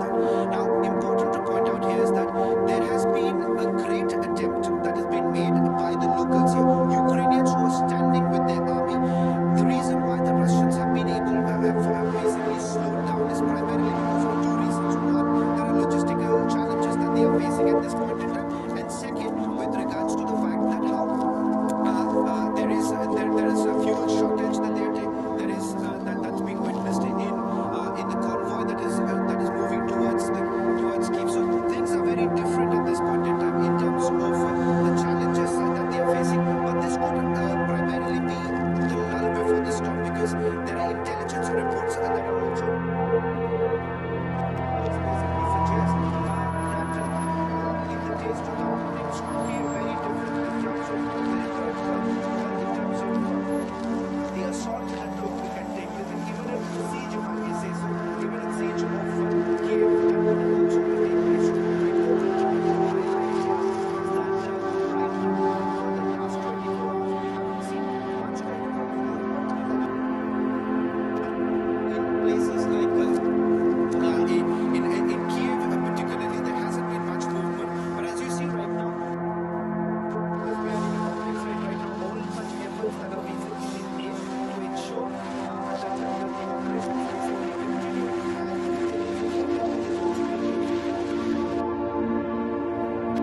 try and consolidate their forces. They're trying to ensure that in the days to come, when that the battle that takes place in Kyiv, they are in a position to defend Kyiv, because that remains the crucial part. But as we talk right now, there are also reports that are coming in of the negotiations between Ukraine and Russia. Around 10:30 this morning, there was another set of negotiation that is taking place. We'll have to wait and watch to see how things basically pan out as far as these negotiations are concerned. That's going to be very, very crucial to see whether at all there is an insight as far as this war goes.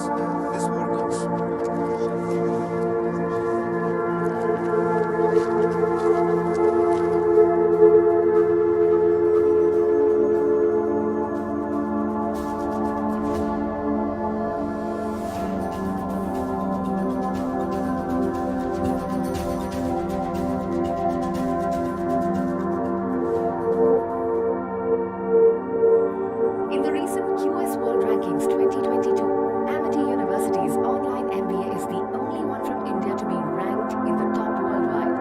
Earn the confidence of recruiters with an accredited, trusted, and respected QS ranked online MBA. Get assured placement opportunities from 300 hiring partners with 2,000 job openings. Reinvent your career with Amity University's online MBA. The mortal remains of the Ukrainian soldier being brought in. Tough moment for the country, which has been fighting this battle for over 16 days. What you see right now is the resilience of this country. The country is standing united to pay tribute to the fallen soldiers. This is the message that Ukraine wants to send across, that they're standing against the Russian aggression.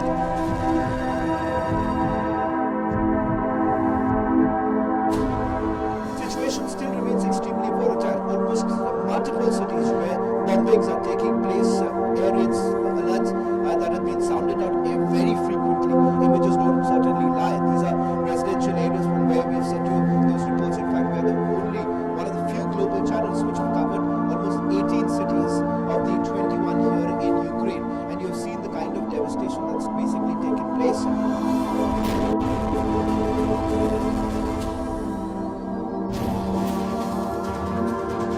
There is a lot of damage here. Almost every building in this city has taken intense damage from shelling in this intensified war that is going on here. Without this city being under control of DPR, Russian forces, the traveling between these two major cities, or really three, would be very intense.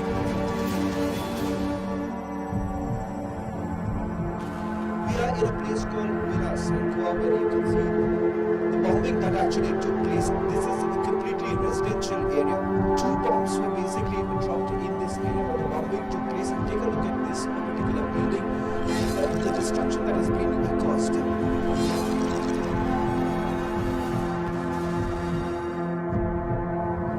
Yes, right behind the Republic showing you Russian army convoy. You can see Russian army convoy.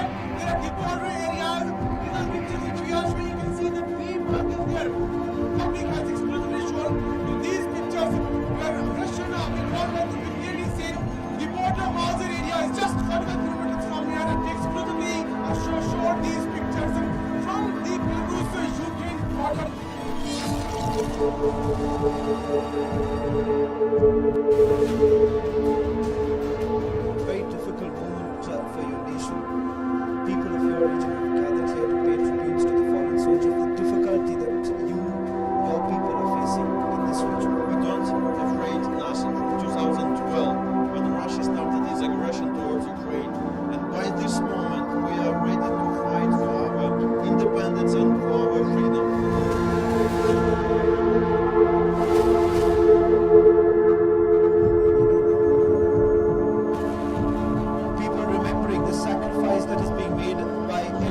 soldier of Ukraine, and they are saying that they are not going to let this go. They are not going to let this fight go in vain. Very, very difficult moments right now, what you see unfolding before our eyes, where you have every soldier, every family member, everyone coming together paying their tributes. One way it's very difficult, but at the same time, a proud moment that every Ukrainian soldier is standing to defend their country.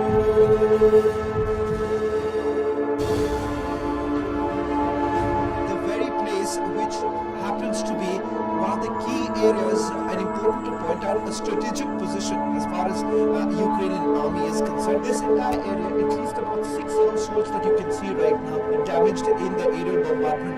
Roofs have been ripped off, window panes have been completely broken, and take a look at the impact of the bombing that's taking place.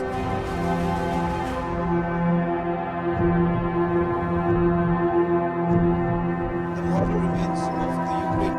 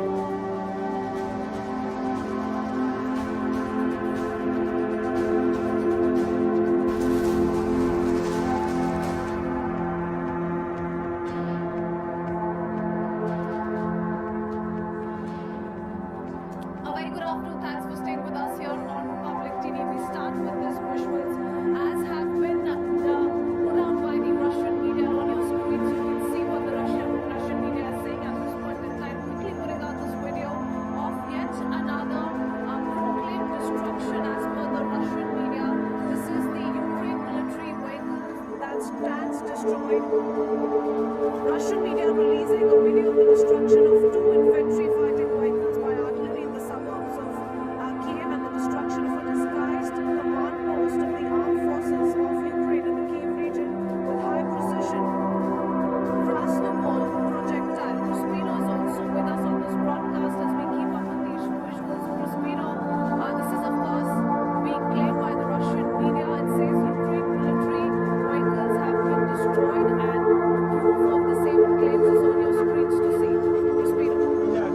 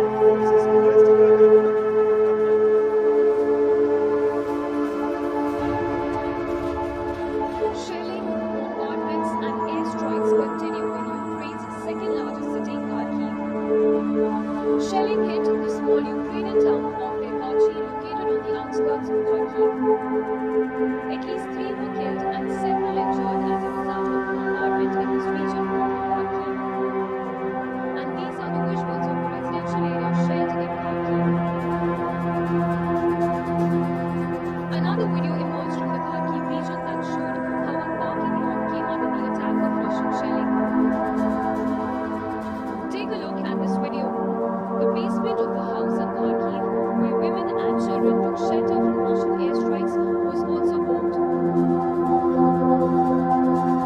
While another video showed how airstrikes happened in the northern Saltovka region of Kharkiv. Agency report for Republic TV.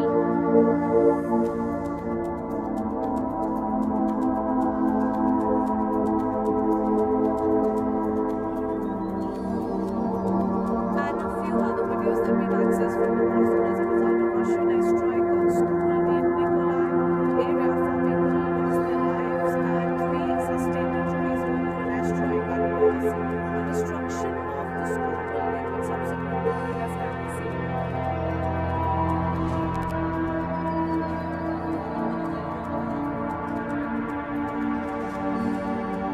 Kharkiv, Ukraine's second largest city, has been devastated by continued Russian air attacks. The basement of a house where women and children were hiding from Russian bombings can also be seen destroyed on Mira Street, Peace Street.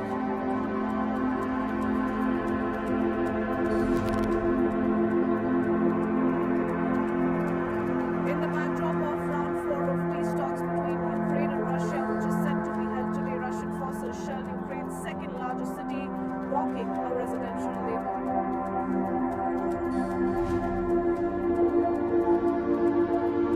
Smoke could be seen hanging over a food depot north of Kyiv a day after it was hit by shelling. Ukrainian embassy services said in a statement that there were no victims or anyone who sustained injuries.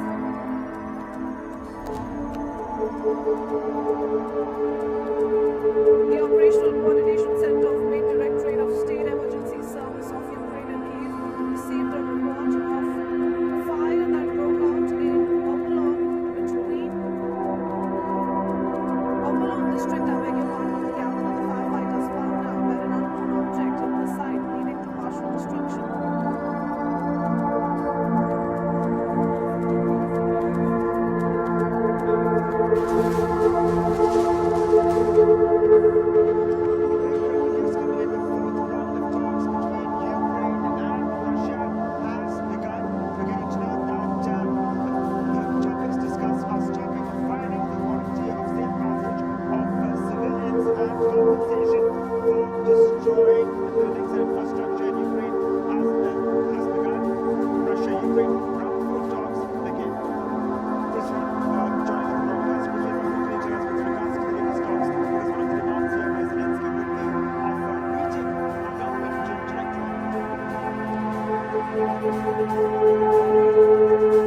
Absolutely. Crispino, you know, now we do know very clearly what the Ukrainian demand has been at this point in time. Ukraine has time and again laid emphasis on how there is an urgent need for ceasefire. That's one.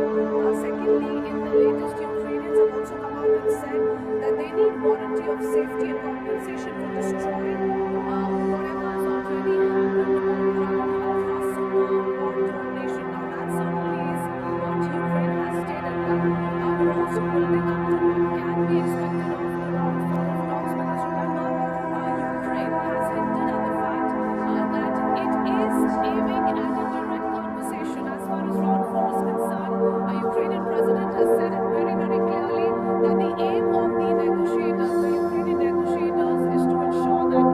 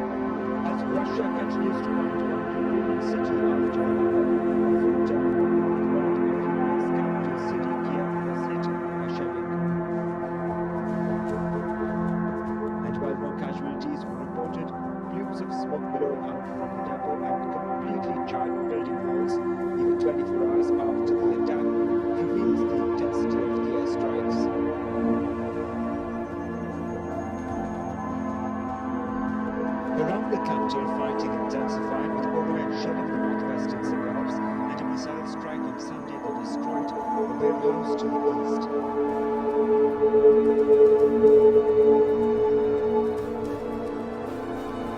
And with Russia intensifying offensive, the question still remains, will Kyiv fall soon? Agency report for Public TV.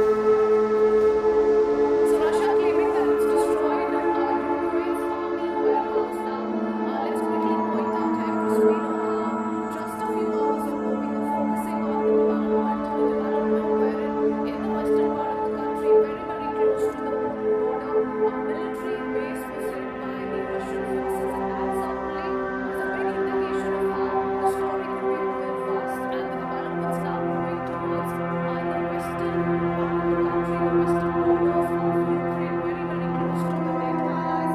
A significant development that we have been focusing on, where that military base saw Ukrainian forces train with NATO troops. So this comes right after that, and these kind of claims coming in one after the other by the Russian side. For the moment, let's quickly step into Vaishal, bring me back.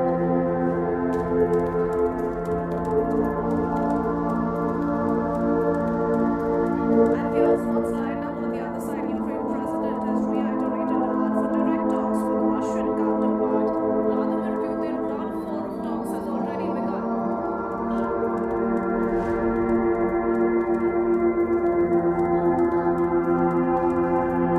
The Iranians followed straight behind US is flanking America to provide support to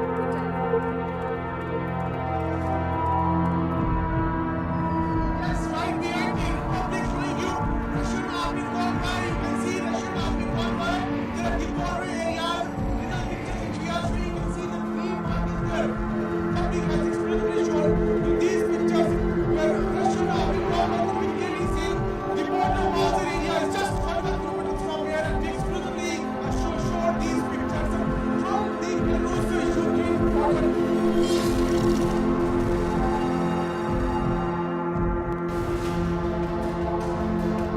Very difficult moment for your nation. People of your region have gathered here to pay tributes to the fallen soldiers. The difficulty that your people are facing in this region. We don't afraid nothing from 2012 when Russia started its aggression towards Ukraine. And by this moment, we are ready to fight for our independence and for our freedom.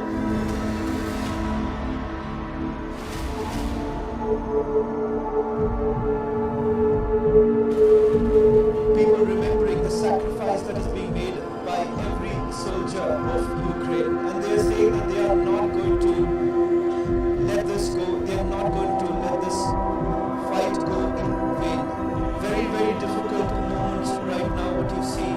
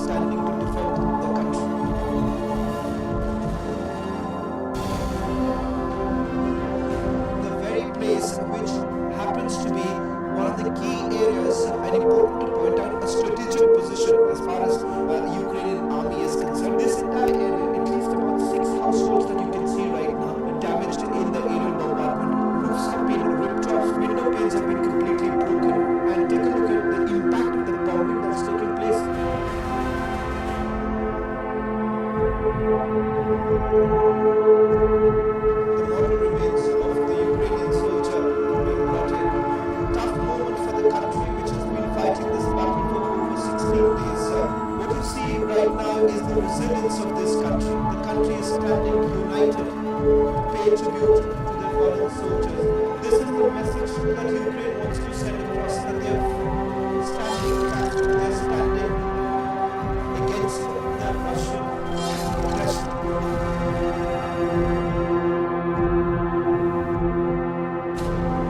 Situation still remains extremely volatile. Almost multiple cities where bombings are taking place, air raids, alerts that have been sounded out very frequently.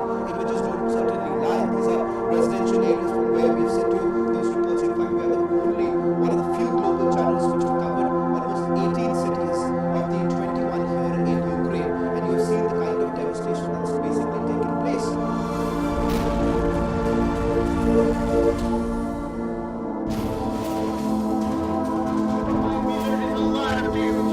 Every building in this city has taken intense damage from shelling in this intensified war that is going on here. Without this city being under control of PPR Russian forces, the traveling between these two major cities, really three, will be very intense. We are in a place called Vilasinkoa, where you can see the bombing that actually took place. This is a completely residential area.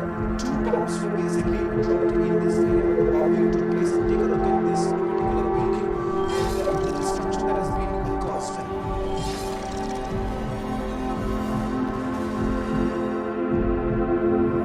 Yes, right behind me, public review.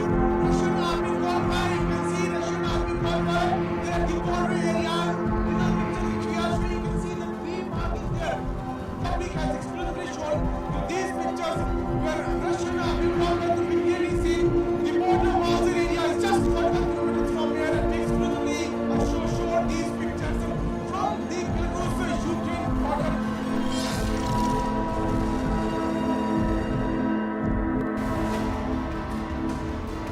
Very difficult moment for your nation. People of your region have gathered here to pay tributes to the fallen soldiers. The difficulty that your people are facing in this region. We don't afraid Nasser from 2012 when Russia started its aggression towards Ukraine, and by this moment we are ready to fight for our independence and for our freedom.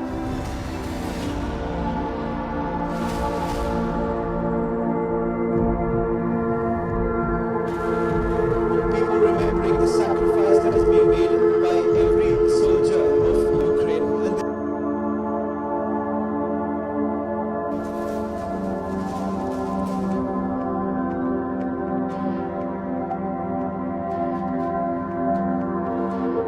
Welcome back as we keep our focus on round 4 of peace talks between the Ukrainian negotiators and that of Russian negotiators that has already begun. We quickly shift our focus to yet another set of visuals that we are putting up this afternoon. Once again, telling you the kind of military tactics that are being employed by both the sides. This visual on your screens speaks of how the pilot of Russian Su-25 attack aircraft in Ukraine managed to land the plane after it was hit by a Halbaz missile. Halbaz is the man-portable air defense system, and Russian Su-25 that was hit by a missile. But despite that, Russians claiming that the pilot could safely land the plane after it was hit by the man-portable air defense system, an air defense system that is being used by the Ukrainian side to gun down all of these missiles that the Russian troops are using. So we keep our focus on round 4 of talks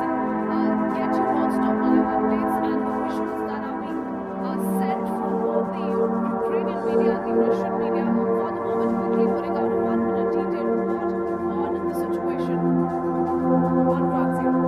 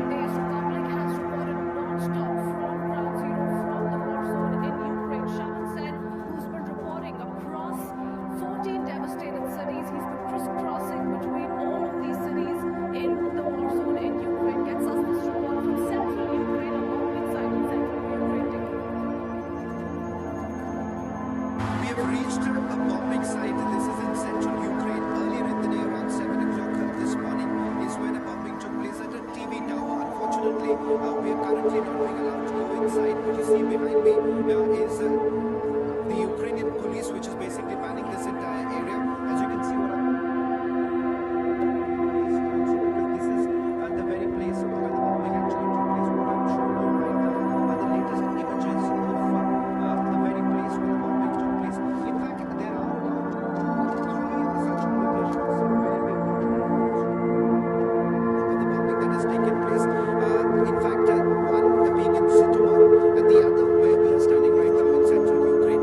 Important to point out is that for the last 24 to 48 hours, what we are seeing is that not just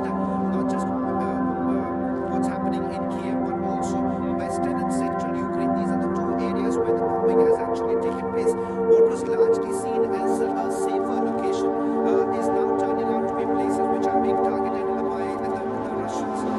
Quick update that we can give you right now in terms of what's really transpired in the last 24 to 48 hours is that with regards to Kyiv, there hasn't been any offensive that have been conducted by the Russians, be it on the northwestern side or the northeastern side. These are the 2 places where they're trying to enter. Near the site where the bombing took place,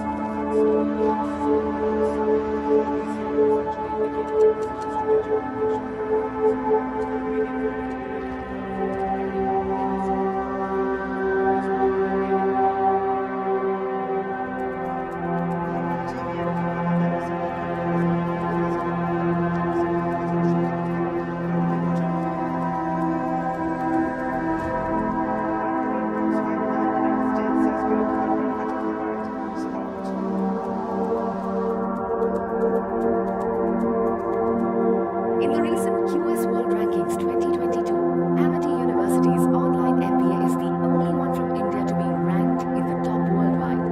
Earn the confidence of recruiters with an accredited, trusted, and respected QS ranked online MBA. Get assured placement opportunities from 300 hiring partners with 2,000 job openings. Reinvent your career with Amity University's online MBA. That's right behind me, Republic showing you Russian army qualified. You can see Russian army qualified. They're at the border area. Which we are showing, you can see the main part is there. Republic has exclusively shown you these pictures where Russian army qualified. You can clearly see the border Mazar area is just 41 kilometers from here. And exclusively show these pictures from the Belarus-Ukraine border.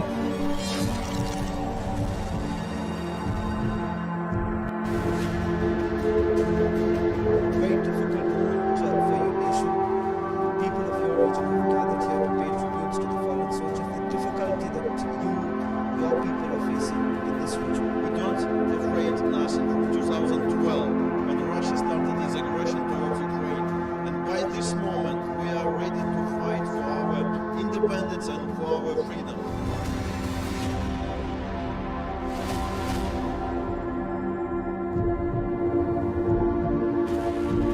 People remembering the sacrifice that is being made by every soldier of Ukraine, and they are saying that they are not going to let this go. They are not going to let this fight go in vain. Very, very difficult moments right now. What you see unfolding before our eyes, where you have every soldier, every family member, everyone coming together paying their tributes. One way it's very difficult, but at the same time, a proud moment that every Ukrainian soldier is standing to defend their country.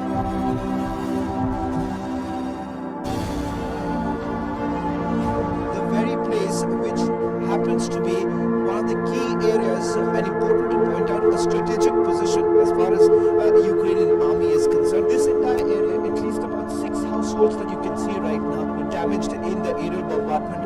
Roofs have been ripped off, window panes have been completely broken, and take a look at the impact of the bombing that's taken place.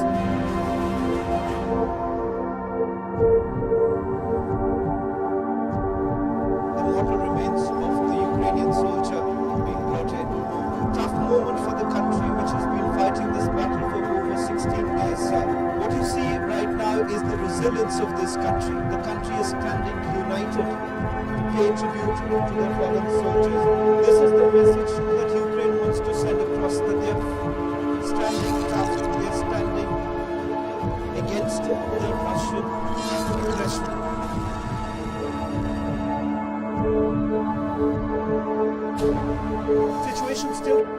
that have been sounded out very frequently. Images don't certainly lie. These are residential areas from where we've sent you those reports. In fact, we are one of the few global channels which have covered almost 18 cities of the 21 here in Ukraine, and you've seen the kind of devastation that's basically taken place.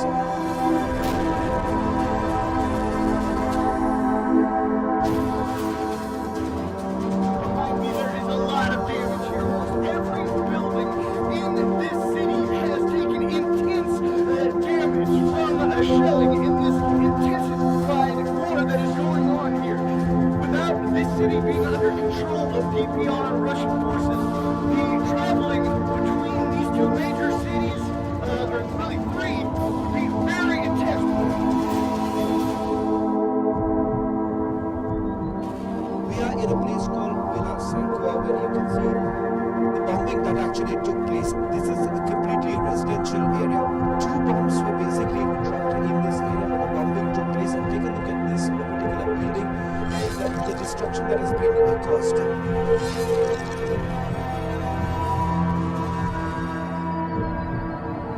That's right behind the Republic showing you Russian army convoy. You can see Russian army convoy. They are the border areas. These are pictures which we are showing. You can see the people is there. Public has exclusively shown you these pictures where Russian army convoy can be clearly seen. The border Mazar area is just 41 kilometers from here, and they exclusively showed these pictures from the Belarus-Ukraine border.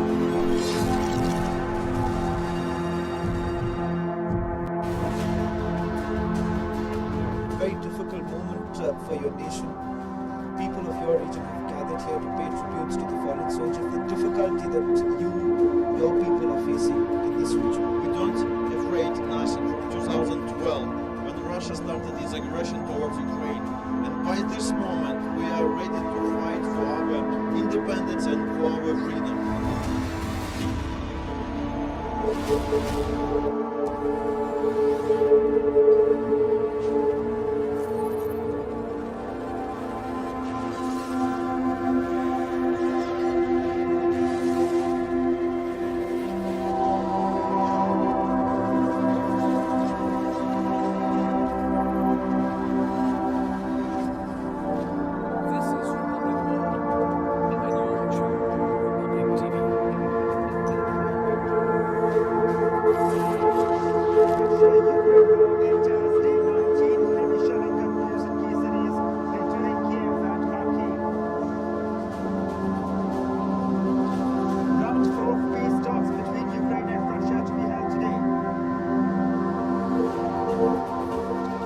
Russian negotiators says Moscow and Kyiv to come to an agreement is breakthrough in talks, which is underway right here. US and China to meet in Rome for high-level talks focusing on Ukraine. The Ukraine president reiterates demand for direct talks with Russian counterpart Vladimir Putin. Rajya Sabha discusses Russia-Ukraine conflict during budget session. Poland proposed going behind United States says banking on America to provide support. And no other China comes close biggest global war coverage only on public TV.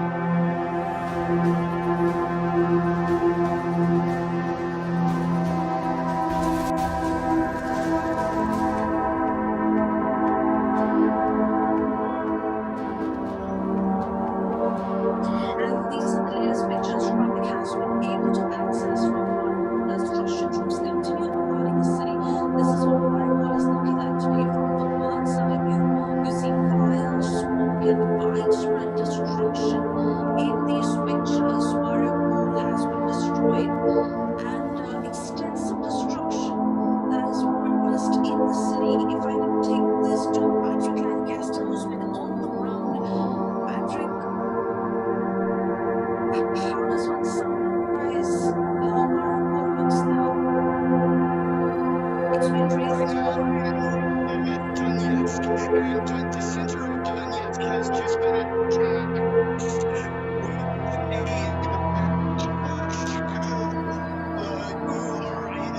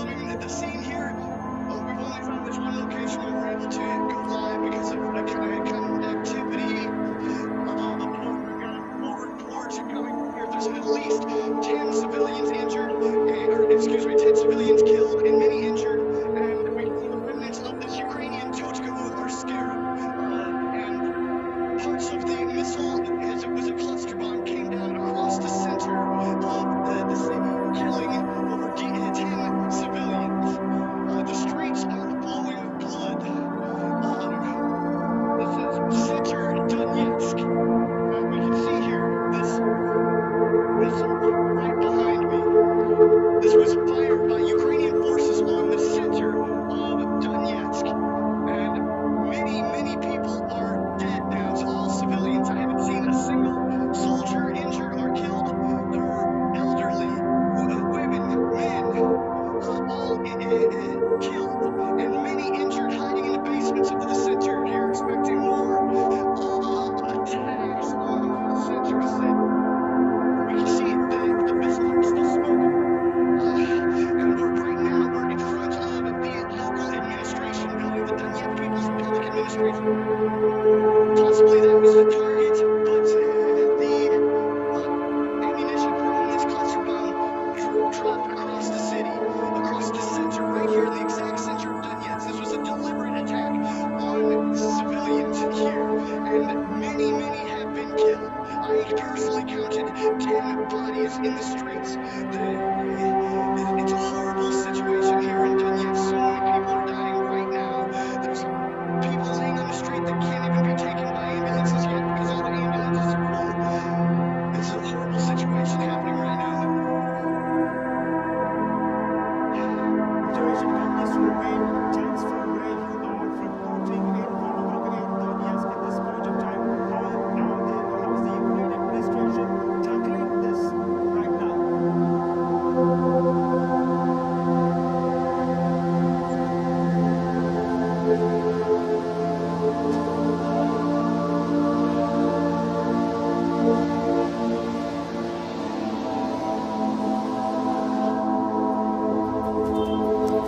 You can see these latest Forces on the civilian population in Donetsk. This is attack by the Ukrainian armed forces on civilians in Donetsk. And right now, I'm not sure if you can hear that or not, but we've got more shelling going on. We just heard an explosion.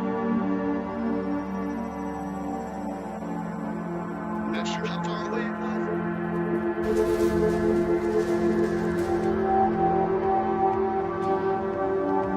Getting these latest shots of Mariupol as Russian troops come to bombard the city.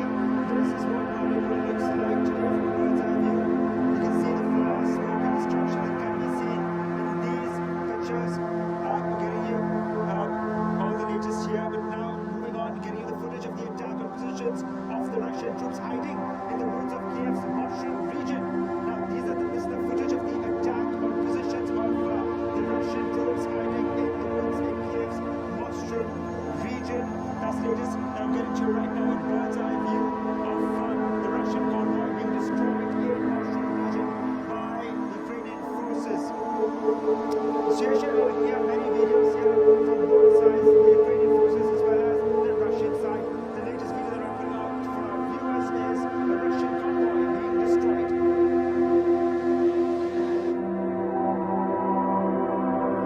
Absolutely, Kusweerman, these pictures are really coming in at the spot as we see videos and counter videos of Ukraine releasing several videos of how the Russian troops have been harmed and their weaponry has been attacked, be it their tanks or other ammunition that is being used. And on the other hand, the Russian side also releasing some of these videos where they have also harmed military establishments and residential areas in many of these areas, because these are pictures from Kyiv and Moshchun region to be specific, where this footage is coming from. And the Ukrainian side claiming that Russian positions have been attacked, I beg your pardon, the Russian troops were hiding in the woods, and the Ukrainian side went on to attack these areas where the Russian troops have now taken the hit. Pictures from Moshchun in Kyiv. Further also, one more report for this.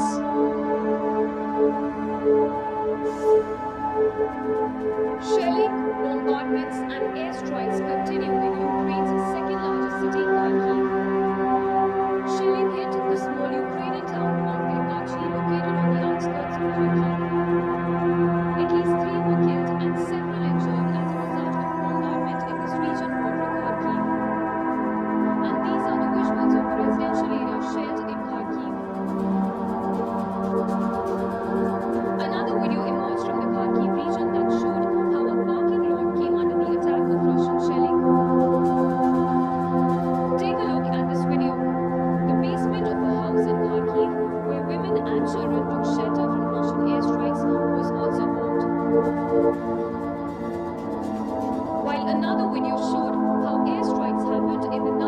Tovka region of Kharkiv.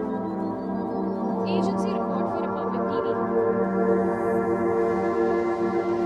With the largest war reporting team, Republic TV is reporting from 14 devastated cities across Ukraine as well as the neighboring countries. Our next report was found by my colleague Sharon Sen from a bombing site in central Ukraine. Take a look.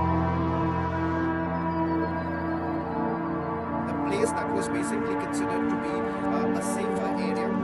The Russians have basically have targeted where there was military training that was taking place, and the military training that was being provided by foreigners. About 35 people were killed in western Ukraine, which is not very far from Lviv. Remember, Lviv is largely the gateway for the migration that's actually taking place, the displacement that is taking place. People who are leaving Ukraine and perhaps going into countries like Romania.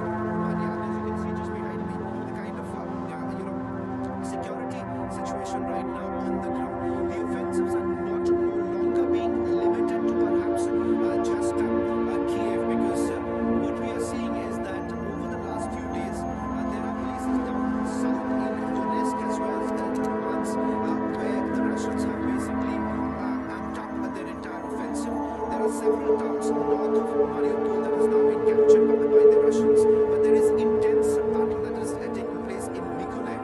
Mykolaiv, as far as the battle that is concerned, the Russians haven't been able to capture that place. In Odessa, we're given to understand that in the days to come, the Ukrainian authorities do suspect that there is a possibility that the offensive could just increase in Odessa. They would make an attempt to try and capture them.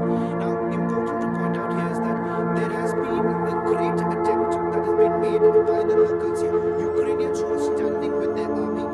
The reason why the Russians have been able to have basically slowed down is primarily because of two reasons. One, there are logistical challenges that they are facing at this point in time, and second, with regards to the fact that there is a fuel shortage that they are taking, that's being witnessed in the convoy that is moving towards Kyiv.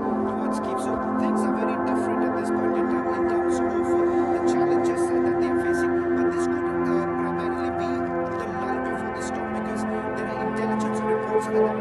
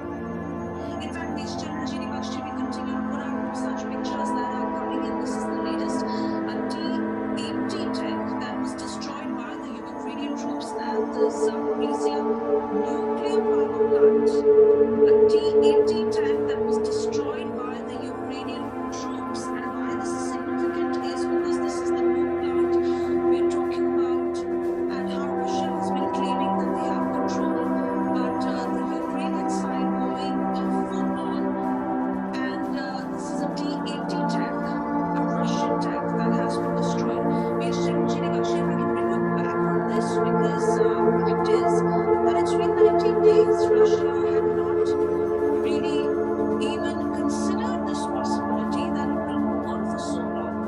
And as much as Ukraine is putting up a stiff resistance with great difficulty, but the Russian side also losing in its own way.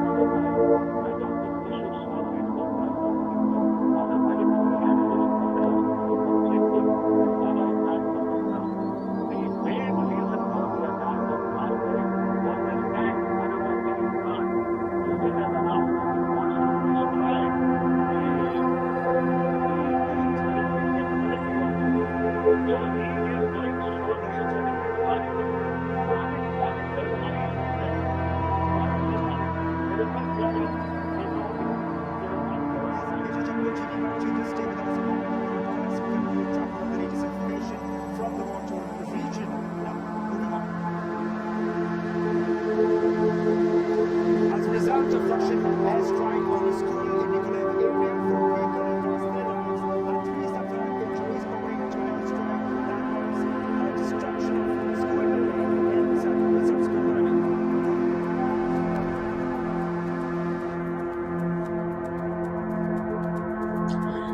In Kyiv, Ukraine's second largest city that has been devastated by continued Russian air attacks. Now, the basement of a house where women and children hid from the Russian bombing was destroyed on Kyiv Street East.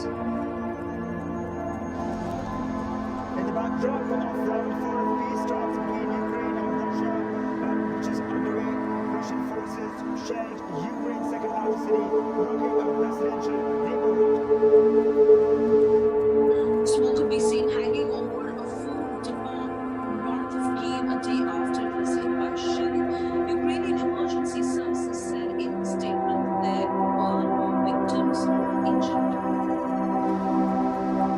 And Russian forces fired upon an artillery shell at a 9-story apartment building in a Bromsky district north of Kyiv, destroying apartments and several floors and lighting a fire. The Ukrainian government officials said 2 people were killed, 3 hospitalized, and 9 treated on the spot.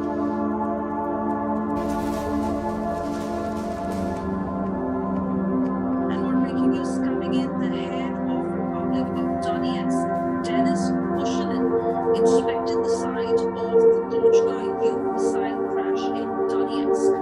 We've seen widespread destruction in Donetsk as well. And Andre is joining me on the broadcast. Andre, if you could explain to us these pictures in Donetsk and what Denis Mushinin has said about this.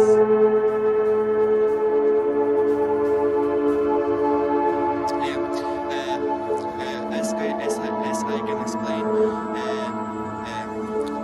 the pictures you can see on Donetsk and Mariupol that the Russians has been bombing the Mariupol and the bombing of this city. And as you can know, the Mariupol and has been in the siege for 13 or 14 days. And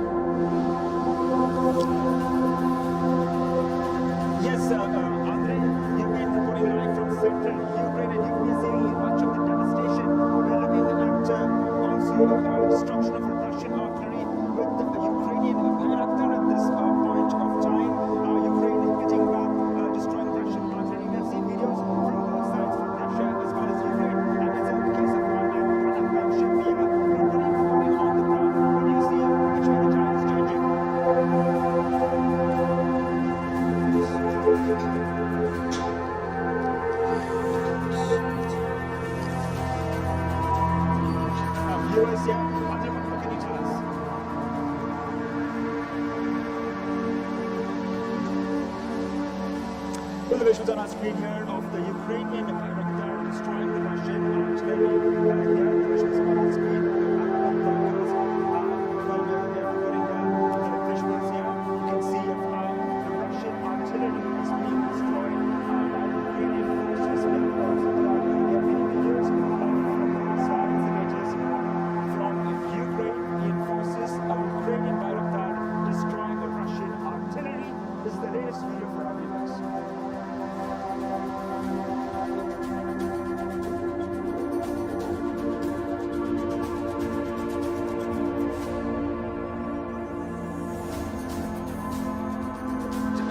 That strike on the Russian artillery there by the Ukrainian Bayraktar. See you soon.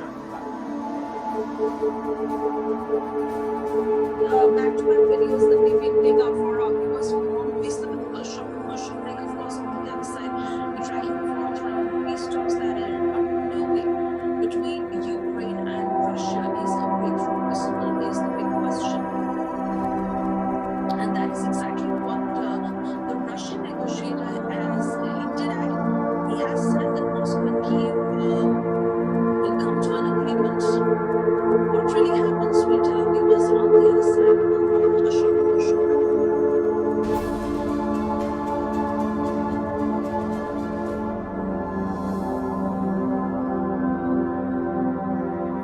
In the recent QS World Rankings 2022, Amity University's online MBA is the only one from India to be ranked in the top worldwide.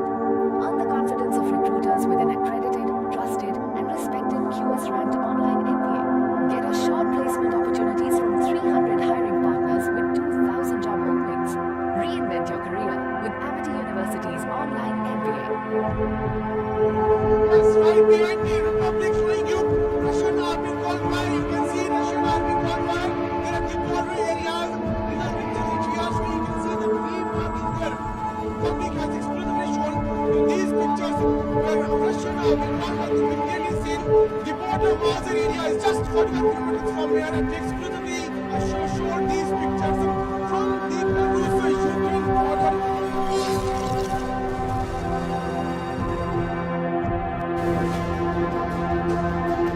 Very difficult moment for your nation. People of your region have gathered here to pay tributes to the fallen soldiers. The difficulty that your people are facing in this region. We don't afraid nothing from 2012 when Russia started its aggression towards Ukraine, and by this moment we are ready to fight for our independence and for our freedom.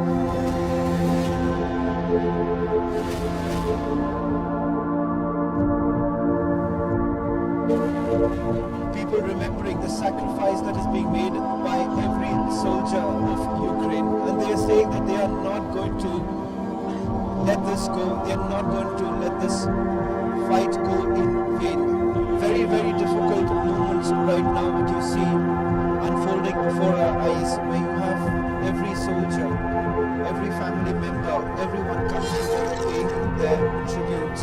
One way it's very difficult, but at the same time a proud moment that every Ukrainian soldier is standing to defend the country.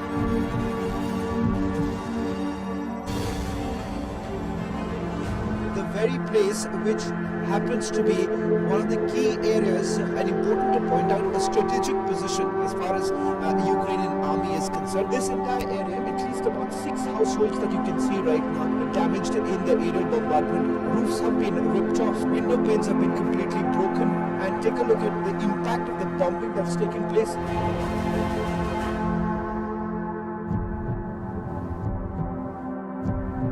The mortal remains of the Ukrainian soldier being brought in. Tough moment for the country which has been fighting this battle for over 16 days. What you see right now is the resilience of this country. The country is standing united to pay tribute to the fallen soldiers. This is the message that Ukraine wants to send across, that they are standing tough, they are standing against the Russian aggression.